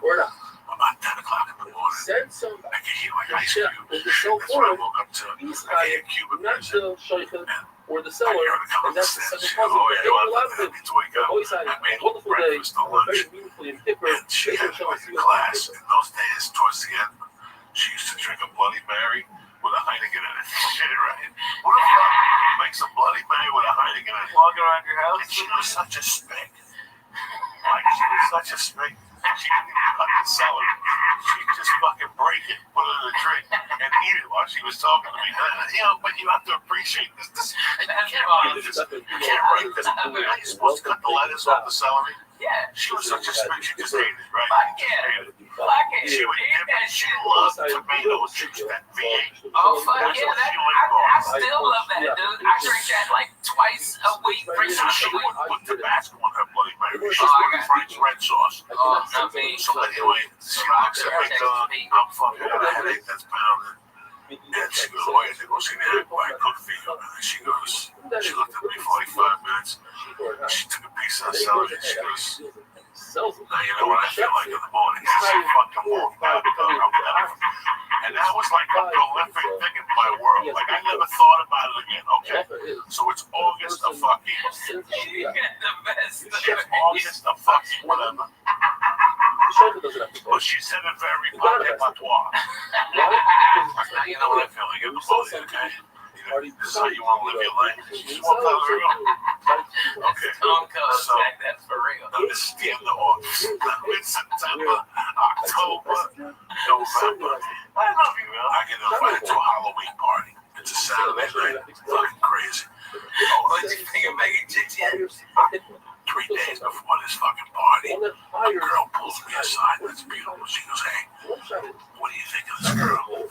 I go, why do you ask? She goes, she wants to get together with you. You want to know? I go, sure, but she had just broken up with a kid. And in 1979, I went up to the kid like a man. The kid was a dumb kid. And I went up to him and I said, can I talk to you? He goes, hey, you're ready. I go, I know you're not with her anymore. Do you mind? And he goes, you know what? I like you. Boy, I don't mind. I'm still in love with her. Just give it to me. Okay, fuck you. I just, that's how deep I was at Sunday night, guys. At 15, I already knew there's the reason you gotta be a man. You gotta be respectful. And then Halloween night, we all dressed up like ghosts. We took a hit of acid. We went to the Gammio's garage. And it was tremendous. It was tremendous. At 11 o'clock, I went to fucking meet her, and some girl came and said, she's not coming. You have to go get her.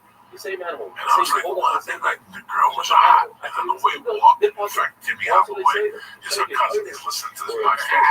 Robin Thompson. It was me and Robin Thompson started walking. Her boyfriend, Glenn Zemnick, was a man already. Me and Robin were 15. Her boyfriend was a man. That's how hot this bitch was. He was a fucking man. This bitch didn't even think high school kids. He got out of the car and thought we were leaving together. Started yelling at her, but I stuck up for her. You know, he was like, I'll deal with you some other time. And he, it was very nice to me that night. All that shit went down. I forgot the whole thing. I forgot to call home. There was no rule in the house. You gotta fucking call home. So Saturday night was this night. It was a Halloween party.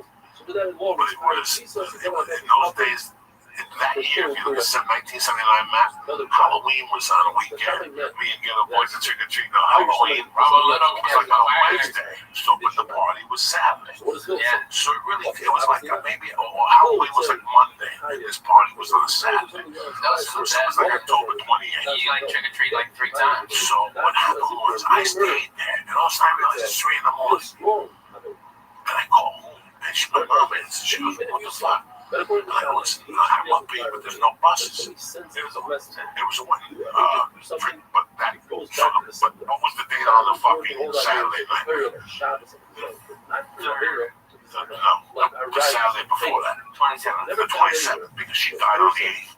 So she died Wednesday after that, not after the Halloween, 10 days after Halloween. So she was a week and a half. She died a week and a half later. So she gave me the speech on a Sunday night, and she died November 8th. So look at it. You follow me? She helped the cop. So that Sunday, she goes, I'm on the couch. What are you going to do? And I go, I don't know. She goes, we'll take a taxi home. I go, let's take a taxi home. I got other buddies with me. We're all going to walk home together. And I'd done the acid stuff. And the acid was coming down. I was getting like the little jiggles and shit. So something happened. Somebody took a ride downtown. But by this time, we were talking. It's 5 a.m. I'm not going to call her back. She was already sleeping. Now, I'll never forget that I fucking my friends dropped me off. I had a ghost costume on. And I walked up the fucking stairs. And as I was putting the fucking key into a door, she opened it, grabbed me with one fucking hand, and just smacked me across the face. She hadn't smacked me in 5 years before that. I was a big boy, you know, and that just wasn't her MO, you know, to hit me. She would say, I'm gonna fucking kill you. 2 years before that, she did like me on fire. Bounty rolls, backyard. So, but she was bad. She was know, someday you're gonna be fucking married. You're gonna have a fucking wife. And you better fucking call every hour on the hour. That's the deal in this house. You can stay out all fucking night. I don't give a fuck what you do.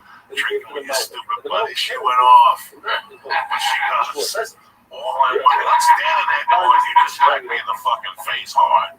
Like it was a hard smack to the face, like it was still stinging. And she's like, you know, you fucking idiot. You know, what the fuck is wrong with you staying out till 7 o'clock and get upstairs to your room? I don't even want to look at you. I was pissed. I'm like, I might even move out. Like, that's it. I'm going to get the fuck out of this bitch. Fuck this place. Fuck you.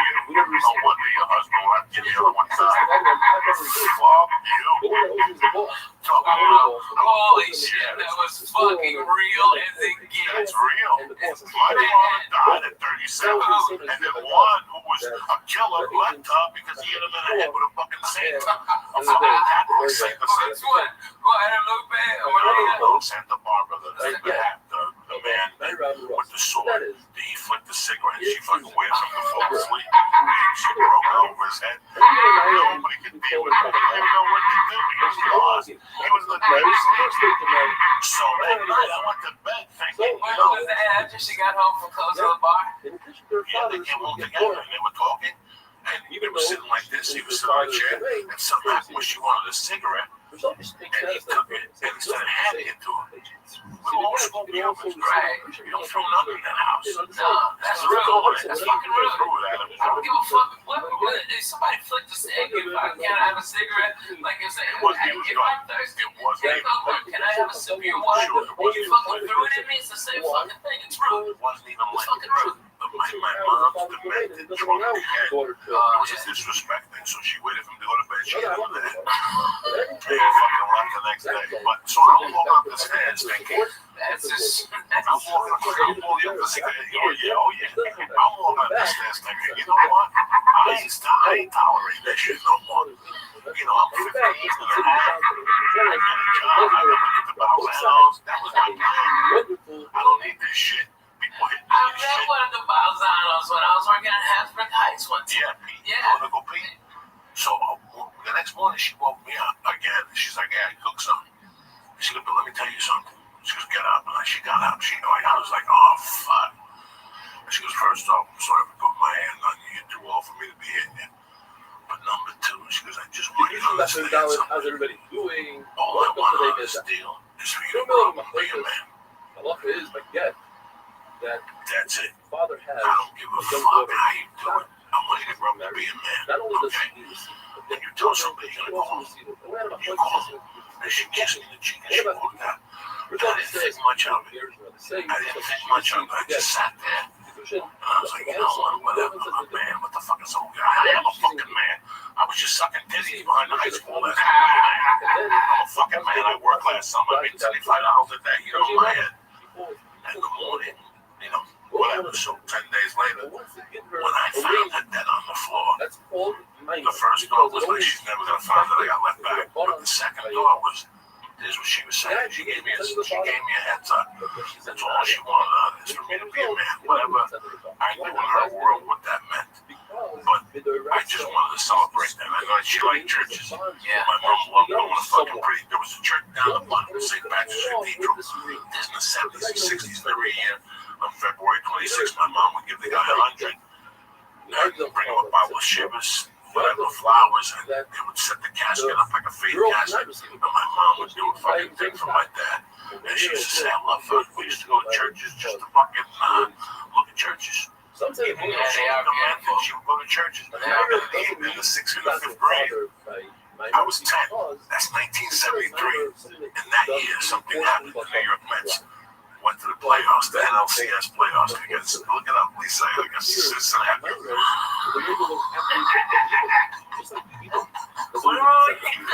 Look up. The New York Mets against the Cincinnati Reds, 1973. Oh, poor man. This is how Royals whip that shit out of there. They made him 17 spins, and they did it right there. And fucking, who's it, black guy? Spike Lee, he took his hat back off. Okay, Jerry Seinfeld was supposed to go back to his $1 billion.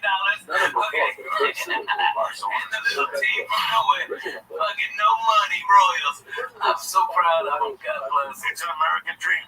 It's an American dream. American dream. Good for them. Whipped them to death. At their house. What year was it? 73? 1973. New York went from the Cincinnati Reds. Tremendous. October 6th to 10th. And New York won the series 3 games to 2. They lost the A's. Right, Pete Rose beat the fuck out of Bud Harrelson at second base. It was tremendous. when he was sliding in. But that year, my mom, when I met my first community, you were talking about. Oh, yeah. So with Lee, did you say you went to Jewish instruction? You were growing up before the guy. What is Saturdays? It was Wednesdays a lot. Wednesdays and Sundays sometimes. Hey, did you have the little nice thing on? That would have been a miserable now. Shit, some cookies to say fuck. Just like you did that, you know, I gotta grow those. Yes, you do. How do you grow those? You just let it. Yeah, just let it fucking. What am I supposed to do? That's a fucking. No, make it be mutton chops. Everybody think you're a hipster bag. It'd be great. You get you some mutton chops. Clean it down. So you can eat pussy and then check the legs. Two wax, you get some money on a sponsor. Oh, yeah, man. Two wax. Yeah, get you one of them mustaches, too. It makes you look like one of them fucking evil villains, like you got a bitch tied up on a train track. That's what you need, Lee. That would be the look. Yeah. Come on, Lee. You gotta do that. Come on, you got that stash. That's your look. That's your look. And then shave your head and you'll be a circus strongman. Okay, that's what you'll be. You'll be such a strongman.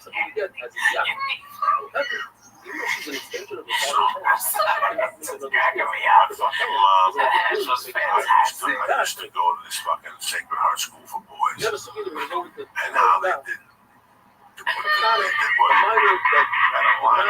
Grade 7th grade, 6th grade. So to go to church, and you had to ring the bell. So Sister Hannah would go, all right, 8th grade, and she'd ring the bell, and you go in. My mom used to eyeball that bell.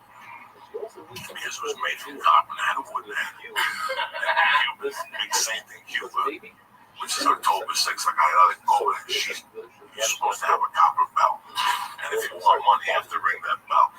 So my mom went there on the way home. She's like, just get close to me. My mom shoplifted the fucking bell.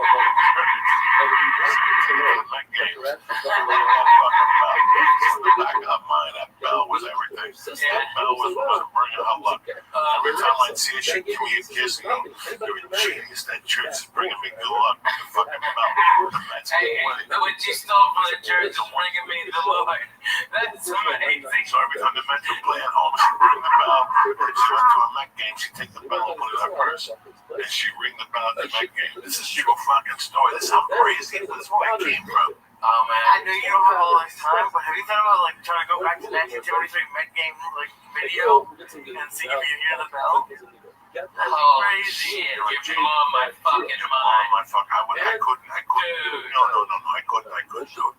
You would hear her going Rusty Star. She would throw chicken wings when he'd run back. Rusty Star. So she was like this. I'm holding up on loud. It's like, wow. She to the point. Tell me to the point. She would go, Lenora, where do you want to sit? And you know, he wants to sit in the right field, and I think Rusty stopped with 73 Mets. Was it 73? Whatever Rusty stopped. They had a horrible, I think it was Rusty stopped with Theodore. The motherfucker always had to hit the cutoff. He was a right fielder. Yeah, he always had to hit the cutoff. That was the story on that. So she's going, oh my God, that's the best. Here's the deal. The guy would go, Denora, I got signed on right field only. So he would have to run past her. If she would sit there and he ran past her, she would lose her mind. She would go ballistic all 8 times. Oh yeah. about a case Igual where, puta. She fucking yelled in Spanish. And then if she was close enough, she'd throw chicken wings like, oh yeah, igual puta. So when the guy would ask her, where do you want to sit? And he'd say like, what do you want to sit? My mom would go, oye, no me ponga para ese lado. I don't like that phone. So she would sit on the other side, who was the left fielder.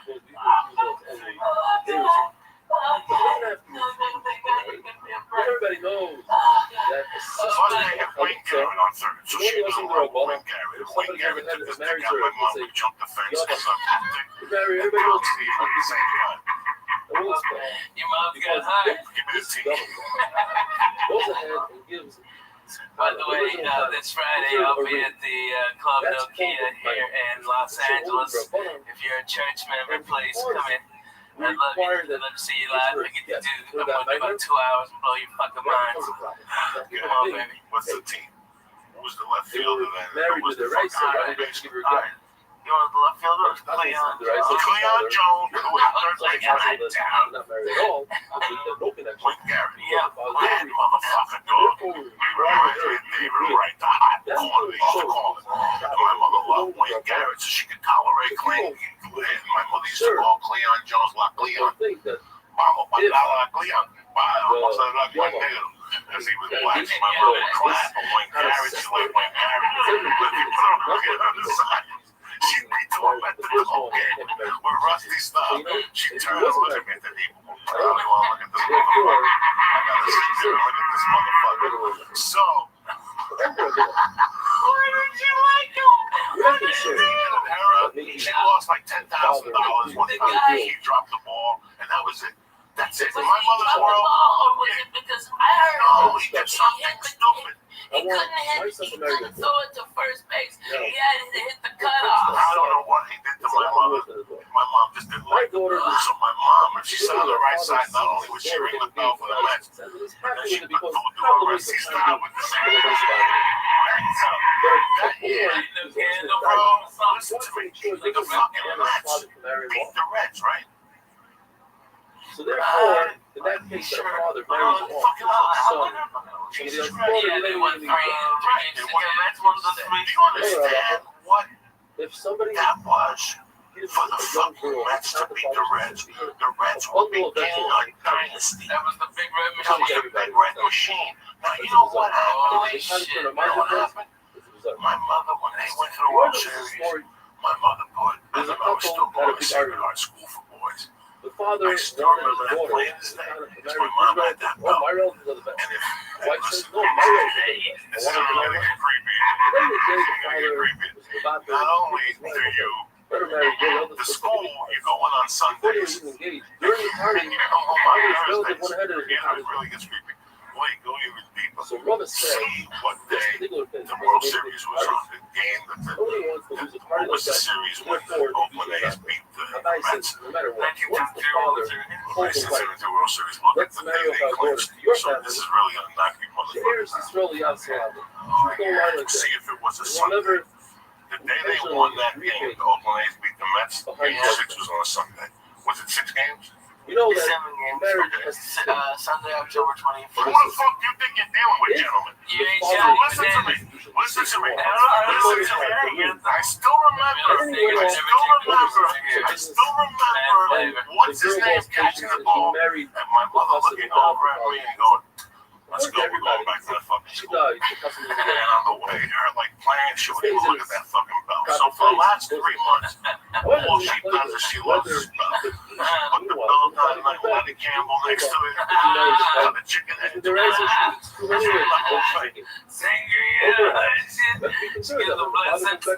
the Mets lost, she personally got in the car because usually she go to the bar. And my stepdad or one of my mom's friends would drive me. And we'd go out to dinner as a family, and then my mom would go to the bar.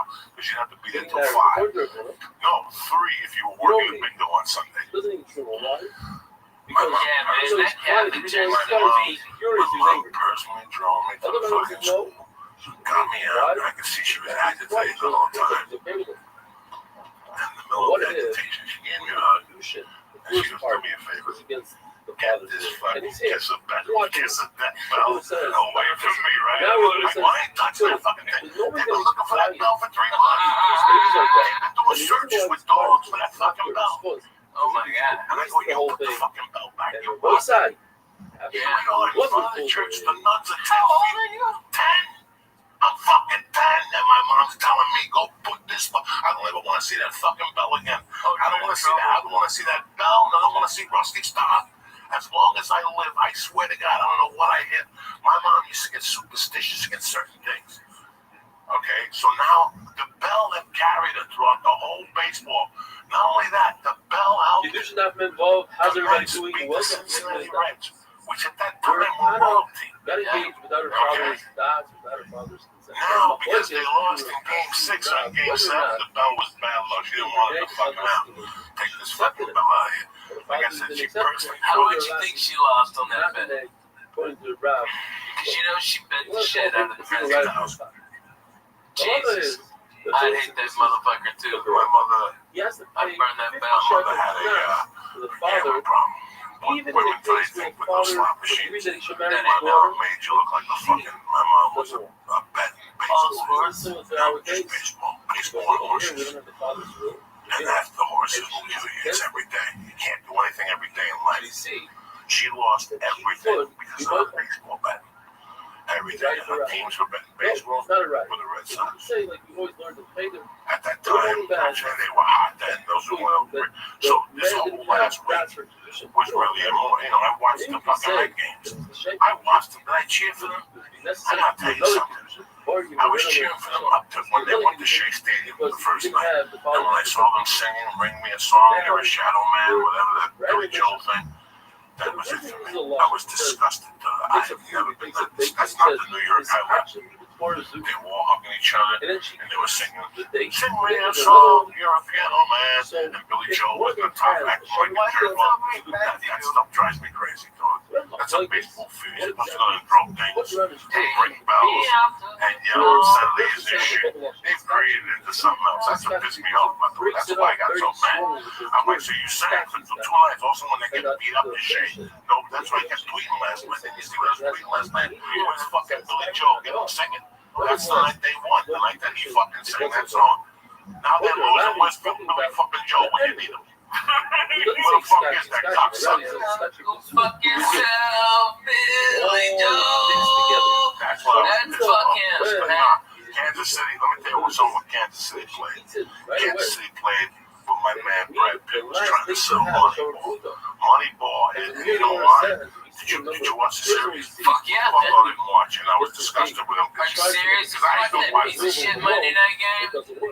Did you watch that fucking football game? That was hot garbage. What did you watch it? He was getting revenge. Fuck, you got a fucking 9-foot TV behind you. So he don't watch all this. I love the World Series. That's American. What were you doing? Were you playing some shit? He was working though. He was playing that shooting game. One of those streets that was that fake shooting games. He was shooting somebody in fucking Belarus right now. They're both cussing out 30 fucking Russians. I know. He was Googling his fucking cousins. All right. Yeah, that's why. Kansas City did. And I love that. Something very bizarre. I hate when people forget about because she gives her money. The game is small ball league. They stole bases. They stole I love when people steal. They put pressure. You really want to fuck with a motherfucker, and if you look at the Cincinnati Reds, the big red machine, that's all they did. Their job. Next time classic baseball, the Cincinnati Reds play, you sit there and watch that whole game, and you're gonna go, oh my God, nobody has more than 15 home runs. Eric Foster. Small ball. Small ball. The main job they did was steal. Yeah, the single. Steal the singles is something that's forgotten about. Yeah, man. You know that's why Ricky Henderson played baseball so long and for so many teams. Because think about it. He played for the Red Sox. He played for everybody. Ricky Henry played for everybody. Listen, Ricky was goofball dumb, but he was one of the greatest baseball players to ever get behind. All right, this guy, if you got a pitcher and he is out of business at 96 pitches, and Ricky gets on base for the bunt or a fucking single or a walk sometimes, he gets on there. He jumps out. That guy's gonna have to throw over there 3 or 4 times. He's gonna wear out his arm. They're gonna have to bring that middle reliever that's a piece of shit that hadn't worked in 8 days in, and then they have to go for 3 closers. So what do they do the next day? Ricky Henderson follows out their next guy. That's what genius small ball is, and that's what they did, man. They played fucking great baseball, man. Great baseball. Beautiful at college ball. Cincinnati Red games. Their leadoff was always Joe Morton, and he always stunk. And once Geronimo came on, those fucking Indians, those Geronimos, they go crazy. And they had like 3 people with stealing. Pete Rose was stealing your ass. Pete Rose wasn't a thief, but he just, he just guerrilled you. And if you watch, there was a game I watched like 5, 6 months ago, maybe 8 years ago, that they actually showed the fucking pitcher just going like, I don't want to deal with this ever again. This is not baseball, this is torture. Because it's slow ball, it's slow torture.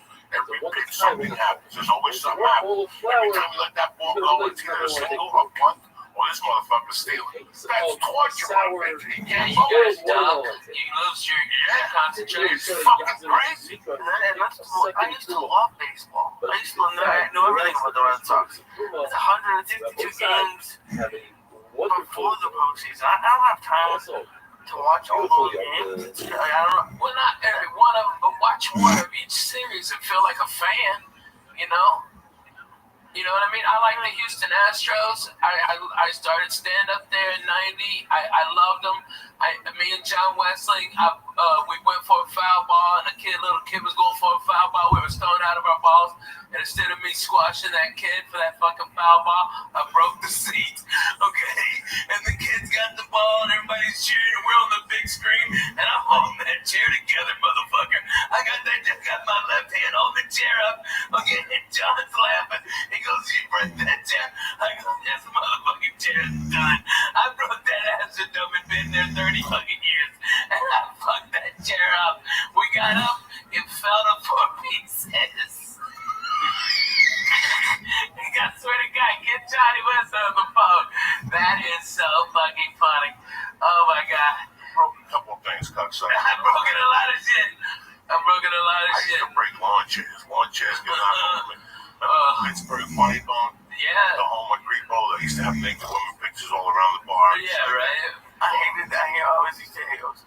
Man, I hate lawn chairs, dude. Yeah, the chair you had on your balcony. I never knew why you had that goddamn chair. I broke one and you broke one. Well, I was like pushing the jar and you came and just tormented. Well, for a fat guy, that's the worst chairs. When you shot the pilot for VH1, didn't I break the chair? Yes. Something happened. You broke a chair.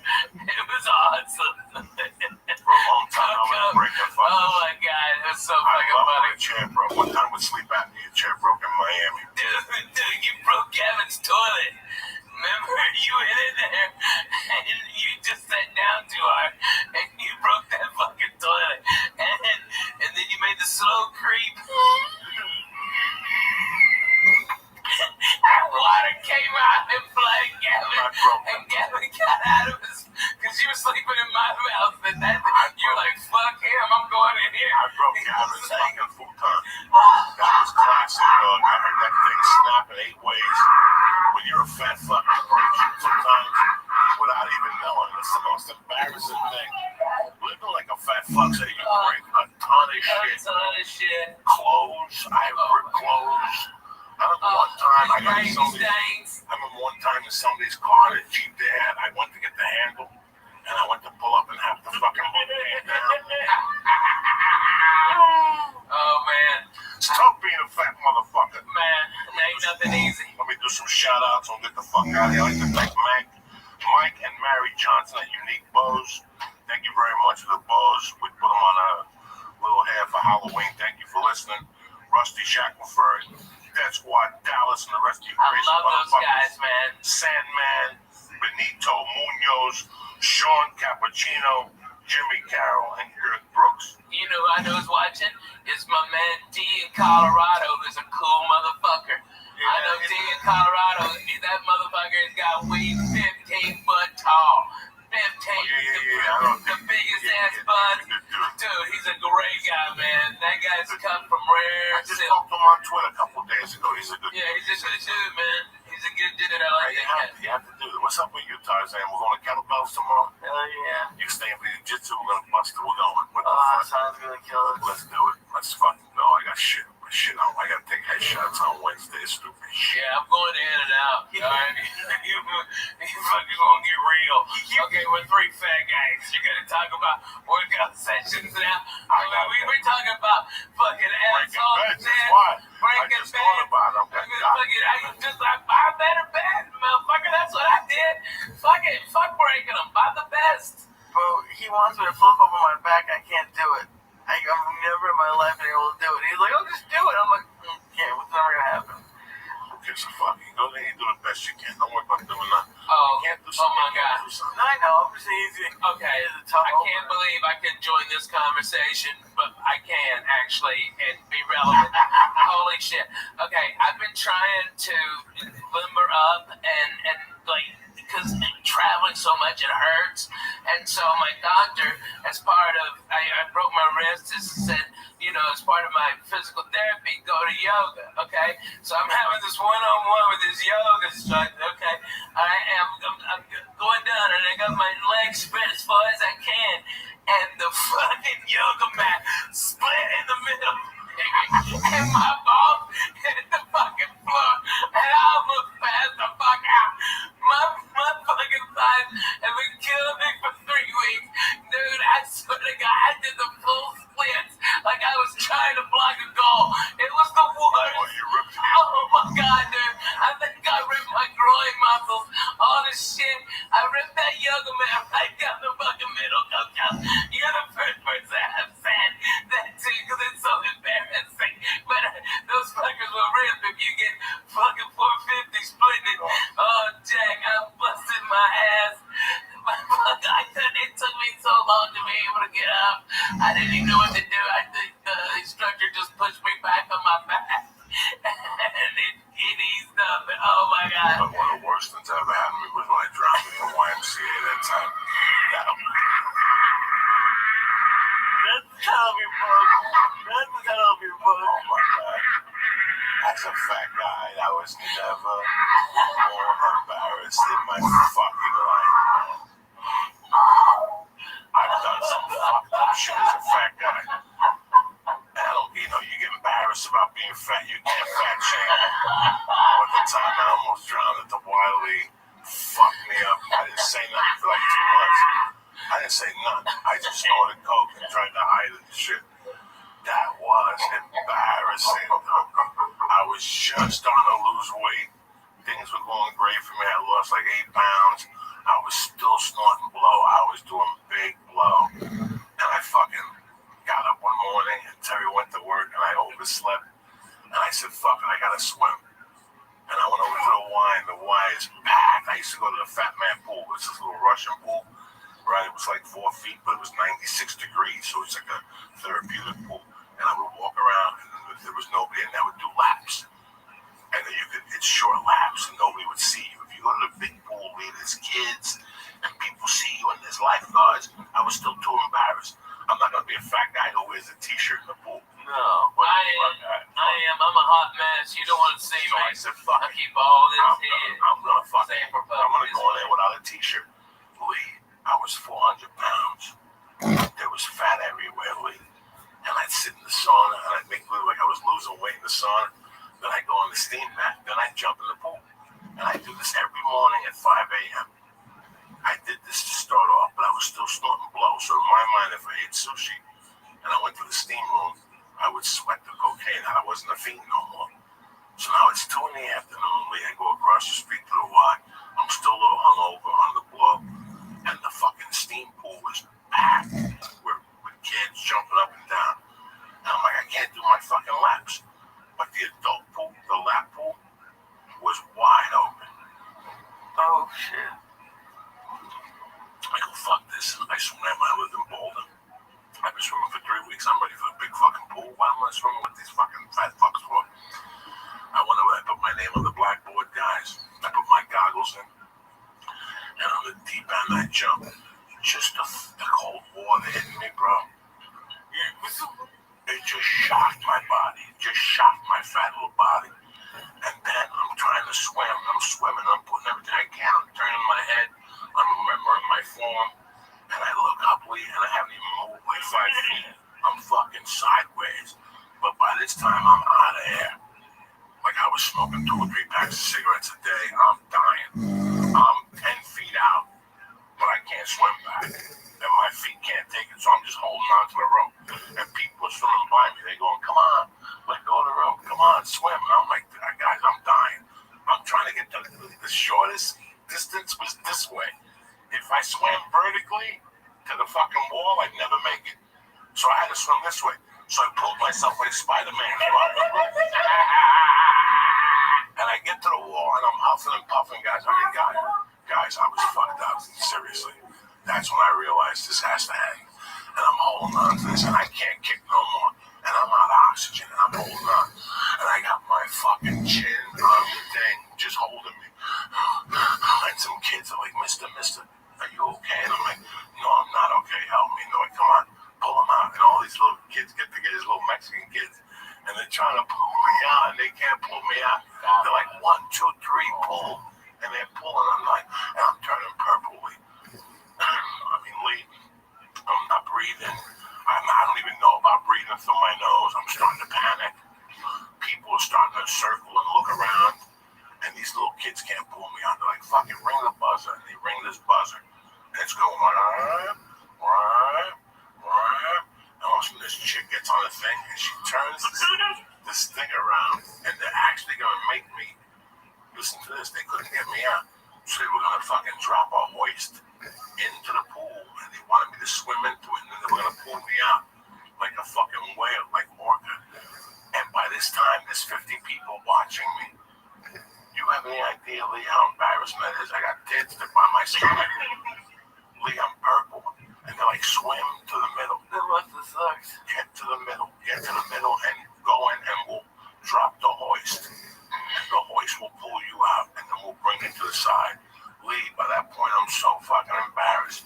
And now, out of the corner of my eye, I see ambulance tech workers running in with a fucking mattress like I got shot in Vietnam. And something made me put my fat little foot over. I just went, and my fat foot got overbug. Oh my God, that thigh must have weighed 1,000 pounds. And I fucking pulled myself up, and I rolled down like orca. I just rolled down to the pool. I got up, and I got up right in time. As I went to the fucking door, the 3 ambulance workers were running in. They're like, where is he? I'm like, that's him. And I just walked right past him, dog. Because rule number 1, don't stop and don't sign nothing. You don't need to get checked out. Mind your business. You're fine. You know, as long as you get to your car. I gotta be honest with you. I think there's a thing called secondary drowning. Look it up, Lee. It happens. You just take a little bit of a little bit of water in your nose, and it gets down your actual windpipe, and it can be a very small amount. You don't have to have this deep, long thing. It's a secondary drowning. Look it up, Lee. Explain it. I believe that's what it is. That's what I thought you had, because I swim all the time, man. You know, we belong to that tennis club. I keep on inviting you to come up there like regular white people, and let's have a goddamn party, okay? You're in town 8 days a fucking year. I'm calling that out. Let's go, okay? All right, next summer. No, not next summer. Stop. Come on. We got the whole holidays. We got the holidays coming. I'm gonna smoke turkey. I'm trying. If you can teams in me, all right, trust me, I got problems, okay? We all got fucking problems. Yeah, I'm fucking Jay-Z over here, but I got 100, all right? We all got problems. More to that. But you know what? She's fucking being so great. It's like, it's so, like, freeing for both of us. And I still love her. I'm in love with her.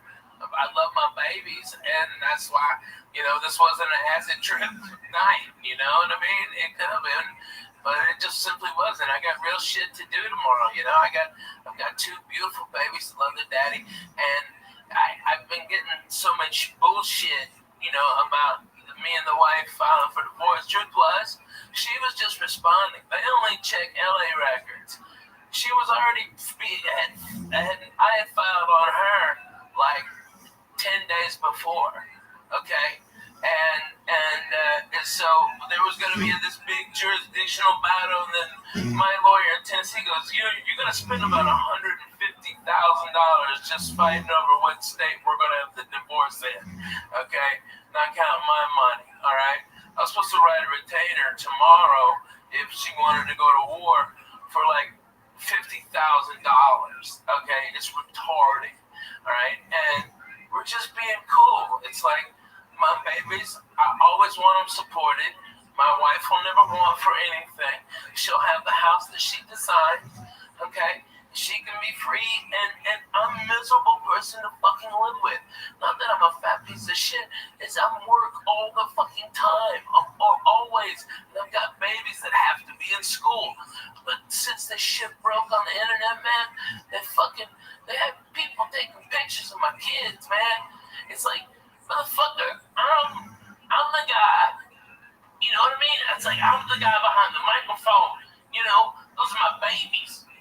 And they're just being fucking dicks. You know, I couldn't even go hardly trick-or-treating with the people all fucking up in my business who I never even knew. I wanted to slap so many motherfuckers.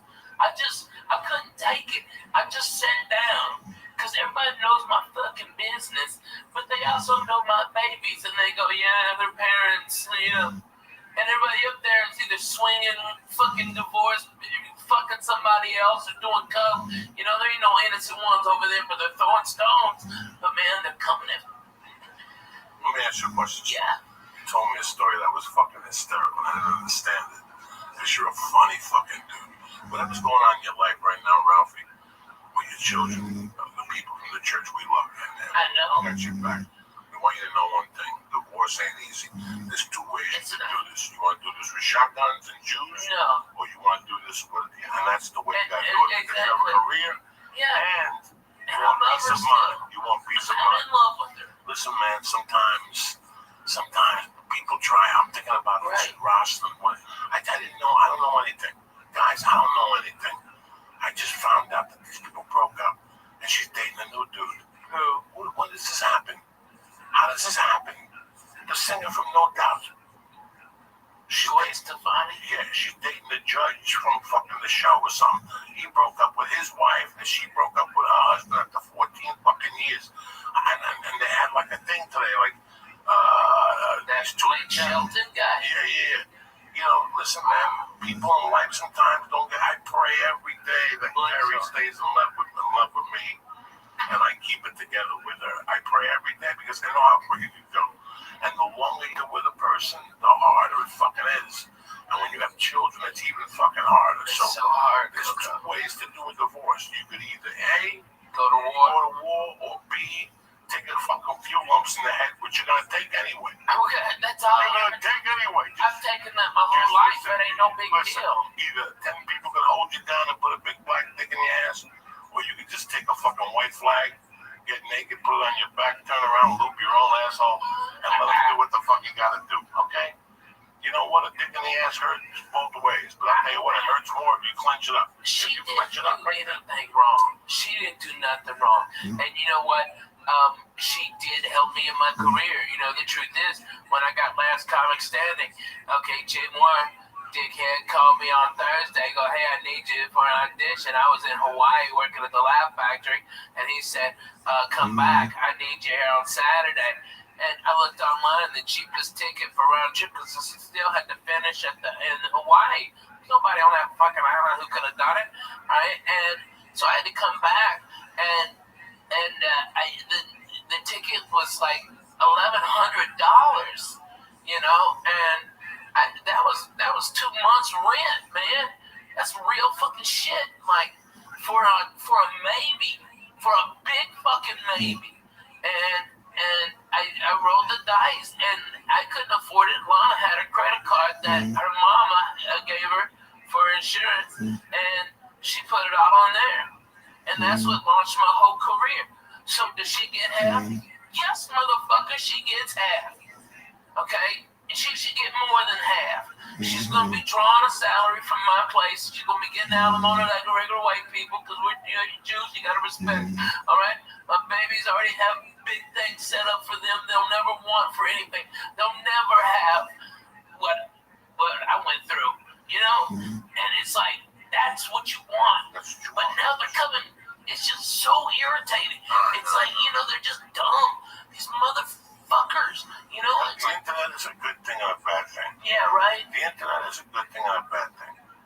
You know, I use the internet for certain things. I see people use it for other things. And that's fine. That's what the internet is. It's your expression. But sometimes, if you open up your life on the internet, the result isn't going to be good. It's happened to me. It's backfired. Yeah. But in this situation with divorce and stuff, who knows? You know, and nothing's happened yet. Keep doing what you're doing. Yeah. Try to put the pieces together. Try. Be a father. Listen, the divorce in my life had to be tougher than a prison sentence. I lost a child in the divorce. I lost dignity in the divorce. And to this day, I have animosity. I know that I'm like Michael Douglas in what's the movie when he just snapped on the 405? Walking tall, standing tall, when he started shooting people. Yeah. Last straw. You know, when I saw that movie really scared me. Why? You ever see that movie? Where he goes nuts on the 405? Yeah, he's lost his job. Drug dealer goes to mug him, and all of a sudden he shoots him. He goes, "You want my briefcase?" He's pretty funny in that. And now Duval is looking for him. It's a cliche type movie, but I always saw that happening to me with my ex-wife. That's how bad of a divorce it was. I forgave my stepfather. Until this day, I talk to old school Cubans, and they always say, "Fuck him. He never gave you what was coming to you." You know what? So I gotta go get what was coming to me. That was my frame of thought back then.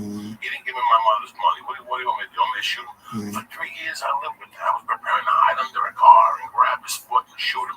Where's his money now? So I shoot him and kill him. How am I going to get his money now? So I had a terrible idea. And I hated him for fucking years. And one day I go, what? This is the guy that raised me. Would you give me $300,000? What was I going to do with it? Was I going to invest? Was I going to buy a building? No. I was dead. I was going to buy a yoga plant off some fucking... Fuck yeah. So in a way, he saved my fucking life, you know? So I forgave him over the years. And I forgave him. That was it. When he died, I didn't go to the funeral. I sent flowers. I went to see his wife, and then she died. But I let it go. I gotta tell you something. I had such a I don't have divorce. any anger. I have right now, only you know. love. No, I know. I don't care. Right now, I've already seen all the numbers. I just love my babies. I have to get another place here, and I hate it up here. Has nothing to do with numbers. Okay? There's levels of a divorce. When she walked out of the house, she goes, "Listen, I'm just going to be a mile up the road. You come over anytime you want. Let me just get some space." And I was cool with that. I'm like looking at it going, this is a dream come true. I could work on comedy. I wanted to be a fucking comedian. I just got out of prison. I was doing the working stiff stuff, and I go, fuck it. I want to do fucking comedy.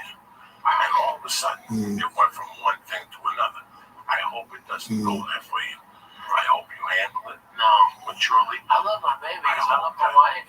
I hope that the attorneys don't get a hold of this and turn it into something else. They're not. I hope that, because that's what happened with me. Yeah. Once attorneys get illegal, and once the fine print, there's a fine print. And once that fine print comes out, Lisa, they ain't no coming back. And that fine print has to exist. It has to exist. The law says it has to exist. And sometimes that hurts, you know. So, you have my love. You have my love always. I call you every day. I hang up. I know. I send you videos of a little Spanish guy. You gotta knock it out with that, man. It's like, I'm the real deal. I've been through a divorce. I've been through a separation. Guys, it is brutal. I always advise people to keep it together. Keep it together. Well, no, I disagree. But if there's no love, there's no love. No, there's no love. There's no love. You have love. No, So we both have so much love for each other, but it's like, here's the real deal, okay? I have really fucking bad PTSD, and now I'm properly medicated by probably the best. He's the head of psychiatry at Vanderbilt. He's fucking amazing. He's got me chemically dialed in. I sleep 8 hours. I'm up. I don't take naps. I walk. I feel great. He's done it all. He's fucking amazing. All right? But before I got properly medicated, I was a fucking nut and a complete asshole. Okay, you know what you do after 2 years You of should have been denying? honest with the Elvis class. You started to worry me that day. What question did you have over that? It's not a question, but it was my parents got divorced when I was in high school, and I actually had wished they got divorced earlier. Like they said, like we stayed together because of the kids. I even back then, I thought it would be better just to have like You're just a tough dude. This is listen, man. I was Ralphie, but I feel great now. let's get some. I got a lot of let's get something on the air. That's Comic Standing is a great show, and it shows a lot of comics to the country and a lot of vice versa. I don't know what the fuck I'm saying. When Ralphie was on Last Comic Standing, he was already a brilliant headliner. Ralphie was already had a lot of people paying tickets to go see him. This just accelerated the program, where now these kids become somebody. Ralphie May was already somebody. You follow me? Ralphie May was already somebody. It went from one thing to one thing, Ralphie. I judged it. I was there. I was there when you were, cooking for us with no money, and also next thing you know, we're sitting on Bullshit Boulevard with a jar of weed in the living room. People just sticking their hands in it, taking weed to go, and nobody didn't give a fuck. Take it. That's what Sean Rouse smoked the fucking whole thing. Yeah. I mean, every time he'd see me, give me $200 to do what you do. It's hard on a person, never mind on a marriage. Yeah. This has been a journey for you. You've learned. Now, I hope that you keep it together. Man, I've got so much more peace in my life. I've got so much less stress and less anxiety. I don't have nightmares every night. The PTSD from Spellbound. No, that's hilarious. See the bottom of the Hey, that was 12K. Shut your mouth, cocksucker. That was a good angle. All right, I broke my fucking bone, but hey, I fucking got 12K out of it. Word to the mother. No, it's when I had bilateral double pneumonia, pulmonary embolism, and I had to stay awake for 9 days because if I couldn't help my lungs expand, I would die. And the blood clot was so big that because I had pneumonia and I'd broken 2 ribs from coughing, and that's what caused the blood clot to go right. It was right here, and they said that a radiologist was going to come in at 7 a.m. and enter this vein and go into that and find it right there by the lung. And he goes, "You have to be awake. We can't give you any anesthesia, and it's inside you. It fucking hurts in there, man. All right." and they're gonna. You got a 5% chance of living. Okay, if it blows the clot out, okay, you fucking live, and if not, you bleed out in your brain. You have a stroke. Good luck. Hey, sleep tight. Boom, motherfucker. I was fucked up, Jack. That fucking snap. That snaps your fucking head, dude. And so, what I've been doing like a lot of PTSD groups, okay? And they're always like, "What the fuck are you doing here?" And I'm like, "Look here, cocksucker. I'm just as fucked up as you are. And let's get to the real deal. Let's talk about some shit." Oh, like, you don't even know about I mean, you know how many times I've gone overseas for the fucking military? Like 19. I'm in a 44 forward operating bases in multiple war zones. Okay, by the way, Afghanistan this time of year is fucking beautiful. All the Taliban turbans, change colors, but it's like, those dirty motherfuckers, they're like reds and yellows, it's beautiful. Okay, but I've been there, and then they start getting real, dude. And man, when those guys get real, it gets real. You know, I mean, it's like, I know it sounds stupid, right? But you're absolutely right. You know, Ralphie, man, I gotta tell you something. Sit here, bro. I'm gonna end this podcast in a couple minutes, but I gotta tell you something. It's I'm 52, man. I've had a great life. I laugh. I love being upset and laughing. I live to laugh, people. I know sometimes I come across as a prick. I love giggling. I love laughing. I have a lot of regrets in my life. I did a lot of fucked up things. I was talking about my godfather before. One of the biggest regrets I have that we didn't have the money to do, Ralphie. What a mistake that we could go back and rewire that apartment with a camera. Oh my God. We would have a show. And I'm telling you, That would have been the all-time. It would be HBO's all-time greatest comedy show. And you can't. And you know what? I'm sitting here across from Ralph and I'm listening to the story and I'm like, I can't even go to HBO. I'm telling you, I'm thinking of Ralphie narrating a show about Adventures of a Fat Guy. And just even all that stuff, the tube, when you fell that time. Oh, falling on Gardner. Listen, I'm sitting here and I'm like, not even Gardner. The thing you were telling Lee about that, he's going on. You don't understand. This chick is living in his house.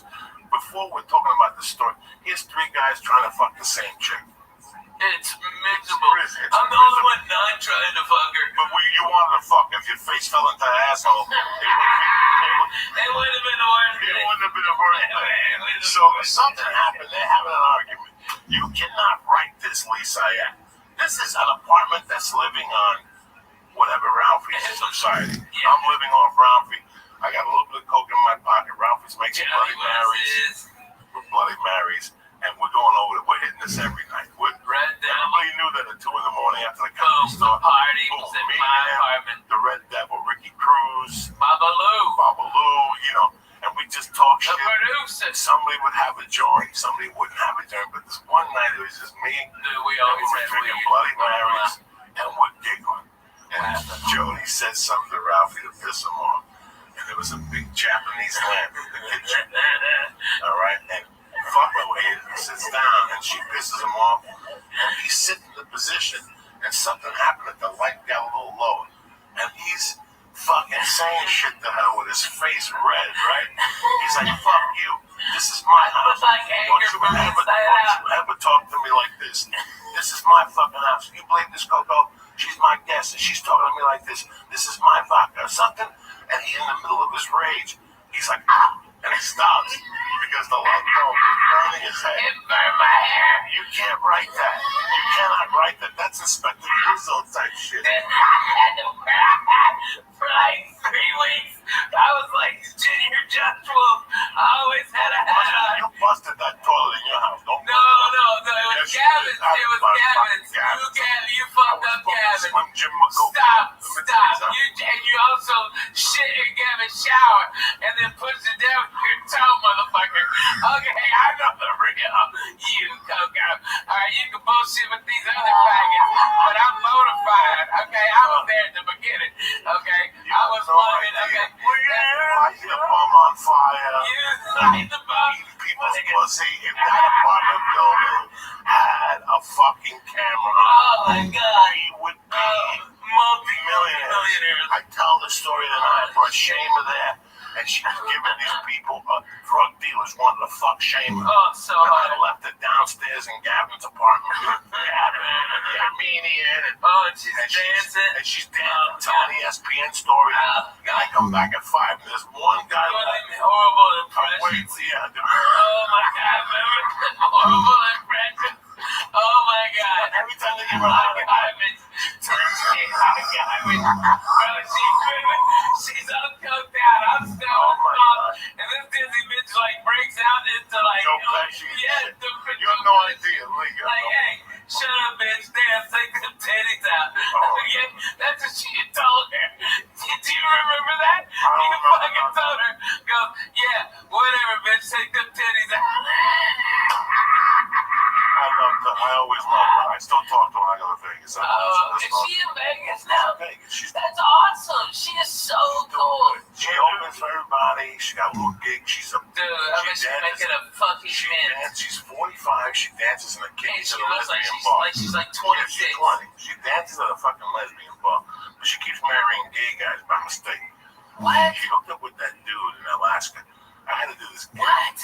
Listen to me, about 15 years ago, I got to do this gig. She married a gay dude? Listen to me. I had to do this gig in Alaska one time. And Charlie's. And one of those, for one of those people. And I canceled. I got like this stupid TV show or something for NBC. And I had to cancel. And she went up there and met a go-go dance, like a male dancer. And they fell in love. And she put his name on her little pussy. Oh, and then they moved back to LA and they were in love. Man, Yeah, he was like, wow. He was like unemployed, but he always came up with a little bit of money. And she was dating him for like 2 years. They were in love. And then one day, she wanted his email. She saw an email from old dudes that he would go to their house in the afternoon and put like a bikini on. He would dance for old dudes and shit. And he would get like $50 and do meth. So she threw him out and shit. She was heartbroken because she always makes fucked up choices. I've told this story before. God bless her. That's so hard. Somebody tells me this is the name of the guy that she's got on her pussy.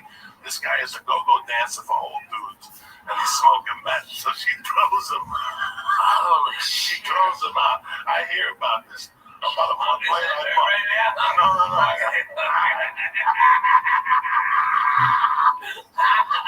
I bump into her, and she says to me, "How you doing?" Blah blah blah. We're going back and forth. And I go, "Hey."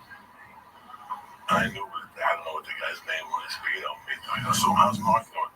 And she gets kind of sad. She goes, "I'm not with Mark anymore."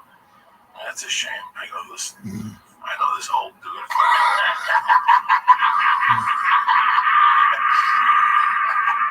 You know what, Shay? But you gotta give it up to her. She is a queen of a ball buster. She will give it, but she will fucking take it. I tell you what, she takes it better than a lot of fucking bona fide grown men. She's always had bullshit. She's fucking funny. She came up at the comedy store. She came up at the comedy store. Her mother's a biker. Her mother's Gemma. Did you know that her mother's like Gemma? Like she was telling me stories, showing me pictures one time in the house. Her mother's like Gemma. And she's half Arab. I didn't know that. And she's Arabian. She's like a Jesus. Iranian. She's beautiful. I tell you, if you look at her, you think that she had plastic surgery, and you're like, but you realize it's just natural. She glows. Her and April Mason used to be real fucking tight. Two pieces of ass hanging out together. This is 12, 15 years ago. They go on doing this dirty shows all over the place, and they start doing Unfortunate show. They got a my face. What was before Twitter and MySpace. They got a MySpace page together, and they would do all these dirty rooms, and they got Penthouse to pay them peanuts, but they had some going on in Vegas. They were really trying. And every time you'd see one, you'd see the other. And one day I see Shane, and I go, "What's going on? Where's your buddy?" She goes, "We don't talk no more." So in the back of my mind, I'm like, well, it's two girls. They went for the same guy. It's some girl shit. About a month later, I find out they're on a trip back from the fucking in Sarah Tiana verified. They're on a plane on the way back, and also the plane starts having engine trouble, and they're gonna die. The planes, and they go down, and all of a sudden they go, "We're gonna release the mask." They released the mask, but only one came down. It was Seamus mask. Fucking April Macy took it and held it down, started choking. That's deep. That's savagery comedy shit right there, Ralphie, man. Oh man, Are you still on the Netflix tour? Yes, Unruly. We've got the West Coast this whole month for the next 2 weeks, and then it's the Lord's Day, it's Thanksgiving. You got to get back to grace. I'm hitting Eugene. Santa Cruz, Fresno. Holy shit. Portland. I don't know what I'm on, but man, this is great. No. Seattle. Get the flying Jew. Oh, he is fucking in Sumo land. Jesus Christ. Look at you. Oh my God. I'm telling you, please get that mustache. Look like them villains. Get that mustache. You alright? Look like the fucking circus strongman. You should have seen your face come up. Hey, all the church members up in Canada. First time I'm coming to Vancouver, man. Come out and blow me out, man. That's the fucking town. That's a town, Jack. I've heard a lot of great things about Vancouver. They're gonna carry out to the bus like they did in Denver. Oh my god. Oh my god. No. Nothing fucked up, dude. I had to go through Utah. Those cocksuckers. The cops searched me. Those motherfuckers asked me if I did cocaine. I'm like, the fact that I'm this fat and can talk to you proves I cannot do cocaine. I've never done it. Okay? And then the guy asked me if I want some Quaaludes. You want my own Quaaludes? And I'm like, what the fuck year is this? 77? Yeah. Can I buy Quaaludes from you?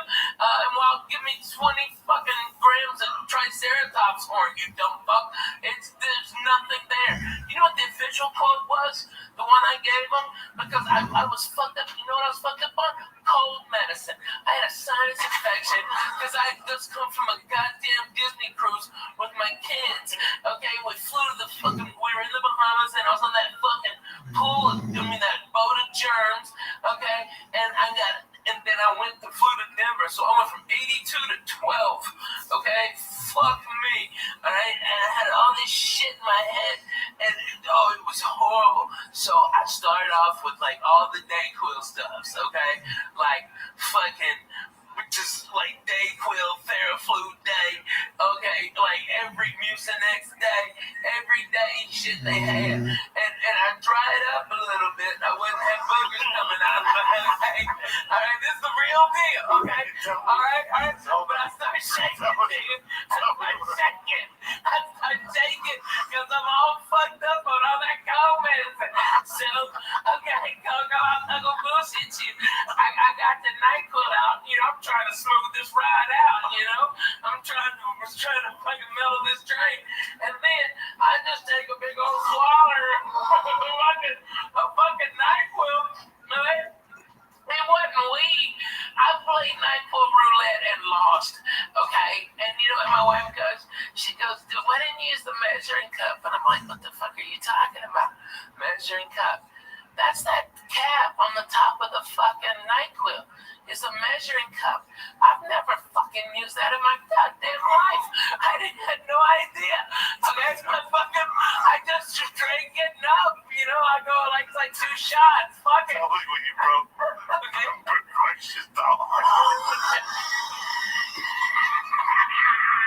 Hey, that was your fault. That's good ass fucking drug. Alright? Okay. That was you and Gravity, motherfucker. You own that. Okay, you're a dick. And I wasn't the only one. You fucked up some shit on getting out of there. Okay, so you suck a dick. And by the way, we went to that Jack in the Box right behind his house because we were smelling all them fucking jalapeno poppers. Bullshit, fuck you. No, I didn't go to that Jack. I had to pull over. I couldn't stop laughing. So what happened? Okay, all right.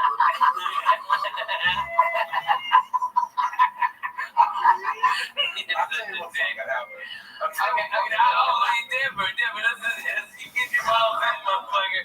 All right, nobody want to see them. All right, I've seen him plenty in my life. All right. Well, put crisis out. No, man, fuck you. Let me finish this, you cocksucker. All right, because I know you don't believe me, but my wife goes, that's a measuring cup, and I'm like, well, I might be dumb, but you're a dirty bitch. I ain't never seen one in a dishwasher. That's just gross. You like the same cap? That's disgusting. All right, and so I was just like fucking hit it. But you know what I quoted them? Because they were just making lines up about me. I was like, last thing I said before I head on stage, I heard was all I said was yes, Mr. Cosby, I'd love another cocktail. That's all I remember. And that's just like, go fuck yourself. You don't get fucked up on NyQuil. Dude, I was so fucked up on NyQuil. You get a bottle of NyQuil, give me a start. That smoke a joint, it's all over. Dude, in 92, I played the hip hop comedy stop. Steve Harvey's and Rashawn McDonald's, all black comedy club at our hotel. Okay, and I was sitting back there with these crazy ass, like, I met this guy and he goes, yeah, my name's Willie D. All right, he's Willie D from the Ghetto Boys, okay? And then this little ass midget walks over, Bushwick Bill, okay? And he's a gangster, okay? I mean, Bushwick Bill was no bullshit. He had knives on him and shit. That little motherfucker cut your balls off. That was eye level to him. Okay, no. Codeine syrup. Codeine, and we listen to fucking slow records that this guy named DJ Screw would do. All right, but we drink that with 7-Up, okay, or Mountain Dew. Boom, they do a Mountain Dew so he wouldn't pass out, so they just drink that syrup. All right, and we was fucked up. How much do you pour in? Because I only, like, every time I get bronchitis, dude, they poured a lot in mine, okay? They poured a lot, and they shitload, and a lot of them was putting that, what's that, the raspberry liqueur, like Chambord or something. They poured a Chambord in it too. So you'd have like grape soda with some Chambord and syrup. Okay, and all those fools were doing that. All of them. It was, and it was like, I didn't even know what hit me. Okay, because it tastes like Kool-Aid. And I was like, what? And they called me up on stage. And for whatever reason, it was the greatest set of the 4 years I've ever done comedy. And I relaxed. Yeah, but I was, I've been smoking weed in the back with this little crazy midget passing it because it was so funny to look at a midget when you're on codeine and smoking weed, and like if the midget takes the joint out of your hand, but it looks so much infinitely bigger in his hand than it ever did in yours. It's crazy. Like what? Okay, it was amazing. But I came in and blew the place apart. Got a standing ovation. All right. But a comic came on stage who hated my fucking guts that he was trying to be like the number one guy, and he had tried to do everything, and I blew the guy out of the fucking water. Steve Harvey told me I did. Okay, it was fucking unanimous, and he starts talking shit about me being fat, like making all these fat shit jokes, and the audience turns on the guy, and then out of nowhere, you see this nickel 45, 1911. 45 caliber come up and go, and it is Bushwick Bill, and he goes, bring the fat white boy back, shut the fuck up, nigga. All right, and he was about to shoot that man, okay, because that's how gangster and fucked up this guy was, and they were like, okay, well, fuck it, okay, where are we been? I had nothing fucking left.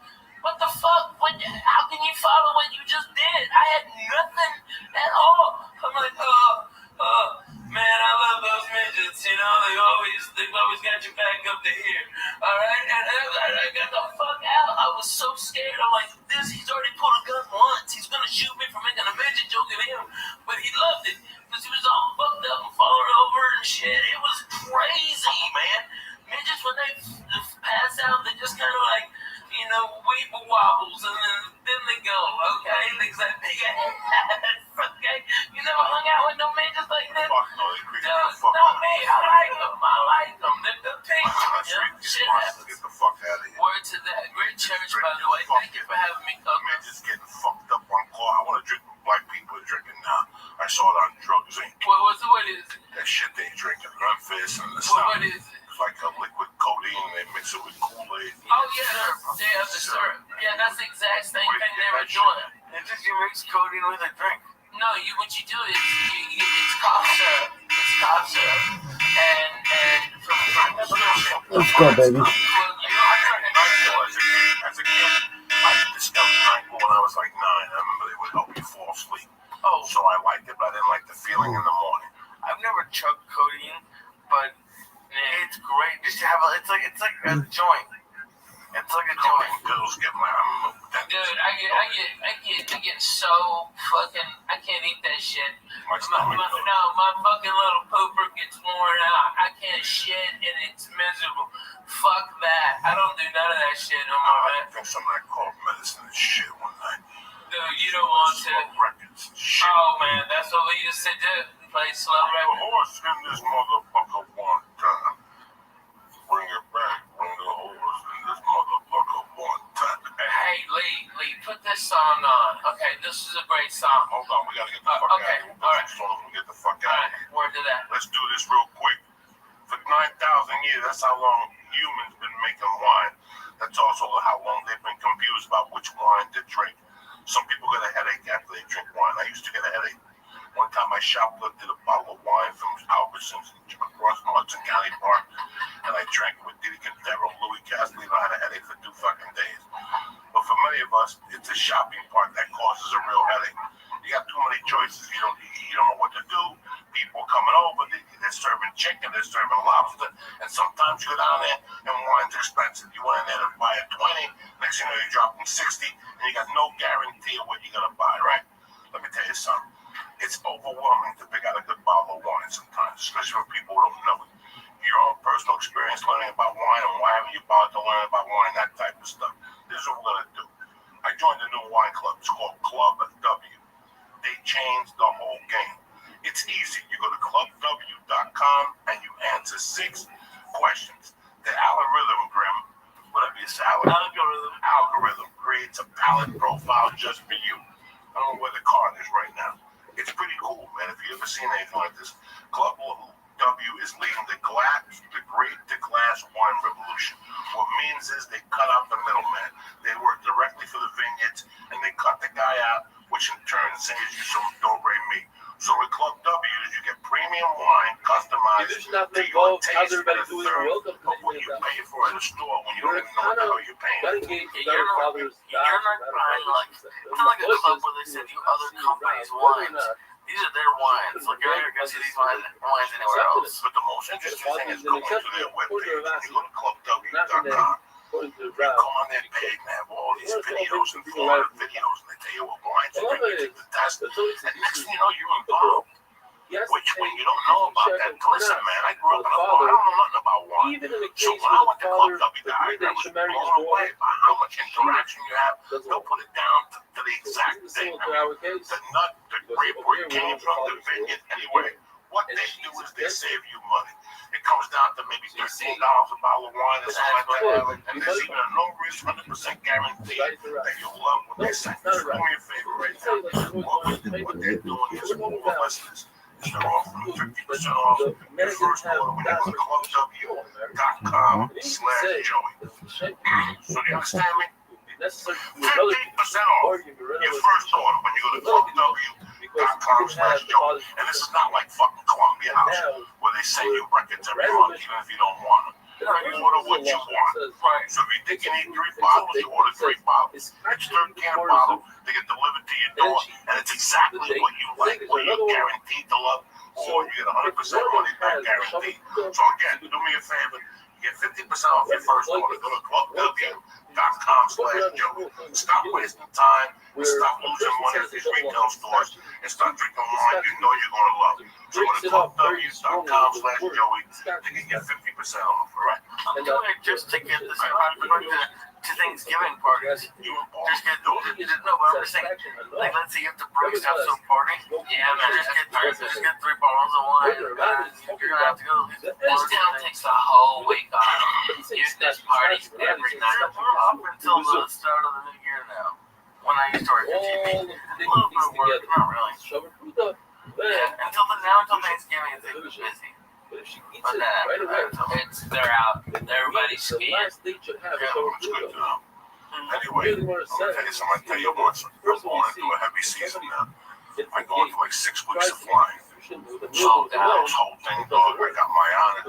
I always slam on. What's the one I take? The immune, the Shroom Tech Immune. Let me tell you something. Those planes are filthy. Those planes are filthy. If you think you get off a plane, they steam it with chemicals and they wipe down nothing. In my bag, there's a fucking deodorizer. I got a hand sanitizer to wipe everything. That's the first thing I do when I sit down now.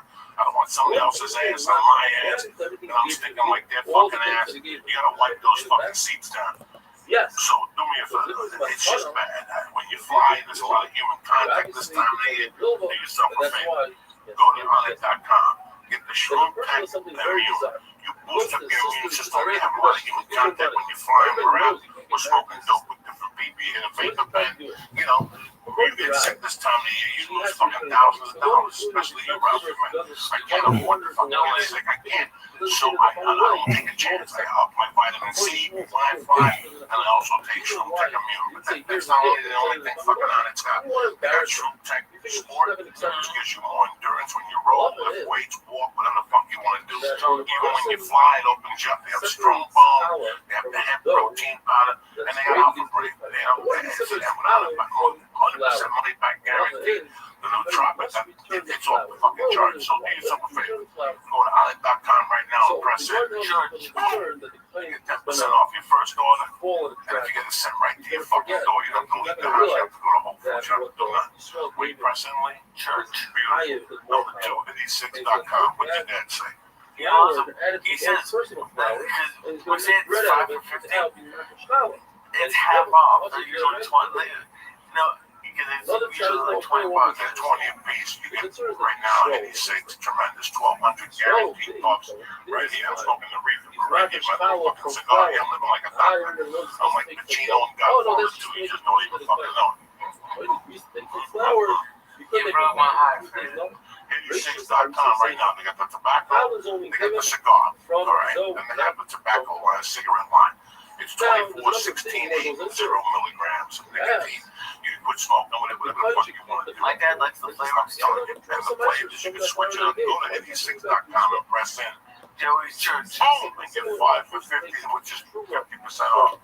NailTheLife.com, the Vapor Kings. You want a vapor pen, you like smoking, you like doing this, you want to see the double? Go to NailTheLife.com right now. What do they run? When you use code Joey Diaz, you get 20% off the premier vapor pen on the market for all the oils and wax smokers out there. And if you live in California, they are also makers of Wilson products. There you go, Joey.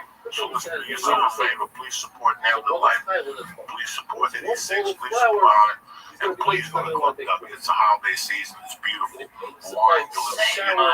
That's perfect for you. I'm here to save you guys money. I'm not trying to fucking say, jumping on like that. Don't forget my main man is where they don't get beat. Friday night. Go to RalphieMate.com. Yes, for tickets. Go to RalphieMate.com for everything. Go see if he's coming to your fucking neighborhood. I'll be there soon. Trust me. I go everywhere. I'm in Portland Thursday through Sunday, and I'm in New Jersey next week at the Stress Factory. All right, guys? Hey, I love that club, man.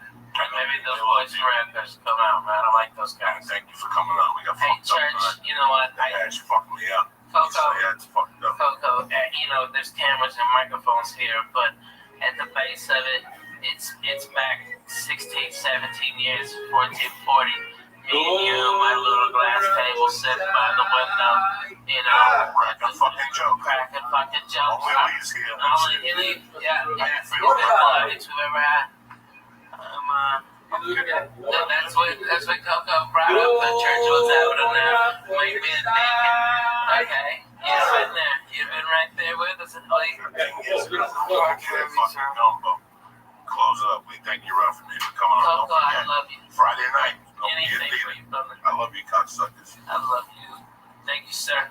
And thank y'all for having me on. I really appreciate it if you stuck around.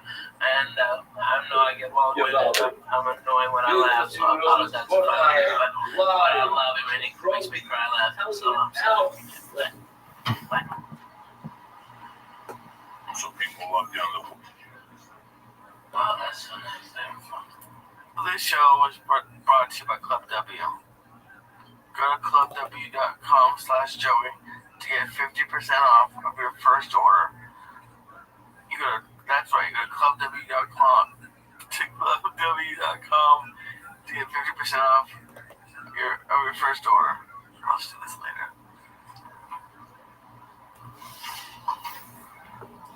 What do you want to close this guy? Hold on.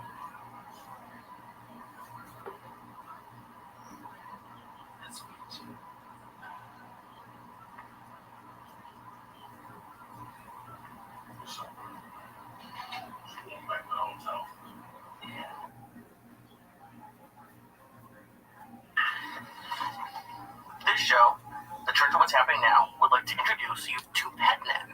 Stop worrying about feeding your pets the wrong amount of food every day. The PetNet Smart Feeder will feed the healthiest portions at the right time, every time, automatically. Go to PetNet, get your PetNet Smart Feeder, plus free shipping when you go to petnet.com/Joey. That's petnet.com/Joey, petnet.com/Joey. The show is also brought to you by Onnit.com. Go to Onnit.com and use code word CHURCH to save 10% on all of their optimization products like Alpha Brain, Strong Bone, New Mood, ShroomTech Immune, and ShroomTech Sport.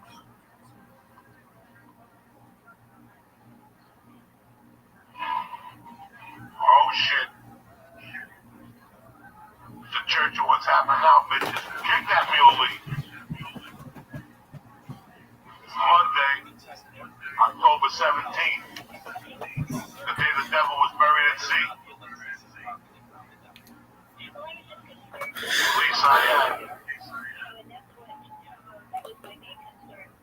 Ralphie May.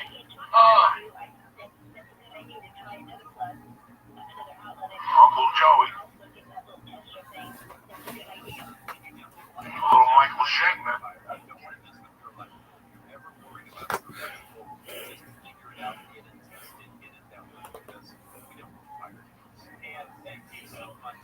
Oh shit. Break out those fucking bazookas. Uncle Joey's in your living room tonight.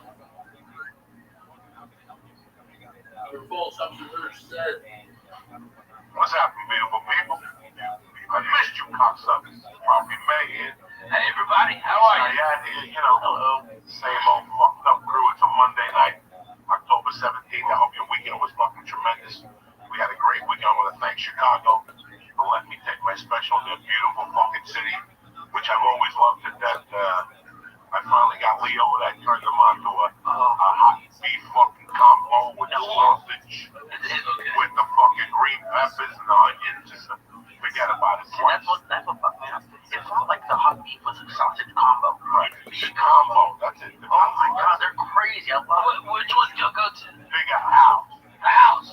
Strong. It was close to the thing. There was a World Series. Yeah, right. You don't want to go up there. We didn't want to go all the way down. We don't like fucking around. We would tape for that and do shit in the afternoon both days. So we just kept it light, like Lee and myself. And I gotta tell you, we didn't keep playing at home. No, we didn't. It was just great. It was a great.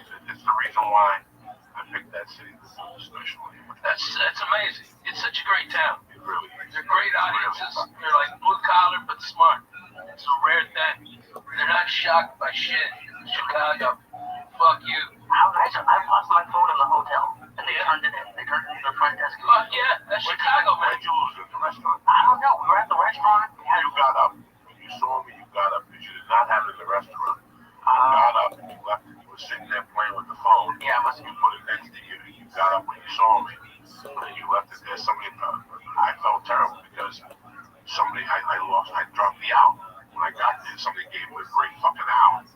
Rainbow, long live rock and roll. I went to eat the Cuban sandwiches. I left it downstairs. That night, they called me in my room. We have the out downstairs. That's amazing. Gotta go knock at the door. That's great. Great little city, Chicago. Listen, man. Chicago's one of those places that once you get to the suburbs, it's a little last American frontier. Yeah, right. It's really neat. I hate that the whole city is being painted as like the old Wild West, you know? I mean, everybody's dying and shot and shit like that. There's only certain parts of Chicago. Nobody gets it. It is what it is. Yeah, right. There's parts of Chicago that are fucking bad. There's parts of Houston. Oh my God, so bad. Yeah. Different element of Houston. Oh shit. Those areas where we used to go probably yeah, now. No way. Fucked up. You know, this is going on across the country anyway. You just can't say Chicago. Chicago's a scary place. What happened last year in St. Louis? Oh my God. Friends. Still like on the verge. You know what? That's so crazy because I used to go to St. Louis as a kid, and man, I remember in like '84 they had this whole 4th of July down there. Okay, I mean, for every white guy there was 2 black guys. Okay, we're all listening to Kool and the Gang, eating fucking hot dogs like Americans. Alright, fireworks, everybody was having a blast. I can't believe that town went to what shit is today. You know what I mean? I mean, it's like, I've never seen more people having more fun and no racial BS bullshit anywhere than at that fucking 4th of July. It was fucking outstanding. Kool and the Gang. Shit. Let me ask you this. Where were you growing up? Did you go to St. Louis? Clutchville, Arkansas. That's funny because that was the big city for my wife. Yeah. Like, that's the team you watch when you grow up. Oh, yeah. She grew up in fucking Paducah, right? No, in between. No, that's Kentucky. She grew up in, what the fuck? By Maryland. Oh, my God. That's like Jackson? That's like Jackson, yeah. Talking about our yeah. We go to St. Louis to watch the games, and then we go to Memphis to watch wrestling. And we go to Hot Springs to go to the horse races. My grandfather would get a place. Now back up. What type of wrestling was there? Oh, shit. Was it the guys you saw on TV? Fuck no. When we saw him on local TV, I mean, that's where I first met Spittin' Dick Murdoch, fucking the Funk Brothers, okay? Man, Jerry Lawler. I saw Jerry Lawler and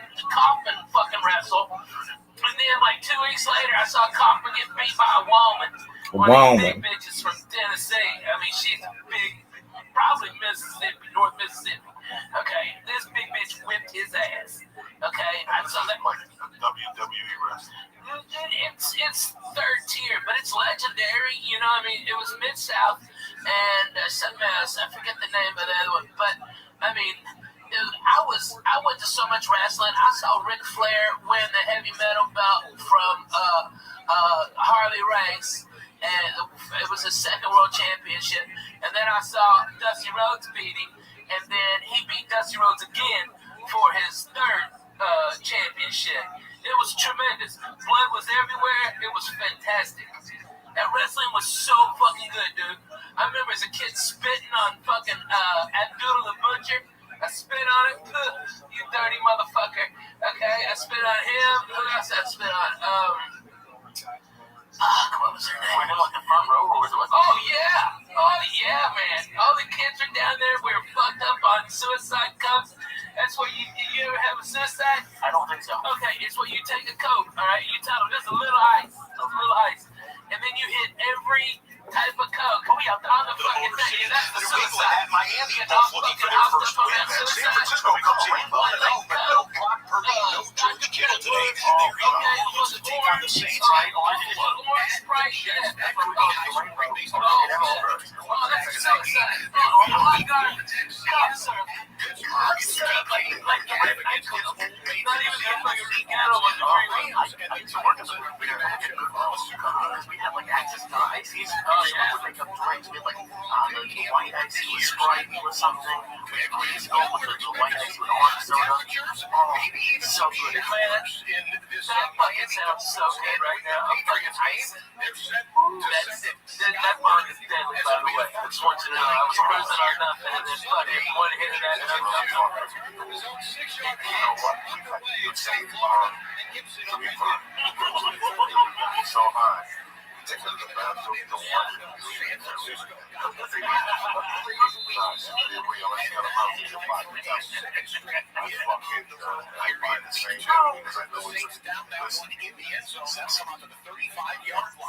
I got my first out in East Rutherford, New Jersey.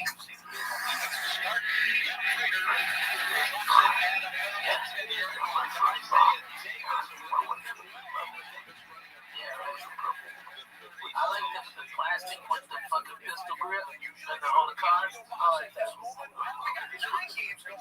was glass, and there was plastic, green plastic. As we are ready, 9 games division games in Dallas, in Detroit, in Miami, and in New Jersey. As the cars and the bottom was flat. You see that flat surface there, what's that called?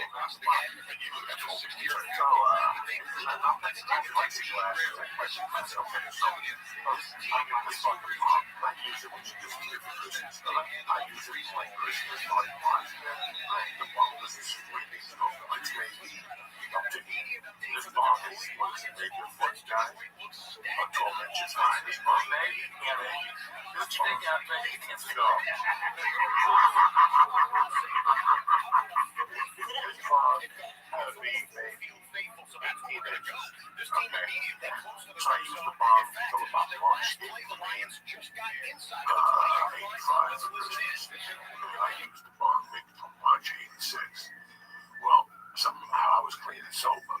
I was smoking dope when I was changing drunk, and I was drinking, but compared to what I was doing, I was fucking clean and sober. I mean, Louis, you think I'm talking about what we do now times 10, but to the fact that you didn't know what you were getting yourself in. And this was clean and sober for you? This was clean and sober. I gotta say. There's people in my family who think I need an intervention. No, okay. Okay, so. You want a number 2 good rehab? I got one. Okay, so.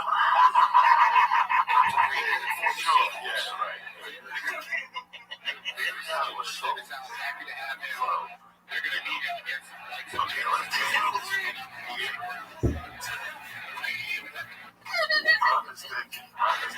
Nobody can read with your fucking eyes. I was trying to figure that out. Maybe I don't have the master scoreboard. That's the yeah, right. We'll have the scoreboard over here so people can see. From 80 to 85, it was always much. I'm not embarrassed to say it. No, because it went from. When did your mama pass? My mom passed November 2nd, but before that, I was already scouting. I don't want to get all this shit. No, already I was doing. I was already dancing for money at the bar at 6. No, but I had already by that time when she died, I was already doing acid. I sold acid that whole summer. I was making a living off of acid. I'm living off of microdot acid. I had it down to science, bro. I had it down to such a science. I had to cut a friend of mine in on it. And then the real one, black teams, I'm getting those are the Quaaludes, right? The ups. Oh, okay. So I would get 1,000 for $45, but I would sell 100 for $35. And then you sold 1 for $1,000. And you, Ralphie, you sold 40 of them. You already got your money back. Right. And you still had 960 of them. There was no, you could, only a loser could lose money on that. Yeah. And I would sell those to wrestlers. Well, wait, you go back now to Adderall. Right. So you get the, but not getting it for the numbers I was getting. No. Not for those numbers. Walgreens don't get them those numbers. But these black beauties were fucking solid. I was getting those rare. I was getting these two chemists that were getting down and fucking. And I remember towards the end, I was opening them up. I was opening them up and just snorting them like 2 capsules. So you figure, I think of weed a lot. When I go home at night, I think about drug shit. And I think about one particular night when I was selling purple microdot acid. I probably had, when you sell it lean, you do it. So remember, you build your resistance. Yeah. So I might sell you one, and you might do one and get fucked up. I got 4.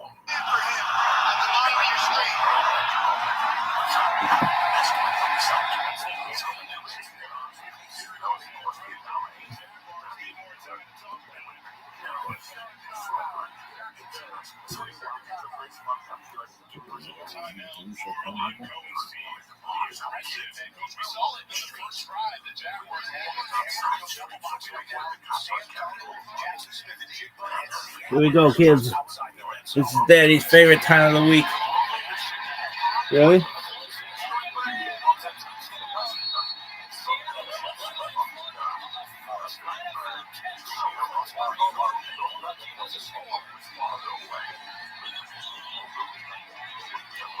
But nobody knows who that is. Oh no, Trevor Lawrence. Done a bunch.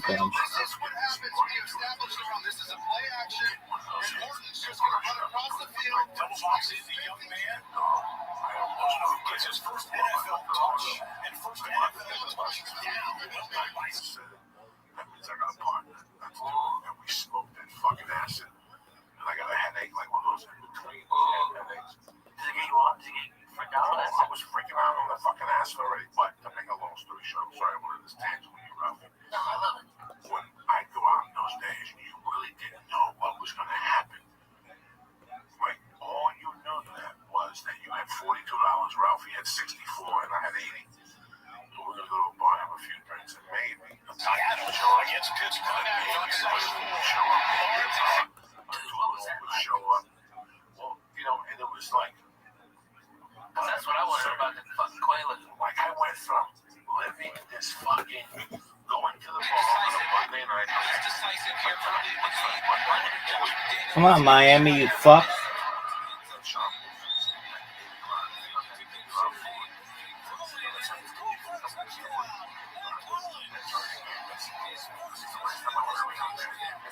Okay, nobody knows who that is.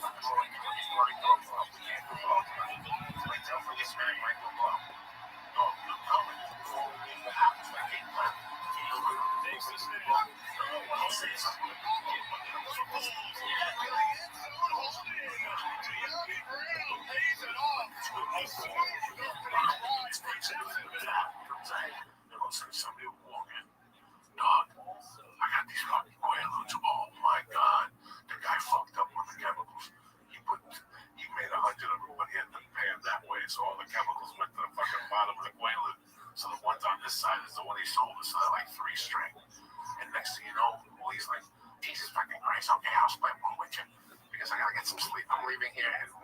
see my clock? Like, I remember people saying it to me. Like, you see that clock? In 1 hour from now, I'm going to be the fuck out of here. And I would just sit there and go, this is when I'm going to see them with Mickey Rickles. Remember when the plane broke? When the plane broke, and now they got you. That's big. At that point. That's fucking, God damn it, what's his name? It was defensive. At that point, we had to back Josh Allen get this guy in tough territory. Here comes Russell Wilson and the New York Giants getting into Cowboys territory there with his completion to the tight end. Johnson moves the sticks on that one and pick up that drive in just a bit. But 3rd and 7 for Lamar Jackson and Baltimore. Come on, baby.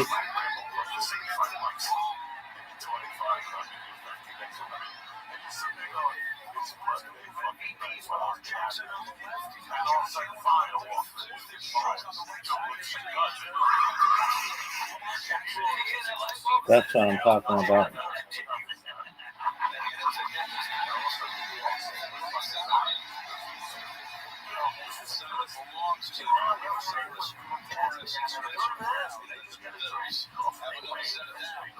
Just a wonderful shot. And then you'll see tight end knocks right down in there, just like last time. Adams fit the gap. This time they were prepared. Now we know because they're going to change anything. Come on, never pass. We give it fucking 20 and let's get the 6 pills, all right? Cut this shit. And that's it, Lee. That's how quick it happens.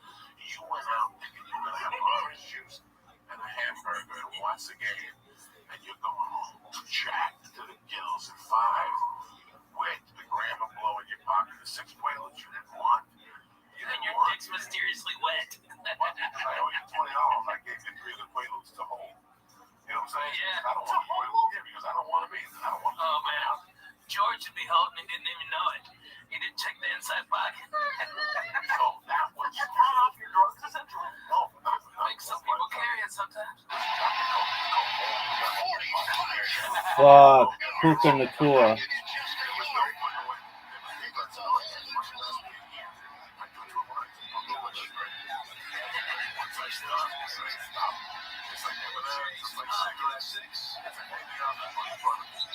Honestly, okay.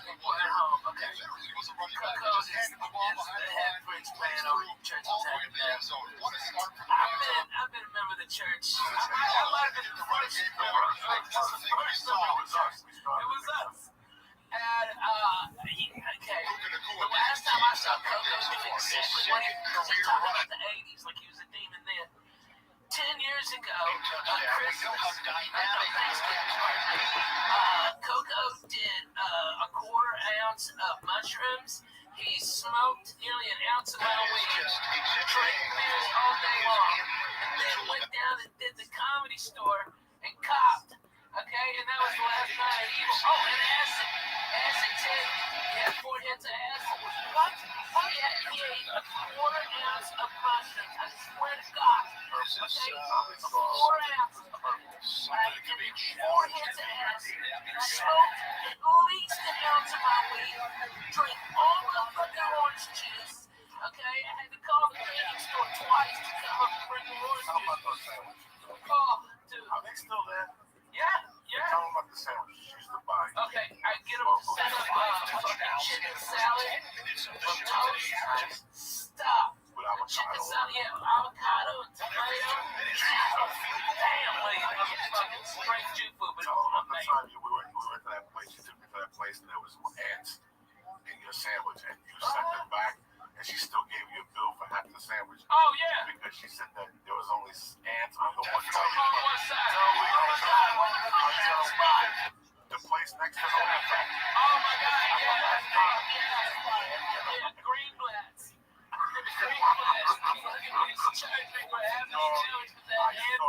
Listen, I saw a bill. Oh, my gosh. Extra out to use the baseball term, and that's just what the Jets did. He lifted the sandwich. It was like up top, and calls for the flag, gets it, and waits to go. Get you right back to that drive. But check this out. 3rd and 9 in scoring range for Caleb Williams and Chicago.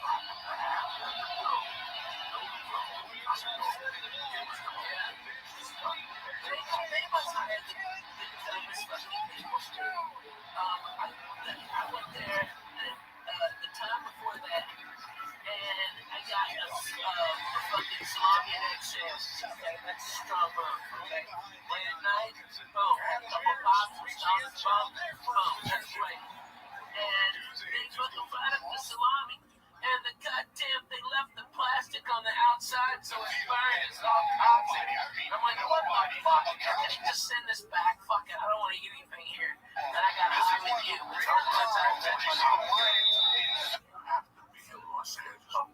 Oh my god, nobody gets get pepperoni. The reason I haven't got pepperoni in a few months is because there's always a plastic on it.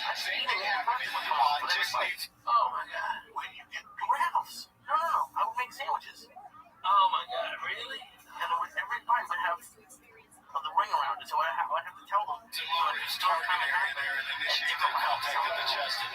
Let's get back to something. Yes, I make pepperoni sandwiches. You're reading it, the string is still on. Yeah, like the same thing they didn't call it. LA's problem is it's like an airport. You know, they cut it this way, right? Yeah, they slice it like So it's like a wrapper on it. But not a fucking plastic. No, it was a plastic. This is a plastic. No, there's a difference between the wrapper of the case. It was no, but it was like you can't take casing and like around it. It is like I've had pepperoni. Trust me, I've had pepperoni before. There's not that, and I've told them. And when you tell them that, you can see a difference. But that's why I don't go to the like. I did something really weird today. What you did? What did you do? I left my cart at Ralph's. I got pissed off because they didn't have what I wanted. Like the deli counter was full, like way full. And I was looking down my cart. Cold water? No, Magnolia. That's a busy fucking one. Magnolia across from the barbecue place. Barbecue place. The one with the DX, you know, how it's up in the it's right across. It's right past Lancashire. Oh, you go to that? Hell, yeah.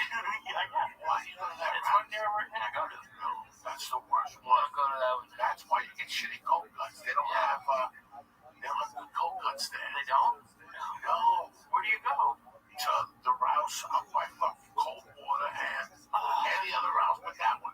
They don't have a slicer. They give it to you from the thing. No, they have a slicer. Yeah, but they give you the shit thing. Most of the time.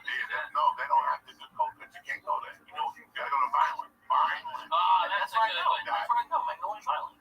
Yeah. Yeah. No, Violent. You sit across the street from the barbecue place. Yeah. No, not that. No, not that dump. That dump is a dump. Okay. That's a dump. That's where that Jack in the Box is. There's something in there. Yeah, there's a cross street. Yeah, that's why you go there. There's a Subway too. That's why you know why that is. That's why cocksucker. You don't think I know, but I know. Okay, I've been there. No, you can't go to that one. You gotta go to the one by Victoria and Violent. Underground parking. Very nice. They got the bread that you can cook yourself at home.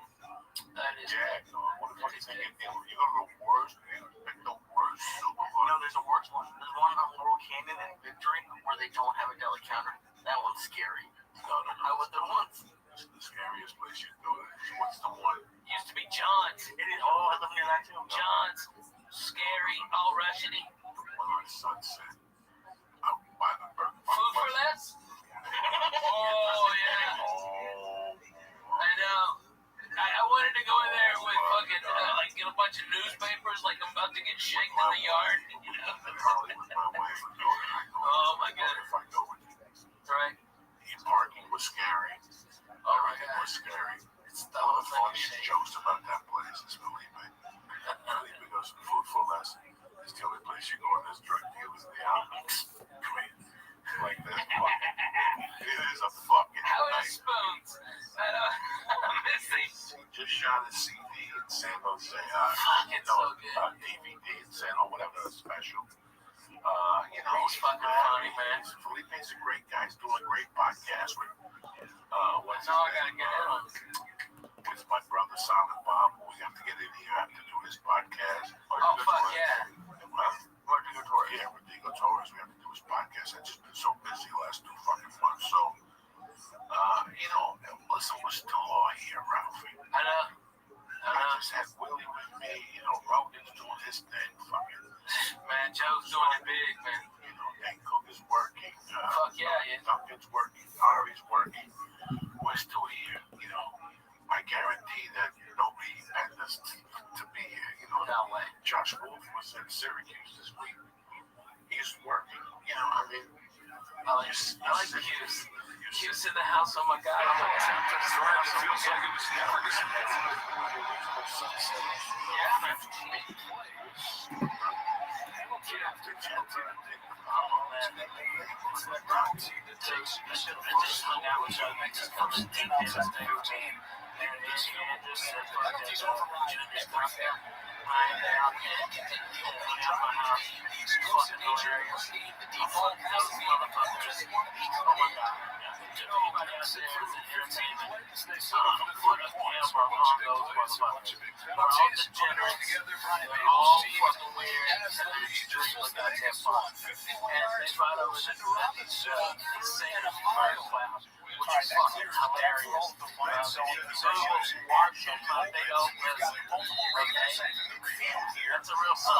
Come on, Lamar.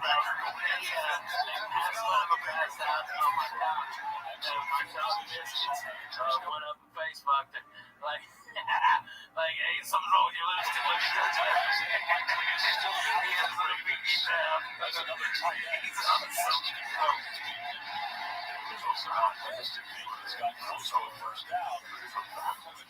Well, just had a big play in the Jets and Bills game. Justin Fields was so good in week 1. Here he goes, play action, looking to throw for it. Runs out of time, though, as the pass rush converges. And gets to the face. Jones coming in to knock away the football. Fields gets secured. DJ Epinesa comes up with the football. Sudden change for Buffalo. And Josh Allen and the Bills are set up with the ball in the red zone. We will come to this game right now as Josh Allen looking to add to a 7-point lead. Sets a standard. Gotta keep moving. That's it. First and 10 is cooked again. Down to the 20. We were just addressing the get out to Tracy first. Well, Jim, that long drive by the Bills. Battle of number 1 overall picks from back-to-back years. Trevor Lawrence and Joe Burrow. First look at Lawrence. Sidearm screen pass to Facial 2 minutes. And he gets popped at the end, but not until he gets 24 yards. So congratulations on his sidelines. Sam Darnold, next possession for Seattle. Looking for a jump play, but it's snatched out of the sky. And that is Jalen Ramsey, the hero at the end of the Pittsburgh game last week. Comes up with his first interception as a Pittsburgh Steeler. Josh Allen making a connection. Dawson Knox comes up with the football, and that's a first down. Bills are knocking. We're going to bring in a double box now as the Jags, we showed you picture 2, they continue to move the football against the Cincinnati offense, and they are now in the red zone. Yeah, Billy, oh my. A fourth receiver on the depth chart is playing like that. This Jags offense is real this year. I have to watch that. Climb the ladder for that.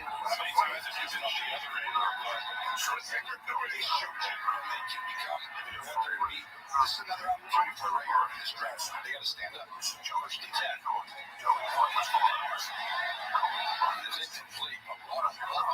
By Quincy Williams. Oh, man, he's excellent in space. He's one of the best screen game. Something like that. I can't remember. I do not recall. Inside the 10. First and 10. Lawrence looking near side. Another contested hold. City with this Jets organization. Felt that contact right away.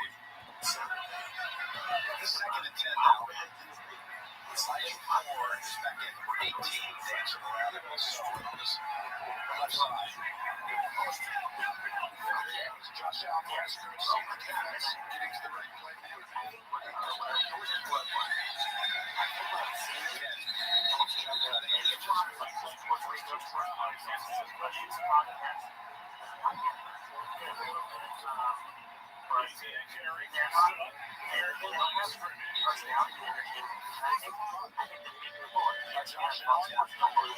You can see this was a great defense, but not really. They gave up 2 big plays last week, but they had a lot of really good stretches. You just can't give up a big run to Josh Allen against the Steelers.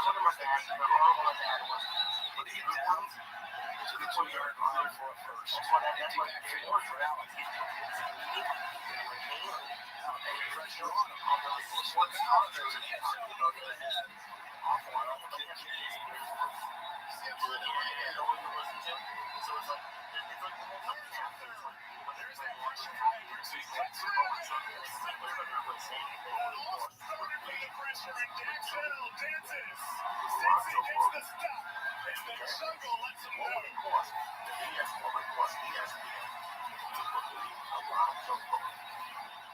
Just talking about it. We called his name and he delivered. Trey Henderson wins the fourth down. Offside. Jason Fox. The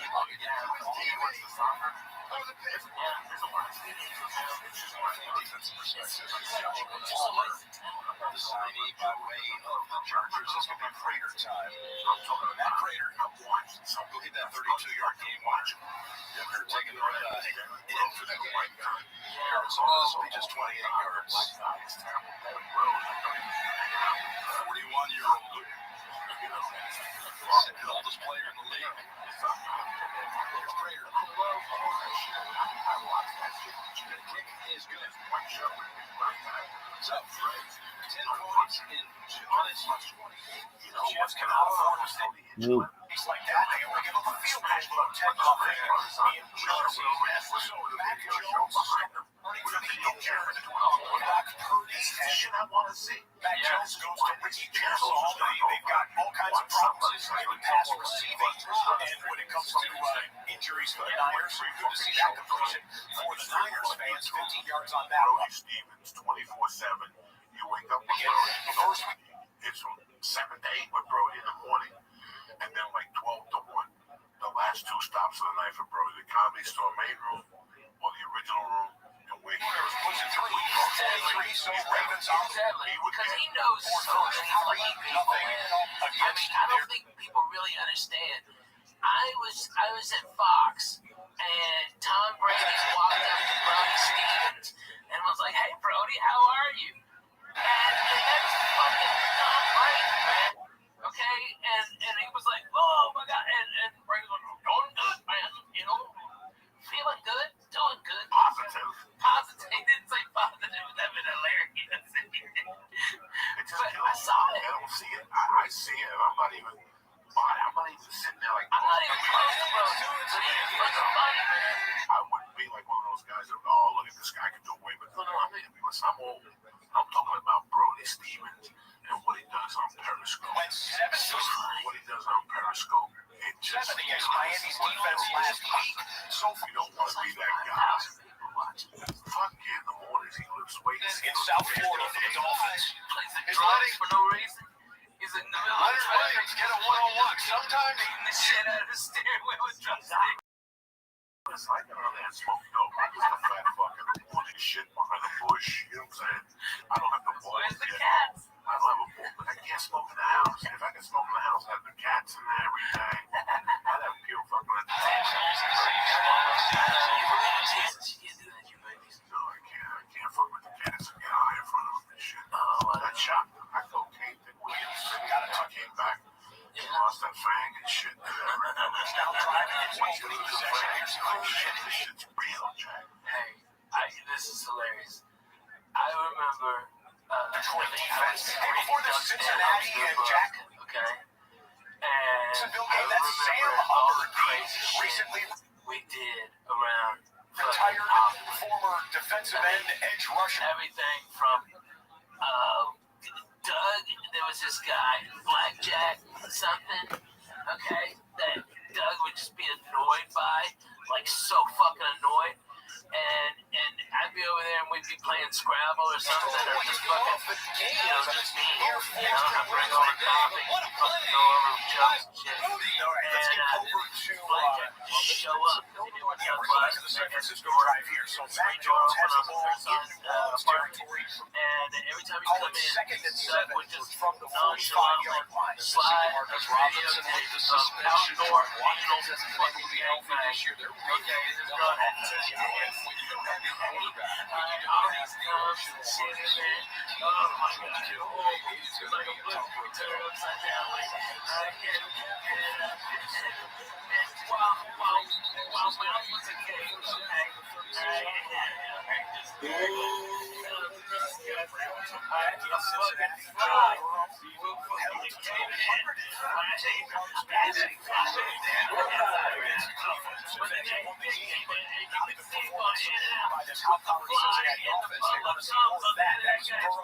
That's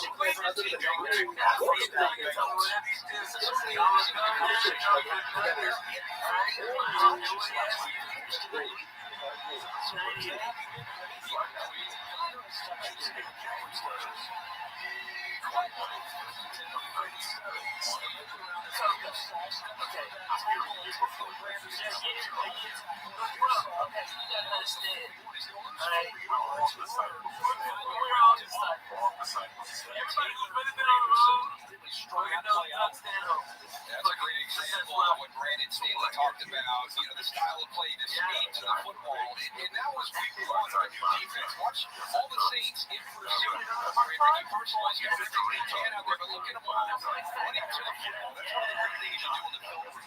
Is once the ball carrier is down, you freeze that film, and you see how many guys are in frame, and you see a lot of Saints players in that film.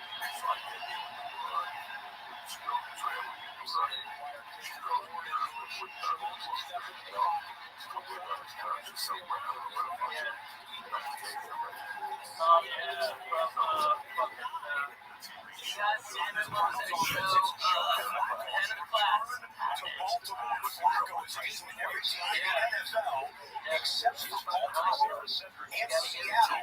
Looking to win against his own team today. That won't help him. Out of bounds as he throws it away. And that'll bring up fourth down and bring up 15 for the Browns. Third down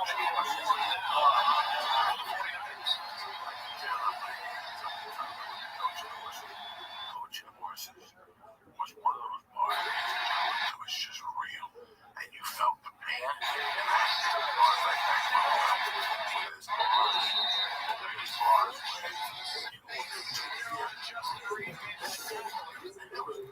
with San Francisco in just a moment as they are at the edge of the red zone. We got a third down and 80 yards. Pitching and showing good. Out for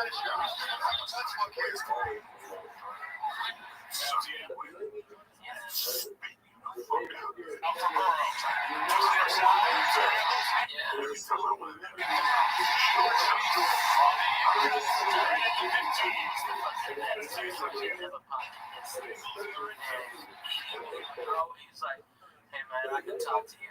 Alright, you're a fucking comic. Let's go over to Coach and Horses. Alright. And we just walk over to the Coach and Horses. And it was a Bud Light and a Miller Lite for breakfast. And it was everyone had the Bengals and this guy decided to talking all this shit about the faggots. We gotta kill all the faggots.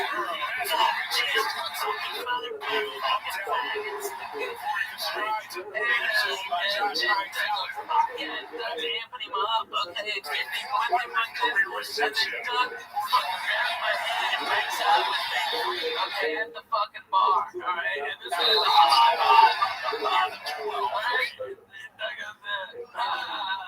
is another beer and a shot. That was a shot. That was a fucking. That was weird maniacs. Nobody's like that now.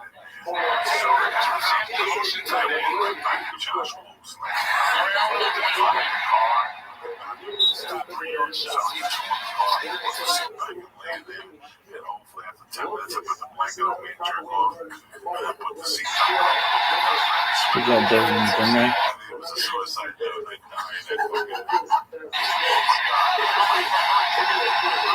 Sometimes the car would start, sometimes towards the end. Oh, he scored. I had to remind, I was just, I gotta tell you about this because it's so fucking funny. Because we were on the road with Douglas, okay? And I remember we were sleeping in his Oldsmobile Cutlass, okay? And we fucking reeked the booze, and he was behind him, the porno fucking closer with the beer all over. Shit just smelled like fucking sterile beer, cigarettes, and he's just in like April. So when we go something, it was 110. sweating like pigs.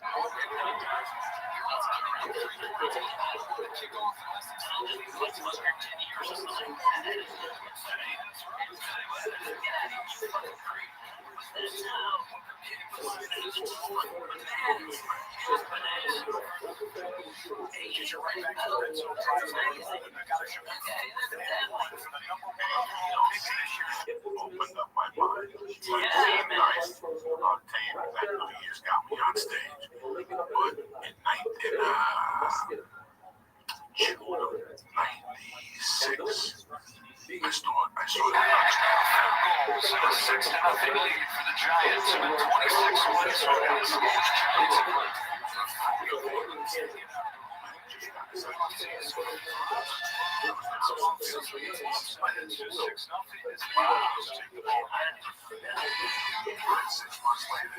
Giants only managed 2 field goals in week 1 for the whole game. They've already got 2 field goals in the first quarter. Just Harris, look out Lamar Jackson, and he comes in the middle of that pile. It's Miles Garrett and friends. Coming away with the sack. Miles had 2 sacks last week in the season debut. That front 7 for the Lions. They are salty. Now it's 3rd and 21. Come on, baby.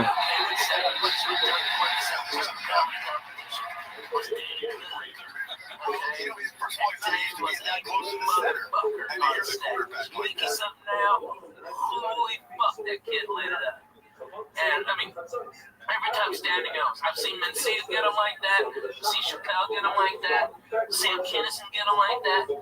But fucking, I'm telling you, man, that kid's deadly. Dude, okay, they could, and Dougie still did. And it was murder. It was a high draft pick on. You bring in Eddie Guillermo, and he misses his first kick as a Niner. Wide right on the extra point. So it's 6-0. San Francisco.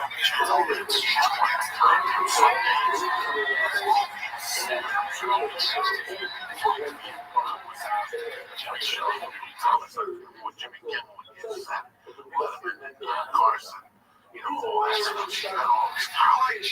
Good job, Tyree. Cincinnati Bengals with a 3rd and goal on the right side of the screen. Baltimore Ravens working in Browns territory on the left.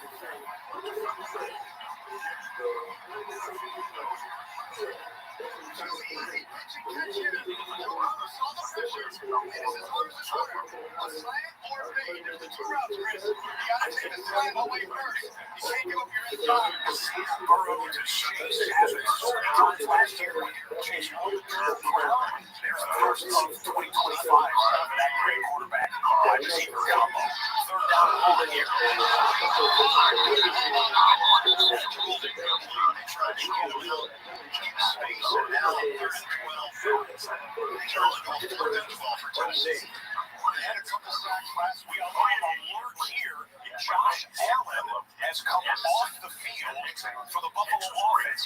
Quarterback design volunteers. Looks like he maybe hit his face against one of his offensive linemen, and Allen immediately comes to the sideline with his head down. This is just about 20 seconds ago. We've seen the athletic trainers come over to him, apparently looking on the front of his face, maybe his nose. Looked like something happened right there.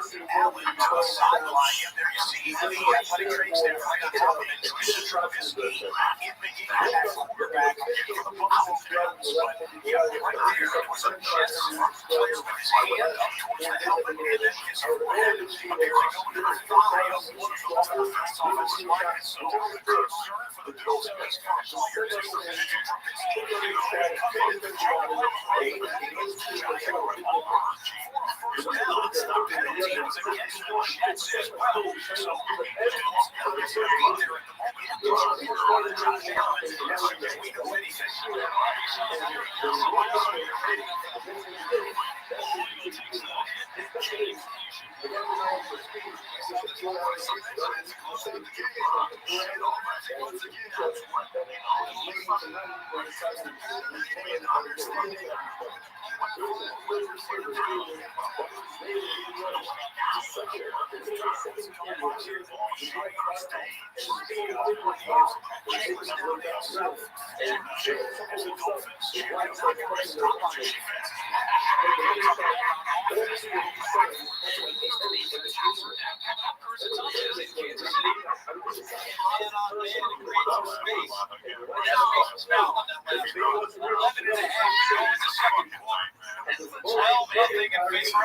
Come on, Tariq. Taking the shot to the end zone. Waddle is down there. Touchdown.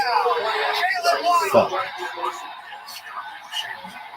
His first touchdown of the season, and the Dolphins are on the board.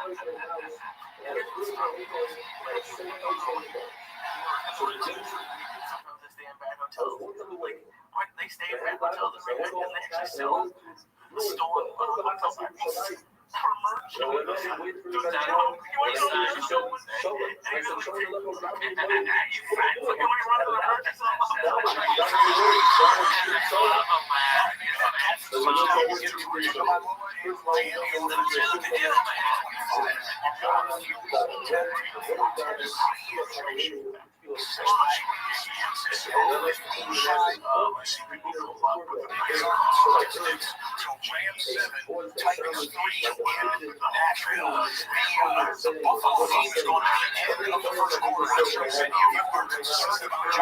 Nope.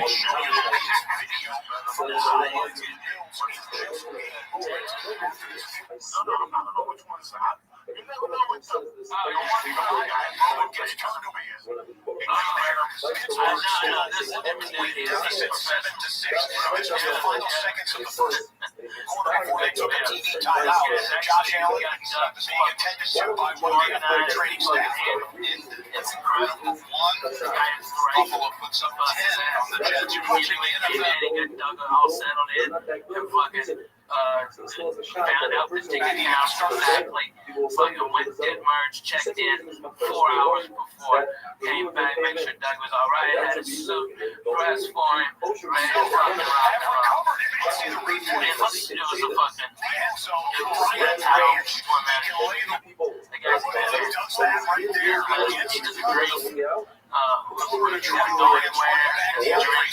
always make sure food's fucking awesome. Everything's safe. Flying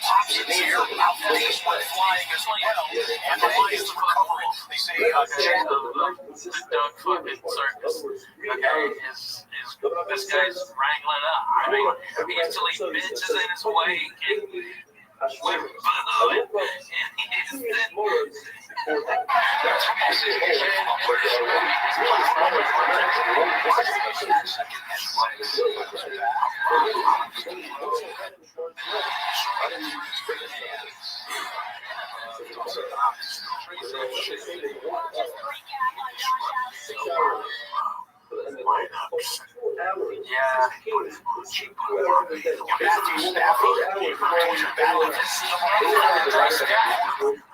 that's what made it so good.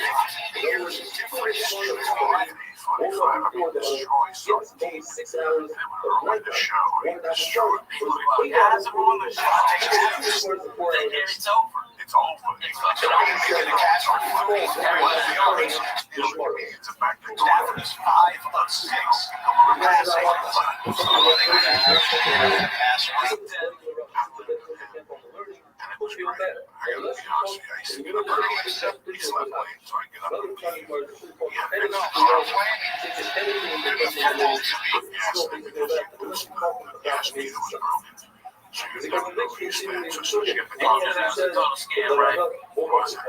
Total scam. That's the only way you can read his book as it's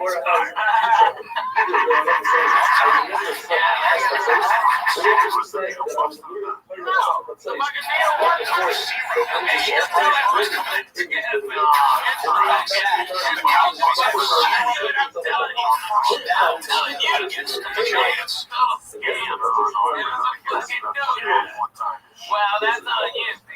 You should look at that motherfucker was on disco. I go in there, I put $10 on those viewers. You want to come back? It was the same. It was awesome. Heisman Trophy winner. Receiver now. Defensive back. That car was in like fucking when he got rid of it, it's like 400.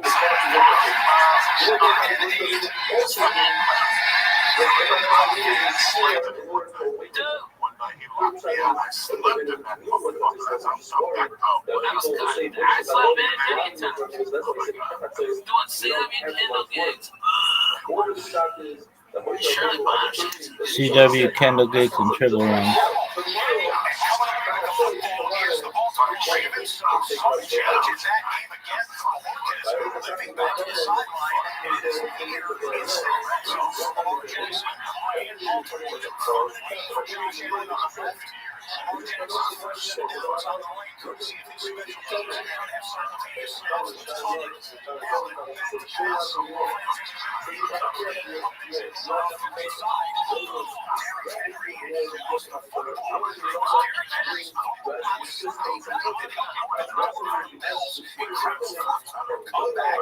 This time, Baltimore is there to pounce on it. Derrick Henry, usually so secure with the football, getting punched out there. How good are NFL defenders these days at aiming a fist at the football in the arm of the ball carrier and popping it free? But Baltimore retains possession there. We'll get you back to the next Ravens snap after the field attempt for Bob Crater.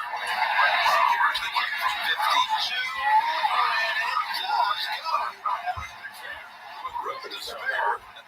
All right, make it 13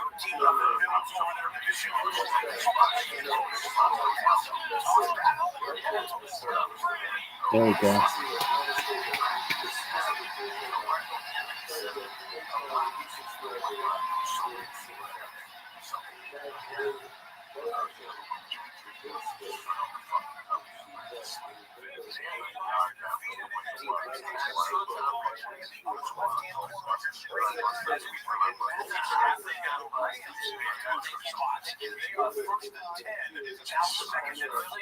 Inside of the chair down my bathroom. Okay, drink. Inside the 10-yard line as well. The extra point here for Baltimore just for the moment. As again, the rookie kicker. So far today, he's good on that one. So 10-0 Ravens lead. We've got two teams now.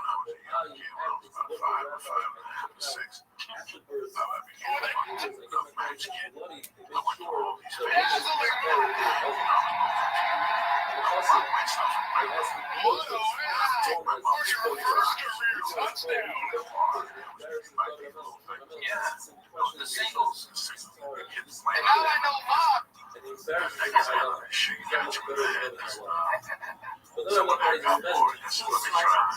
They try to light them on fire. If they would burn like they would burn.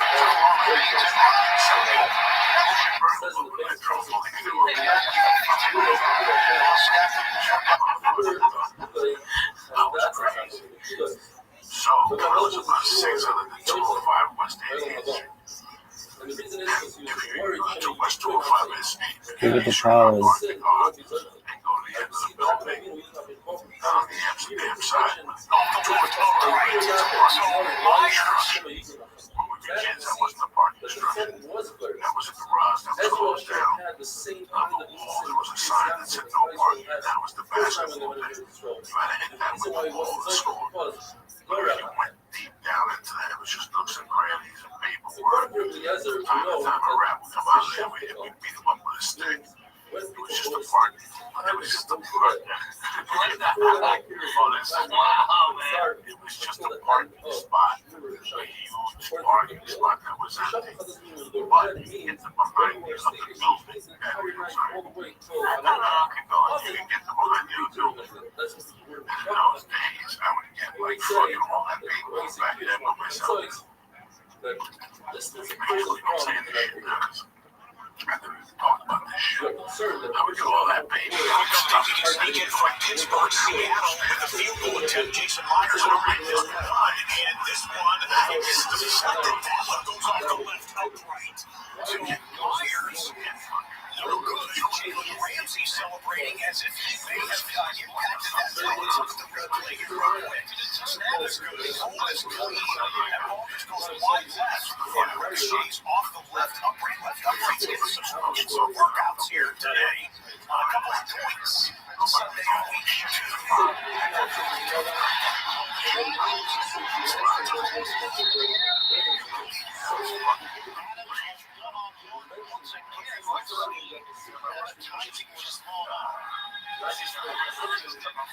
Yeah, 15 fucking left.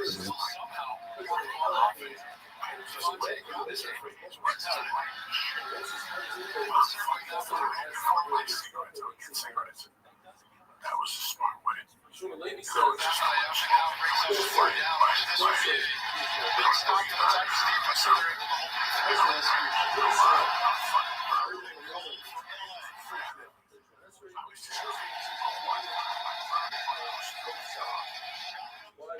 There was something going on that process.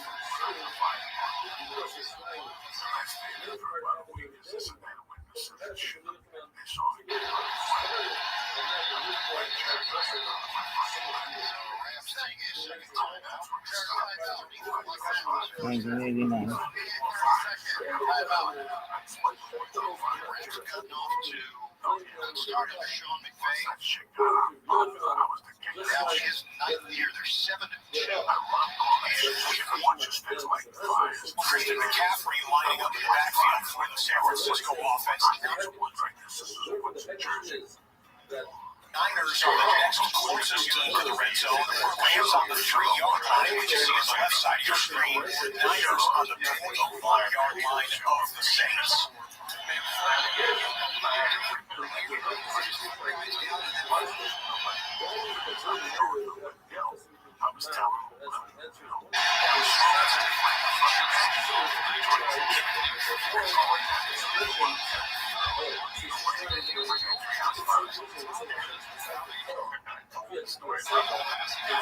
Run the ball.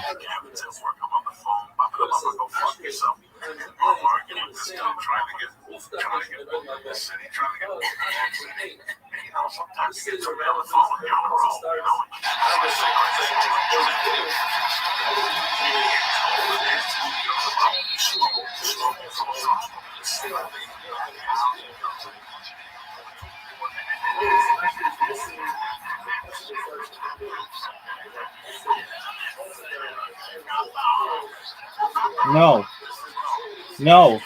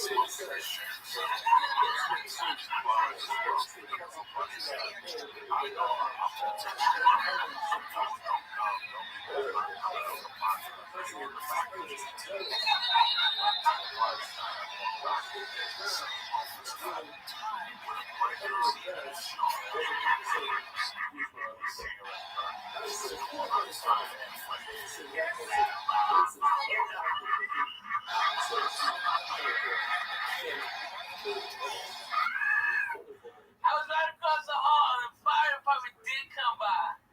And I asked anybody, I go, I don't know, that fucking bomb, probably somebody just driving through that fucking alley, flicked it on him. Fuck him. Bomb the fuck out of my house.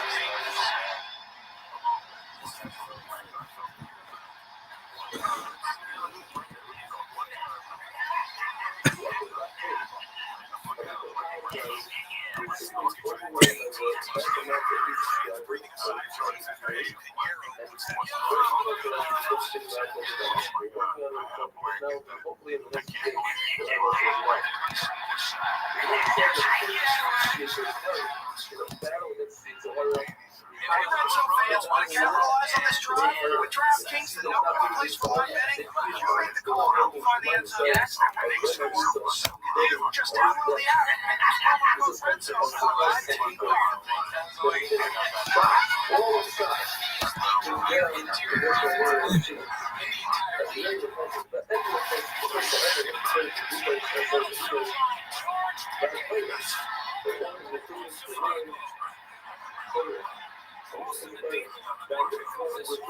$27.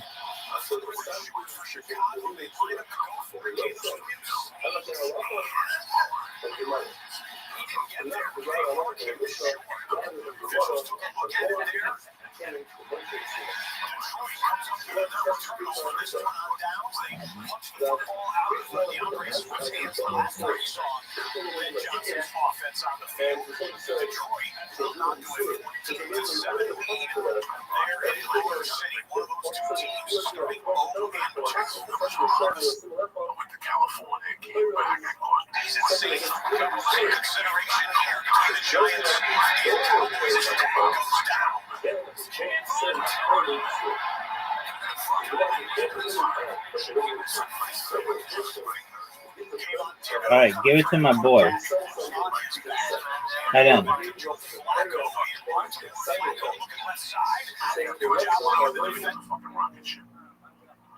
I would take it back to the Rockets. This is a mistake for right. Take the fucking blanket. At the last moment, it's Jerry shooting. Leaping up for a 26-yard completion. Flacco is 14 passing for 53 yards, 26 of it coming on that. So we just shoot it right there. 51%. That's terrible.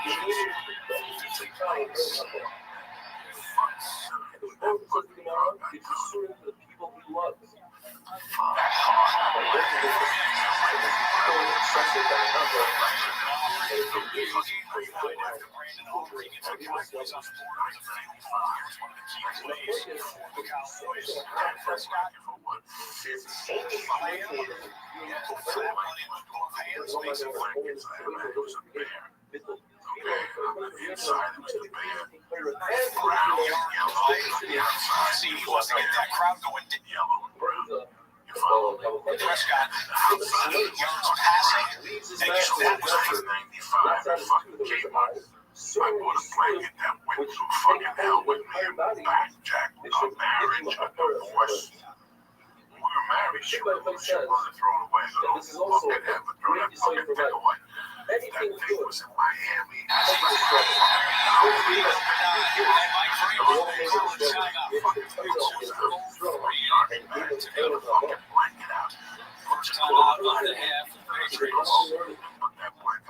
That was an all-purpose army bag. Bates told us last night that in college when he was able to beat guys.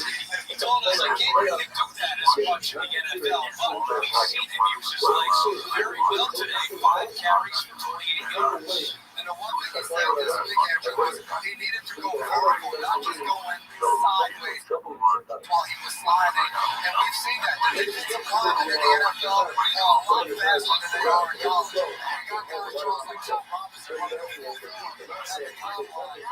Josh Allen got some attention on the sidelines from the medical staff there back in the game, though. And the ball in Chester. Expect Tyson throughout this game.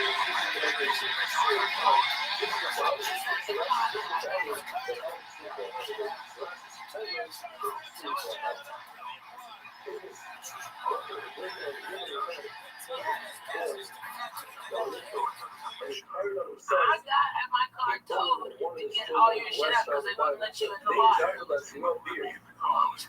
All I could get was the back seat and some of the front. 50-50. What is this bullshit?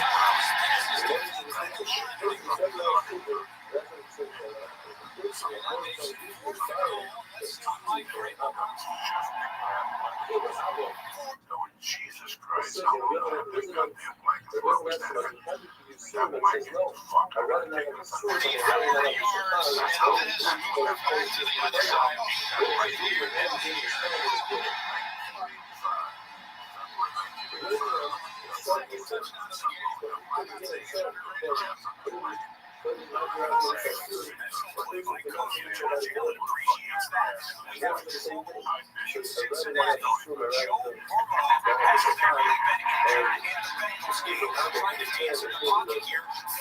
different Jags one around him. They take him down. Eric Armstead, 91, celebrating the sack.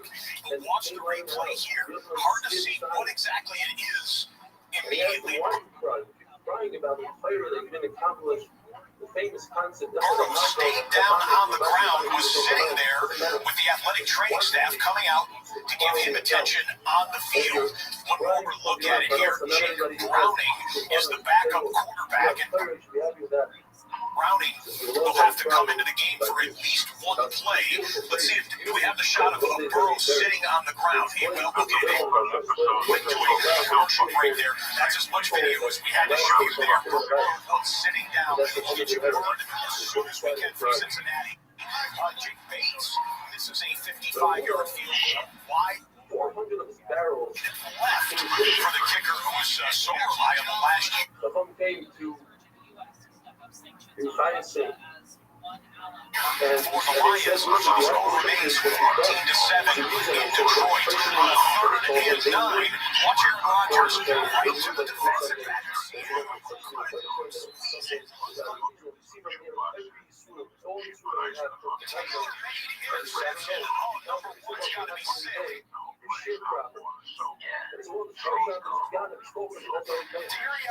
Kendrick is the defensive back for Seattle, who had a gift wrapped Aaron Rodgers interception in his hands. Look at this one more time. For the price of vinegar, Won't have many similar opportunities than that. But he can't do it, so it's just a big heart beating.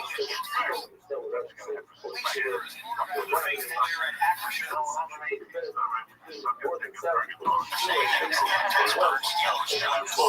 go back to the Giants Cowboys game.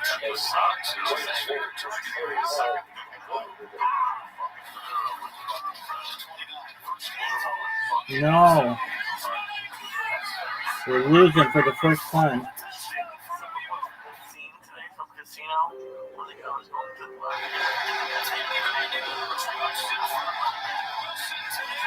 Garbage.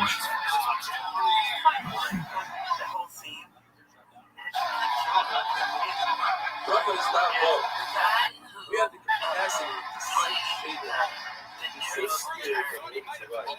All we have is played by the actual attorney. And he was the second time in his first half. He's just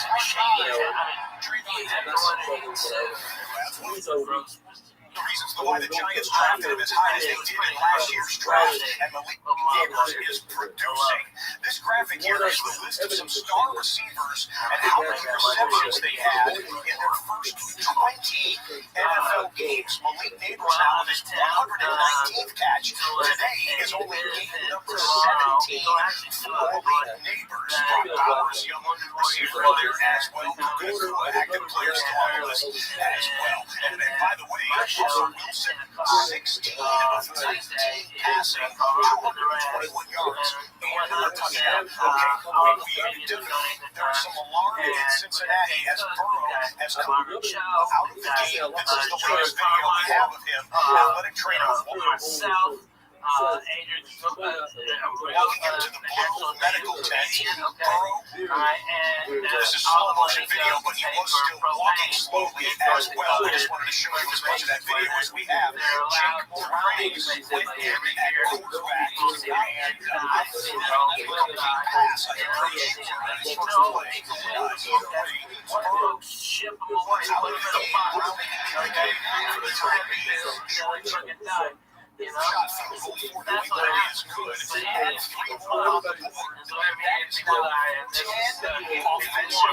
So really neat. And so, you know, I'm happy to donate my time. Against the Miami defense. The Miami defense has given us this weekend I'm in Oxnard. I'm at the spot in the mall here. They don't really fuck around, dude. Those guys, I got the shit together.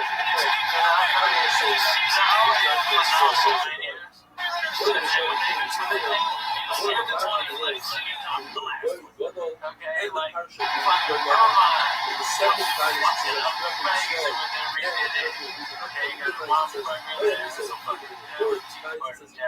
Alright, and then, boom, this one is the Flint one in Southern California, and it's the newest one. You think they had to do something bigger and better. You gotta step up, so they got another conversation in there. Or just fucking like, beers on tap, fucking like 300. So one thing is for the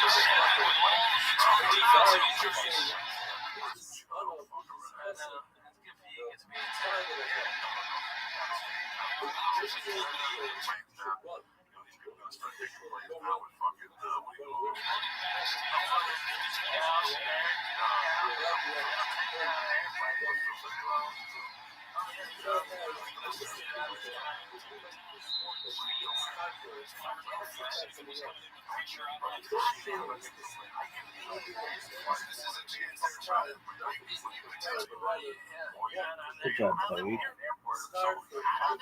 after a big turnover like that, you get down near the fringe red zone area, around the 16, the 30, and the 20. That's your chance to maybe take a shot, or the Steelers elected to, which I kind of like. Just throw one of these, you know, not fix it off, hit the ball in the slot to him back on the stretch. Catch and run. Throw this ball 30 yards in the air.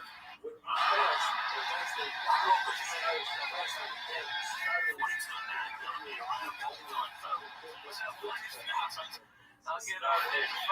It's the best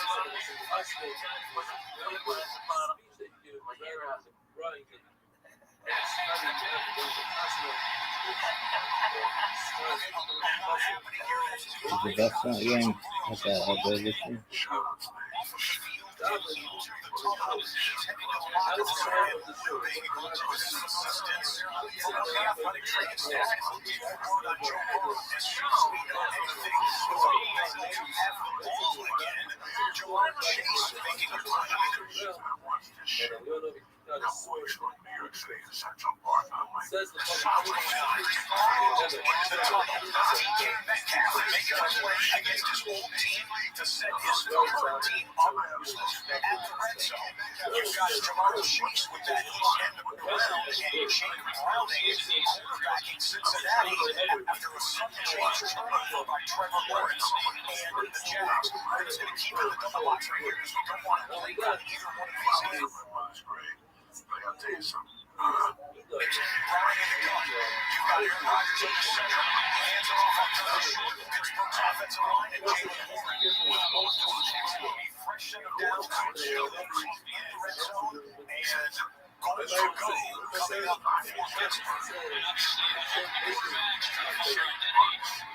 Both teams know right now.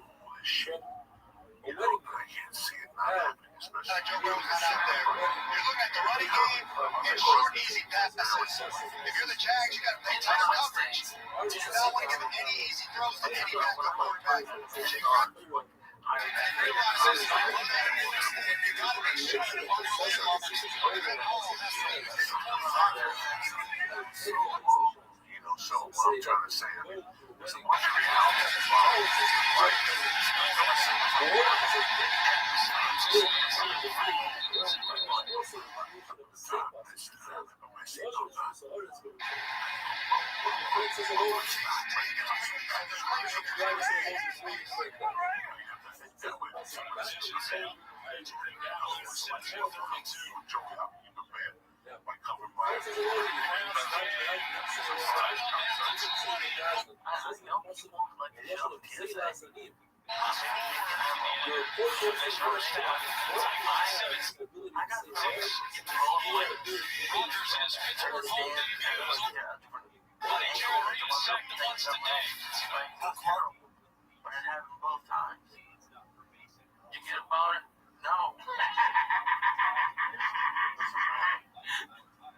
TSA makes me relax for 7 or 8 minutes, okay? But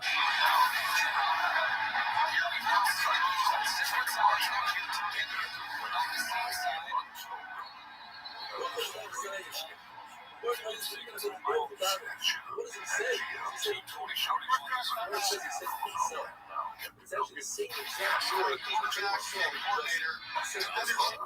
Famous song, Tanya, Golden Alicia.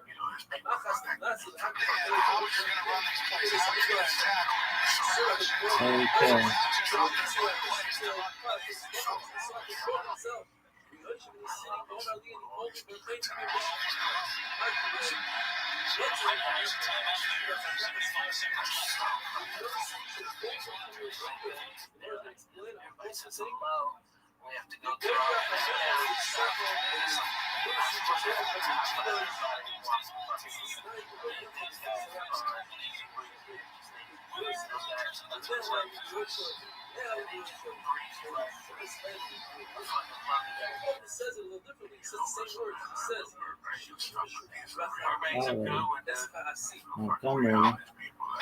There you go.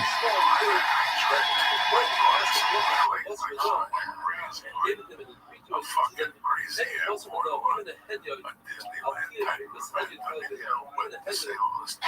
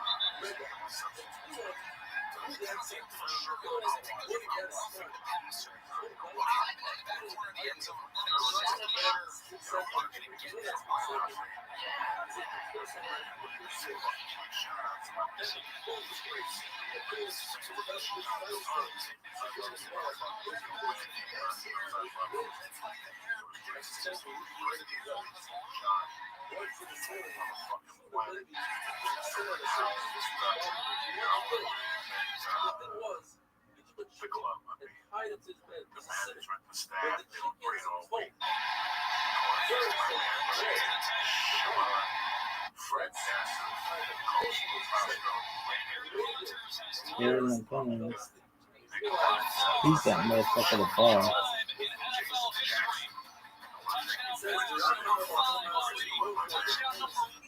And I'm excited to see my boy in motherfucking Las Vegas this week.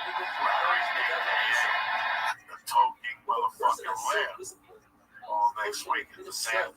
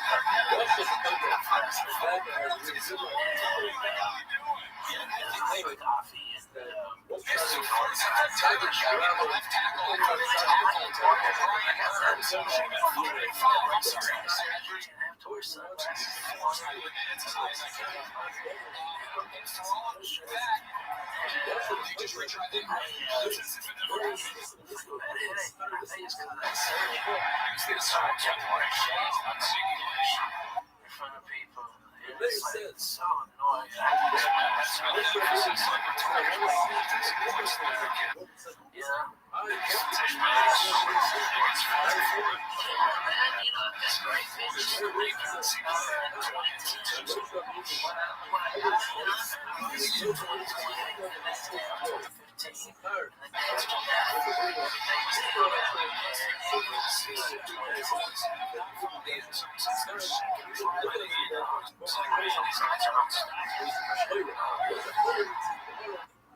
I can't see Vic either, so, you know,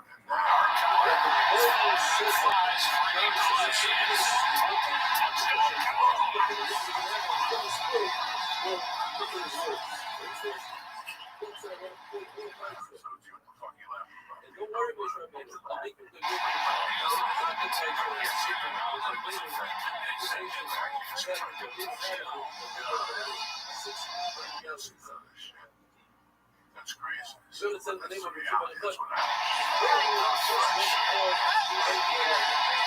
Tastes in music.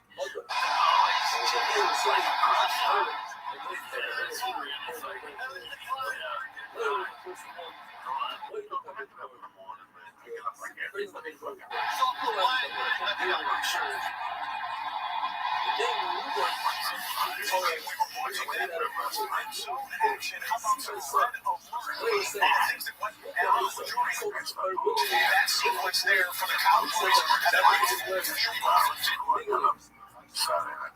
My son moving was One yards out. The Jets are not being shut out anymore. It's 20-3 in New Jersey. Down in South Florida. To a 5-1. Inside the 30-yard line.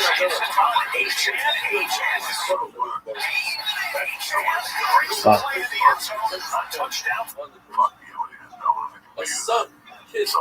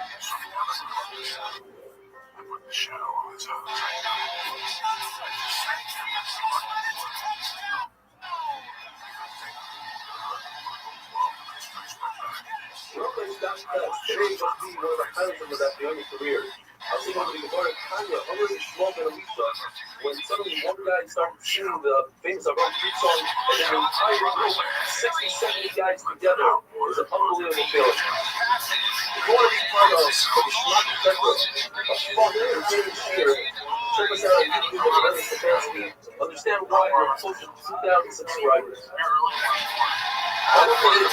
The big person has an artist, he's sick, and he can't make it control, and he can't gather 10 people to go.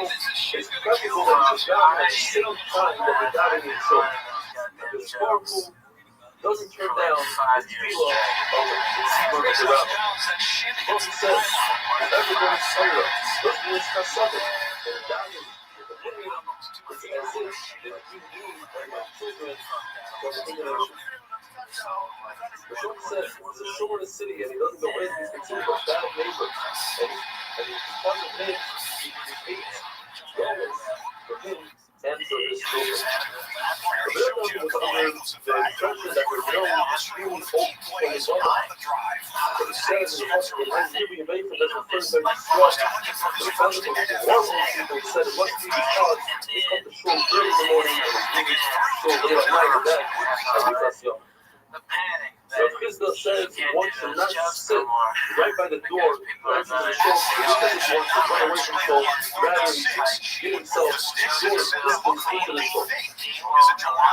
Martin's fourth subject on this topic, Amsuras Islam fourth puzzle 11, every chassid, highest person should daven is La'ez B'Shoy. Right before you use this statement, get it in the daven prayer. What is this thing? The first Friday of the Bible says is referring for a wife. It says once a Isha, once a wife, the Muslim matches with a son in the house. Actually, I just told you what I asked. What's up? What do you want to say? After you marry, now you find out. When you marry, this is a what's a Isha. What's a parent? The woman's born. You wait till you marry these witnesses of Isha. The Muslim says it's referring to Torah. You should ask for Torah. And you'll receive it. Revision says you should ask for fura, for burial. The Rabbi Rothschild says they're talking about death. You should ask for death, a sudden death. The Rabbi said they're not going to be three kinds of death. The first one's Astra. That's one uses in Tikva. That's being on the milk. Astra is like taking birds out of water. Very difficult. So ask for a good reason. My sister says it's referring to a bathroom. She'll find a good bathroom. So once it's attached, my sister seems to be the best out of all of us. Says her teacher. What does Hashem love the most? She loves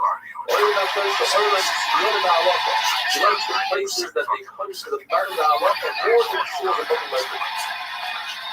The halacha is not to daven where he learns. When a guy heard this halacha, he changed his ways. He used to learn at home, and go down in the shul, and then change it to where you daven and learn in the same place.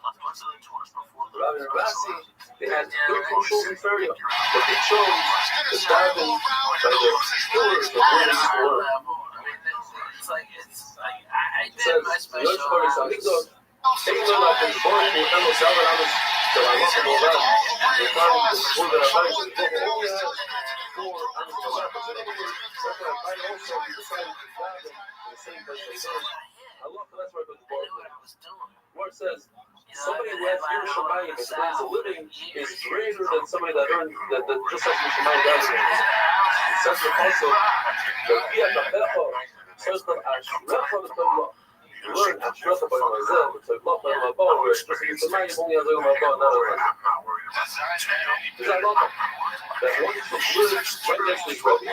If he's supporting his Rebbe, he accepts everything his Rebbe says. Otherwise, it's not good for his Rebbe. You see that Shlomo Melech didn't marry nor a tyrant as long as his Rebbe shouldn't marry with a wife or nothing. Certain possible isolate fellow.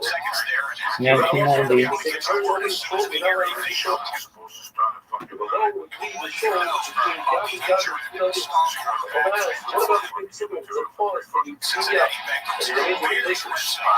The chicken says, I would feel like that and say, tell me that word, they're doing what they want to do without doing my thing. The halacha of Shailim that the paragraph means Arika Siyamet should say two psukim and one paragraph. One day, two paragraphs in the pasuk, right? Says Rashi, in that case, the Gemara says you should still say it meaning. They say the pasuk 3 times, once instead of twice. One should not wait until it's different to say the guy's not anywhere. The Bible says every given day of eat is a fasting, and you're not to say the paragraph earlier than the week that you used to say that. You should let me hold his children. First of all, when you shut the bird, you feel like you shut all the breathing, the days, make sure that all of those are like that. Be careful with the down cough on the second that has Torah, even though you forgot it now because of Abaynas. Just like they put the broken Levites to the orange, this person is broken to the Torah. Whoever told these children, you have to fuck you on your hand, one side because it's just like fun, it's like fuck you, you like slit, like on your hand, or you like lick your hand, so it goes over your foot, or like you stuff in there. That one means you're not allowed to sit on a Misha Agamis. One side is, when you say to go to sleep without thinking about Misha, the other side is when you're telling children, or Kohanim, not married or younger, but you're praying at first. And some say, and very mom. Why can't you go to bed?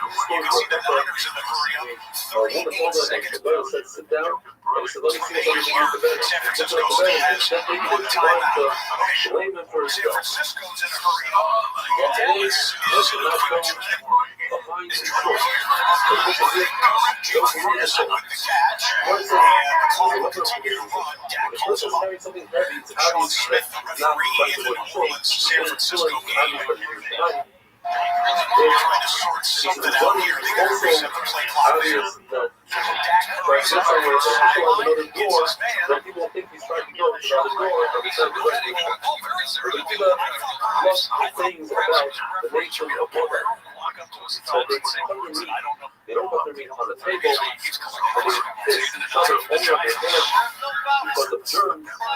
Then when they discuss why the things they're going to feel so nobody else is there. Maybe else is I like things that I see. That's me is in 3 areas. When they paint, when they go to the bathroom, or when they have relations. I'm a thinking, nevertheless, the Barsim are ready to go. Look at all the steers. They're ready to go sit together. Now, what looks like in the Mishnah, they can say Kriya Shema all the way up to the Shachar. Shema says that there's a possibility of saying Kriya Shema with one after another, one week to the night, 1 week to the bed, 6 weeks for the Shachar, right after the Shachar, one after the Shachar, one comes to the daylight. People go out for right after the Shachar to the night. Since people get up then, the Yotza, people are practicing and working for them. Basic same formula. Mine is good singer, good song. Okay, if they just had a good singer and good song,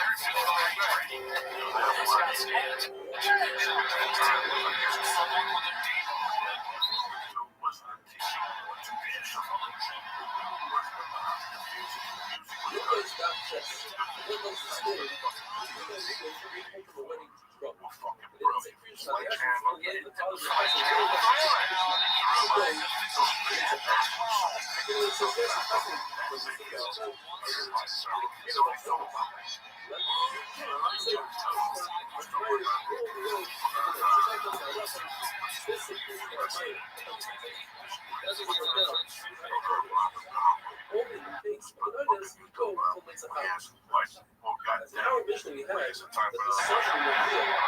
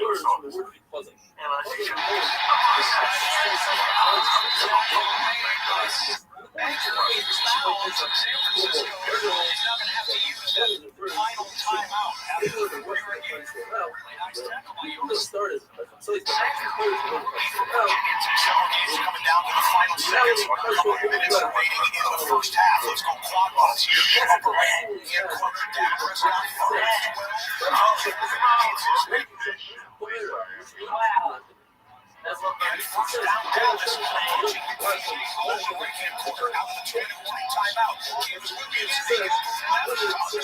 Sings it in. It's Rose. His second touchdown of the first half. Chicago's hanging in there with the Detroit Lions. Extra drive sent by Chicago. Operating to it's picked off.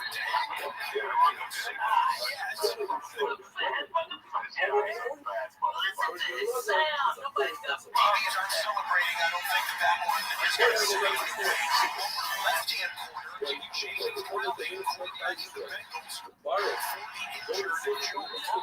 They're in a hurry of getting in field goal range. And here's the injured Brock Purdy out of the game.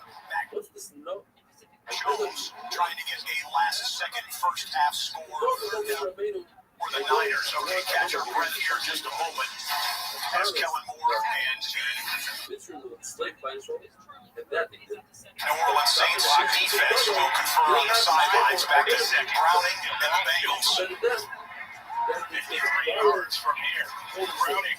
Pressure on triple box here. Bengals throwing it over. Browning. And he turns it over. Jacksonville with a fifth-round interception to end that drive and perhaps end the first half. Tennessee will celebrate.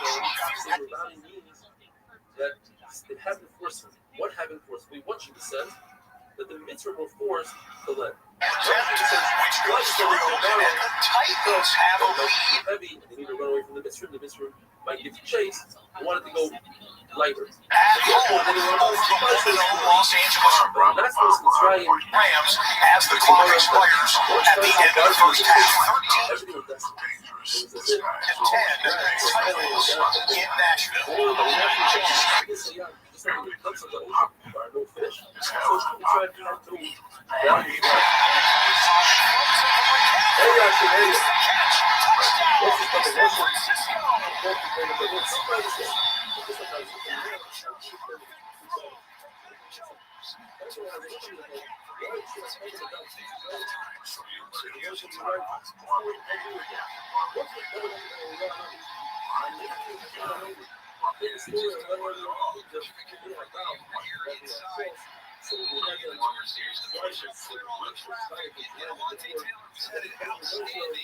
First half, he's really popping up.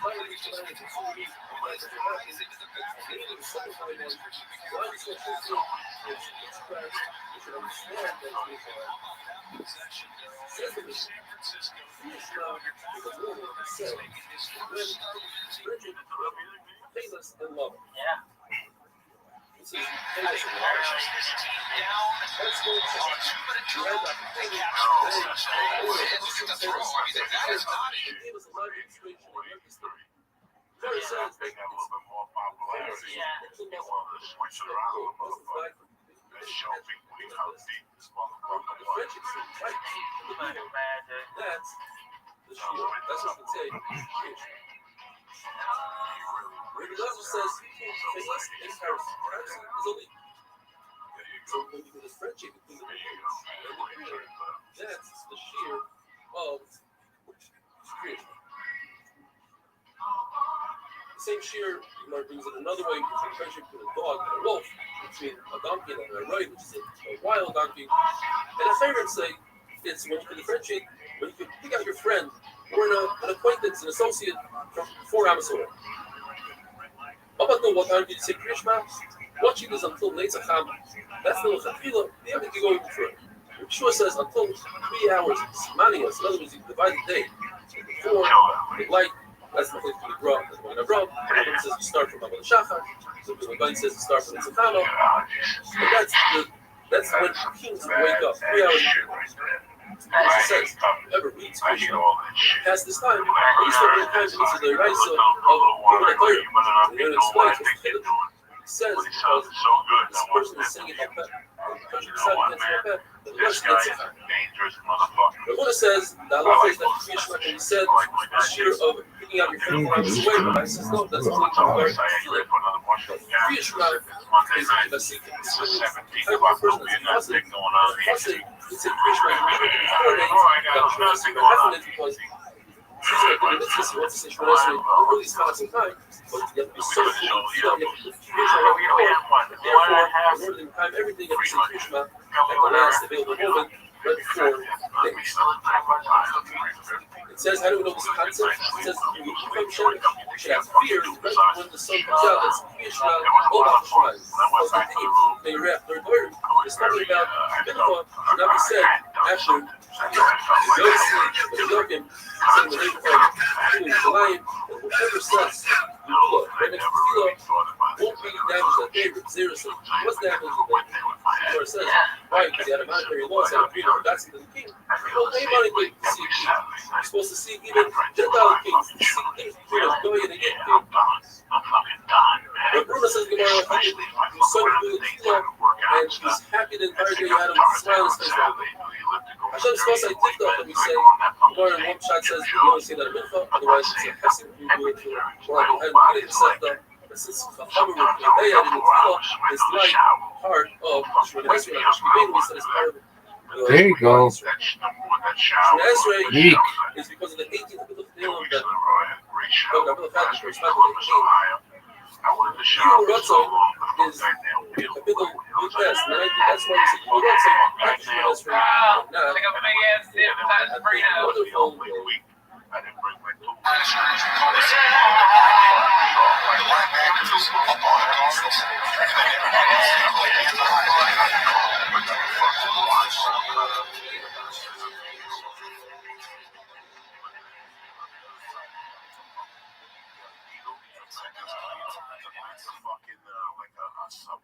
Rachel is not here. You're worried about the story.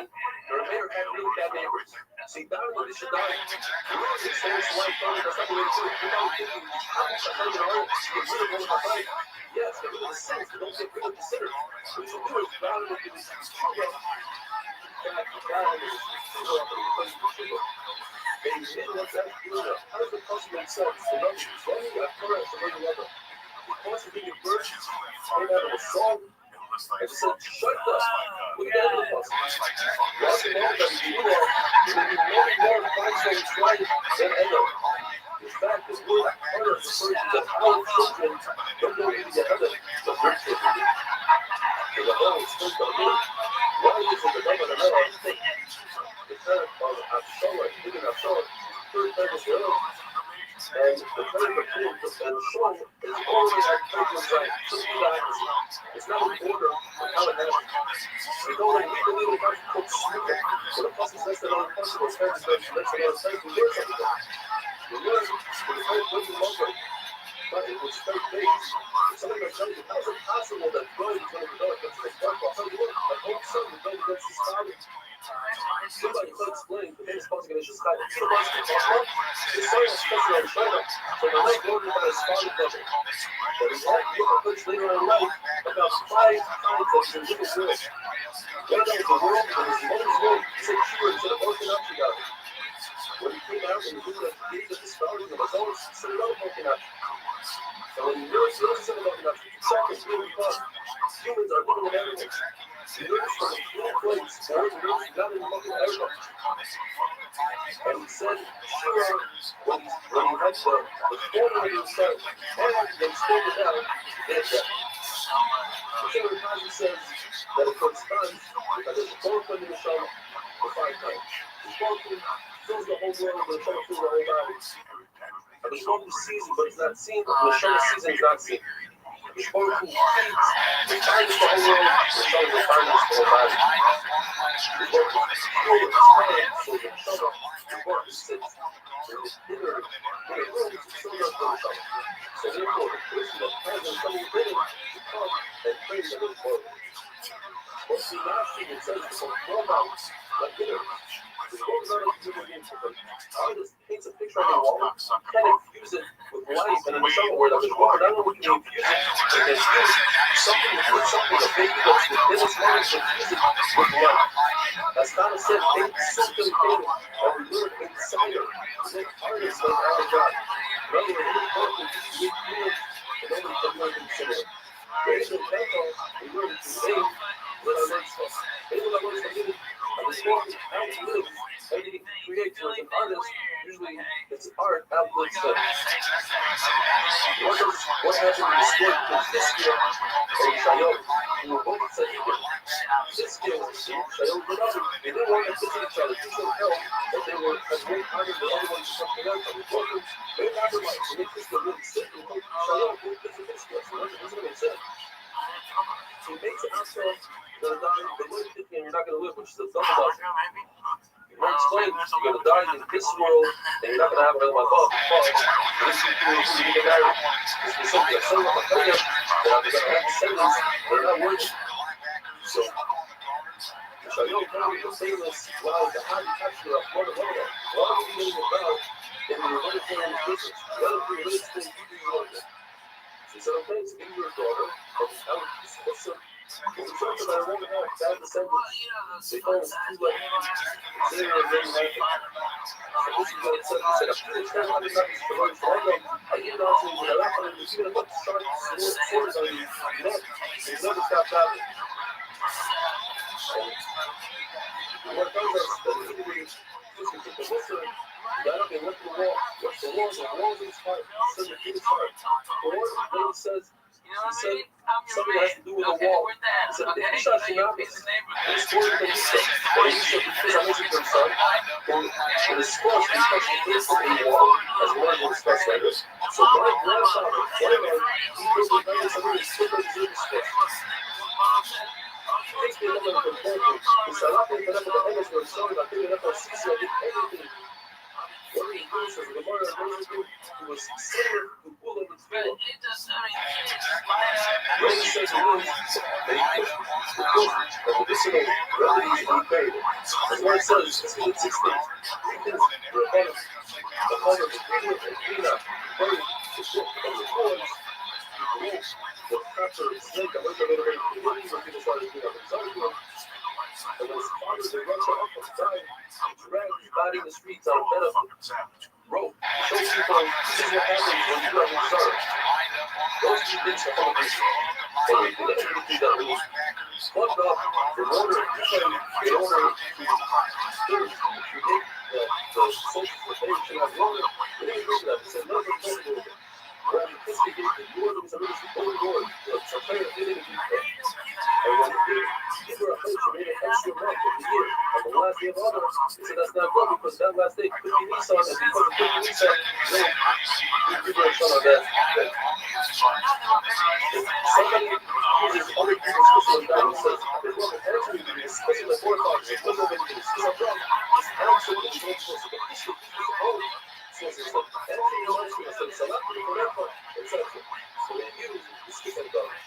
I went back to the story of Isha Tsunamis and Elisha. She said, let's make it a wall. So my point is, where did she put Elisha? She put him in an open Asaka, like she had to build a wall to define the Asaka. And then, what is out here? What time is she putting in the hand? So she had to build a wall. So I was trying to build a wall because it's nothing else.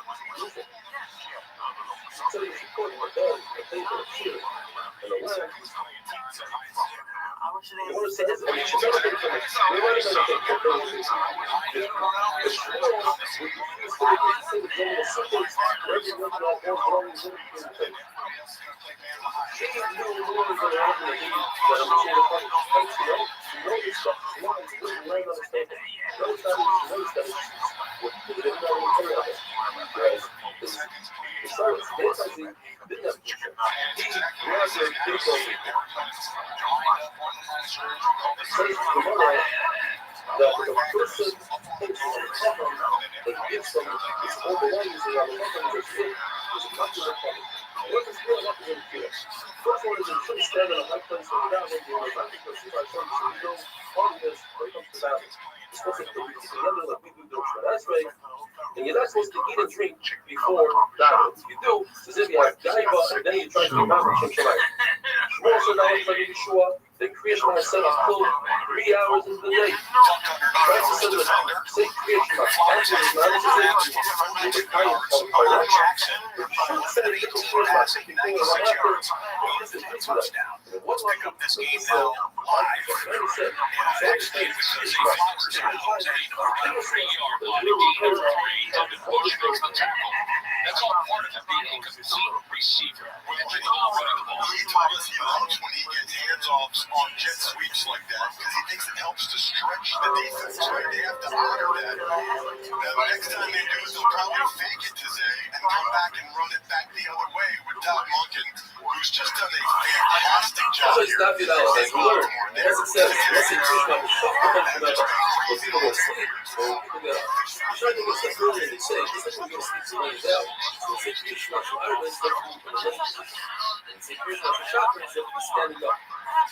Otherwise, the person would say, "My blood figure down."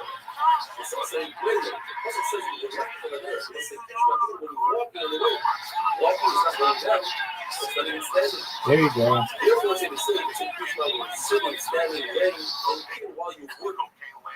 Won't be something trying to agree that You're not giving him a touchdown? Everybody doing another mitzvah is cultivating the same creation. Being left behind there teaches us that not only a person that's actually doing a physical mitzvah, but even somebody like a cousin who is part of the thing, his mind is preoccupied. He's also cultivating about the Mary of Sila. Oh, he's down on the run. And it has to be rhythmic. So therefore, if somebody's about to lose this shit singing, that's not enough to be more cool. So here's what because it's not a mitzvah. And other is preoccupied. Just lost the level, and it's very exciting. He's also kind of involved with besides each of those not safe in the hair. And since he has paper on his head and he's retired, even though he's still the left of there to teach us this concept. Yeah, basically, nevertheless, they learn the physical words, the left of area, they're speaking of because it's walking and not laying down. One does a story where Shmuel and one was there together. And Shmuel was laying down and one was there still. And so he gets there, he decides to lay down like the Shabbat. Shmuel laid down, jumped up, and said, it wasn't as I told him, remind me of a Moshe. Somebody had a picture of him, and he thought, look, here's his picture. He said, okay, let me cut it off. I was standing up and I laid down, and because I laid down, that's why you stood up. I give you a compliment, and you do the opposite of what I'm doing. He said, no, I am worried that people will see us and they'll say that I look like a Shabbat. What's the difference? But he still says you also lay down. But since you were standing and then you lay down, so it looks as if you pass like a Shabbat. So that is the halacha if you do like a Shabbat. According to Rabbi Rothschild, it's okay to do good. But according to Rabbi Rothschild, not good at all. Celebrating to have or somebody does a sukkah, like a sukkah. Most of his body is inside a sukkah, but his skin is inside a house. According to his fine. The Shammai say, if you do like a sukkah, you're not getting at all. So if you reverse that, you say, if you do like this Shammai, they sold the whole, you didn't do anything. And according to Rabbi Rothschild, not only did you not do anything, but Chayiv Misa.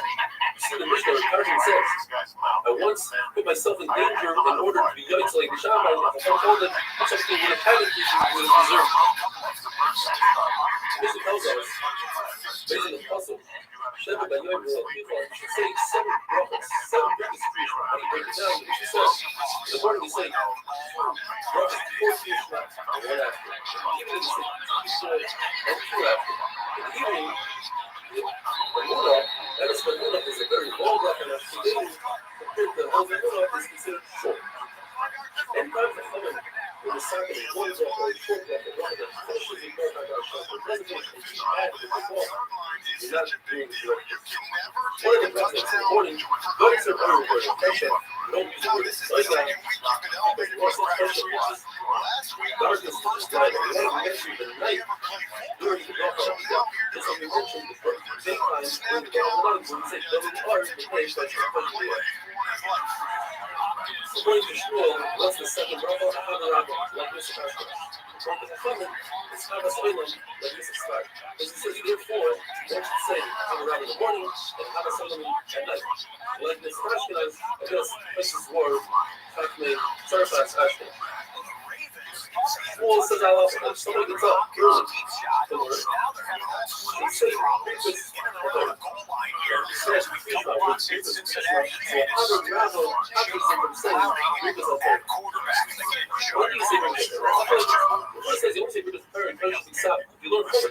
but not even the medrash that tells you the halach that come out of the Chumash. The Lord says even medrash. Yochanan says you say it's a third even from Mishnah. Rambam says you say it's a Torah even Gemara.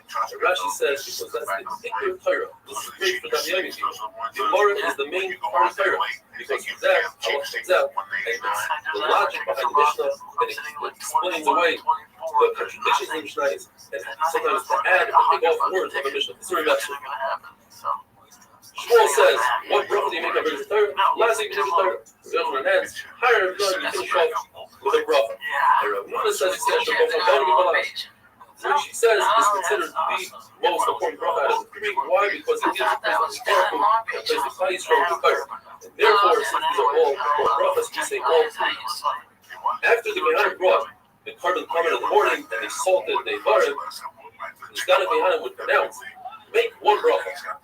What is that one bracha? According to Shmuel, it's a Hadarabah, and according to Rish Lakish, it's Yotzer Ar. And then they would say Asar Nibros, and then say Shemaba, and then they would give three brachas to Klai Yisrael.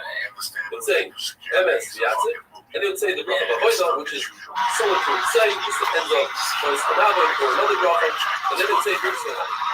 Rav Speaker proved that say Yotzer Ar and not Hadarabah. What it says.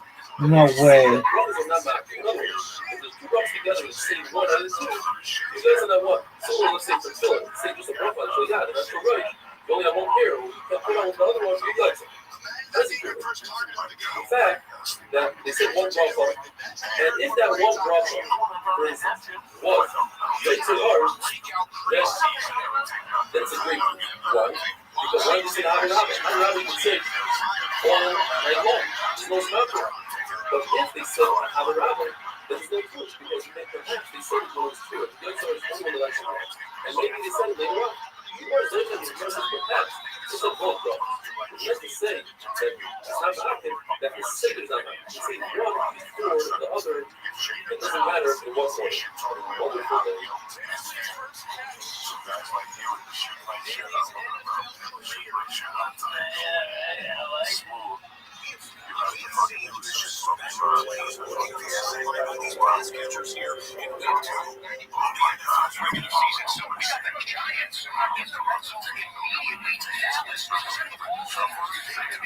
Rama is definitely big. Although it was a English, they say a certain English, stock in their house, and it was English, you shouldn't say a certain English, because the English say that's only part of the Torah that we have. Today, a certain English is so important that they should say the private, but not the public. There were 24 parts of the Adam. Every week, the different Israel would take over this English.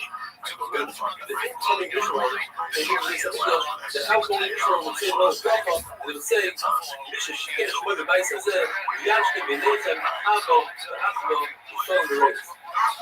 We're going to go through a series of questions regarding the brachas. The person starts in Myra, he starts off thinking that he's saying chakras. He says Yotzer Ar, but he finishes off Hamara Barabim. And the same thing in chakras. He thinks he's saying Hamara Barabim, and he finishes off Yotzer Ar. In both cases, he's Yotzer because he finished off correctly. The reverse, if he started off correctly but finished off incorrectly. The chakras, he started off Yotzer Ar, but he finished Hamara Barabim, and in Myra, if he started off Hamara Barabim and finished Yotzer Ar, he's not Yotzer. The person is holding in his hand a cup, and he thinks that it's beer, but in fact it's wine. So he starts saying Shahaba, and he finishes off. It's Yotzer. What about bracha bread? Person thinks that he ate bread, but in fact he ate things. And he finishes off correctly. He started off drinking some but he finishes off in Shalish, bracha bread. He's Yotzer because the drinking some that he started off with a word for dates because dates can satiate. So what happens, and this is more remains in the suffix, is he thought that he's holding wine, but in fact it was beer. So he started saying Hagafa, but he finished off Shahaka. The question is, do you go by the main part of the bracha or the latter part of the bracha? And therefore you can Yotzer. If a person thought that he ate dates, So he started saying a bracha for him, and then he realized that he ate bread, and he finishes off. So what's the word of business? The word says you can't do anything from the opposite of the future. Because according to Rav, says when it comes to Christmas Kriyash, like you finish off with a bracha, Baruch Hashem, Amar Baruch, that's enough, that's a bracha in itself. According to Rav, Baruch Hashem, Amar Baruch, it's not considered a bracha because you have to say Baruch Hashem, maybe Melech Haylav in order for it to be considered a bracha. Nevertheless, it can't prove anything from previous Kriyashma, because previous Kriyashma, when a person starts a bracha, the mention the day and the night in the same bracha. So every bracha really is a bracha for the day and for the night, and therefore he's Yotzei. The person does not say the Yatzim in the morning, and the Emun at night, he's not Yotzei the mitzvah of Kriyashma to Kula. It says in the Pasuk, the Hagid Bavik Shalstecha, that for us, you have to get shot in his bracha in the morning and the evening.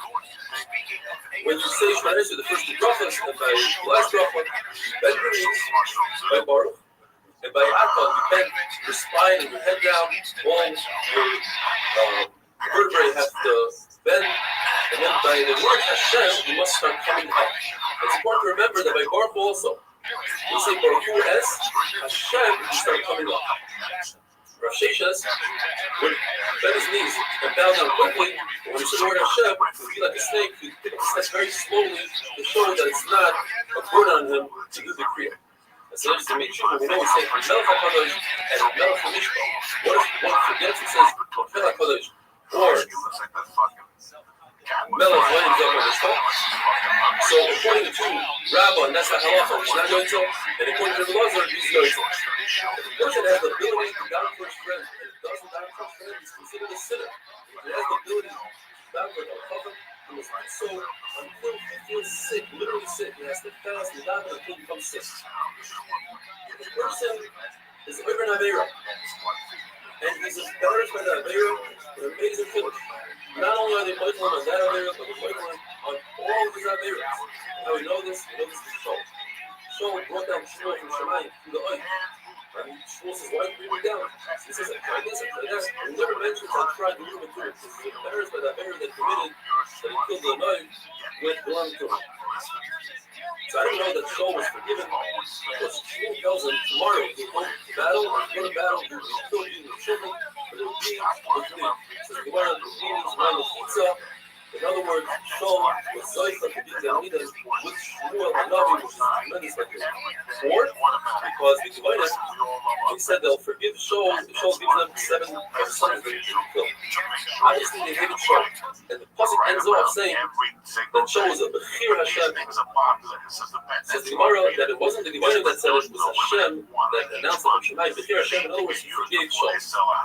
The word tells us that they wanted to institute that we should say Parshas Balak in creation, because Parshas Balak has the pasuk Parash Shofar Karyeh V'Chalavi. It's a beautiful pasuk, and it also includes the lashon of B'Shachtoch Kumecha. The reason why they didn't institute it is because the Tzibura is very long, and to say one pasuk you also can't say because you can only say a full parsha from a pei to a Sabbath. Why do we say Parshas Tzitzis? Because it includes these amazing concepts. It includes the concept of all mitzvahs. It's part of this whole mitzvah.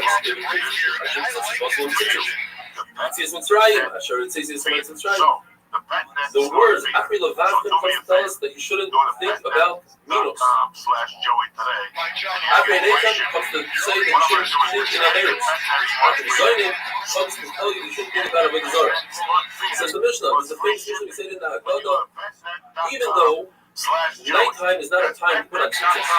Nevertheless, the Rebbe Azariah holds that you should say the Parshas Tzitzis. Why? Because it says in the Pasuk, all the days of your life. Yemei Chayecha are the days you made. All Yemei Chayecha, that Shulchan means that you should say Parshas Tzitzis. All Yemei Chayecha comes to include the time of Mashiach. We're also going to say the Parsha of Tzitzis as a wonderful day. Strong, looks cool. Yeah, I'm drinking. Can you tell the dog? The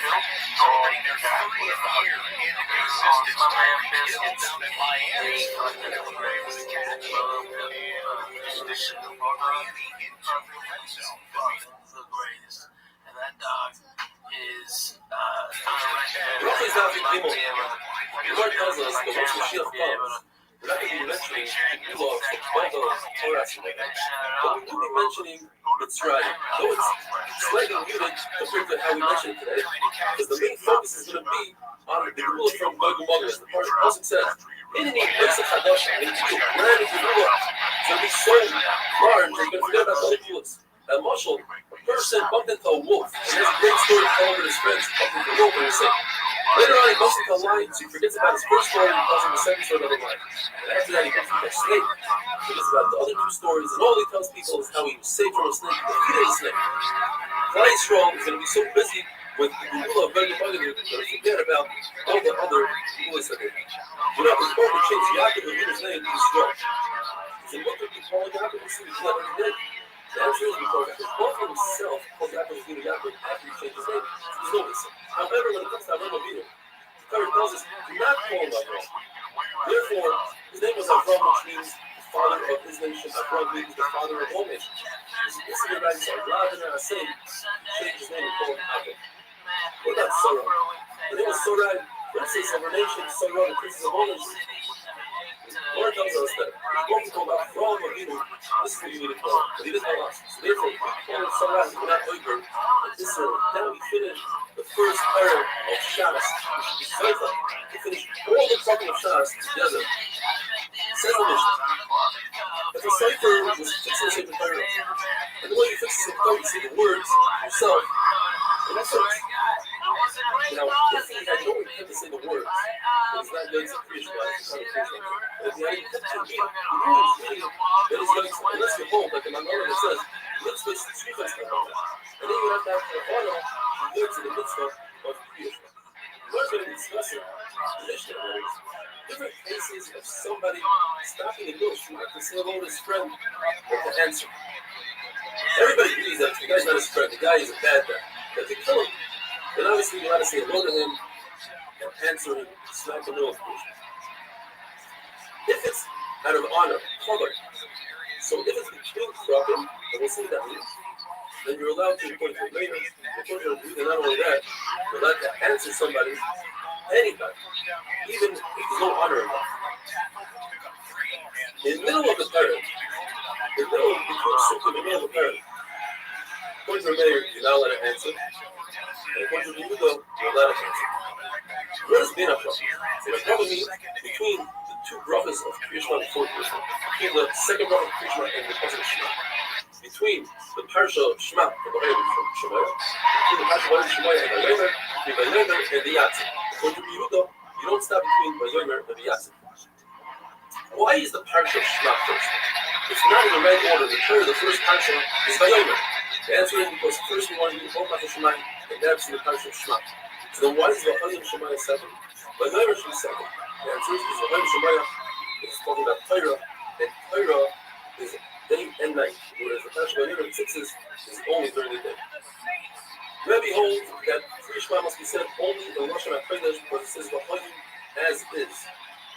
Although we already know that can't say priest of Torah, and then it has to be Rosh Hashanah. But there's a Havamina that Rabbi would darshan like Chacham. Don't say the word Shema. Shema is a lesson of hearing. Any language that you hear it, Chacham holds, you can say Kriya Shema in English. Rabbi says no, Kriya Shema has to be said in Rosh Hashanah. So what does Rabbi do with the word Shema? He says that halacha is you must hear the words coming out of your mouth. Chacham holds, you don't even if you don't hear the words coming out of your mouth. And Rabbanan take the word V'chayim and they learn that if you mix up the words Shemoya in instead of in Shemoya, you're not young, that has to be in order. The Rebbe learns that from the case of Hashemah. We have a three-way machlokes. Where do you have to have a bottle of mountain in order to do it? If you don't have that mountain to do that. According to Remain, it's just the first pasuk. And therefore, the Rebbe holds that's the halacha, that's unconstant. So a person just has to learn the first pasuk, and he had some items and he didn't say the rest of the Shema, he's good to halacha. According to Eliezer, you must say the first 3 psukim of Shema with Kavana, as it says, and therefore, they hold that you have to stand. In other words, if you're walking like Yisrael, you're not saying Krishna while you're walking, but the first 3 psukim you must stand still in order to have the proper Kavana. Rabbi Akiva holds that the entire first parsha you must have Kavana because it says and therefore the whole you have to stand still and say the whole first first parasha, you have Kavanah. Once it says Alav Avecha, then until that point, you have to read it and have Kavanah. Because from that point on, you just read it without Kavanah. And you're Yotze. You should have Kavanah, but you don't Yotze. What about the fact that in the second parasha it says Alavavtem L'daber Ba? Seemingly, you have to have Kavanah. So that comes to tell us the halacha that your tefillin sheyad should be opposite your heart. Forget your holds. Now, up until that point, Alavavtem, you have to have Kriya the Kavanah, but past that point, you have to have Kavanah. And the words L'daber Ba come to teach us that we're talking about Torah, and the Pasuk is telling us. You must teach your children Torah so that your children be taught in learning. Says the Gemara in the Pasuk of Shema, when you say Echad, if you left in the Dalet, it's very hard to do it as Ashkenazi. It's easy to do it with your money. Then HaKadosh Baruch Hu gives you Arichas Yom. Rabbi Rothschild says as long as you don't say the Ches really quickly, the Ches has a comment, it's Echad. If you say quickly, it might sound like a Shema. You shouldn't do that. Saying the word Echad very, very long. So he said, listen, the only chiyuv you have is the thing in your head. Gibbs sucks. He's terrible. There's no need to be migrant. Rebbe would teach his Talmid Torah from morning to evening. They had no time to sit Krishma. He was actually punishing Krishma. So what he do is he put his hand on his eyes and just say one pasuk. The first pasuk is Shema Yisrael. And the point is whether or not later on Rebbe would repeat the entire Krishma. We know one thing. We know that Rebbe would say over his Talmid every single day, talk about the Tzis Mitzrayim. Either because he wanted to Yotze the Tzis Mitzrayim, or he wanted to master the Tzis Mitzrayim in the proper time.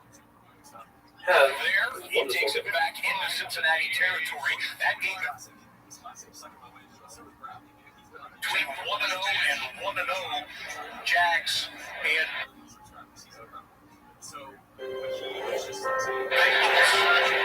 5 minutes remaining in the third quarter, tied at 7.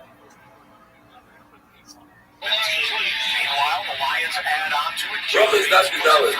If you or if you know somebody else that might be interested in that study share, that's entertaining, fun, schmuck, a lot of visual aids, search for our share online on YouTube under the Rabbi Rothschild or Stefanski. Come see for yourself why, since the beginning of Brachas, over 1,000 views per share. We learned in the Mishnah that there are certain situations where you're allowed to ask or tell somebody hi, say shalom to somebody and answer it. Since Gemara, if you can do that in Krishna, then certainly you can do that in the middle of Halal, which Halal is only Rabbanan in Krishna, is the right, so although Halal is a pursuing Isa, nevertheless, you compare it to Krishna. Now, the Gemara qualifies that. If you're saying a Halal Shalom, meaning on Yom Tov where you have to say a full Halal on Hanukkah, then you can only say hello to somebody in a couple, in between paragraphs, and not in the middle of the paragraph. However, if you're saying a half a Halal, what the fuck happened? Then you say hello to somebody, answer them in the middle of the paragraph. The fact that Ravina didn't answer to Rabbi Rothschild is because he didn't think he was touched enough for him. It wasn't an issue of covenant. In fact, it's possible that nowadays, since people understand that you're not going to answer them in the middle of Halal, in the middle of Krishma, so we don't have this concept of Shiloh Meshet Mipnei HaKovenant. Allah loves us in regard to tasting food. You're tasting food and it's less than a revius, and you're going to hide it and show you what kind of talking about. You're allowed to taste it on a fast day. Since you accepted the fast, it won't be eating. If you didn't accept the fast, it won't be benefiting and having enough. And also, if you taste food, you don't have to make a bracha. It's also if you get up and go to your friend's house to say hello to him before you daven. That would be a deal and a good bar. But if your friend, you have to go to your friend for something else, then it's okay to say hello to him. It's also last is you're not allowed to take care of your business or your personal things before davening. Now, I venture to say, and this applies to me as well, it's probably usher to look at your emails and the WhatsApps, etc. before davening. The Gemara says an amazing thing, though, that if one has to be talking to HaKadosh Baruch Hu, he says, you know what, I'll take care of my business after davening, HaKadosh Baruch Hu isolates Tzrachim. HaKadosh Baruch Hu takes care of his business. Where it says that if somebody sleeps for 7 days without having a dream, he's considered wicked. From the same pasuk we learned that if somebody satiates himself with Torah, so full of Torah, that they won't tell any destroyed rights.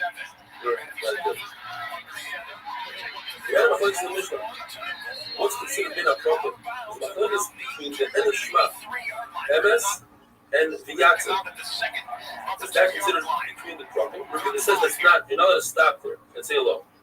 Why? Because he brings the pasuk Hashem Elikim Emes. So it's one continuation. Once a person says that the Ene Shema Hashem Elikim Emes, does he have to repeat the word Emes again? According to Rabbi Rothschild, you must repeat it again. Rabbi, you don't repeat. Rabbi is a very interesting lashon. Rabbi heard someone of his Talmidim say Hashem Elikim Emes. Emes V'yatzim. He said, Emes, this guy is grabbing onto every Emes. He's doing the wrong thing. There's a halacha that once you start the third parsha, that is by Myron, you start, you must finish. According to Rav, what does it mean to start? You say, that that's it. Once you get to Bamar, you have to continue the whole parsha. But Baba holds that's not considered a start. And therefore, if you just say that, then you can skip everything and go all the way to Hashem Elokeichem Emes. Abai says that our meaning is you start, you say the beginning of the passage, and therefore that creates a key for you to finish, and that's why you finish the entire parsha of Vayom. Rav says that if you say the third parsha, then you're going to say Emes V'Emuna.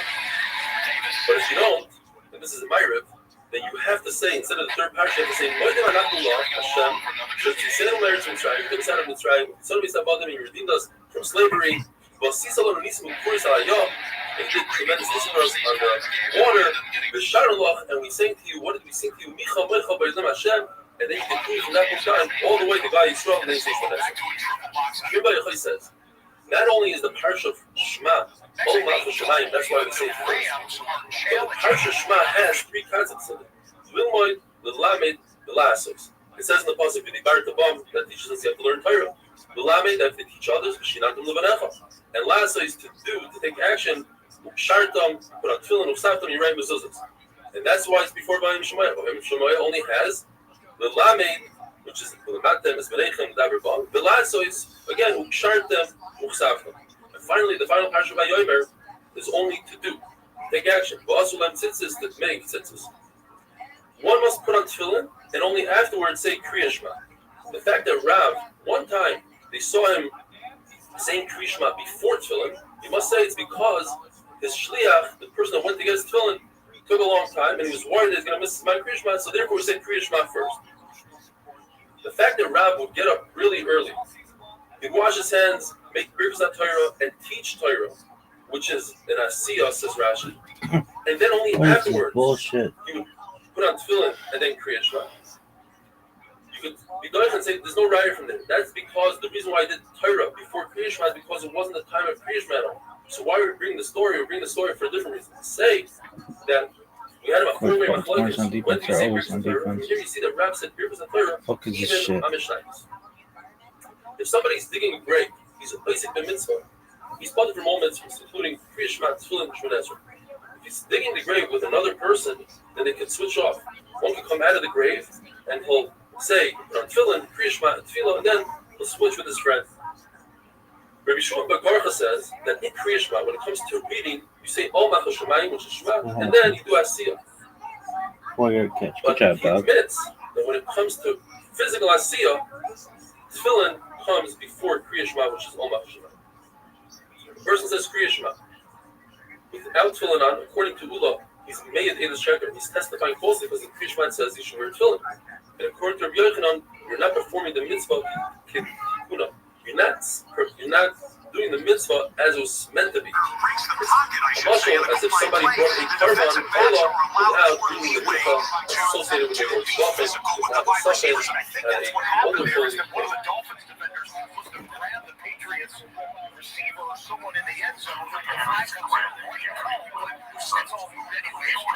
Shannon.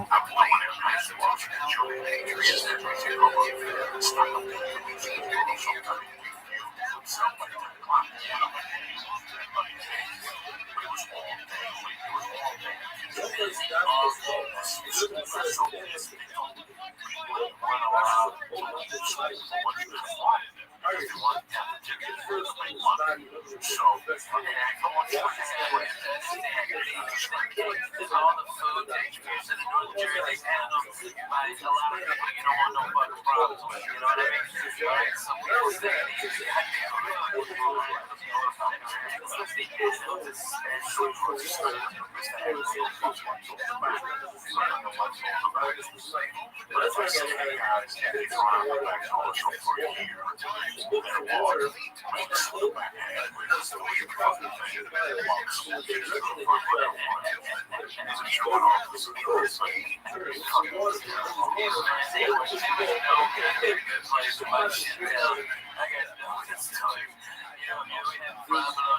oh my god, you guys have to your grandma rolling on. I went back to her next year. This one,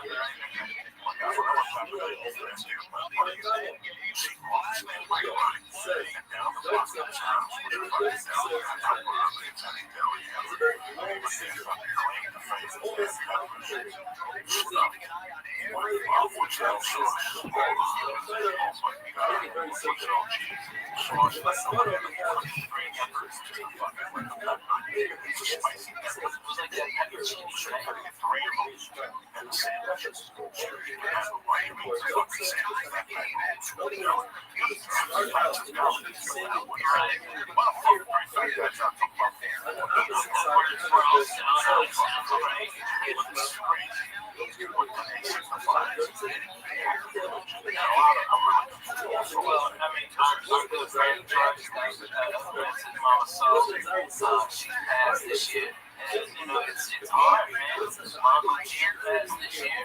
It's hard. You know, you see people in their life that cancer is a real it is a horrible way to pass. You know, I'd rather get slammed into a sign on the fire than break that bitch. I tell you that. But hey, I'd rather take that. That's not, you know what I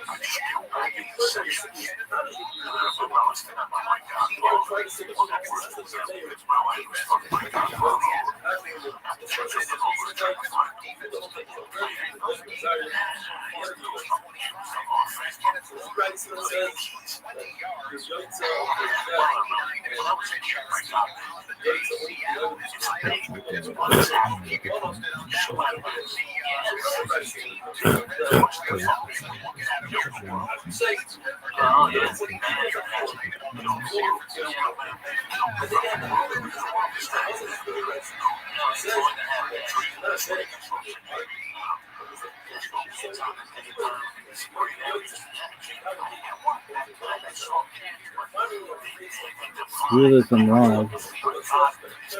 That's you, son.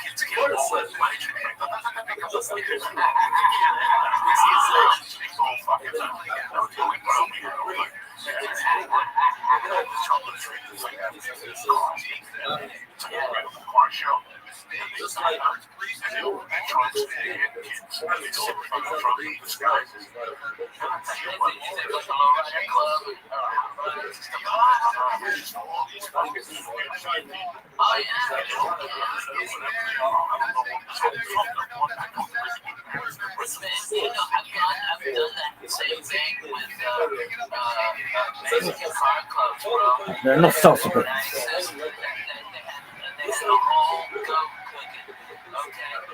It was the real deal. Old ladies was making tortillas. Okay, they was handing out good candies and stuff like that, having a blast. They had a band, a salsa band. It was on, man. I'm telling you. Yeah, it was for kids too. Yeah. There's no fucking salsa band. There's kids drinking this. Oh, my kids now. There's no salsa band. There's no Beatles. You want to hear about white people? So these motherfuckers.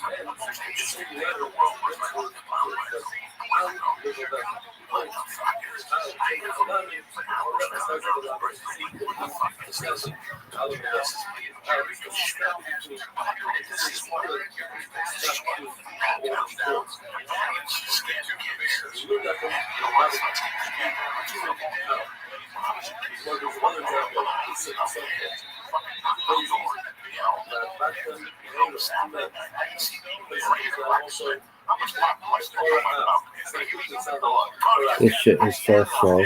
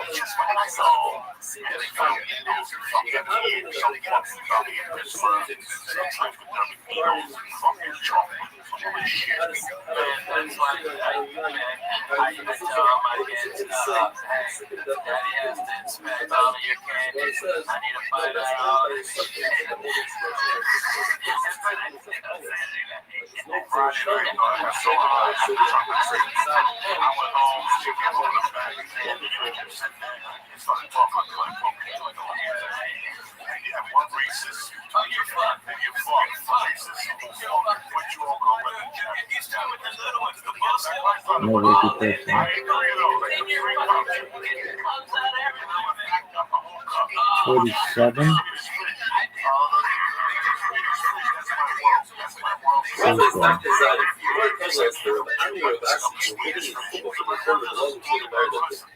Moses said, I'm apostle, let me go to the prayer now, and I'll come back with the Lord. He came back with the following.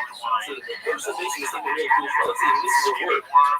Let's go repeat the prayer. Let's say first it says Visharefa. He's not sure where he's holding it. Holding at the end of the first parasha that has a Visharefa. Perhaps it's holding at the end of the second parasha. He was going to the first parasha.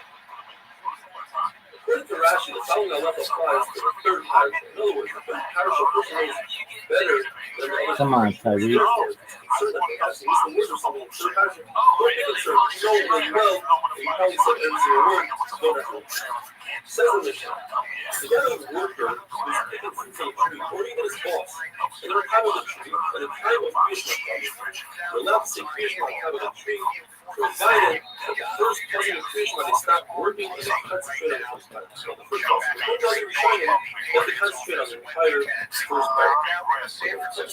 For the Esrei, they must come off the tree and have a tree Esrei, where it's sturdy and they're not concerned that they'll be able to have a proper cover. It's a tree that's really sturdy and has a lot of branches, such as an olive tree or a fig tree, they let it stay and remain on top of the tree. Where makes a distinction between a worker who receives a salary for his work and a worker only receives food. A worker receives a salary is to be a lot more careful with his time and how he uses it. He shouldn't cause a loss to his boss.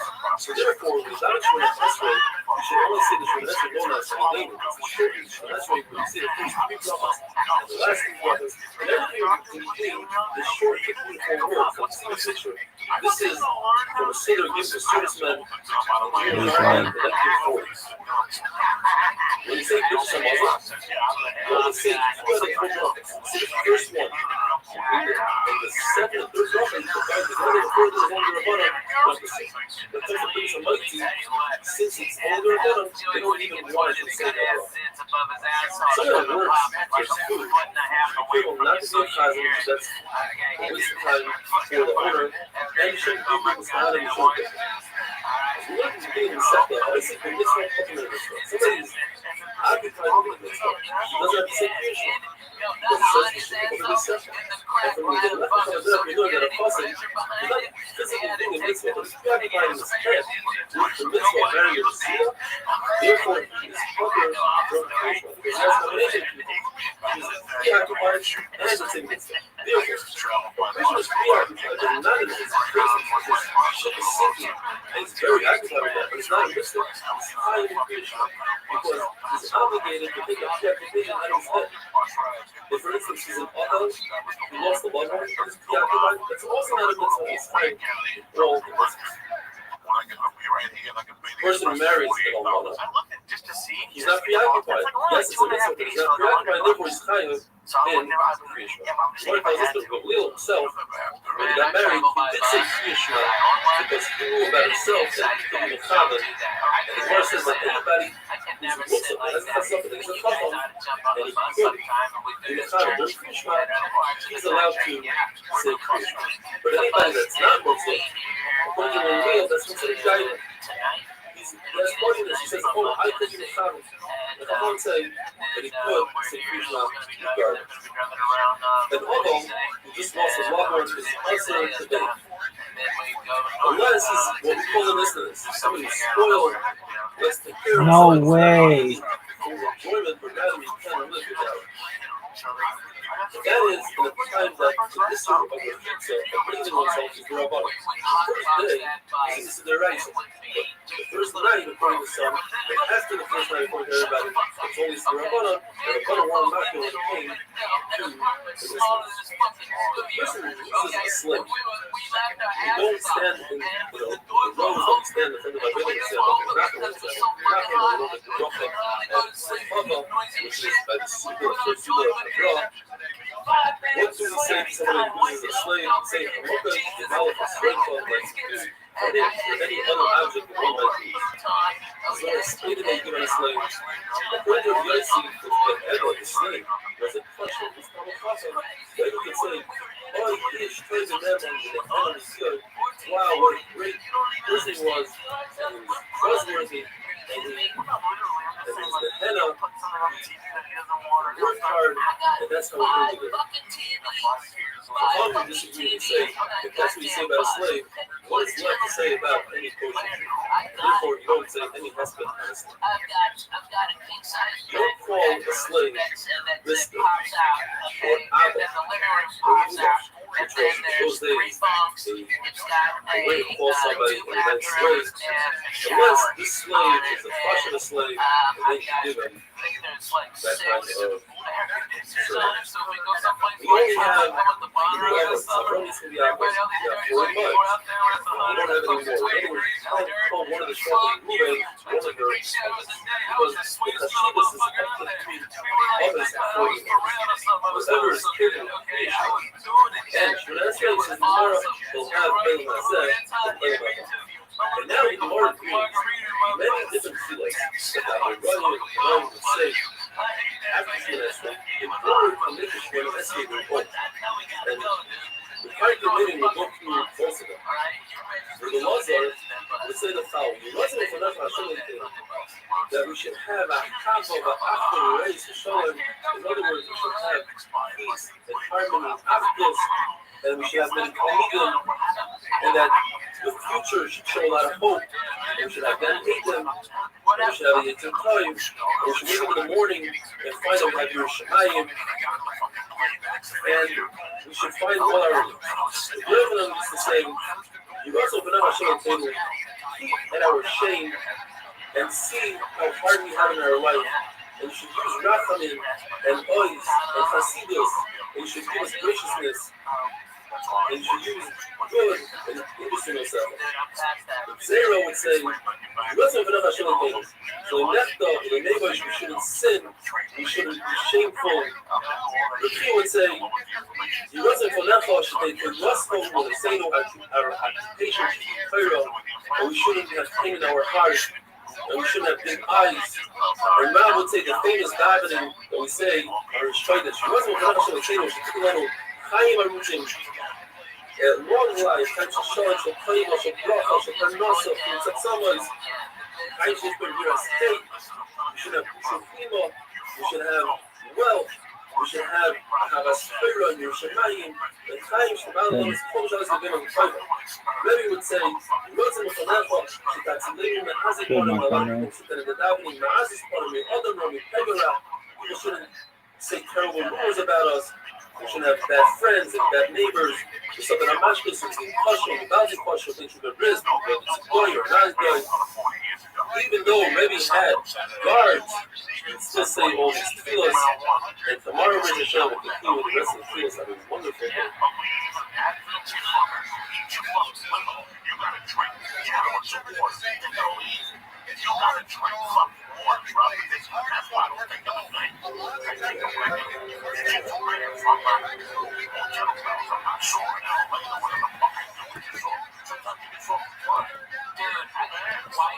We're often out designing the special davening that the Roman Road inserted at the end of their Shemaz. Satan would say, please put peace between Allah and Shemayim, because when they fight, war breaks out down below, have peace between them and between people that learn Torah of the Shema for its sake, and people that learn Torah for their sake, for their public.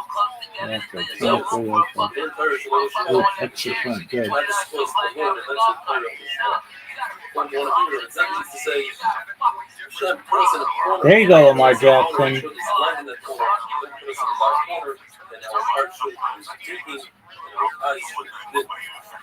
Another shot of the sun said, "Rolling the girls and apple shoots, his name glasses and cell phones. I will will your words. What's preventing us from urging the East Side in Sahara?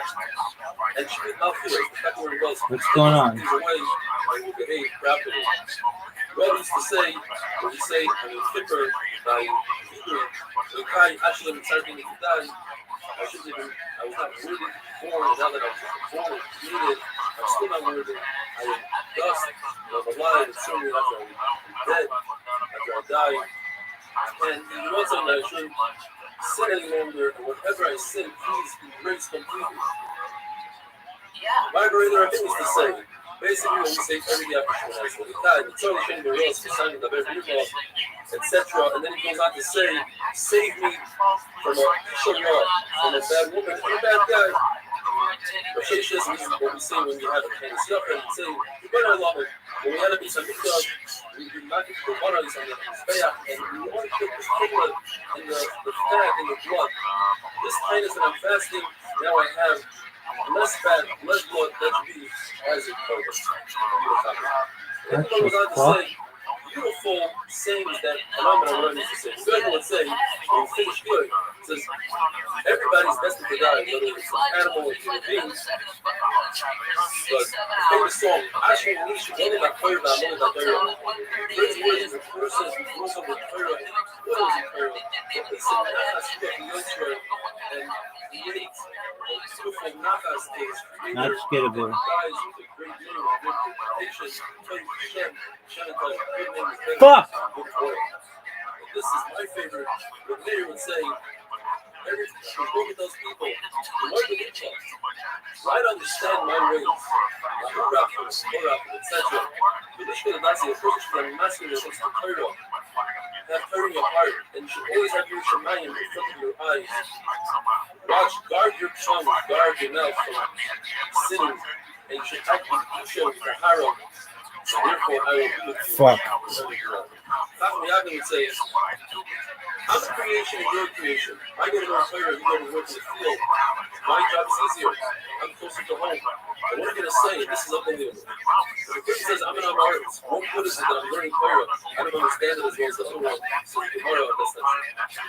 The main focus is the impact and the effort a person should take. To learn the same amount as somebody else, and that person understands more than you, you get the same amount of stars as that person because you have the same impact.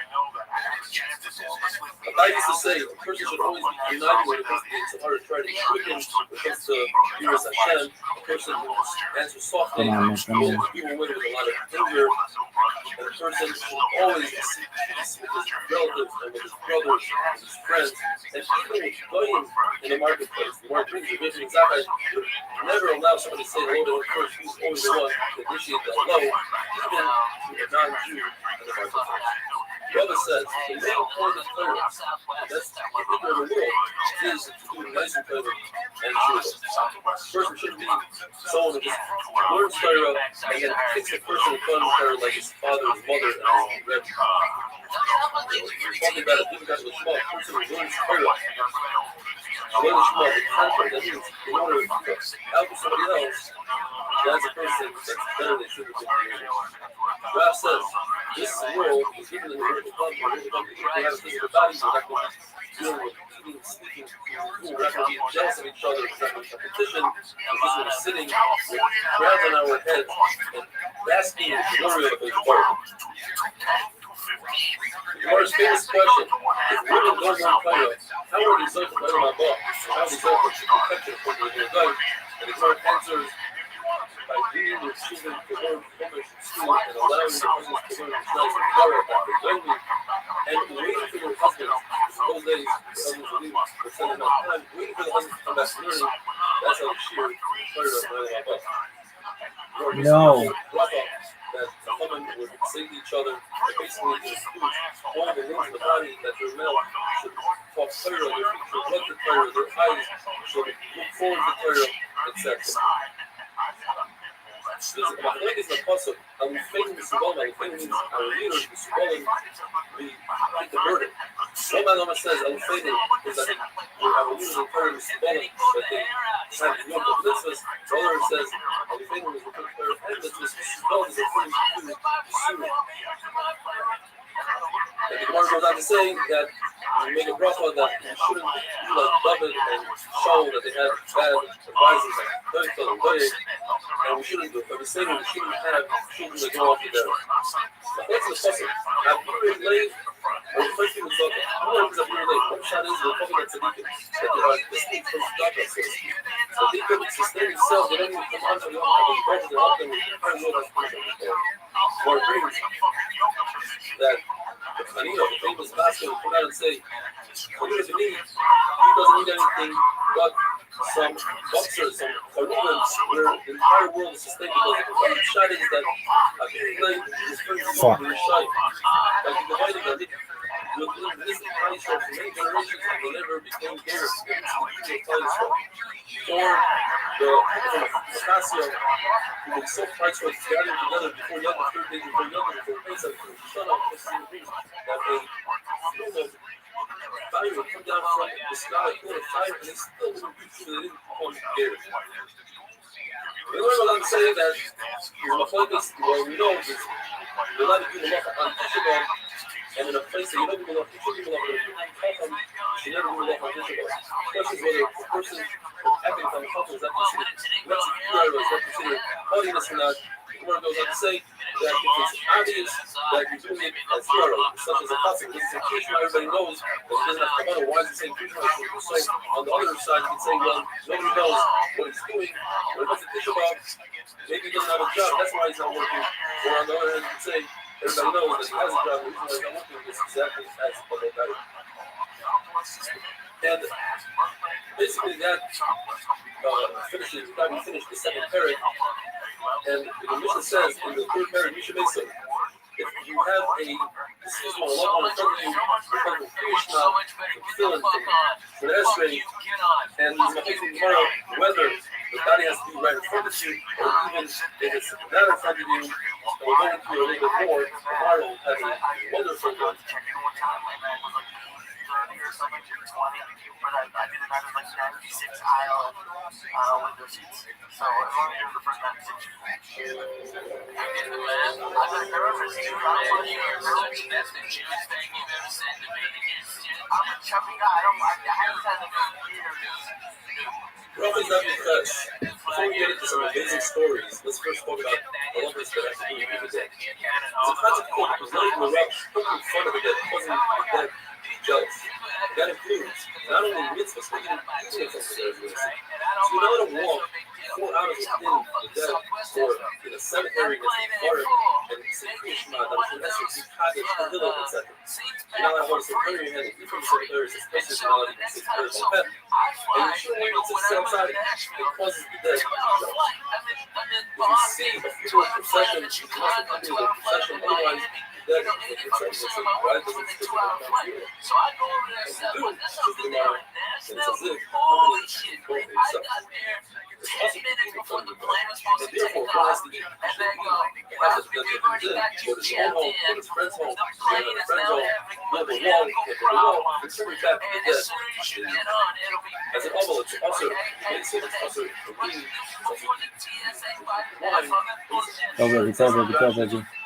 That's amazing.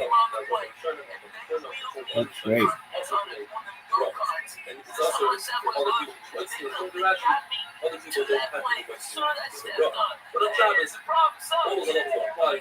Couldn't we see why? And my point is whether or not we're kind of someone who's dealing with the burial of their own relative is basically a mitzvah and therefore is other from all the mitzvahs. So he's not feeling for the esrei, etc. My point is more what that means is that the Rabbi says that it's only if the death is right under the that is basically the same. But once the house is not there, then it's no longer appealed. It's no longer appealed to other business. But the Rashi, you see by Rabbi Rothschild, that even though he's dealing with Ephraim and sorrow is no longer, other than the person considers it as his sorrow, other than still dealing with it in his head, and therefore it's coming from one instance. What about the people that carry the other older? They are all other cultural Ezra. The ones that are in front of the Harim, they haven't had a chance to hold the Harim yet. They are coming from the one in the back. They already held on the Harim, they won't hold it again. They must say, those people that come over the Avelim, that's also mitzvah. They're also physically coming on this one. If they have a chance to see the first customer, for those people, for partially, say so. If they don't have a chance, then the inner ones, standing in the inner rooms, that they are the ones saying directly to the Avelim, and what we're not from it, they are public in the future. The ones on the outer rows, they don't really say directly to the Avelim, they are higher in the future. What about those children? People that watch the body, seem like the water that they're watching them for nights. They are also considered basically mitzvah. They are fucking mitzvah. If there are two of them, then one can go inside and daven while the other one watches. On a ship is my focus whether there are mice or not. That's a concern. Or the one man know what it is, and therefore one should watch the body. Both another man know how much both of them should look inside. One should my people and say, here's it. And this is sort of the true bones of the deceased. Without respect. Respect and say the law process of the earth, therefore no bones are for a sack or for a donkey, etc. Unless you're concerned that people will come and steal the same material and steal the bones, it's going on about 5 minutes. Now, the more discusses and here are all the different stories. What exactly is that people know or hear what we're doing? We're talking about losing rush, about a death person. What does he understand? I'm talking about specifically that a dead person can feel pain. Some say this is a shock feeling pain. But if, like they said, the body feels that pain. If there's a mouth called the dead, he announces that a certain person may die soon, within a day or so, and the other dead people, they know that he's coming up. Dead people get information and news from visitors. Other dead people come up and tell what's going on down below. They say no to this. And in a situation where the person who's Mr. is a great professional person, they will in fact announce that his arrival way before Mr. has already discussed this regarding Shua. Says that the sons of the field were wondering if their father already was listening to know about their pain, because Dr. Learning is working on it. So Dr. Learning, the father's been alive, and they were wondering really the father in Shemaim knows about it. Learning said, what do you mean it's a puzzle? Because I made some of the joke in the world. Dead people don't want anything. I'm mixing the referring to the Shai. But in this world, we're not concerned about that. It's that even when they're dead, they're considered alive. It's not concerned about the Rabbi and what the people hold for it. Dude, what the fuck are you guys doing? The second week of Igor says perhaps he's tunnel the ice, tunnel open the ice and he's on that he went through the entire Sefer of the Arab, which is the hardest Sefer, says for instance, there was one day, one short week of day. Says the word amazing story. There's one to be fussing. Once it's fussing, it's like one, or do the bottle. That his wife really bothered him to the point that he has to speak in the cemetery and he's talking about this Friday night. He's speaking in the cemetery and he's young girls on the mixer and coming from it. He said, let's fly around the world and see what's going on. Now, very hard behind me, he's doing his bedroom and shooting. He says, one, I'm buried in the church of Clinton Beach. So explains since the body didn't decompose, able to fly. Said, if you go out there, tell me what she went out there and she heard, or whatever plants, the feet were showed up. And the first, as Rashi is talking about the 7th day of Cheshvan, the 7 days, and then comes the 7th reveal, and the 3rd reveal 7 days later. Everyone's then, hey, it's going to come and destroy the crop. So this process is not present in the Reveal and Shona, because they did Shua, and he made a lot of money. The following year, he decided to do this trip on his own. So when he camped out into his cars, and sure enough, there was a few people saying, let's go fly, I can't fly. So he come back and tell me, he said, I heard, whoever plants in the 2nd reveal, you should go from it, he's going to come and ruin the crop, so he planted in the 1st, and therefore he made money for everybody else. He says his wife, how did you know he did this? So he told his wife the secret. The wife had a big fight with the mother of the girl that was flying around the cargo, and she made fun of the mother of the other mother, and she said, I know that your daughter was buried in the self of money. Third year, the husband goes to the cemetery, and he's saying, let's go fly around, and What's the point? I cannot fly because why people are already saying, I'm making fun of my mother. How's it square? Do the thing where it fucks up. Or perhaps somebody came, somebody was lifted, Siri once gave money to a lady and she died and he asked her in her grave, where's the money? And she told her exactly where it was. And she also said, tell my mother that we're going to have a visitor soon tomorrow. Please send my phone and I make that. And that's because that's the sort of thing you want to follow for the next. The Lord says that before the shul used to take the money of the orphans, and his lifters started making fun of the son's shul. They called him the son, and the person that steals money from the orphans. He went to the forest and he sees that lady did make it to Shemayim. Because lady heard his rabbi, they're not going to the shir. And he sees his father's crying and laughing.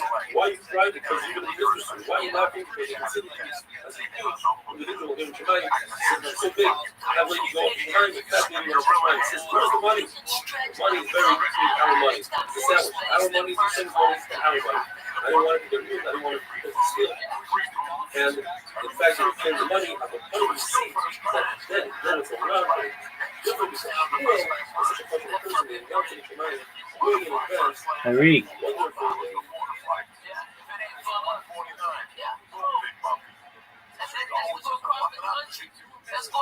Fuck.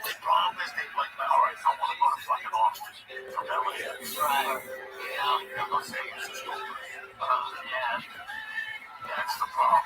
Let's see. Chicago. I'd love to take breaks. You know what? Nobody's not the best. The other day, the guys was walking in the cemetery and dragging his legs and was told, why are you poking fun at the dead? It seems like the Gunnison himself is trapped. Gunnison says that both the president forbidden told the other that Rabbi Yaakov that I kept my promise and be a time so very strong. You see that Rabbi Yaakov hear about what's going on in this world. He says perhaps they don't really care. Why do we be able to speak? Rabbi Yaakov said that Rabbi Yaakov had a person to Rabbeinu. Everything was done was their descendants by the story. All of it is speak about a race. This is speak about a rock. Whereas I think like it's either they don't fear or they don't know. 0-7. Whoever speak about it, any culture.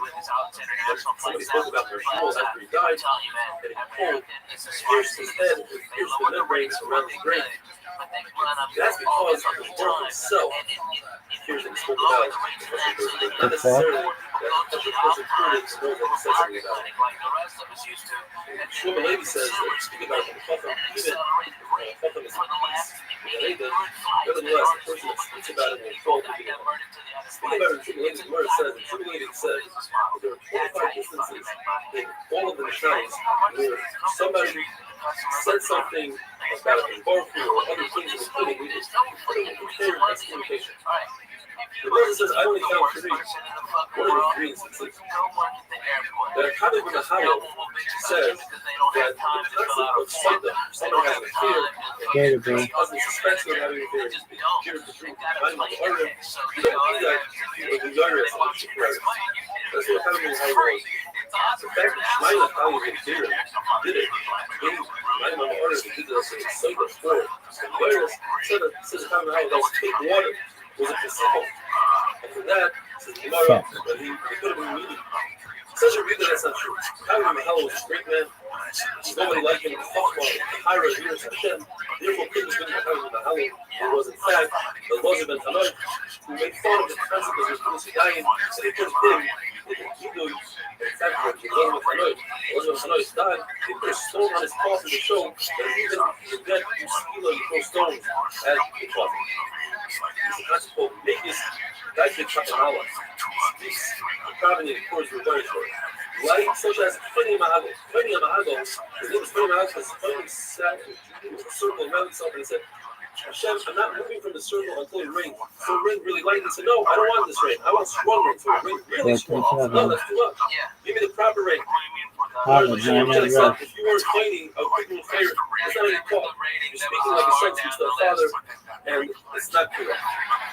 Titus, who's in Rome, instituted Zayfer, the perfect place of everybody should take a goat, put him on a spear, and roast him. And Shimon said, you deserve favor because you don't touch him outside of his salvation. That's a Bryson. The thing is scary for Conor Shalach to life. The laws are held that in order, everybody holds, that in order to take a defense, everyone here is stone, and make it not come up, you have to bring it. So let's just chop it up and you don't get back together with sand. It doesn't hold his chart. Once it's not done, it doesn't try to put together with the tree, with the wall, the fence, the water stop. A constant thing out of Shemai said it was his right. Otherwise, they didn't accept his words, and not only that, they couldn't do any God, and they feared. So we have three places in the Mishnah, but why did we show leadership 24? There's 21 other situations in the Mishnah where very similar to these three times, where the Prophet is a single person, individual, one against the rabbi, the majority, the other against the rabbi, the really hard. That is deserving of favor. In some instances, a person wasn't as great as the other, fought hard against the greatest person, that is deserving of it. It says that Mara don't figure out the dead when it comes to the closest like three shots, people might use my grief. Unless it's other people like the graces, they think about right before my grief. Just like listening to a husband, it's when you rush to go out, you should listen one by one. In other words, one person goes out, it's spiritual perfection, then the next one. If the dead, the body isn't in front of them, so they can also spiritual together. And the other sits before me and says, he says to himself the terrible tragedy that happened to him. He says, I gave a person a sin a lot. When we're dropping you, then that's what we do all of it. You didn't even figure out what I deserve. 1 out of 1,000. It says, if I use it, that's exact fellow something. I think the fellow something you should talk about it, but you use that you're saying you're deserving of a greater item. We discussed the other day about people standing in a row and saying, look, you're not going to listen to the other, the outer row is not others more qualified to the outer row can see what's going to be heard. The open appearance of this part of the human ability to follow the Lord brings a concept of something of being hates on the name of Hashem. When it comes to the wrong movement, somebody doesn't feel Hashem, it's a feel Hashem. Those are things, it's a problem. It's a love life. For instance, if a Hashem person is wearing shackles, dude, he has so many points. 28. Fuck.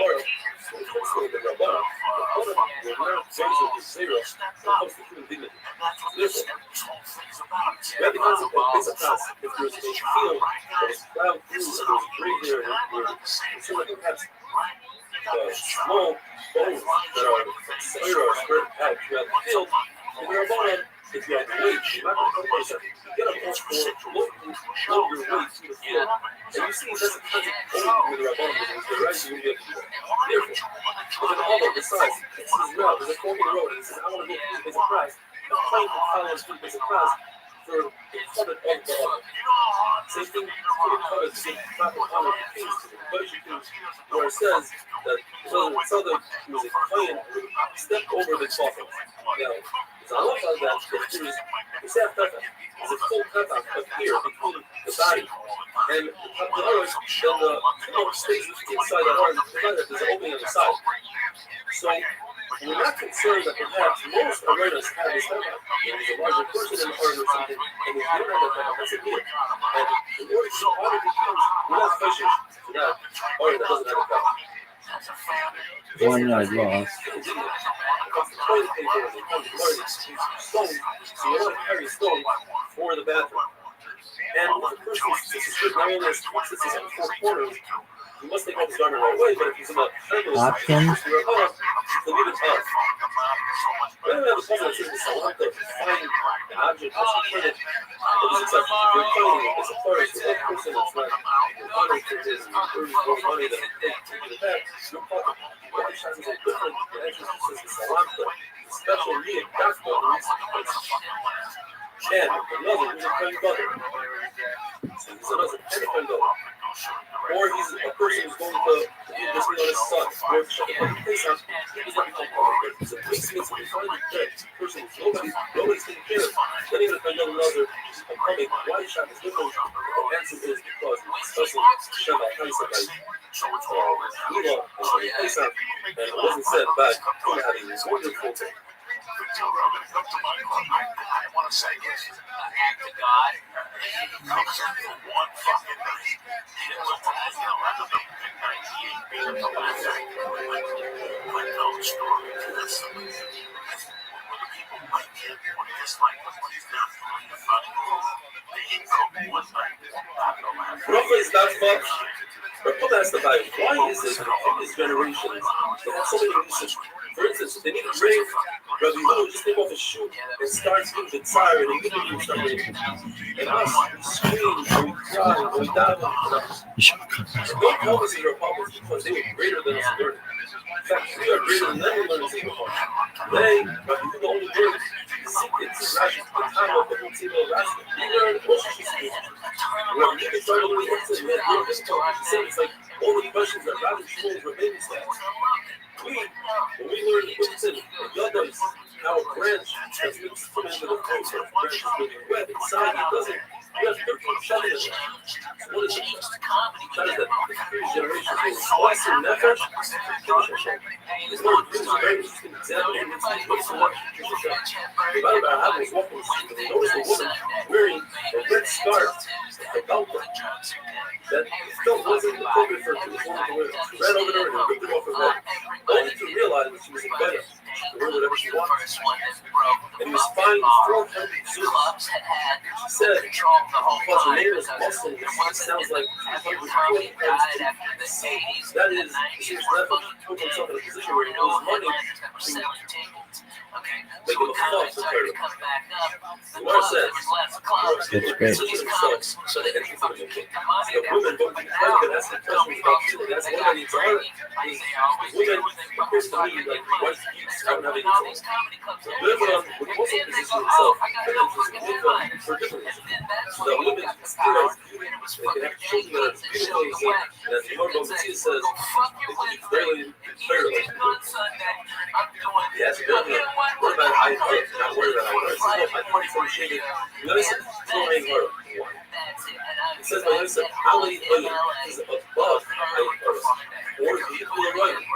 He's like a fish. Fish will have I heart. In the water covers I heart. Or the eye that didn't go after Aegis by Tifar will not be inside from a I heart. Says the Mishnah. Kanan are covered from creation and flow. Even if the covenant is the age of Canaan, it's covenant with creation because we don't want his father to be worried about his son's creation. He has to go to work early in the morning and can't sleep in the shul that early.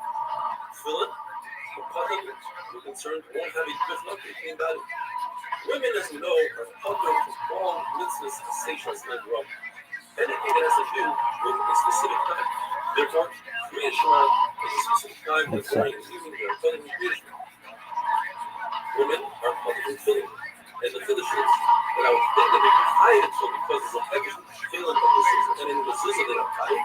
And that's when women are covered in filling. Now, they are hiding in the season. Why? Because in the season says that when you away from the season brings longevity, and women need longevity. I would think that in the season, we can argue because it says, after his business with Abraham, and then right afterwards in Safta, there's a package just like they're covering prayer. They should be called in the season. But that's when they're hiding in the season. The woman is hiding Shemona Esrei, but Shemona Esrei means Rachamim, and women need Rachamim. Even though Shemona Esrei is Erev, like your Tzarayim, this is man's Rambam, nevertheless, because of the Rachamim. What about Kiddush on Shabbos? It's not is whether they are hiding with their Raisa or with their Rabbanah. They're definitely hiding. According to Rabbanah, they're hiding with their Raisa, but it says, Sofon Shalom, Shalom V'Zofon. Whoever's hiding in keeping Shabbos is hiding in mentioning Shabbos and doing things. According to Abaya, it's a only Kiddush Rabbanah. Because I'm Muslim, they're Chayim. Although, Moshe Rabbeinu says that Chayim social evening and the morning, so it seems like it's a mitzvah sensation as a Rama. Nevertheless, they are Chayim. The more one to prove that perhaps if the mother of a woman is a Deraisa because she's going to your husband, so the Gemara is not a right, because in the same place it says that a Chaka will be going to his father. And the concern is the Rabbanah. So the father will eat a shear of the Rabbanah less than a severe associated affair. And therefore, because of the Gemara, so maybe that's what it means that a woman can be going to her husband in a situation where he ate a shear of the Rabbanah. Where it says that Allah has short the is not fair. You said that you shouldn't take bribes, but you show favoritism towards clients. So it says, Hashem, I want to be loved. It says, why should of course I show favoritism? I hold clients to say greetings on Moses. How can this about that? You're satiated. They were master on themselves. They say greetings on Moses, even on a debate, so like the word concerns of the mayor. And that's why I show favoritism. The point is, the mission says it's fine. You know that about Terry. You're not going to require Ezra as a socket. You're not going to require. So as one, see Krishna, but first, the mission should think it in his mind, should contemplate it. And therefore, he doesn't say Greek is Krishna, and when he doesn't say his mind, but Greek is a Muslim, he says it in his head. Contemplates it